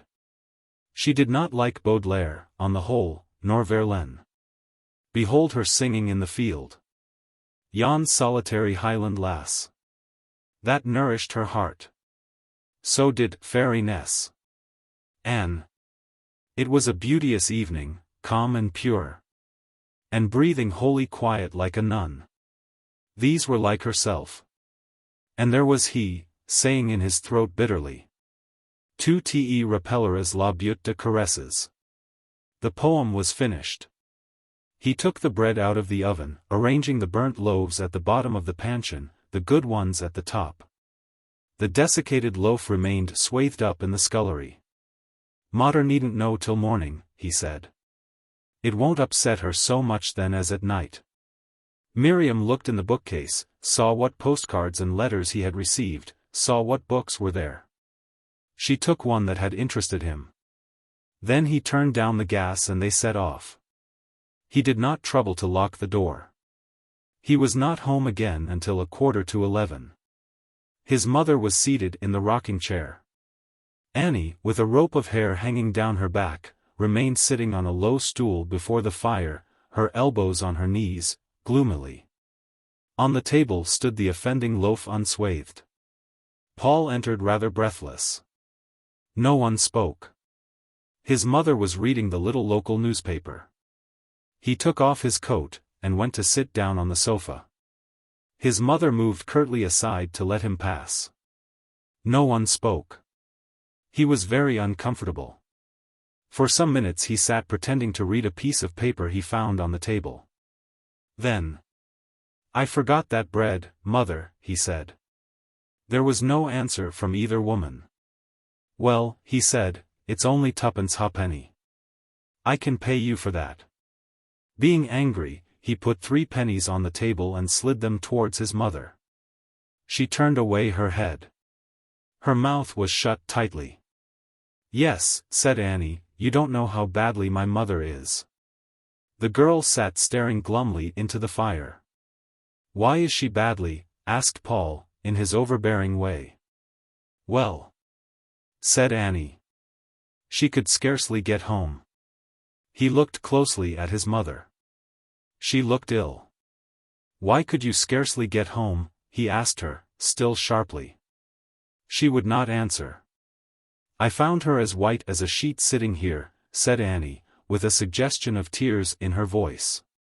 "Well, why?" insisted Paul. His brows were knitting, his eyes dilating passionately. "It was enough to upset anybody," said Mrs. Morel, hugging those parcels, meat, and greengroceries, and a pair of curtains. "Well, why did you hug them? You needn't have done." "Then who would?" "Let Annie fetch the meat." "Yes, and I would fetch the meat, but how was I to know? You were off with Miriam, instead of being in when my mother came." "And what was the matter with you?" asked Paul of his mother. "I suppose it's my heart," she replied. Certainly she looked bluish round the mouth. "And have you felt it before?" "Yes, often enough." "Then why haven't you told me, and why haven't you seen a doctor?" Mrs. Morel shifted in her chair, angry with him for his hectoring. "You'd never notice anything," said Annie. "You're too eager to be off with Miriam." "Oh, am I, and any worse than you with Leonard?" "I was in at 9:45. There was silence in the room for a time. "I should have thought," said Mrs. Morel bitterly, "that she wouldn't have occupied you so entirely as to burn a whole ovenful of bread. Beatrice was here as well as she." "Very likely. But we know why the bread is spoilt." "Why?" he flashed.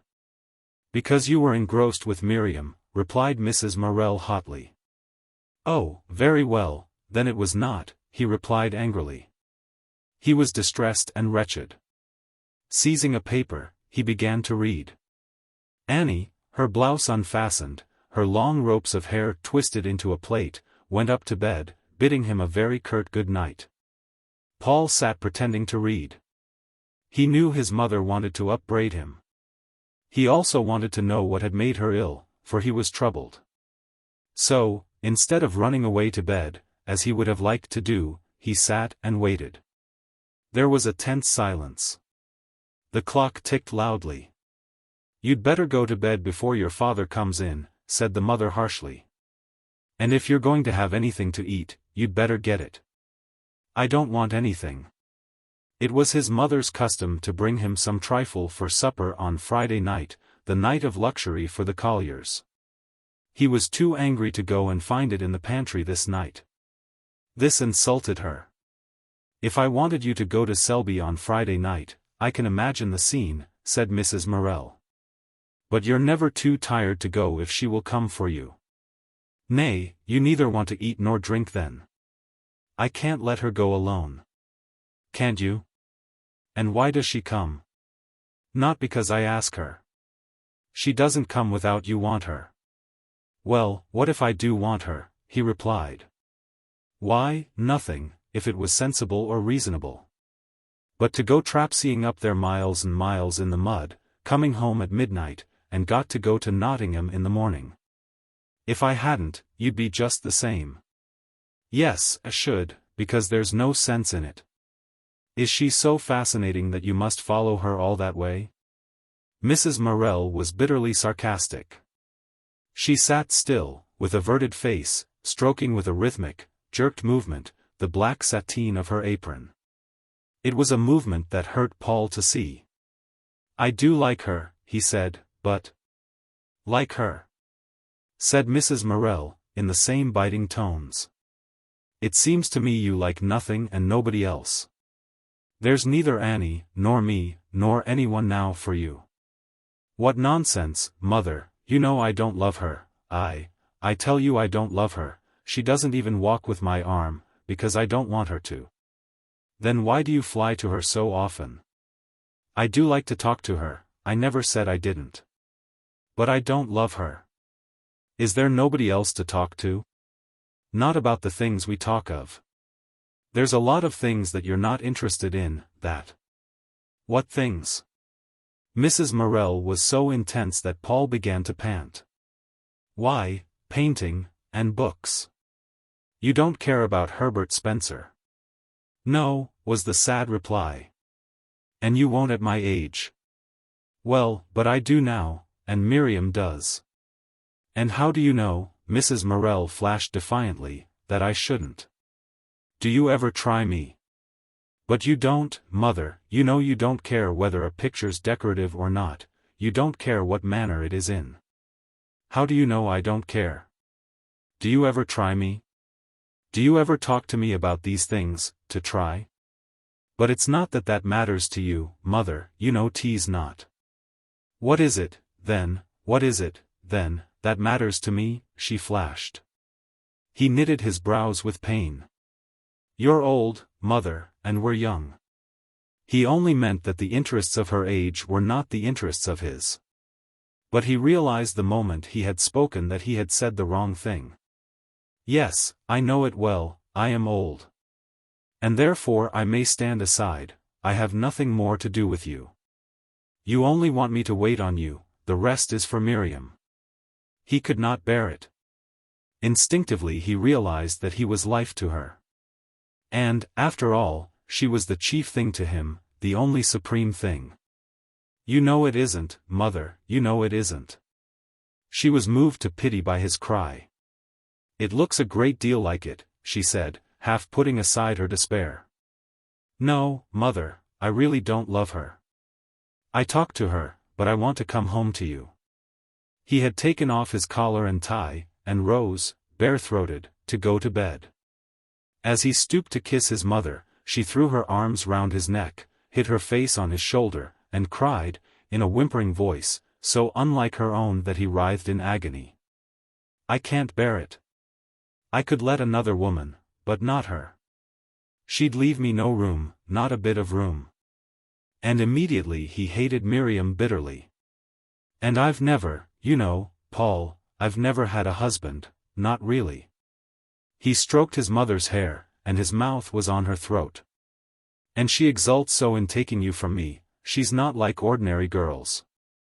Well, I don't love her, mother, he murmured, bowing his head and hiding his eyes on her shoulder in misery. His mother kissed him a long, fervent kiss. My boy, she said, in a voice trembling with passionate love. Without knowing, he gently stroked her face. There, said his mother, now go to bed. You'll be so tired in the morning. As she was speaking she heard her husband coming. There's your father, now go. Suddenly she looked at him almost as if in fear. Perhaps I'm selfish. If you want her, take her, my boy. His mother looked so strange. Paul kissed her, trembling.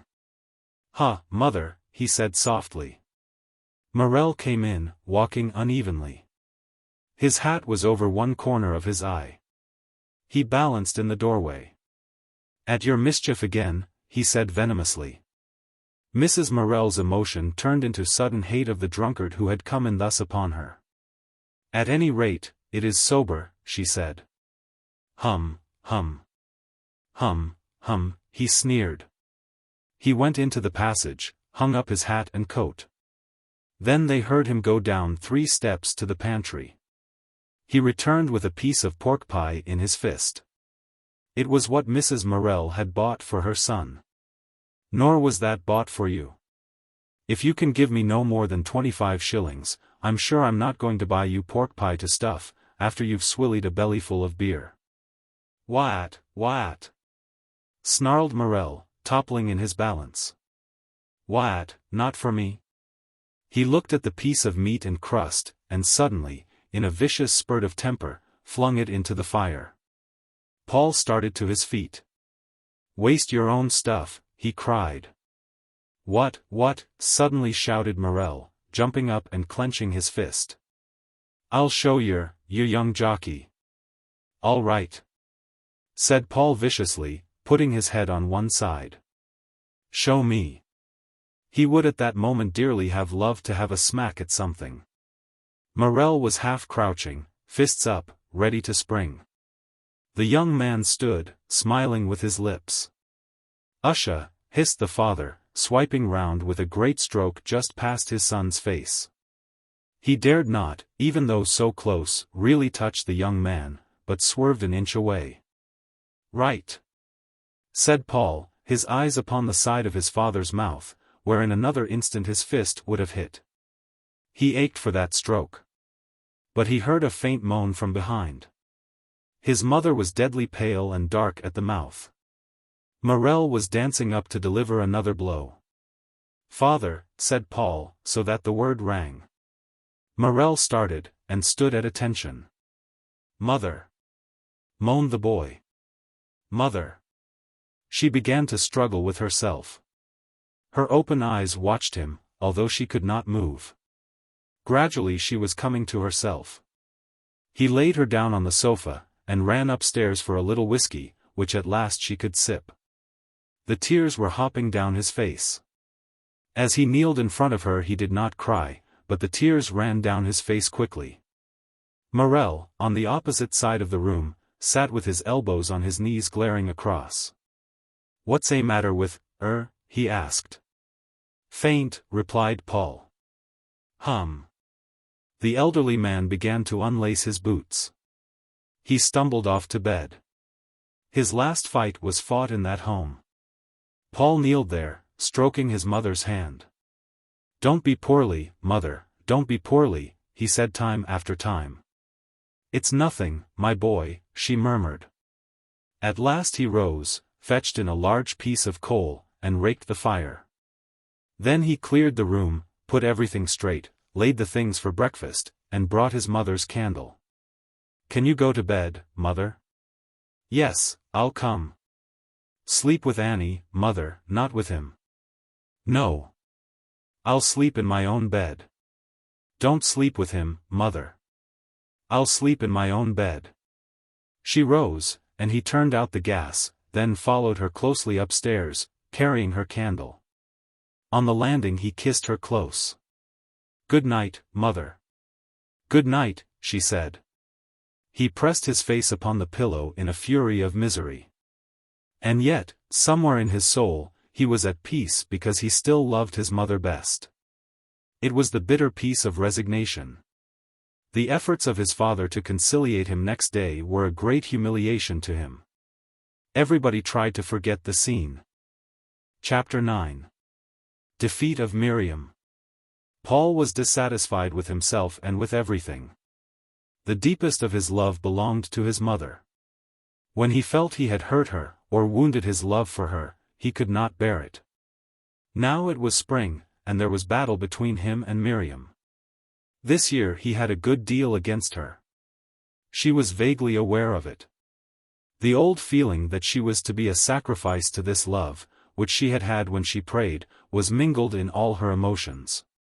She did not at the bottom believe she ever would have him. She did not believe in herself primarily, doubted whether she could ever be what he would demand of her. Certainly she never saw herself living happily through a lifetime with him. She saw tragedy, sorrow, and sacrifice ahead. And in sacrifice she was proud, in renunciation she was strong, for she did not trust herself to support everyday life. She was prepared for the big things and the deep things, like tragedy. It was the sufficiency of the small day life she could not trust. The Easter holidays began happily. Paul was his own frank self. Yet she felt it would go wrong. On the Sunday afternoon she stood at her bedroom window, looking across at the oak trees of the wood, in whose branches a twilight was tangled, below the bright sky of the afternoon. Gray-green rosettes of honeysuckle leaves hung before the window, some already, she fancied, showing bud. It was spring, which she loved and dreaded. Hearing the clack of the gate she stood in suspense. It was a bright gray day. Paul came into the yard with his bicycle, which glittered as he walked. Usually he rang his bell and laughed towards the house. Today he walked with shut lips and cold, cruel bearing, that had something of a slouch and a sneer in it. She knew him well by now, and could tell from that keen-looking, aloof young body of his what was happening inside him.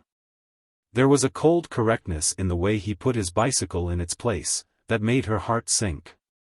She came downstairs nervously. She was wearing a new net blouse that she thought became her. It had a high collar with a tiny ruff, reminding her of Mary, Queen of Scots, and making her, she thought, look wonderfully a woman, and dignified. At 20 she was full-breasted and luxuriously formed. Her face was still like a soft rich mask, unchangeable. But her eyes, once lifted, were wonderful. She was afraid of him. He would notice her new blouse. He, being in a hard, ironical mood, was entertaining the family to a description of a service given in the primitive Methodist chapel, conducted by one of the well-known preachers of the sect. He sat at the head of the table, his mobile face, with the eyes that could be so beautiful, shining with tenderness or dancing with laughter, now taking on one expression and then another. In imitation of various people he was mocking. His mockery always hurt her, it was too near the reality. He was too clever and cruel. She felt that when his eyes were like this, hard with mocking hate, he would spare neither himself nor anybody else. But Mrs. Livers was wiping her eyes with laughter, and Mr. Livers, just awake from his Sunday nap, was rubbing his head in amusement. The three brothers sat with ruffled, sleepy appearance in their shirt-sleeves, giving a guffaw from time to time. The whole family loved a take-off more than anything. He took no notice of Miriam. Later, she saw him remark her new blouse, saw that the artist approved, but it won from him not a spark of warmth. She was nervous, could hardly reach the teacups from the shelves. When the men went out to milk, she ventured to address him personally. "You were late," she said. "Was I?" he answered. There was silence for a while. "Was it rough riding?" she asked. "I didn't notice it." She continued quickly to lay the table. When she had finished. Tea won't be for a few minutes. Will you come and look at the daffodils? She said. He rose without answering. They went out into the back garden under the budding damson trees. The hills and the sky were clean and cold. Everything looked washed, rather hard. Miriam glanced at Paul. He was pale and impassive. It seemed cruel to her that his eyes and brows, which she loved, could look so hurting. Has the wind made you tired? She asked. She detected an underneath feeling of weariness about him. No, I think not, he answered. It must be rough on the road, the wood moans so. You can see by the clouds it's a southwest wind, that helps me here. You see, I don't cycle, so I don't understand, she murmured. Is there need to cycle to know that? He said.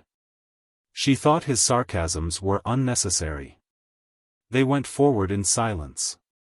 Round the wild, tussocky lawn at the back of the house was a thorn hedge, under which daffodils were craning forward from among their sheaves of grey-green blades. The cheeks of the flowers were greenish with cold. But still some had burst, and their gold ruffled and glowed. Miriam went on her knees before one cluster, took a wild-looking daffodil between her hands, turned up its face of gold to her, and bowed down, caressing it with her mouth and cheeks and brow. He stood aside, with his hands in his pockets, watching her. One after another she turned up to him the faces of the yellow, burson flowers appealingly, fondling them lavishly all the while. Aren't they magnificent? She murmured. Magnificent. It's a bit thick, they're pretty. She bowed again to her flowers at his censure of her praise. He watched her crouching, sipping the flowers with fervid kisses. Why must you always be fondling things? He said irritably. But I love to touch them, she replied, hurt. Can you never like things without clutching them as if you wanted to pull the heart out of them? Why don't you have a bit more restraint, or reserve, or something? She looked up at him full of pain, then continued slowly to stroke her lips against a ruffled flower. Their scent, as she smelled it, was so much kinder than he, it almost made her cry. You wheedle the soul out of things, he said. I would never wheedle, at any rate, I'd go straight. He scarcely knew what he was saying. These things came from him mechanically. She looked at him. His body seemed one weapon, firm and hard against her. You're always begging things to love you, he said, as if you were a beggar for love. Even the flowers, you have to fawn on them. Rhythmically, Miriam was swaying and stroking the flower with her mouth, inhaling the scent which ever after made her shudder as it came to her nostrils. You don't want to love, your eternal and abnormal craving is to be loved. You aren't positive, you're negative. You absorb, as if you must fill yourself up with love, because you've got a shortage somewhere. She was stunned by his cruelty, and did not hear. He had not the faintest notion of what he was saying. It was as if his fretted, tortured soul, run hot by thwarted passion, jetted off these sayings like sparks from electricity. She did not grasp anything he said. She only sat crouched beneath his cruelty and his hatred of her. She never realized in a flash. Over everything she brooded and brooded. After tea he stayed with Edgar and the brothers, taking no notice of Miriam. She, extremely unhappy on this looked-for holiday, waited for him. And at last he yielded and came to her. She was determined to track this mood of his to its origin. She counted it not much more than a mood. Shall we go through the wood a little way? She asked him, knowing he never refused a direct request. They went down to the warren. On the middle path they passed a trap, a narrow horseshoe hedge of small fir boughs, baited with the guts of a rabbit. Paul glanced at it frowning. She caught his eye. Isn't it dreadful? She asked. I don't know. Is it worse than a weasel with its teeth in a rabbit's throat? One weasel or many rabbits? One or the other must go. He was taking the bitterness of life badly. She was rather sorry for him. We will go back to the house, he said. I don't want to walk out. They went past the lilac tree, whose bronze leaf buds were coming unfastened. Just a fragment remained of the haystack, a monument squared and brown, like a pillar of stone. There was a little bed of hay from the last cutting. Let us sit here a minute, said Miriam. He sat down against his will, resting his back against the hard wall of hay. They faced the amphitheater of round hills that glowed with sunset, tiny white farms standing out, the meadows golden, the woods dark and yet luminous, treetops folded over treetops. Distinct in the distance. The evening had cleared, and the east was tender with a magenta flush under which the land lay still and rich. Isn't it beautiful? She pleaded. But he only scowled. He would rather have had it ugly just then. At that moment a big bull terrier came rushing up, open-mouthed, pranced his 2 paws on the youth's shoulders, licking his face. Paul drew back, laughing. Bill was a great relief to him. He pushed the dog aside, but it came leaping back. Get out, said the lad, or I'll dot thee one. But the dog was not to be pushed away. So Paul had a little battle with the creature, pitching poor Bill away from him, who, however, only floundered tumultuously back again, wild with joy. The two fought together, the man laughing grudgingly, the dog grinning all over. Miriam watched them. There was something pathetic about the man. He wanted so badly to love, to be tender. The rough way he bowled the dog over was really loving. Bill got up, panting with happiness, his brown eyes rolling in his white face, and lumbered back again. He adored Paul. The lad frowned. Bill, I've had enough o' thee, he said. But the dog only stood with 2 heavy paws, that quivered with love, upon his thigh, and flickered a red tongue at him. He drew back. No, he said, no, I've had enough. And in a minute the dog trotted off happily, to vary the fun. He remained staring miserably across at the hills, whose still beauty he begrudged. He wanted to go and cycle with Edgar. Yet he had not the courage to leave Miriam. Why are you sad? She asked humbly. I'm not sad, why should I be? He answered. I'm only normal. She wondered why he always claimed to be normal when he was disagreeable. But what is the matter? She pleaded, coaxing him soothingly. Nothing. Nay, she murmured. He picked up a stick and began to stab the earth with it. You'd far better not talk, he said. But I wish to know, she replied. He laughed resentfully. You always do, he said. It's not fair to me, she murmured. He thrust at the ground with the pointed stick, digging up little clods of earth as if he were in a fever of irritation. She gently and firmly laid her band on his wrist. Don't, she said. Put it away. He flung the stick into the currant bushes, and leaned back. Now he was bottled up. What is it? She pleaded softly. He lay perfectly still, only his eyes alive, and they full of torment. You know, he said at length, rather wearily, you know, we'd better break off. It was what she dreaded. Swiftly everything seemed to darken before her eyes. Why, she murmured. What has happened? Nothing has happened. We only realize where we are. It's no good. She waited in silence, sadly, patiently. It was no good being impatient with him. At any rate, he would tell her now what ailed him. We agreed on friendship, he went on in a dull, monotonous voice. How often have we agreed for friendship? And yet, it neither stops there, nor gets anywhere else. He was silent again. She brooded. What did he mean? He was so wearying. There was something he would not yield. Yet she must be patient with him. I can only give friendship, it's all I'm capable of, it's a flaw in my makeup. The thing overbalances to one side, I hate a toppling balance. Let us have done. There was warmth of fury in his last phrases. He meant she loved him more than he her. Perhaps he could not love her. Perhaps she had not in herself that which he wanted. It was the deepest motive of her soul, this self-mistrust.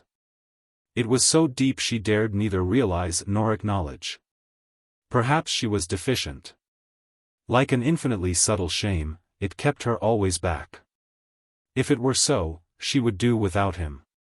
She would never let herself want him. She would merely see. But what has happened, she said.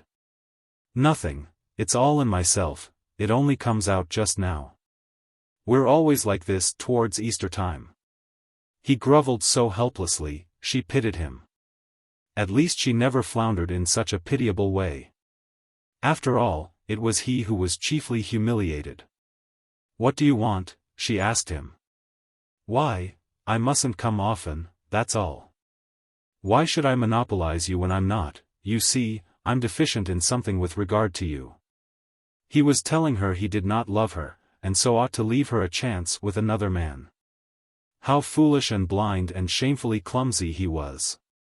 What were other men to her? What were men to her at all? But he, ah! She loved his soul. Was he deficient in something? Perhaps he was. But I don't understand, she said huskily. Yesterday. The night was turning jangled and hateful to him as the twilight faded. And she bowed under her suffering. I know, he cried, you never will. You'll never believe that I can't physically, any more than I can fly up like a skylark. What? She murmured. Now she dreaded. Love you. He hated her bitterly at that moment because he made her suffer. Love her. She knew he loved her. He really belonged to her. This about not loving her, physically, bodily, was a mere perversity on his part, because he knew she loved him. He was stupid like a child. He belonged to her. His soul wanted her. She guessed somebody had been influencing him. She felt upon him the hardness, the foreignness of another influence. What have they been saying at home? She asked. It's not that, he answered. And then she knew it was. She despised them for their commonness, his people. They did not know what things were really worth. He and she talked very little more that night. After all, he left her to cycle with Edgar. He had come back to his mother. Hers was the strongest tie in his life. When he thought round, Miriam shrank away. There was a vague, unreal feel about her. And nobody else mattered. There was one place in the world that stood solid and did not melt into unreality, the place where his mother was. Everybody else could grow shadowy, almost non-existent to him, but she could not. It was as if the pivot and pole of his life, from which he could not escape, was his mother. And in the same way she waited for him. In him was established her life now. After all, the life beyond offered very little to Mrs. Morel. She saw that our chance for doing is here, and doing counted with her. Paul was going to prove that she had been right, he was going to make a man whom nothing should shift off his feet. He was going to alter the face of the earth in some way which mattered. Wherever he went she felt her soul went with him. Whatever he did she felt her soul stood by him, ready, as it were, to hand him his tools. She could not bear it when he was with Miriam. William was dead. She would fight to keep Paul. And he came back to her. And in his soul was a feeling of the satisfaction of self-sacrifice because he was faithful to her. She loved him first, he loved her first. And yet it was not enough. His new young life, so strong and imperious, was urged toward something else. It made him mad with restlessness. She saw this, and wished bitterly that Miriam had been a woman who could take this new life of his, and leave her the roots. He fought against his mother almost as he fought against Miriam. It was a week before he went again to Wiley Farm. Miriam had suffered a great deal, and was afraid to see him again. Was she now to endure the ignominy of his abandoning her? That would only be superficial and temporary. He would come back. She held the keys to his soul. But meanwhile, how he would torture her with his battle against her. She shrank from it. However, the Sunday after Easter he came to tea. Mrs. Livers was glad to see him. She gathered something was fretting him, that he found things hard. He seemed to drift to her for comfort. And she was good to him. She did him that great kindness of treating him almost with reverence. He met her with the young children in the front garden. "I'm glad you've come," said the mother, looking at him with her great appealing brown eyes. "It is such a sunny day. I was just going down the fields for the first time this year." He felt she would like him to come. That soothed him. They went, talking simply, he gentle and humble. He could have wept with gratitude that she was deferential to him. He was feeling humiliated. At the bottom of the mow close they found a thrush's nest. "Shall I show you the eggs?" he said. "Do," replied Mrs. Livers. "They seem such a sign of spring, and so hopeful." He put aside the thorns, and took out the eggs, holding them in the palm of his hand. "They are quite hot, I think we frightened her off them," he said. "Ay, poor thing," said Mrs. Livers. Miriam could not help touching the eggs, and his hand which, it seemed to her, cradled them so well. "Isn't it a strange warmth," she murmured, to get near him. "Blood heat," he answered. She watched him putting them back, his body pressed against the hedge, his arm reaching slowly through the thorns, his hand folded carefully over the eggs. He was concentrated on the act. Seeing him so, she loved him, he seemed so simple and sufficient to himself. And she could not get to him. After tea she stood hesitating at the bookshelf. He took Tartarin de Tarascon. Again they sat on the bank of hay at the foot of the stack. He read a couple of pages, but without any heart for it. Again the dog came racing up to repeat the fun of the other day. He shoved his muzzle in the man's chest. Paul fingered his ear for a moment. Then he pushed him away. "Go away, Bill," he said. "I don't want you." Bill slunk off, and Miriam wondered and dreaded what was coming. There was a silence about the youth that made her still with apprehension. It was not his furies, but his quiet resolutions that she feared. Turning his face a little to one side, so that she could not see him, he began.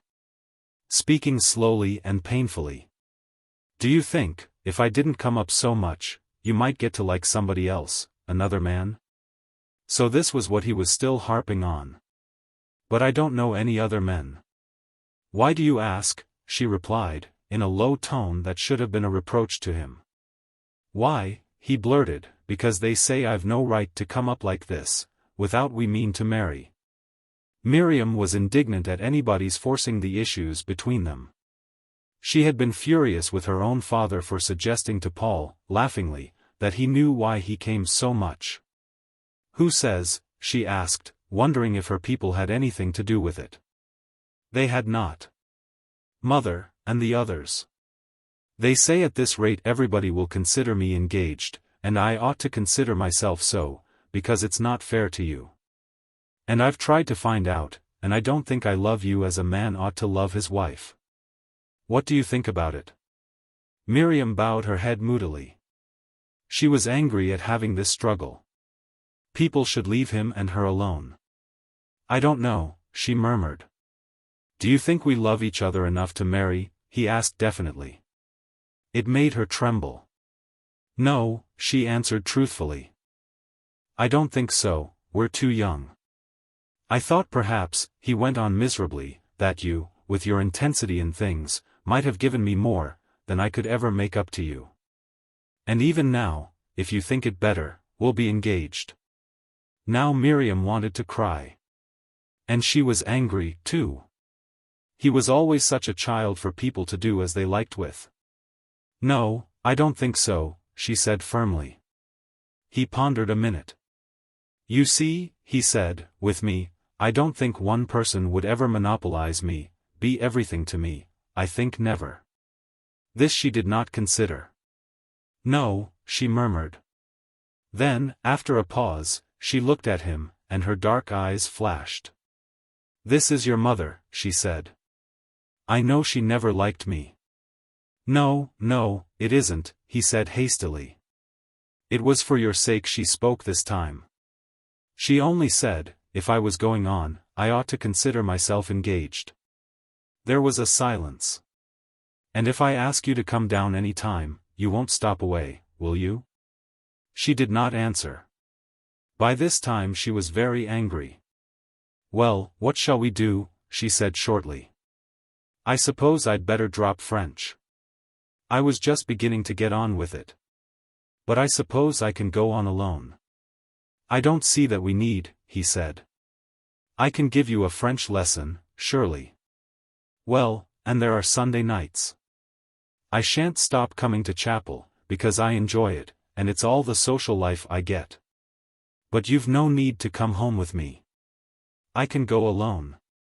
"All right," he answered, rather taken aback. "But if I ask Edgar, he'll always come with us, and then they can say nothing." There was silence. After all, then, she would not lose much. For all their talk down at his home there would not be much difference. She wished they would mind their own business. "And you won't think about it, and let it trouble you, will you?" he asked. "Oh no," replied Miriam, without looking at him. He was silent. She thought him unstable. He had no fixity of purpose, no anchor of righteousness that held him. "Because," he continued, "a man gets across his bicycle, and goes to work, and does all sorts of things. But a woman broods." "No, I shan't bother," said Miriam. And she meant it. It had gone rather chilly. They went indoors.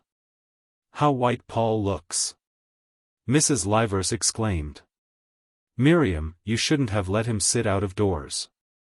Do you think you've taken cold, Paul?" "Oh, no." He laughed. But he felt done up.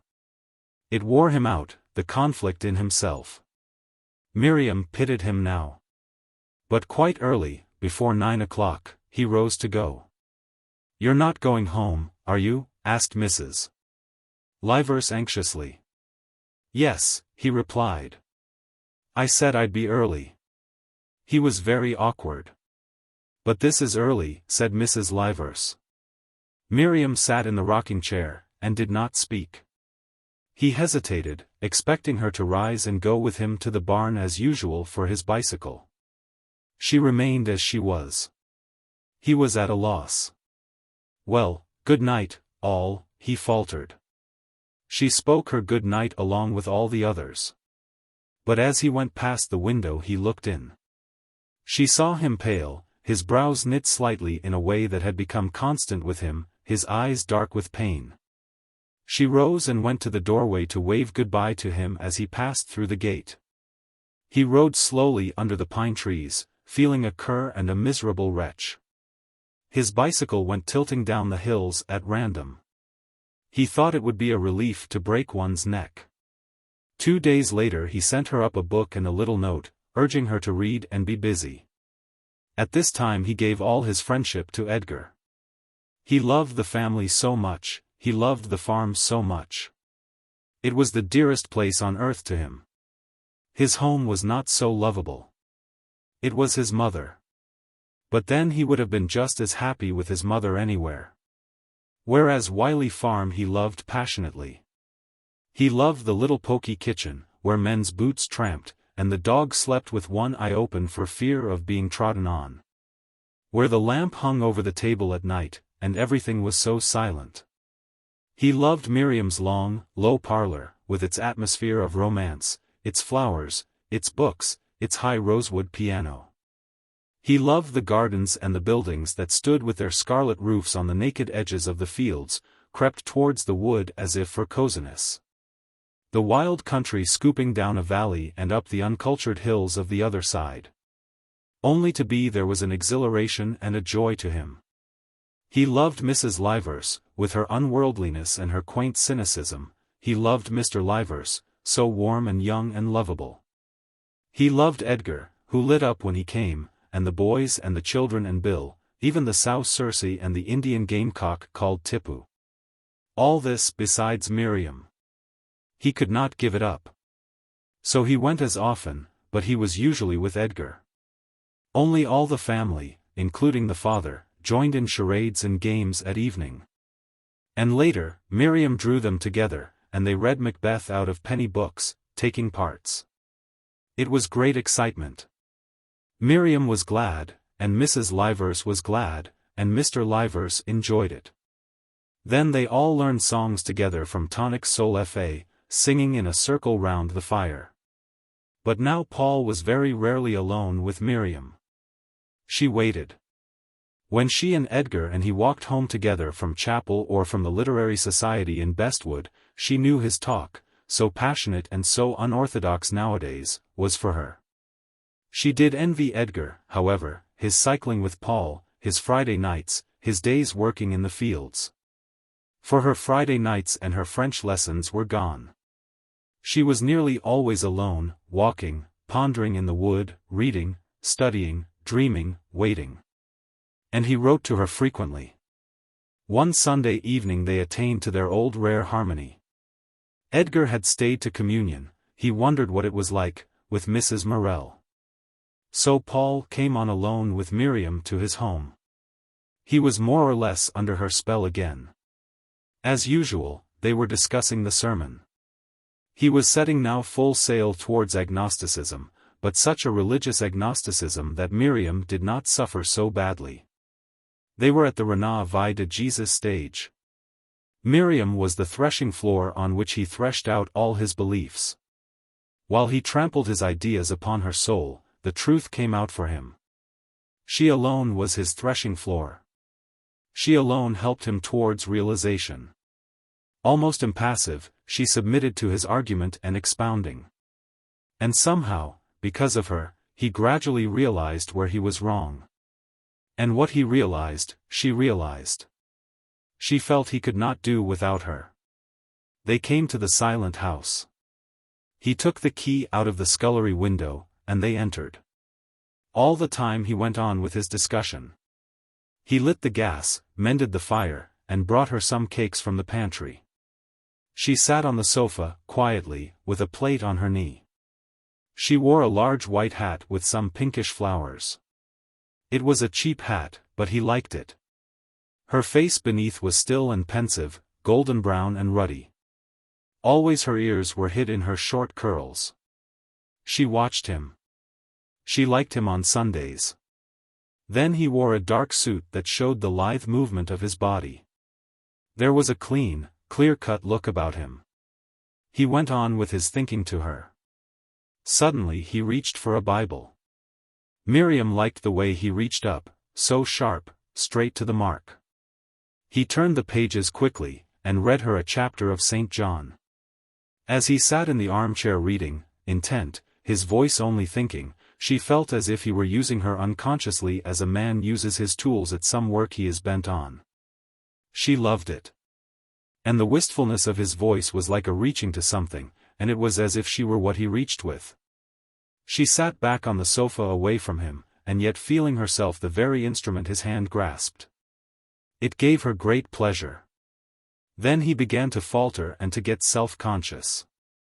And when he came to the verse, "A woman, when she is in travail, hath sorrow because her hour is come," he missed it out.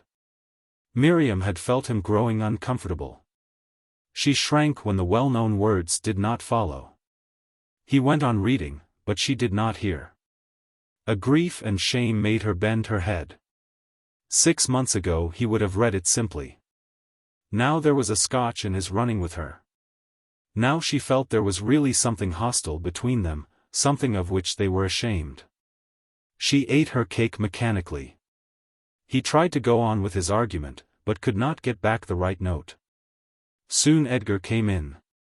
Mrs. Morel had gone to her friends. The three set off to Wiley Farm. Miriam brooded over his split with her. There was something else he wanted. He could not be satisfied, he could give her no peace. There was between them now always a ground for strife. She wanted to prove him. She believed that his chief need in life was herself. If she could prove it, both to herself and to him, the rest might go, she could simply trust to the future.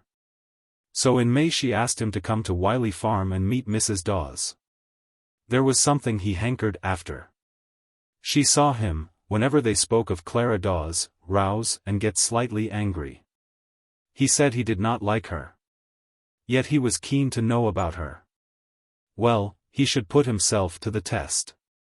She believed that there were in him desires for higher things, and desires for lower, and that the desire for the higher would conquer. At any rate, he should try. She forgot that her higher and lower were arbitrary. He was rather excited at the idea of meeting Clara at VIII Farm. Mrs. Dawes came for the day. Her heavy, dun-colored hair was coiled on top of her head. She wore a white blouse and navy skirt, and somehow, wherever she was, seemed to make things look paltry and insignificant. When she was in the room, the kitchen seemed too small and mean altogether.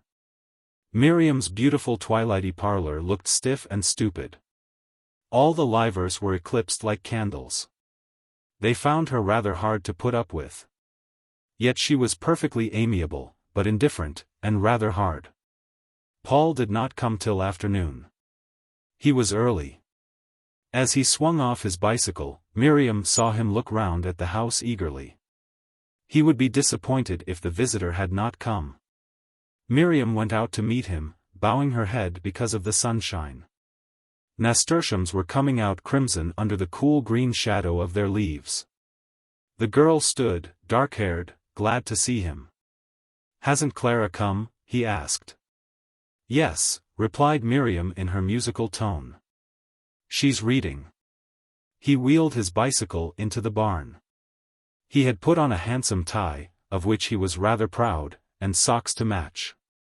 "She came this morning?" he asked. "Yes," replied Miriam, as she walked at his side. "You said you'd bring me that letter from the man at Liberty's. Have you remembered?" "Oh, no," he said. "But nag at me till you get it." "I don't like to nag at you. Do it whether or not." "And is she any more agreeable?" he continued. "You know I always think she is quite agreeable." He was silent. Evidently his eagerness to be early today had been the newcomer. Miriam already began to suffer. They went together towards the house. He took the clips off his trousers, but was too lazy to brush the dust from his shoes, in spite of the socks and tie. Clara sat in the cool parlor reading. He saw the nape of her white neck, and the fine hair lifted from it. She rose, looking at him indifferently. To shake hands she lifted her arms straight, in a manner that seemed at once to keep him at a distance, and yet to fling something to him. He noticed how her breasts swelled inside her blouse, and how her shoulder curved handsomely under the thin muslin at the top of her arm. "You have chosen a fine day," he said. "It happened so," she said. "Yes," he said, "I am glad." She sat down, not thanking him for his politeness. "What have you been doing all morning?" asked Paul of Miriam. "Well, you see," said Miriam, coughing huskily, "Clara only came with father, and so, she's not been here very long." Clara sat leaning on the table, holding aloof. He noticed her hands were large, but well kept. And the skin on them seemed almost coarse, opaque, and white, with fine golden hairs. She did not mind if he observed her hands. She intended to scorn him. Her heavy arm lay negligently on the table. Her mouth was closed as if she were offended, and she kept her face slightly averted. "You were at Margaret Bonford's meeting the other evening," he said to her. Miriam did not know this courteous Paul. Clara glanced at him. "Yes," she said. "Why?" asked Miriam, "how do you know?" "I went in for a few minutes before the train came," he answered. Clara turned away again rather disdainfully. "I think she's a lovable little woman," said Paul. "Margaret Bonford!" exclaimed Clara. "She's a great deal cleverer than most men." "Well, I didn't say she wasn't," he said, deprecating. "She's lovable for all that." And, of course, that is all that matters, said Clara witheringly. He rubbed his head, rather perplexed, rather annoyed. I suppose it matters more than her cleverness, he said. Which, after all, would never get her to heaven. It's not heaven she wants to get, it's her fair share on earth, retorted Clara. She spoke as if he were responsible for some deprivation which Miss Bonford suffered. Well, he said, I thought she was warm, and awfully nice, only too frail. I wished she was sitting comfortably in peace. Darning her husband's stockings, said Clara scathingly. I'm sure she wouldn't mind darning even my stockings, he said. And I'm sure she'd do them well. Just as I wouldn't mind blacking her boots if she wanted me to. But Clara refused to answer this sally of his. He talked to Miriam for a little while. The other woman held aloof. Well, he said, I think I'll go and see Edgar. Is he on the land? I believe, said Miriam, he's gone for a load of coal. He should be back directly. Then, he said, I'll go and meet him. Miriam dared not propose anything for the three of them. He rose and left them. On the top road, where the gorse was out, he saw Edgar walking lazily beside the mare, who nodded her white-starred forehead as she dragged the clanking load of coal. The young farmer's face lighted up as he saw his friend. Edgar was good-looking, with dark, warm eyes. His clothes were old and rather disreputable, and he walked with considerable pride. Hello, he said, seeing Paul bareheaded. Where are you going? Came to meet you. Can't stand Nevermore. Edgar's teeth flashed in a laugh of amusement. Who is a Nevermore? He asked. The lady, Mrs. Dawes. It ought to be Mrs. the Raven that quothed Nevermore. Edgar laughed with glee. Don't you like her? He asked. Not a fat lot, said Paul. Why, do you? No. The answer came with a deep ring of conviction. No. Edgar pursed up his lips. I can't say she's much in my line. He mused a little. Then, but why do you call her Nevermore? He asked.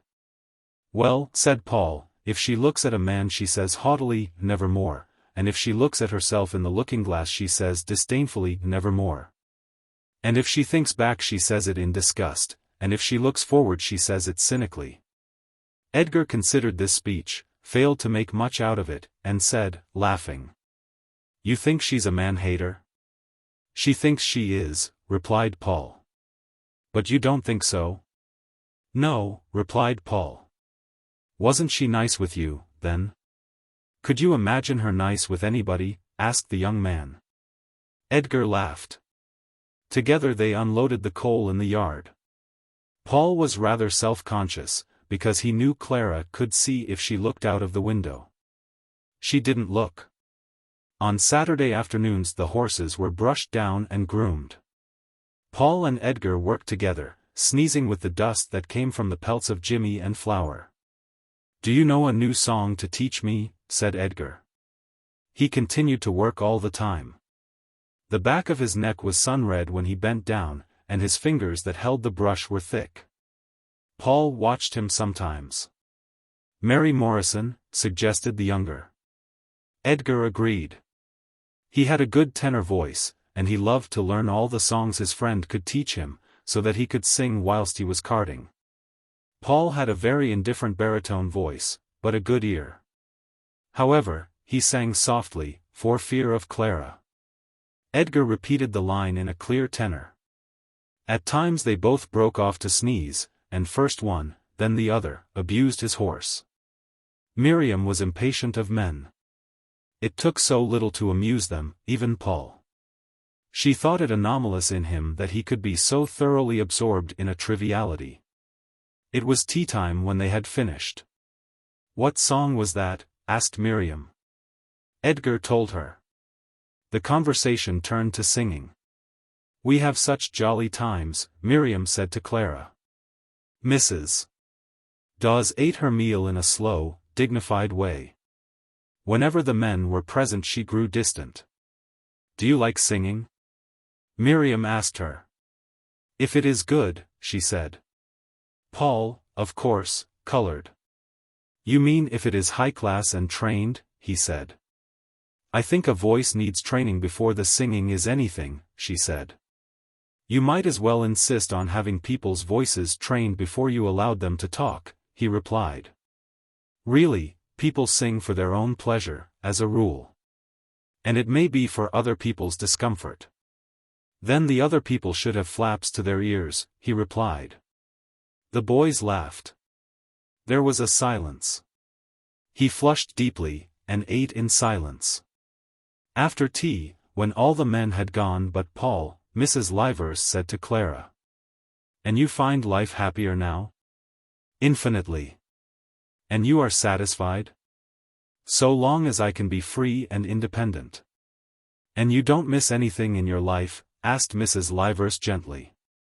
I've put all that behind me. Paul had been feeling uncomfortable during this discourse. He got up. You'll find you're always tumbling over the things you've put behind you, he said. Then he took his departure to the cowsheds. He felt he had been witty, and his manly pride was high. He whistled as he went down the brick track.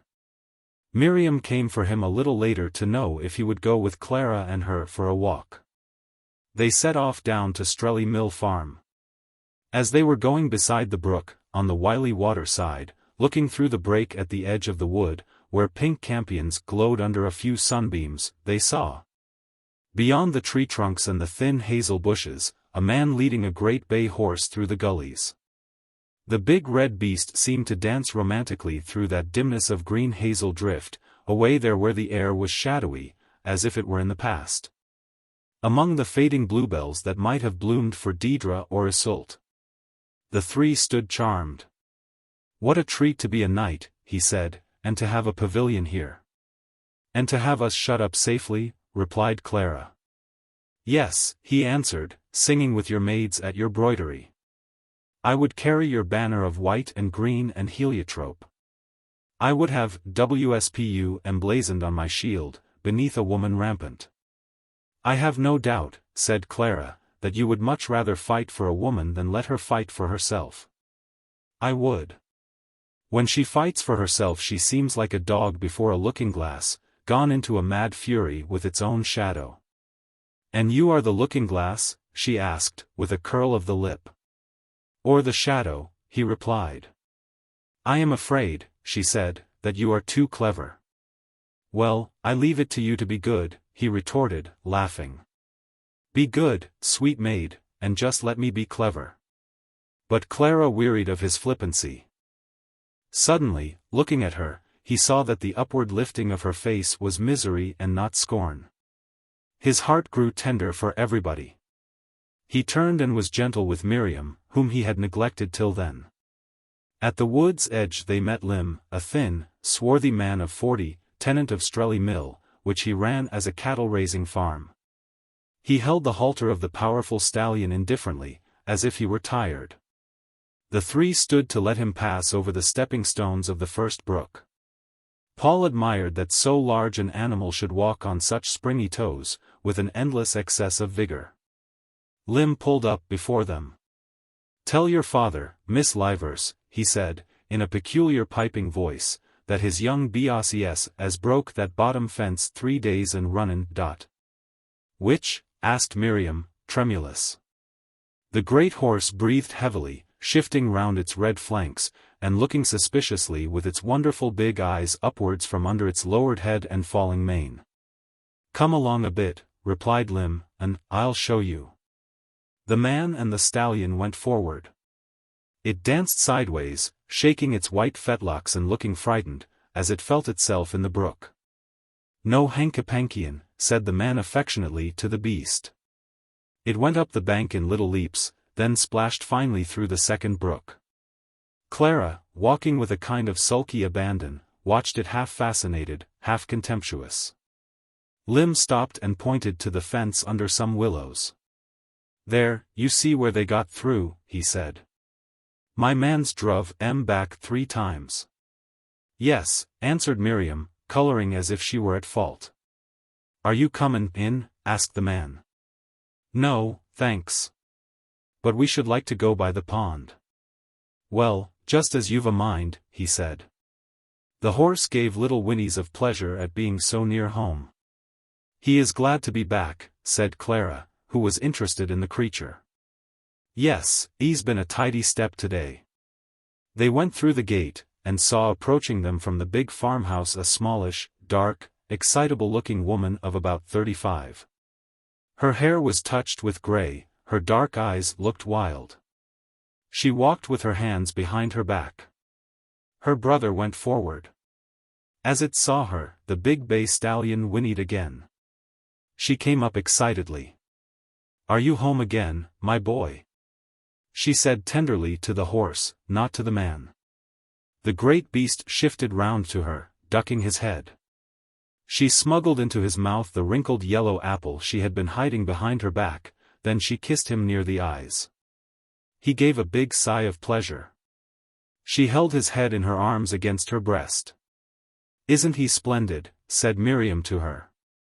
Miss Lim looked up. Her dark eyes glanced straight at Paul. Oh, good evening, Miss Livers, she said. It's ages since you've been down. Miriam introduced her friends. Your horse is a fine fellow, said Clara. Isn't he? Again she kissed him. As loving as any man. More loving than most men, should think, replied Clara. He's a nice boy, cried the woman, again embracing the horse. Clara, fascinated by the big beast, went up to stroke his neck. He's quite gentle, said Miss Lim. Don't you think big fellows are? He's a beauty, replied Clara. She wanted to look in his eyes. She wanted him to look at her. It's a pity he can't talk, she said. Oh, but he can, all but, replied the other woman. Then her brother moved on with the horse. Are you coming in? Do come in, mister, I didn't catch it. Morel, said Miriam. No, we won't come in, but we should like to go by the mill pond. Yes, yes, do. Do you fish, Mr. Morel? No, said Paul. Because if you do you might come and fish any time, said Miss Lim. We scarcely see a soul from week's end to week's end. I should be thankful. What fish are there in the pond? He asked. They went through the front garden, over the sluice, and up the steep bank to the pond, which lay in shadow, with its 2 wooded islets. Paul walked with Miss Lim. I shouldn't mind swimming here, he said. Do, she replied. Come when you like. My brother will be awfully pleased to talk with you. He is so quiet, because there is no one to talk to. Do come and swim. Clara came up. It's a fine depth, she said, and so clear. Yes, said Miss Lim. Do you swim? Said Paul. Miss Lim was just saying we could come when we liked. Of course there's the farmhands, said Miss Lim. They talked a few moments, then went on up the wild hill, leaving the lonely, haggard-eyed woman on the bank. The hillside was all ripe with sunshine. It was wild and tussocky, given over to rabbits. The 3 walked in silence. Then. She makes me feel uncomfortable, said Paul. You mean Miss Lim? Asked Miriam. Yes. What's a matter with her? Is she going dotty with being too lonely? Yes, said Miriam. It's not the right sort of life for her. I think it's cruel to bury her there. I really ought to go and see her more. But, she upsets me. She makes me feel sorry for her, yes, and she bothers me, he said. I suppose, blurted Clara suddenly, she wants a man. The other 2 were silent for a few moments. But it's the loneliness sends her cracked, said Paul. Clara did not answer, but strode on uphill. She was walking with her hand hanging, her legs swinging as she kicked through the dead thistles and the tussocky grass, her arms hanging loose. Rather than walking, her handsome body seemed to be blundering up the hill. A hot wave went over Paul. He was curious about her. Perhaps life had been cruel to her. He forgot Miriam, who was walking beside him talking to him. She glanced at him, finding he did not answer her. His eyes were fixed ahead on Clara. "Do you still think she is disagreeable?" she asked. He did not notice that the question was sudden. It ran with his thoughts. "Something's the matter with her," he said. "Yes," answered Miriam. They found at the top of the hill a hidden wild field, two sides of which were backed by the wood, the other sides by high loose hedges of hawthorn and elder bushes. Between these overgrown bushes were gaps that the cattle might have walked through had there been any cattle now. There the turf was smooth as velveteen, padded and holed by the rabbits. The field itself was coarse, and crowded with tall, big cowslips that had never been cut. Clusters of strong flowers rose everywhere above the coarse tussocks of bent. It was like a roadstead crowded with tan, ferry shipping. "Ah!" cried Miriam, and she looked at Paul, her dark eyes dilating. He smiled. Together they enjoyed the field of flowers. Clara, a little way off, was looking at the cowslips disconsolately. Paul and Miriam stayed close together, talking in subdued tones. He kneeled on one knee, quickly gathering the best blossoms, moving from tuft to tuft restlessly, talking softly all the time. Miriam plucked the flowers lovingly, lingering over them. He always seemed to her too quick and almost scientific. Yet his bunches had a natural beauty more than hers. He loved them, but as if they were his and he had a right to them. She had more reverence for them, they held something she had not.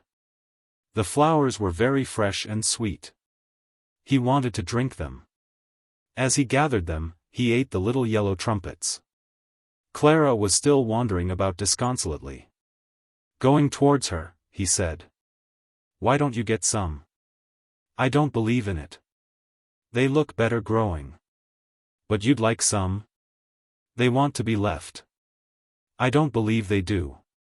"I don't want the corpses of flowers about me," she said.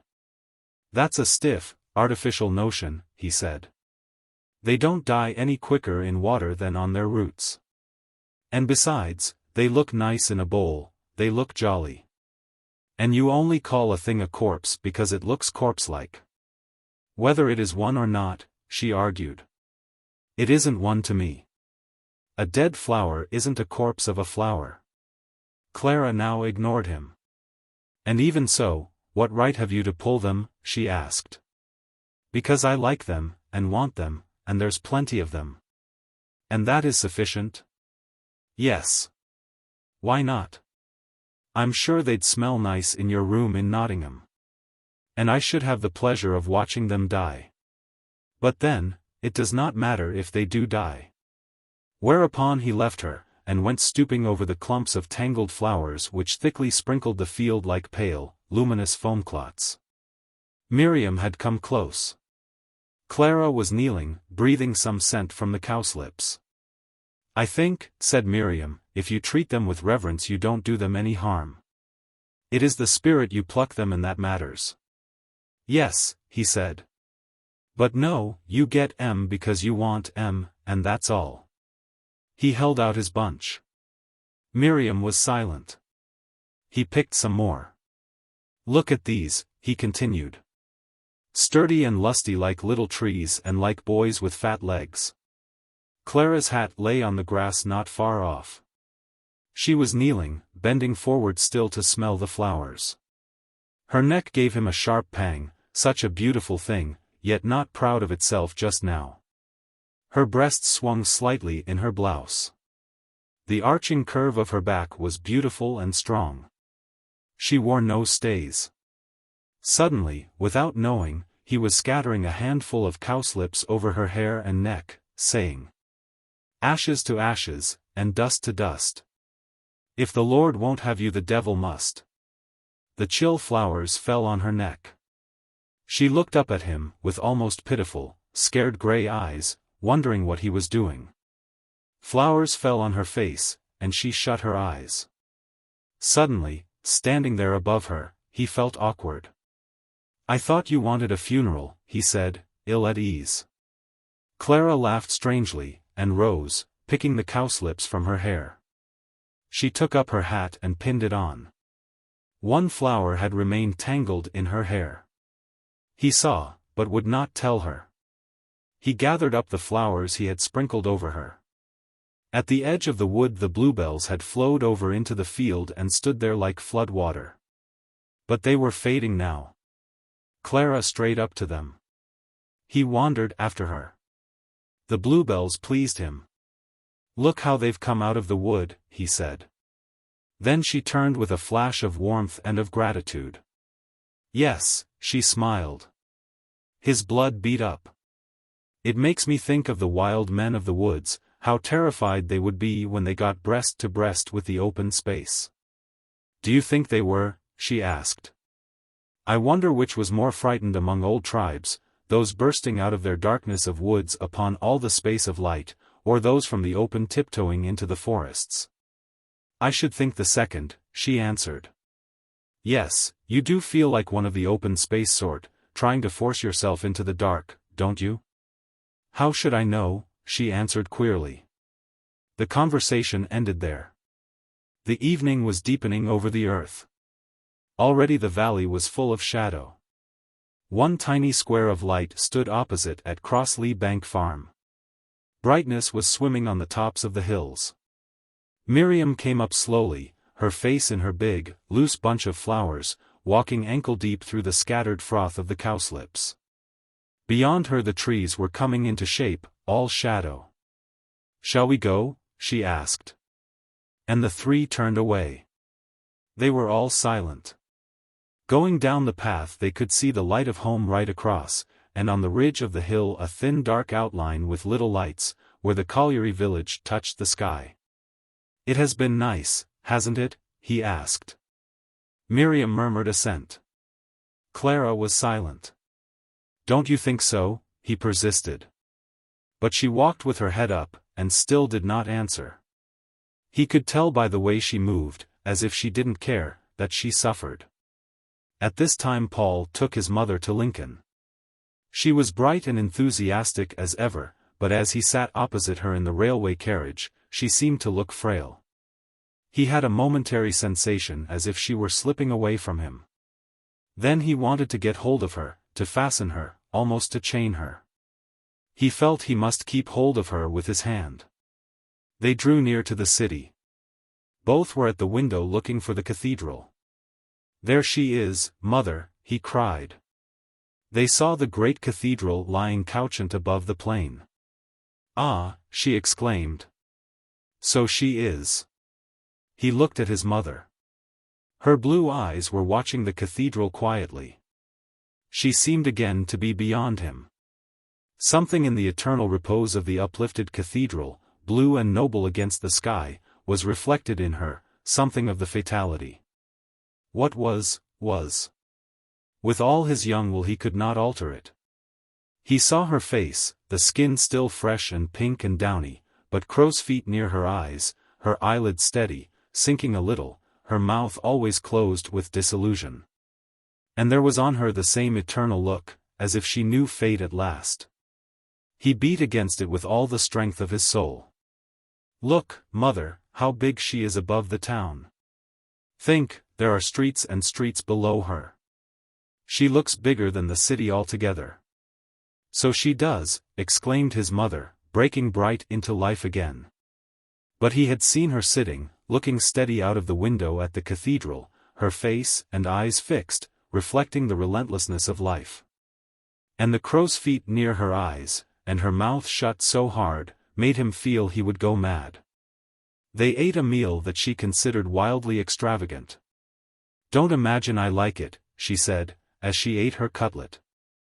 "I don't like it, I really don't. Just think of your money wasted." "You never mind my money," he said. "You forget I'm a fellow taking his girl for an outing." And he bought her some blue violets. "Stop it at once, sir," she commanded. "How can I do it? You've got nothing to do. Stand still." And in the middle of High Street he stuck the flowers in her coat. "An old thing like me," she said, sniffing. You see, he said, I want people to think we're awful swells. So look icky. I'll jowl your head, she laughed. Strut, he commanded. Be a fantail pigeon. It took him an hour to get her through the street. She stood above Glory Hole, she stood before Stone Bow, she stood everywhere, and exclaimed. A man came up, took off his hat, and bowed to her. Can I show you the town, madam? No, thank you, she answered. I've got my son. Then Paul was cross with her for not answering with more dignity. You go away with you, she exclaimed. Ha! That's the Jew's house. Now, do you remember that lecture, Paul? But she could scarcely climb the cathedral hill. He did not notice. Then suddenly he found her unable to speak. He took her into a little public house, where she rested. It's nothing, she said. My heart is only a bit old, one must expect it. He did not answer, but looked at her. Again his heart was crushed in a hot grip. He wanted to cry, he wanted to smash things in fury. They set off again, pace by pace, so slowly. And every step seemed like a weight on his chest. He felt as if his heart would burst. At last they came to the top. She stood enchanted, looking at the castle gate, looking at the cathedral front. She had quite forgotten herself. Now this is better than I thought it could be, she cried. But he hated it. Everywhere he followed her, brooding. They sat together in the cathedral. They attended a little service in the choir. She was timid. I suppose it is open to anybody, she asked him. Yes, he replied. Do you think they'd have the damned cheek to send us away? Well, I'm sure, she exclaimed, they would if they heard your language.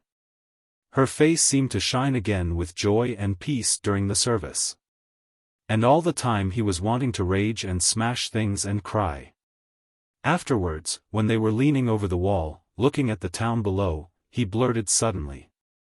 Why can't a man have a young mother? What is she old for? Well, his mother laughed, she can scarcely help it. And why wasn't I the oldest son? Look, they say the young ones have the advantage, but look, they had the young mother. You should have had me for your eldest son. I didn't arrange it, she remonstrated. Come to consider, you're as much to blame as me. He turned on her, white, his eyes furious. What are you old for, he said, mad with his impotence. Why can't you walk? Why can't you come with me to places?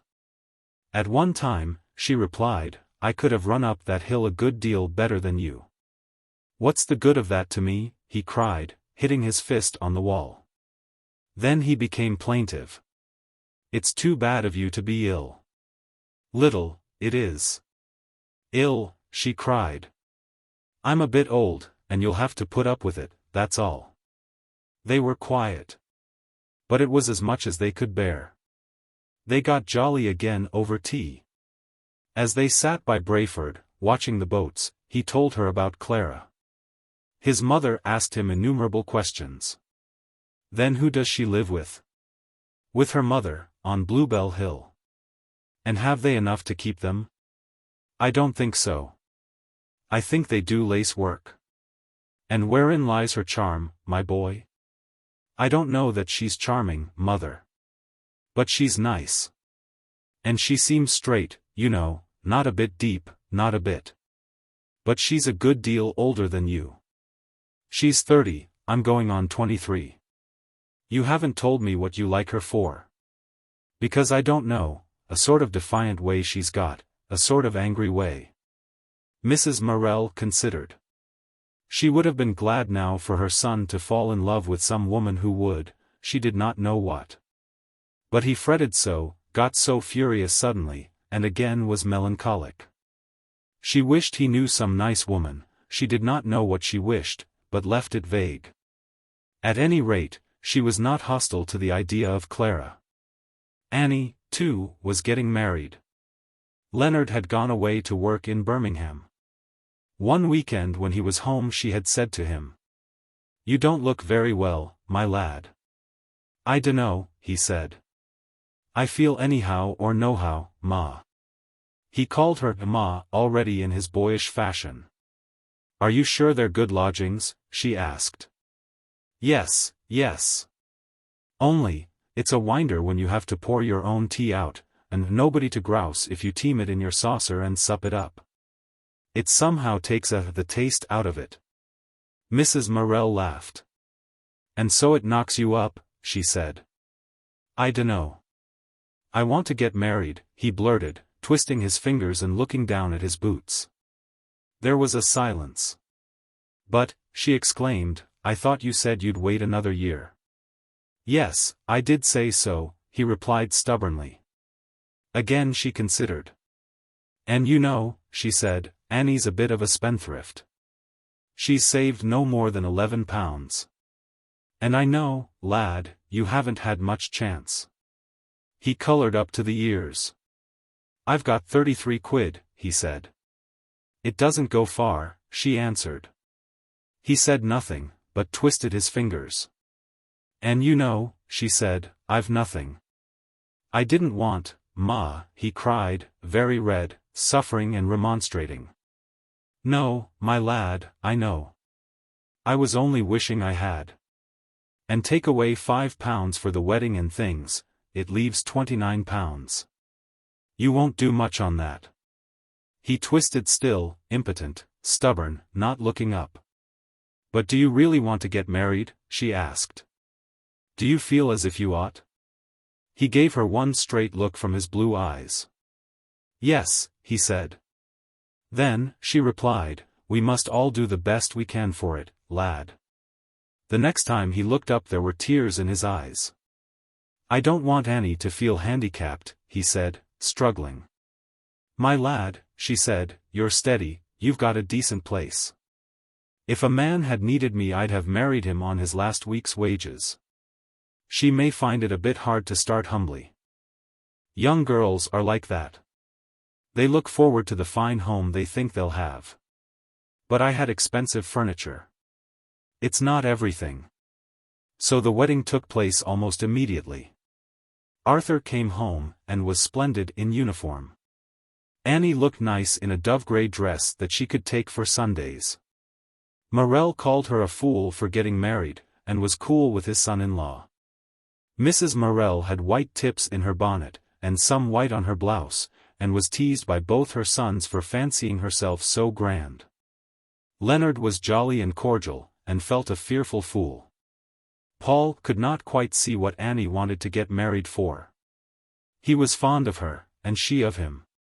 Still, he hoped rather lugubriously that it would turn out all right. Arthur was astonishingly handsome in his scarlet and yellow, and he knew it well, but was secretly ashamed of the uniform. Annie cried her eyes up in the kitchen, on leaving her mother. Mrs. Morel cried a little, then patted her on the back and said, But don't cry, child, he'll be good to you. Morel stamped and said she was a fool to go and tie herself up. Leonard looked white and overwrought. Mrs. Morel said to him, I'll trust her to you, my lad, and hold you responsible for her. You can, he said, nearly dead with the ordeal. And it was all over. When Morel and Arthur were in bed, Paul sat talking, as he often did, with his mother. You're not sorry she's married, mother, are you? He asked. I'm not sorry she's married, but, it seems strange that she should go from me. It even seems to me hard that she can prefer to go with her Leonard. That's how mothers are, I know it's silly. And shall you be miserable about her? When I think of my own wedding day, his mother answered, I can only hope her life will be different. But you can trust him to be good to her? Yes, yes. They say he's not good enough for her. But I say if a man is genuine, as he is, and a girl is fond of him, then, it should be all right. He's as good as she. So you don't mind? I would never have let a daughter of mine marry a man I didn't feel to be genuine through and through. And yet, there's a gap now she's gone. They were both miserable, and wanted her back again. It seemed to Paul his mother looked lonely, in her new black silk blouse with its bit of white trimming. "At any rate, mother, I'll never marry," he said. "Aye, they all say that, my lad. You've not met the one yet. Only wait a year or two." "But I shan't marry, mother. I shall live with you, and will have a servant." "Aye, my lad, it's easy to talk. We'll see when the time comes." "What time?" "I'm nearly 23. "Yes, you're not one that would marry young. But in 3 years' time, I shall be with you just the same." "We'll see, my boy, we'll see." "But you don't want me to marry?" "I shouldn't like to think of you going through your life without anybody to care for you and no." "And you think I ought to marry?" "Sooner or later every man ought." "But you'd rather it were later." "It would be hard, and very hard. It's as they say. A son's my son till he takes him a wife. But my daughter's my daughter the whole of her life. And you think I'd let a wife take me from you?" "Well, you wouldn't ask her to marry your mother as well as you," Mrs. Morel smiled. "She could do what she liked, she wouldn't have to interfere." "She wouldn't, till she'd got you, and then you'd see." "I never will see. I'll never marry while I've got you, I won't." "But I shouldn't like to leave you with nobody, my boy," she cried. "You're not going to leave me. What are you? 53. I'll give you till 75. There you are, I'm fat and 44. Then I'll marry a staid body." "See." His mother sat and laughed. "Go to bed," she said, "go to bed. And we'll have a pretty house, you and me, and a servant, and it'll be just all right. I'll perhaps be rich with my painting. Will you go to bed? And then you'll have a pony carriage. See yourself, a little Queen Victoria trotting round. I tell you to go to bed," she laughed. He kissed her and went. His plans for the future were always the same. Mrs. Morel sat brooding, about her daughter, about Paul, about Arthur. She fretted at losing Annie. The family was very closely bound. And she felt she must live now, to be with her children. Life was so rich for her. Paul wanted her, and so did Arthur. Arthur never knew how deeply he loved her. He was a creature of the moment. Never yet had he been forced to realize himself. The army had disciplined his body, but not his soul. He was in perfect health and very handsome. His dark, vigorous hair sat close to his smallish head. There was something childish about his nose, something almost girlish about his dark blue eyes. But he had the fun red mouth of a man under his brown mustache, and his jaw was strong. It was his father's mouth. It was the nose and eyes of her own mother's people, good-looking, weak-principled folk. Mrs. Morel was anxious about him. Once he had really run the rig he was safe. But how far would he go? The army had not really done him any good. He resented bitterly the authority of the officers. He hated having to obey as if he were an animal. But he had too much sense to kick. So he turned his attention to getting the best out of it. He could sing, he was a boon companion. Often he got into scrapes, but they were the manly scrapes that are easily condoned. So he made a good time out of it, whilst his self-respect was in suppression. He trusted to his good looks and handsome figure, his refinement, his decent education to get him most of what he wanted, and he was not disappointed. Yet he was restless. Something seemed to gnaw him inside. He was never still, he was never alone. With his mother he was rather humble. Paul he admired and loved and despised slightly. And Paul admired and loved and despised him slightly. Mrs. Morel had had a few pounds left to her by her father, and she decided to buy her son out of the army. He was wild with joy. Now he was like a lad taking a holiday. He had always been fond of Beatrice Wilde, and during his furlough he picked up with her again. She was stronger and better in health. The two often went long walks together, Arthur taking her arm in soldier's fashion, rather stiffly. And she came to play the piano whilst he sang. Then Arthur would unhook his tunic collar. He grew flushed, his eyes were bright, he sang in a manly tenor. Afterwards they sat together on the sofa.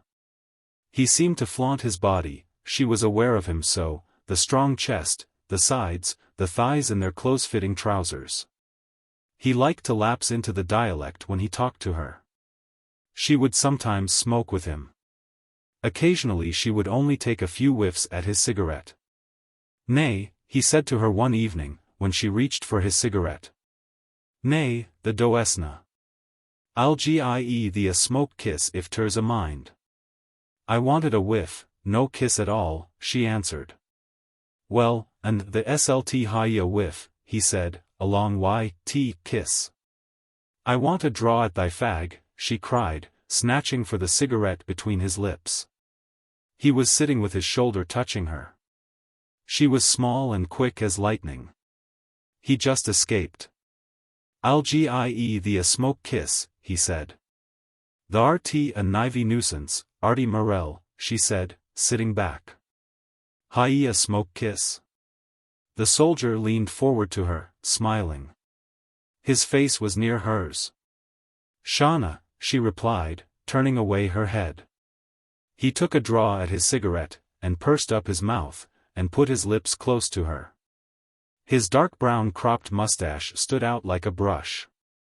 She looked at the puckered crimson lips, then suddenly snatched the cigarette from his fingers and darted away. He, leaping after her, seized the comb from her back hair. She turned, threw the cigarette at him. He picked it up, put it in his mouth, and sat down. "Nuisance," she cried. "Give me my comb." She was afraid that her hair, specially done for him, would come down. She stood with her hands to her head. He hid the comb between his knees. "I've non got it," he said. The cigarette trembled between his lips with laughter as he spoke. "Liar," she said. "'S true as I'm here," he laughed, showing his hands. "You brazen imp!" she exclaimed, rushing and scuffling for the comb, which he had under his knees. As she wrestled with him, pulling at his smooth, tight-covered knees, he laughed till he lay back on the sofa shaking with laughter. The cigarette fell from his mouth almost singeing his throat. Under his delicate tan the blood flushed up, and he laughed till his blue eyes were blinded, his throat swollen almost to choking. Then he sat up. Beatrice was putting in her comb. "The tickled me, Beat," he said thickly. Like a flash her small white hand went out and smacked his face. He started up, glaring at her. They stared at each other. Slowly the flush mounted her cheek, she dropped her eyes, then her head. He sat down sulkily. She went into the scullery to adjust her hair. In private there she shed a few tears, she did not know what for. When she returned she was pursed up close. But it was only a film over her fire. He, with ruffled hair, was sulking upon the sofa. She sat down opposite, in the armchair, and neither spoke. The clock ticked in the silence like blows. "You are a little cat, Beat," he said at length, half apologetically. "Well, you shouldn't be brazen," she replied. There was again a long silence. He whistled to himself like a man much agitated but defiant. Suddenly she went across to him and kissed him. "Did it, poor thing," she mocked. He lifted his face, smiling curiously. "Kiss," he invited her. "Daren't I?" she asked. "Go on," he challenged, his mouth lifted to her. Deliberately, and with a peculiar quivering smile that seemed to overspread her whole body, she put her mouth on his. Immediately his arms folded round her. As soon as the long kiss was finished she drew back her head from him, put her delicate fingers on his neck, through the open collar. Then she closed her eyes, giving herself up again in a kiss. She acted of her own free will. What she would do she did, and made nobody responsible. Paul felt life changing around him. The conditions of youth were gone. Now it was a home of grown-up people. Annie was a married woman, Arthur was following his own pleasure in a way unknown to his folk. For so long they had all lived at home, and gone out to pass their time. But now, for Annie and Arthur, life lay outside their mother's house. They came home for holiday and for rest. So there was that strange, half-empty feeling about the house, as if the birds had flown. Paul became more and more unsettled. Annie and Arthur had gone. He was restless to follow. Yet home was for him beside his mother. And still there was something else, something outside, something he wanted. He grew more and more restless. Miriam did not satisfy him. His old mad desire to be with her grew weaker. Sometimes he met Clara in Nottingham, sometimes he went to meetings with her, sometimes he saw her at Wiley Farm. But on these last occasions the situation became strained. There was a triangle of antagonism between Paul and Clara and Miriam. With Clara he took on a smart, worldly, mocking tone very antagonistic to Miriam. It did not matter what went before. She might be intimate and sad with him. Then as soon as Clara appeared, it all vanished, and he played to the newcomer. Miriam had one beautiful evening with him in the hay. He had been on the horse rake, and having finished, came to help her to put the hay in cocks. Then he talked to her of his hopes and despairs, and his whole soul seemed to lie bare before her. She felt as if she watched the very quivering stuff of life in him. The moon came out, they walked home together, he seemed to have come to her because he needed her so badly, and she listened to him, gave him all her love and her faith. It seemed to her he brought her the best of himself to keep, and that she would guard it all her life. Nay, the sky did not cherish the stars more surely and eternally than she would guard the good in the soul of Paul Morel. She went on home alone, feeling exalted, glad in her faith. And then, the next day, Clara came. They were to have tea in the hayfield. Miriam watched the evening drawing to gold and shadow. And all the time Paul was sporting with Clara. He made higher and higher heaps of hay that they were jumping over. Miriam did not care for the game, and stood aside. Edgar and Geoffrey and Maurice and Clara and Paul jumped. Paul won, because he was light. Clara's blood was roused. She could run like an Amazon. Paul loved the determined way she rushed at the haycock and leaped, landed on the other side, her breasts shaken, her thick hair come undone. "You touched," he cried. "You touched." "No." She flashed, turning to Edgar. "I didn't touch, did I? Wasn't I clear?" "I couldn't say," laughed Edgar. None of them could say. "But you touched," said Paul. "You're beaten." "I did not touch."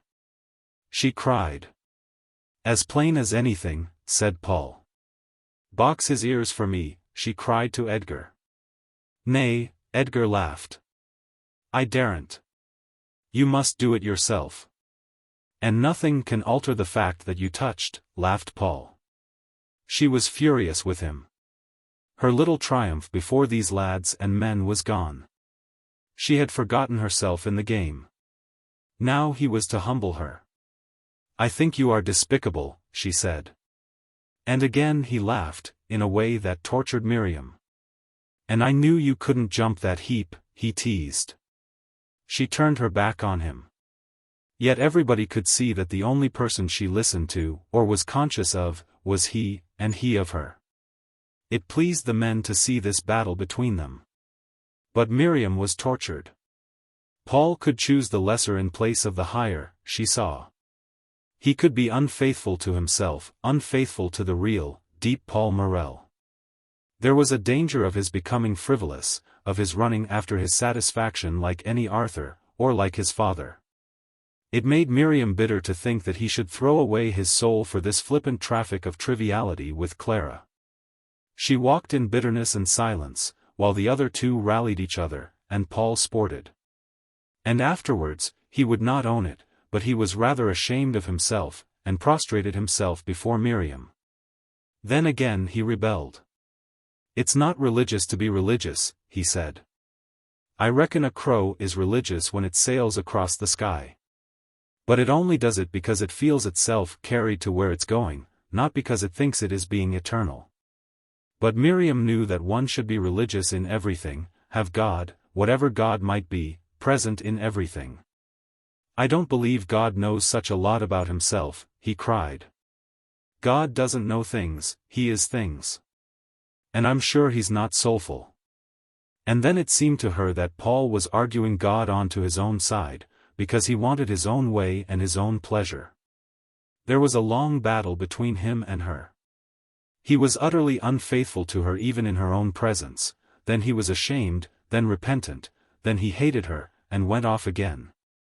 Those were the ever-recurring conditions. She fretted him to the bottom of his soul. There she remained, sad, pensive, a worshipper. And he caused her sorrow. Half the time he grieved for her, half the time he hated her. She was his conscience, and he felt, somehow, he had got a conscience that was too much for him. He could not leave her, because in one way she did hold the best of him. He could not stay with her because she did not take the rest of him, which was 3/4. So he chafed himself into rawness over her. When she was 21 he wrote her a letter which could only have been written to her. "May I speak of our old, worn love, this last time? It, too, is changing, is it not? Say, has not the body of that love died, and left you its invulnerable soul? You see, I can give you a spirit love, I have given it you this long, long time. But not embodied passion. See, you are a nun. I have given you what I would give a holy nun, as a mystic monk to a mystic nun. Surely you esteem it best. Yet you regret, no, have regretted, the other. In all our relations no body enters. I do not talk to you through the senses, rather through the spirit. That is why we cannot love in the common sense. Ours is not an everyday affection. As yet we are mortal, and to live side by side with one another would be dreadful, for somehow with you I cannot long be trivial, and, you know, to be always beyond this mortal state would be to lose it. If people marry, they must live together as affectionate humans, who may be commonplace with each other without feeling awkward, not as two souls. So I feel it. Ought I to send this letter? I doubt it. But there, it is best to understand. Au revoir. Miriam read this letter twice, after which she sealed it up. A year later she broke the seal to show her mother the letter. You are a nun, you are a nun. The words went into her heart again and again. Nothing he ever had said had gone into her so deeply, fixedly, like a mortal wound. She answered him 2 days after the party. Our intimacy would have been all beautiful but for one little mistake, she quoted. Was the mistake mine? Almost immediately he replied to her from Nottingham, sending her at the same time a little Omar Khayyam. I am glad you answered, you are so calm and natural you put me to shame.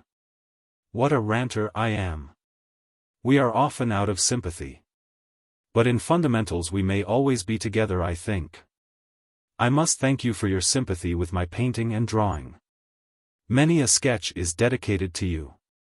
I do look forward to your criticisms, which, to my shame and glory, are always grand appreciations. It is a lovely joke, that. Au revoir. This was the end of the first phase of Paul's love affair. He was now about 23 years old, and, though still virgin, the sex instinct that Miriam had over-refined for so long now grew particularly strong. Often, as he talked to Clara Dawes, came that thickening and quickening of his blood, that peculiar concentration in the breast, as if something were alive there. A new self or a new center of consciousness, warning him that sooner or later he would have to ask one woman or another. But he belonged to Miriam. Of that she was so fixedly sure that he allowed her right. Chapter 10. Clara. When he was 23 years old, Paul sent in a landscape to the winter exhibition at Nottingham Castle. Miss Jordan had taken a good deal of interest in him, and invited him to her house, where he met other artists. He was beginning to grow ambitious. One morning the postman came just as he was washing in the scullery. Suddenly he heard a wild noise from his mother. Rushing into the kitchen, he found her standing on the hearthrug wildly waving a letter and crying, "Hurrah," as if she had gone mad. He was shocked and frightened. "Why, mother," he exclaimed. She flew to him, flung her arms round him for a moment, then waved the letter, crying, "Hurrah, my boy! I knew we should do it." He was afraid of her, the small, severe woman with graying hair suddenly bursting out in such frenzy. The postman came running back, afraid something had happened. They saw his tipped cap over the short curtains.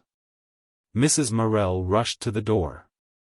"His picture's got first prize, Fred," she cried, "and is sold for 20 guineas. "My word, that's something like," said the young postman, whom they had known all his life. "And Major Moreton has bought it," she cried. "It looks like Mayonnaise something, that does, Mrs. Morel," said the postman, his blue eyes bright.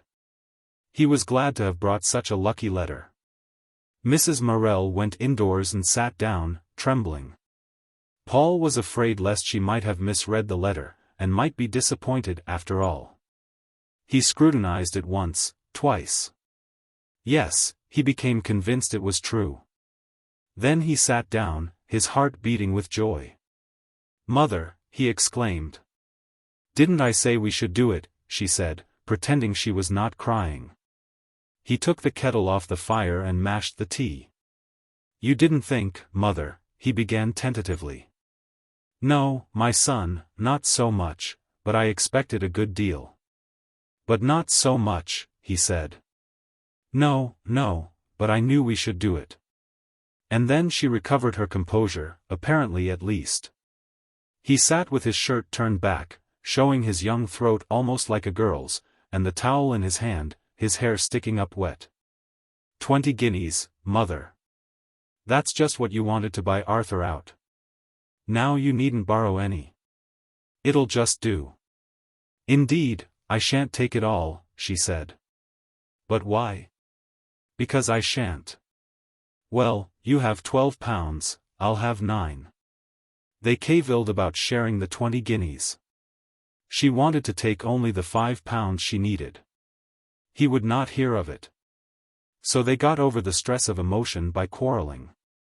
Morel came home at night from the pit, saying, "They tell me Paul's got first prize for his picture, and sold it to Lord Henry Bentley for £50. "Oh, what stories people do tell!" she cried. "Ha," he answered. "I said I wore sure it wore a lie. But they said they'd told Fred Hodgkisson. As if I would tell him such stuff." "Ha," assented the miner. But he was disappointed nevertheless. "It's true he has got the first prize," said Mrs. Morel. The miner sat heavily in his chair. "Has he, Baggy?" he exclaimed. He stared across the room fixedly. "But as for £50, such nonsense." She was silent a while. "Major Moreton bought it for 20 guineas, that's true." 20 guineas. The Niver says. Exclaimed Morel. "Yes, and it was worth it." "Aye," he said. "I don't misdoubt it. But 20 guineas for a bit of a paintin' as he knocked off in an hour or two." He was silent with conceit of his son. Mrs. Morel sniffed, as if it were nothing. "And when does he handle money?" asked the collier. "That I couldn't tell you. When the picture is sent home, I suppose." There was silence. Morel stared at the sugar basin instead of eating his dinner. His black arm, with the hand all gnarled with work, lay on the table. His wife pretended not to see him rub the back of his hand across his eyes, nor the smear in the coal dust on his black face. "Yes, and that other lad you'd done as much if they hadna killed him," he said quietly. The thought of William went through Mrs. Morel like a cold blade.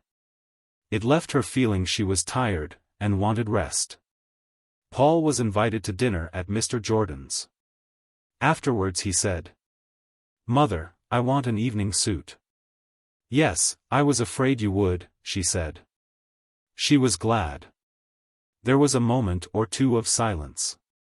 "There's that one of William's," she continued, "that I know cost £4.10 and which he'd only worn 3 times. "Should you like me to wear it, Mother?" he asked. "Yes. I think it would fit you, at least the coat. The trousers would want shortening." He went upstairs and put on the coat and vest.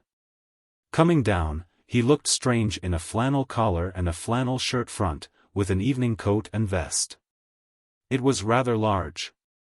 "The tailor can make it right," she said, smoothing her hand over his shoulder. "It's beautiful stuff.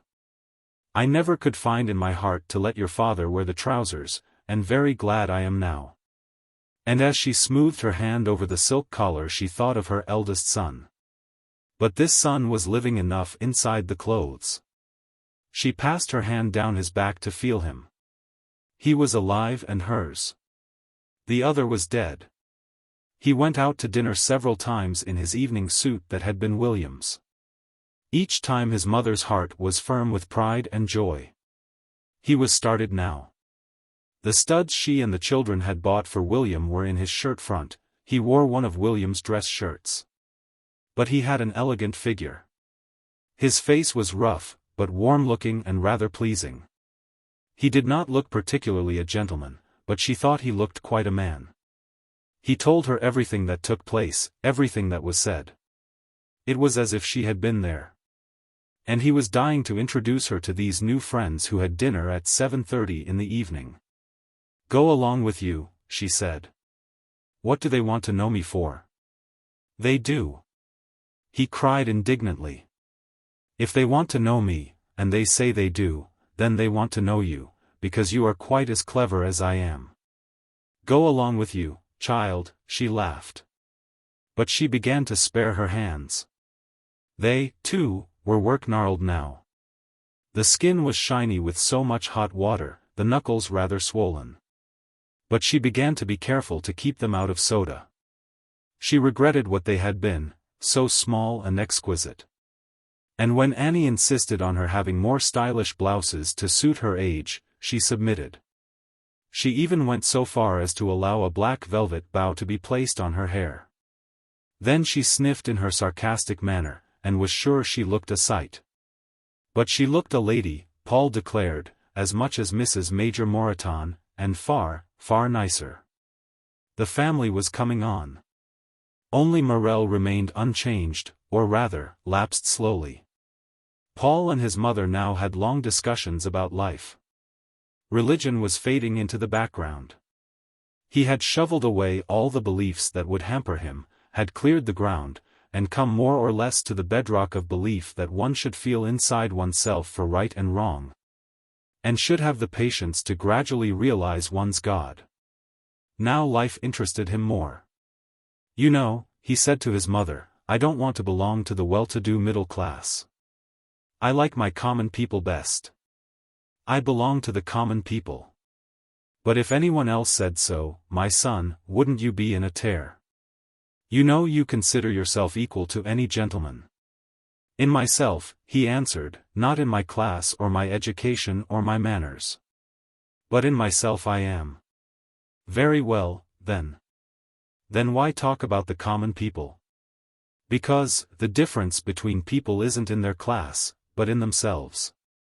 Only from the middle classes one gets ideas, and from the common people, life itself, warmth. You feel their hates and loves. It's all very well, my boy. But, then, why don't you go and talk to your father's pals?" "But they're rather different." "Not at all. They're the common people. After all, whom do you mix with now, among the common people? Those that exchange ideas, like the middle classes. The rest don't interest you.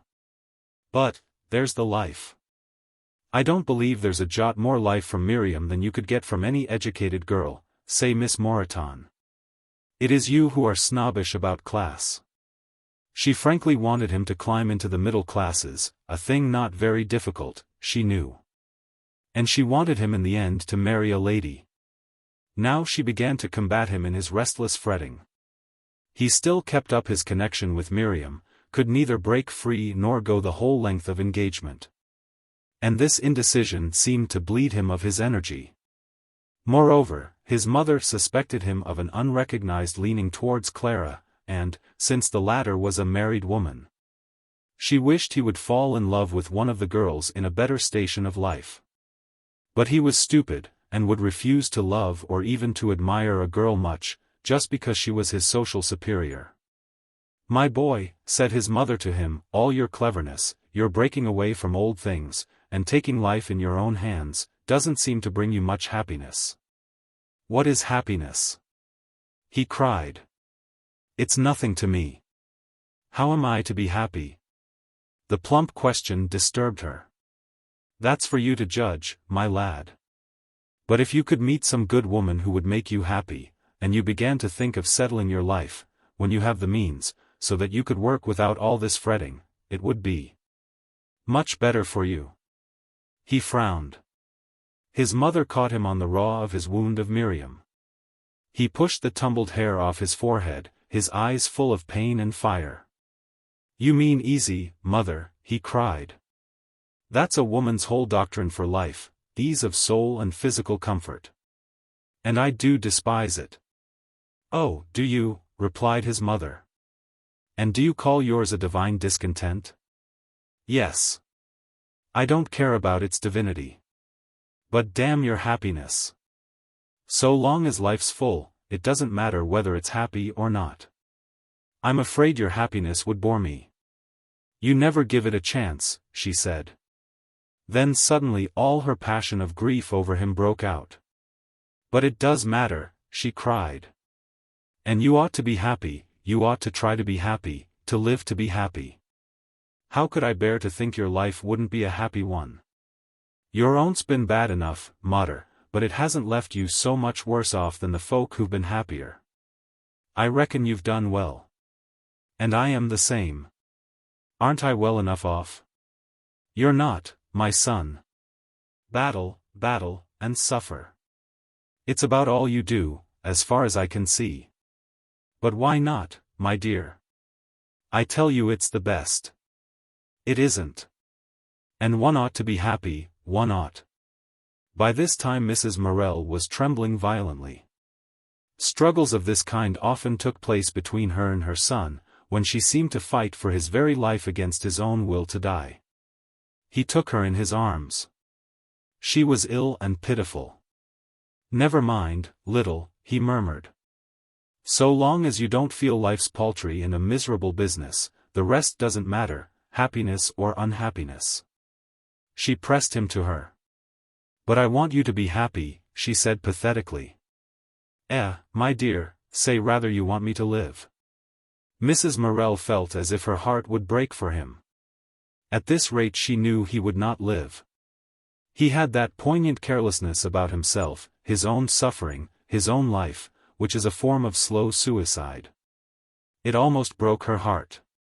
With all the passion of her strong nature she hated Miriam for having in this subtle way undermined his joy. It did not matter to her that Miriam could not help it. Miriam did it, and she hated her. She wished so much he would fall in love with a girl equal to be his mate, educated and strong.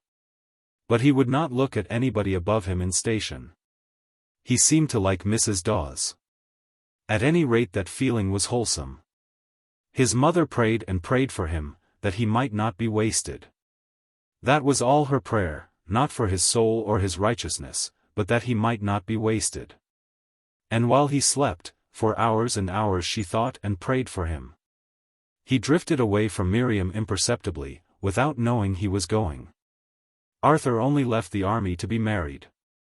The baby was born 6 months after his wedding. Mrs.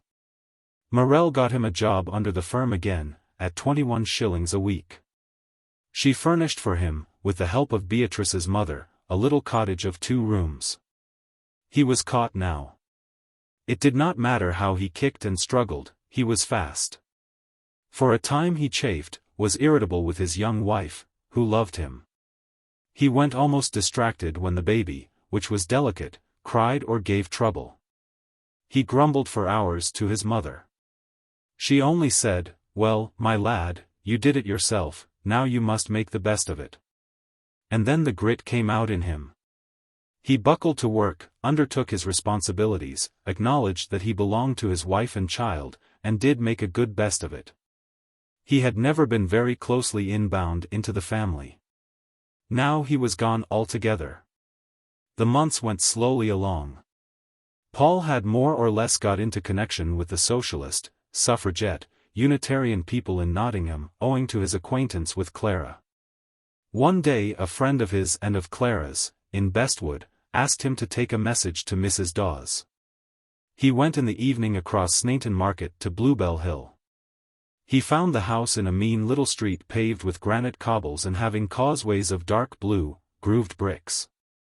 The front door went up a step from off this rough pavement, where the feet of the passers-by rasped and clattered. The brown paint on the door was so old that the naked wood showed between the rents. He stood on the street below and knocked. There came a heavy footstep, a large, stout woman of about 60 towered above him. He looked up at her from the pavement. She had a rather severe face. She admitted him into the parlor, which opened on to the street. It was a small, stuffy, defunct room, of mahogany, and deathly enlargements of photographs of departed people done in carbon. Mrs. Radford left him. She was stately, almost martial. In a moment Clara appeared. She flushed deeply, and he was covered with confusion. It seemed as if she did not like being discovered in her home circumstances. "I thought it couldn't be your voice," she said. But she might as well be hung for a sheep as for a lamb. She invited him out of the mausoleum of a parlor into the kitchen. That was a little, darkish room too, but it was smothered in white lace. The mother had seated herself again by the cupboard, and was drawing thread from a vast web of lace. A clump of fluff and ravelled cotton was at her right hand, a heap of 3/4-inch lace lay on her left, whilst in front of her was the mountain of lace web, piling the hearth rug. Threads of curly cotton, pulled out from between the lengths of lace, strewed over the fender and the fireplace. Paul dared not go forward, for fear of treading on piles of white stuff. On the table was a jenny for carding the lace. There was a pack of brown cardboard squares, a pack of cards of lace, a little box of pins, and on the sofa lay a heap of drawn lace. The room was all lace, and it was so dark and warm that the white, snowy stuff seemed the more distinct. "If you're coming in you won't have to mind the work," said Mrs. Radford. "I know we're about blocked up. But sit you down." Clara, much embarrassed, gave him a chair against the wall opposite the white heaps. Then she herself took her place on the sofa, shamedly. "Will you drink a bottle of stout?" Mrs. Radford asked. "Clara, get him a bottle of stout." He protested, but Mrs. Radford insisted. "You look as if you could do with it," she said. "Haven't you never any more color than that?" "It's only a thick skin I've got that doesn't show the blood through," he answered. Clara, ashamed and chagrined, brought him a bottle of stout and a glass. He poured out some of the black stuff. "Well," he said, lifting the glass, "here's health." "And thank you," said Mrs. Radford. He took a drink of stout. "And light yourself a cigarette, so long as you don't set the house on fire," said Mrs. Radford. "Thank you," he replied. "Nay, you needn't thank me," she answered. "I'll be glad to smell a bit of smoke in booze again. A house o' women is as dead as a house, why, no fire, to my thinkin'. I'm not a spider as likes a corner to myself. I like a man about, if he's only something to snap at." Clara began to work. Her jenny spun with a subdued buzz. The white lace hopped from between her fingers on to the card. It was filled, she snipped off the length, and pinned the end down to the banded lace. Then she put a new card in her jenny. Paul watched her. She sat square and magnificent. Her throat and arms were bare. The blood still mantled below her ears, she bent her head in shame of her humility. Her face was set on her work. Her arms were creamy and full of life beside the white lace, her large, well-kept hands worked with a balanced movement, as if nothing would hurry them. He, not knowing, watched her all the time. He saw the arch of her neck from the shoulder, as she bent her head, he saw the coil of dun hair, he watched her moving, gleaming arms. "I've heard a bit about you from Clara," continued the mother. "You're in Jordan's, aren't you?" She drew her lace unceasing. "Yes. Well, and I can remember when Thomas Jordan used to ask me for one of my toffees." "Did he?" laughed Paul. "And did he get it?" "Sometimes he did, sometimes he didn't, which was latterly. For he's the sort that takes all and gives not, he is, or used to be." "I think he's very decent," said Paul. "Yes, well, I'm glad to hear it." Mrs. Radford looked across at him steadily. There was something determined about her that he liked. Her face was falling loose, but her eyes were calm, and there was something strong in her that made it seem she was not old, merely her wrinkles and loose cheeks were an anachronism. She had the strength and sang-froid of a woman in the prime of life. She continued drawing the lace with slow, dignified movements. The big web came up inevitably over her apron. The length of lace fell away at her side. Her arms were finely Chopin, but glossy and yellow as old ivory. They had not the peculiar dull gleam that made Clara's so fascinating to him. "And you've been going with Miriam Livers?" the mother asked him. "Well," he answered. "Yes, she's a nice girl," she continued. "She's very nice, but she's a bit too much above this world to suit my fancy." "She is a bit like that," he agreed.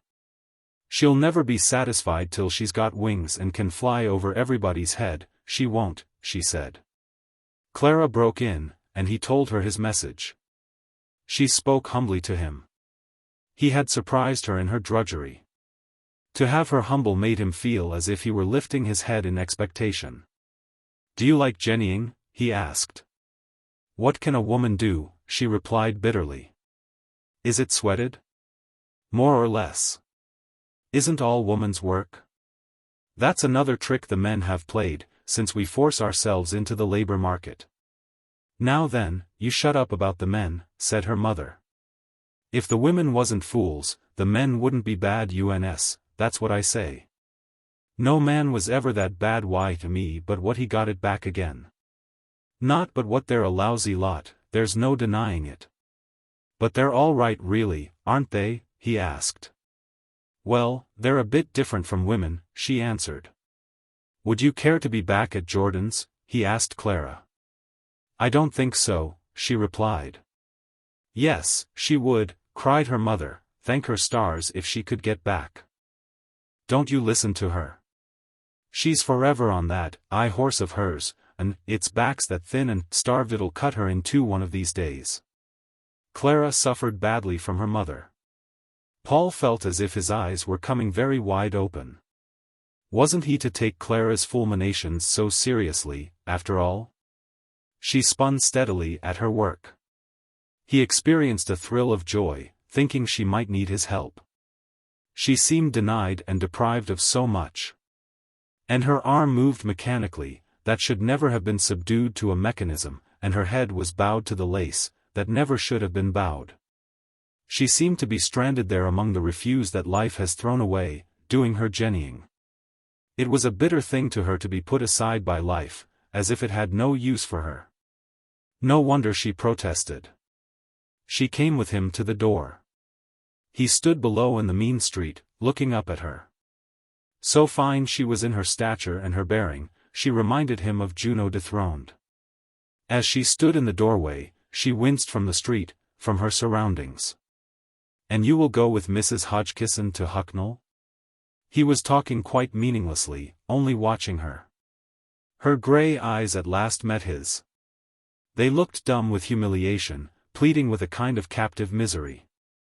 He was shaken and at a loss. He had thought her high and mighty. When he left her, he wanted to run. He went to the station in a sort of dream, and was at home without realizing he had moved out of her street. He had an idea that Susan, the overseer of the Spiral Girls, was about to be married. He asked her the next day. "I say, Susan, I heard a whisper of your getting married. What about it?" Susan flushed red. "Who's been talking to you?" she replied. "Nobody. I merely heard a whisper that you were thinking." "Well, I am, though you needn't tell anybody. What's more, I wish I wasn't." "Nay, Susan, you won't make me believe that." "Shan't I?" "You can believe it, though. I'd rather stop here 1,000 times." Paul was perturbed. "Why, Susan?" The girl's color was high, and her eyes flashed. "That's why." "And must you?" For answer, she looked at him. There was about him a candor and gentleness which made the women trust him. He understood. "Ah, I'm sorry," he said. Tears came to her eyes. "But you'll see it'll turn out all right. You'll make the best of it," he continued rather wistfully. "There's nothing else for it. Yeah, there's making the worst of it. Try and make it all right."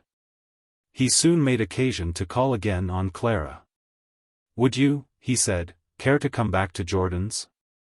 She put down her work, laid her beautiful arms on the table, and looked at him for some moments without answering. Gradually the flush mounted her cheek. "Why?" she asked. Paul felt rather awkward. "Well, because Susan is thinking of leaving," he said. Clara went on with her jennying. The white lace leaped in little jumps and bounds on to the card. He waited for her. Without raising her head, she said at last, in a peculiar low voice. "Have you said anything about it?" "Except to you, not a word." There was again a long silence. "I will apply when the advertisement is out," she said. "You will apply before that." "I will let you know exactly when." She went on spinning her little machine, and did not contradict him. Clara came to Jordan's. Some of the older hands, Fanny among them, remembered her earlier rule, and cordially disliked the memory. Clara had always been dicky, reserved, and superior. She had never mixed with the girls as one of themselves. If she had occasion to find fault, she did it coolly and with perfect politeness, which the defaulter felt to be a bigger insult than crassness. Towards Fanny, the poor, overstrung hunchback, Clara was unfailingly compassionate and gentle. As a result of which Fanny shed more bitter tears than ever the rough tongues of the other overseers had caused her. There was something in Clara that Paul disliked, and much that piqued him. If she were about, he always watched her strong throat or her neck, upon which the blonde hair grew low and fluffy. There was a fine down, almost invisible, upon the skin of her face and arms, and when once he had perceived it, he saw it always. When he was at his work, painting in the afternoon, she would come and stand near to him, perfectly motionless. Then he felt her, though she neither spoke nor touched him. Although she stood a yard away, he felt as if he were in contact with her. Then he could paint no more. He flung down the brushes, and turned to talk to her. Sometimes she praised his work. Sometimes she was critical and cold. "You are affected in that piece," she would say, and, as there was an element of truth in her condemnation, his blood boiled with anger. Again, "What of this?" he would ask enthusiastically. She made a small doubtful sound. "It doesn't interest me much." "Because you don't understand it," he retorted. "Then why ask me about it?" "Because I thought you would understand." She would shrug her shoulders in scorn of his work. She maddened him. He was furious. Then he abused her, and went into passionate exposition of his stuff. This amused and stimulated her. But she never owned that she had been wrong. During the 10 years that she had belonged to the women's movement she had acquired a fair amount of education, and, having had some of Miriam's passion to be instructed, had taught herself French. And could read in that language with a struggle. She considered herself as a woman apart, and particularly apart from her class. The girls in the spiral department were all of good homes. It was a small, special industry, and had a certain distinction. There was an air of refinement in both rooms. But Clara was aloof also from her fellow workers. None of these things, however, did she reveal to Paul. She was not the one to give herself away. There was a sense of mystery about her. She was so reserved, he felt she had much to reserve. Her history was open on the surface, but its inner meaning was hidden from everybody. It was exciting. And then sometimes he caught her looking at him from under her brows with an almost furtive, sullen scrutiny, which made him move quickly. Often she met his eyes. But then her own were, as it were, covered over, revealing nothing. She gave him a little, lenient smile. She was to him extraordinarily provocative, because of the knowledge she seemed to possess, and gathered fruit of experience he could not attain. One day he picked up a copy of Lettres de mon Moulin from her workbench. "You read French, do you?" he cried. Clara glanced round negligently. She was making an elastic stocking of heliotrope silk, turning the spiral machine with slow, balanced regularity, occasionally bending down to see her work or to adjust the needles. Then her magnificent neck, with its down and fine pencils of hair, shone white against the lavender, lustrous silk. She turned a few more rounds, and stopped. "What did you say?" she asked, smiling sweetly. Paul's eyes glittered at her insolent indifference to him. "I did not know you read French," he said, very polite. "Did you not?" she replied, with a faint, sarcastic smile. "Rotten swank," he said, but scarcely loud enough to be heard. He shut his mouth angrily as he watched her. She seemed to scorn the work she mechanically produced, yet the hose she made were as nearly perfect as possible. "You don't like spiral work," he said. "Oh, well, all work is work," she answered, as if she knew all about it. He marveled at her coldness. He had to do everything hotly. She must be something special. "What would you prefer to do?" he asked. She laughed at him indulgently, as she said, "There is so little likelihood of my ever being given a choice, that I haven't wasted time considering." "Pa!" he said, contemptuous on his side now. "You only say that because you're too proud to own up what you want and can't get." "You know me very well," she replied coldly. "I know you think you're terrific great shakes, and that you live under the eternal insult of working in a factory." He was very angry and very rude. She merely turned away from him in disdain. He walked whistling down the room, flirted and laughed with Hilda. Later on he said to himself, "What was I so impudent to Clara for?" He was rather annoyed with himself, at the same time glad. "Serve her right, she stinks with silent pride," he said to himself angrily. In the afternoon he came down.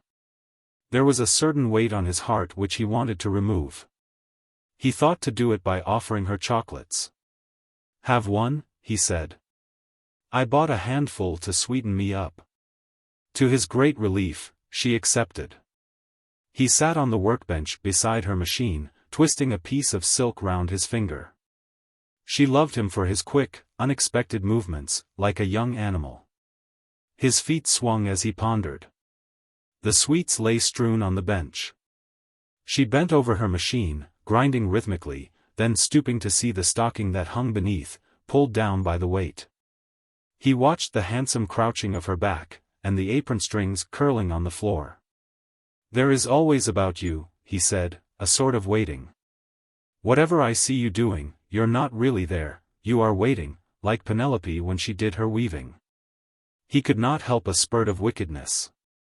"I'll call you Penelope," he said. "Would it make any difference?" she said, carefully removing one of her needles. "That doesn't matter, so long as it pleases me.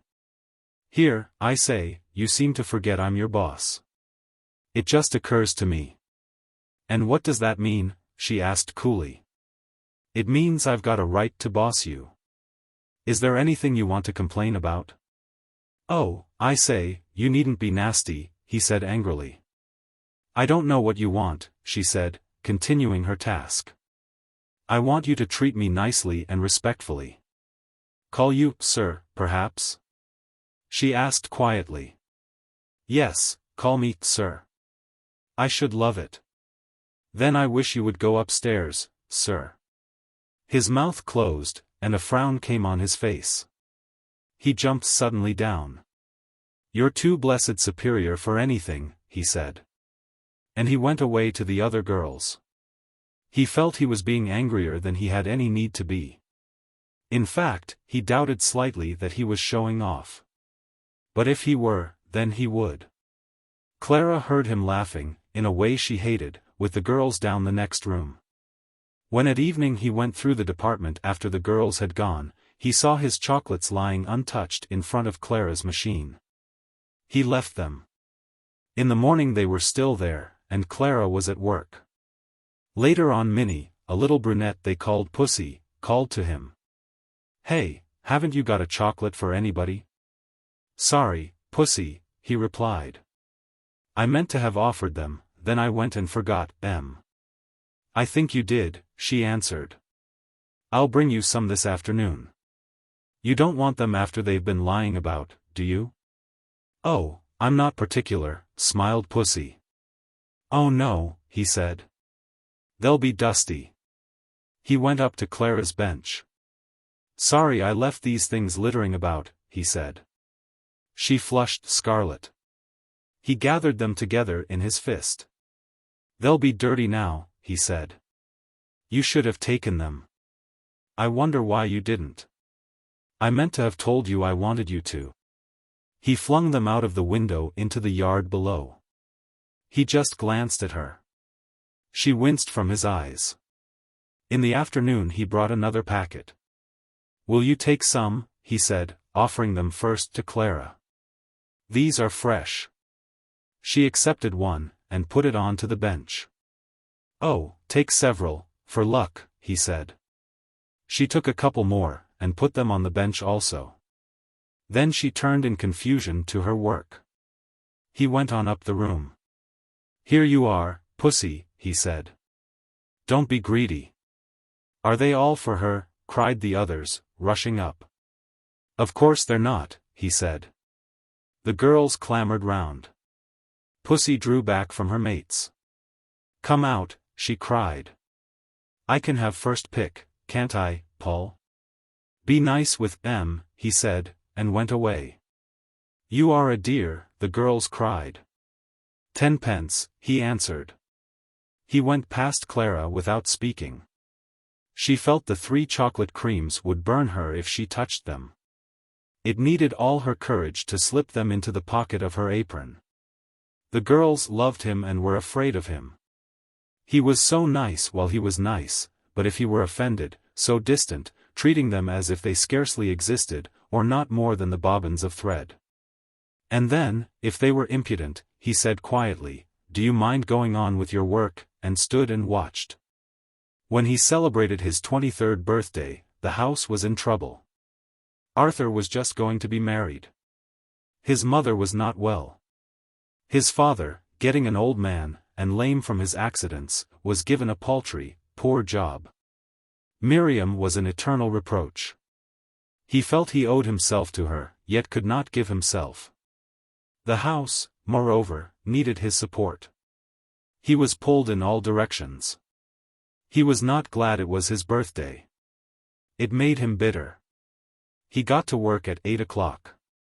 Most of the clerks had not turned up. The girls were not due till 8:30. As he was changing his coat, he heard a voice behind him say, Paul, Paul, I want you.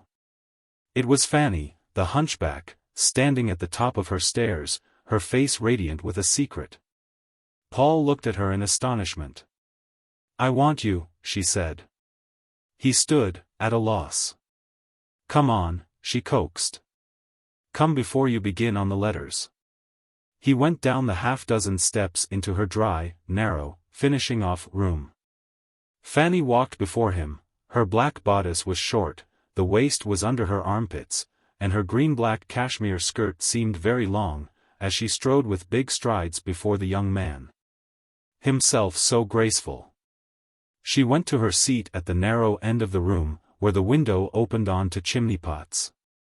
Paul watched her thin hands and her flat red wrists as she excitedly twitched her white apron, which was spread on the bench in front of her. She hesitated. "You didn't think we'd forgot you?" she asked, reproachful. "Why?" he asked. He had forgotten his birthday himself. "Why?" he says. "Why? Why, look here." She pointed to the calendar, and he saw, surrounding the big black number, 21, hundreds of little crosses in black lead. "Oh, kisses for my birthday," he laughed. "How did you know?" "Yes, you want to know, don't you?" Fanny mocked, hugely delighted. "There's one from everybody, except Lady Clara, and 2 from some. But I shan't tell you how many I put."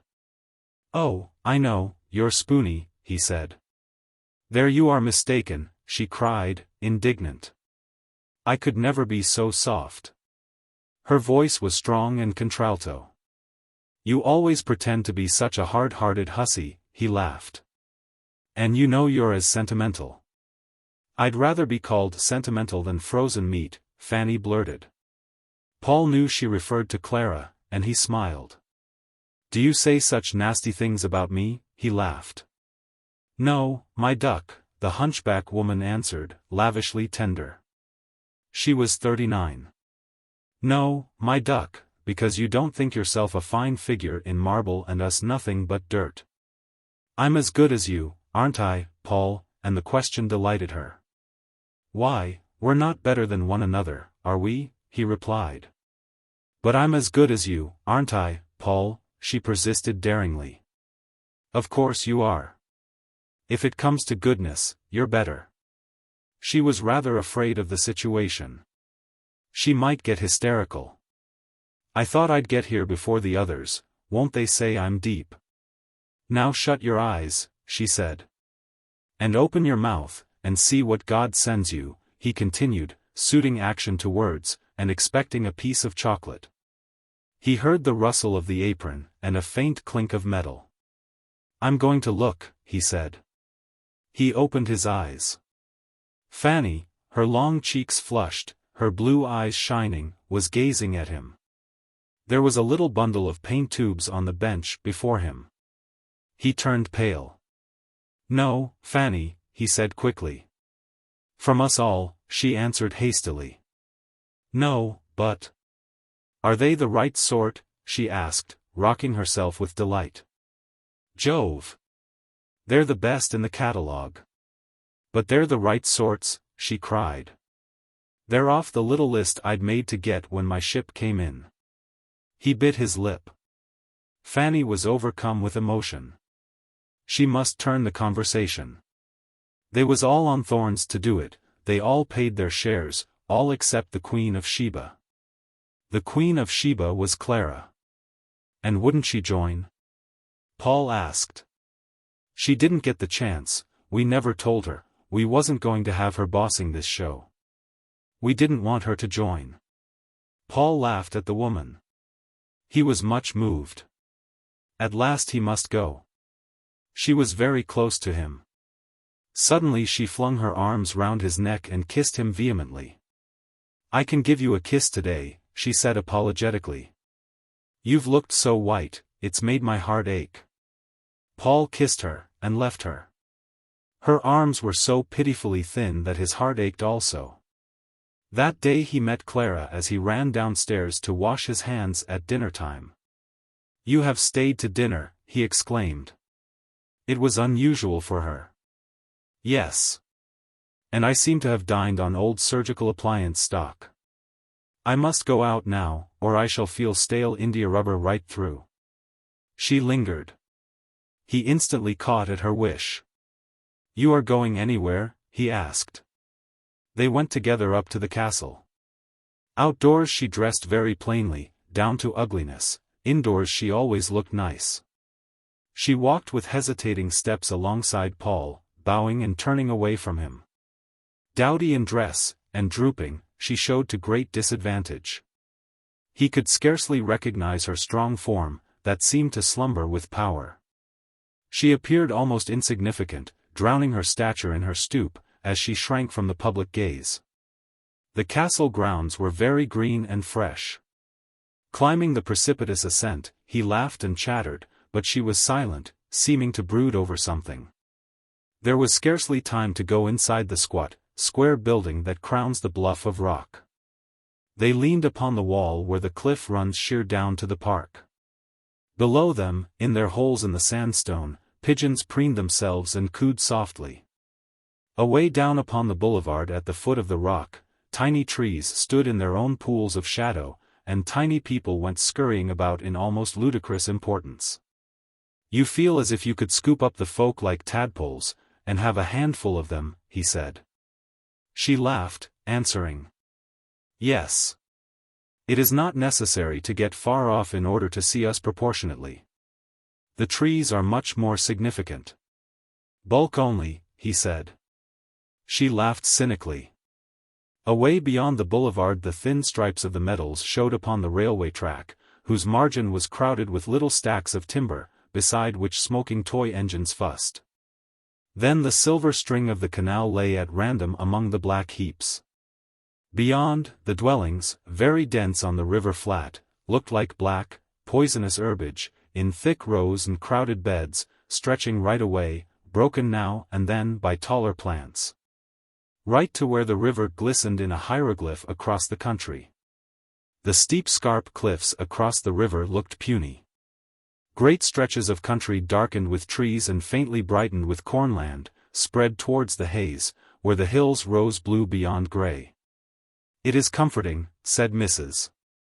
Dawes, "to think the town goes no farther. It is only a little sore upon the country yet." "A little scab," Paul said. She shivered. She loathed the town. Looking drearily across at the country which was forbidden her, her impassive face, pale and hostile, she reminded Paul of one of the bitter, remorseful angels. "But the town's all right," he said. "It's only temporary. This is the crude, clumsy makeshift we've practiced on, till we find out what the idea is. The town will come all right." The pigeons in the pockets of rock, among the perched bushes, cooed comfortably. To the left the large church of St. Mary rose into space, to keep close company with the castle, above the heaped rubble of the town. Mrs. Dawes smiled brightly as she looked across the country.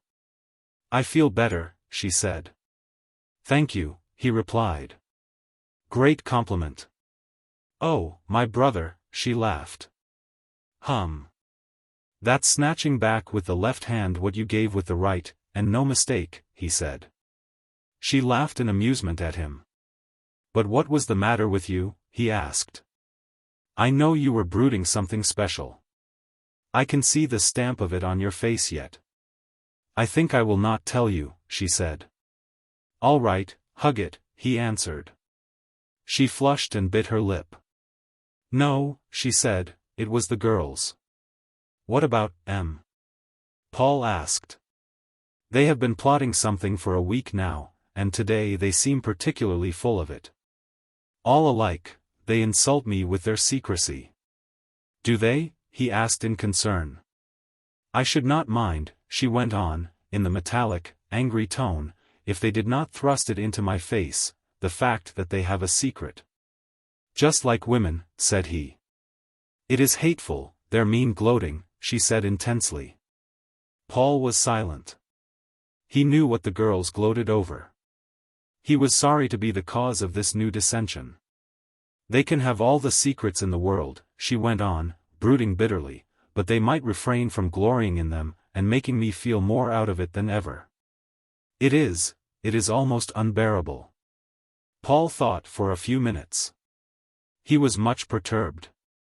"I will tell you what it's all about," he said, pale and nervous.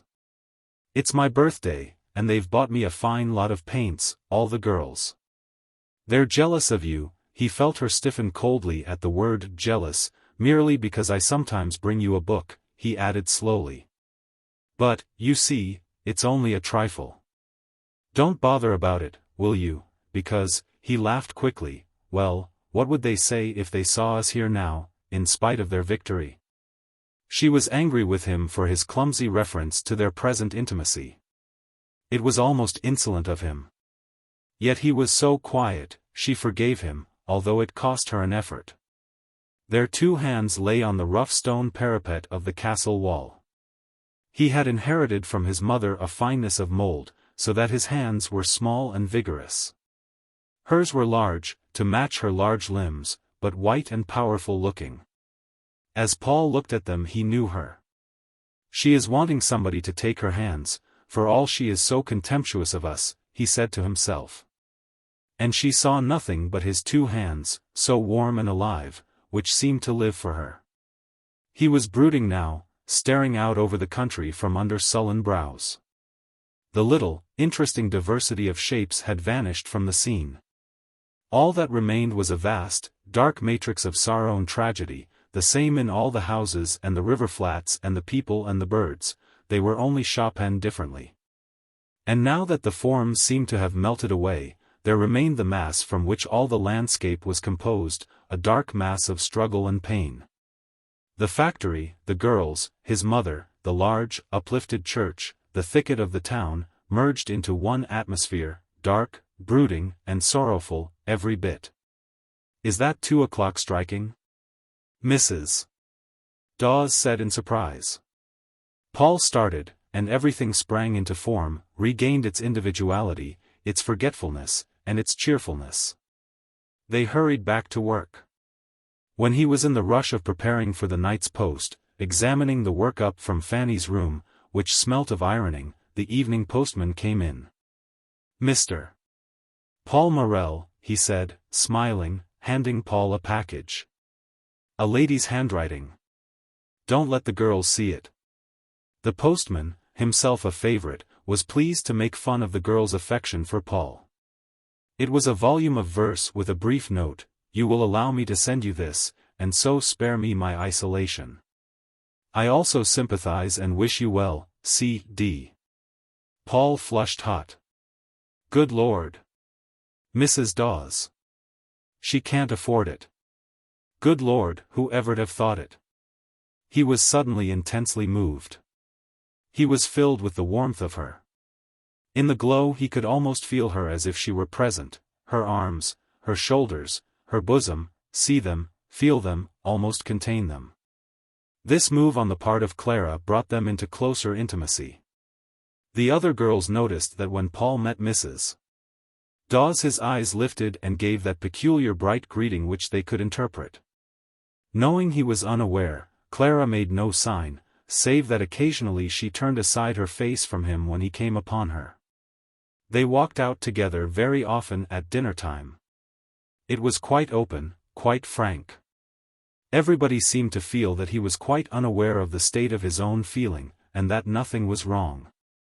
He talked to her now with some of the old fervor with which he had talked to Miriam, but he cared less about the talk, he did not bother about his conclusions. One day in October they went out to Lambley for tea. Suddenly they came to a halt on top of the hill. He climbed and sat on a gate, she sat on the stile. The afternoon was perfectly still, with a dim haze, and yellow sheaves glowing through. They were quiet. How old were you when you married? He asked quietly. 22. Her voice was subdued, almost submissive. She would tell him now. It is 8 years ago? Yes. And when did you leave him? 3 years ago. 5 years.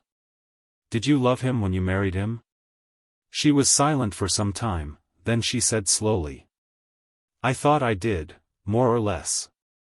I didn't think much about it. And he wanted me. I was very prudish then. And you sort of walked into it without thinking? Yes. I seem to have been asleep nearly all my life. Somnambule? But, when did you wake up? I don't know that I ever did, or ever have, since I was a child. You went to sleep as you grew to be a woman? How queer. And he didn't wake you? No. He never got there, she replied, in a monotone. The brown birds dashed over the hedges where the rose hips stood naked and scarlet. Got where? He asked. At me. He never really mattered to me. The afternoon was so gently warm and dim. Red roofs of the cottages burned among the blue haze. He loved the day. He could feel, but he could not understand, what Clara was saying. But why did you leave him? Was he horrid to you? She shuddered lightly. He sort of degraded me. He wanted to bully me because he hadn't got me. And then I felt as if I wanted to run, as if I was fastened and bound up. And he seemed dirty. I see. He did not at all see. And was he always dirty? He asked. A bit, she replied slowly. And then he seemed as if he couldn't get at me, really. And then he got brutal, he was brutal. And why did you leave him finally? Because he was unfaithful to me. They were both silent for some time. Her hand lay on the gatepost as she balanced. He put his own over it. His heart beat quickly. But did you ever give him a chance? Chance? How? To come near to you. I married him, and I was willing. They both strove to keep their voices steady. I believe he loves you, he said. It looks like it, she replied. He wanted to take his hand away, and could not. She saved him by removing her own. After a silence, he began again. Did you leave him out of count all along? He left me, she said. And I suppose he couldn't make himself mean everything to you? He tried to bully me into it. But the conversation had got them both out of their depth. Suddenly Paul jumped down. Come on, he said. Let's go and get some tea. They found a cottage, where they sat in the cold parlor. She poured out his tea. She was very quiet. He felt she had withdrawn again from him. After tea, she stared broodingly into her teacup, twisting her wedding ring all the time. In her abstraction she took the ring off her finger, stood it up, and spun it upon the table. The gold became a diaphanous, glittering globe. It fell, and the ring was quivering upon the table. She spun it again and again. Paul watched, fascinated. But she was a married woman, and he believed in simple friendship. And he considered that he was perfectly honorable with regard to her. It was only a friendship between man and woman, such as any civilized persons might have. He was like so many young men of his own age. Sex had become so complicated in him that he would have denied that he ever could want Clara or Miriam or any woman whom he knew. Sex desire was a sort of detached thing, that did not belong to a woman. He loved Miriam with his soul. He grew warm at the thought of Clara, he battled with her, he knew the curves of her breast and shoulders as if they had been molded inside him, and yet he did not positively desire her. He would have denied it forever. He believed himself really bound to Miriam. If ever he should marry, sometime in the far future, it would be his duty to marry Miriam. That he gave Clara to understand, and she said nothing, but left him to his courses. He came to her, Mrs. Dawes, whenever he could. Then he wrote frequently to Miriam, and visited the girl occasionally. So he went on through the winter, but he seemed not so fretted. His mother was easier about him. She thought he was getting away from Miriam. Miriam knew now how strong was the attraction of Clara for him, but still she was certain that the best in him would triumph. His feeling for Mrs. Dawes, who, moreover, was a married woman, was shallow and temporal, compared with his love for herself.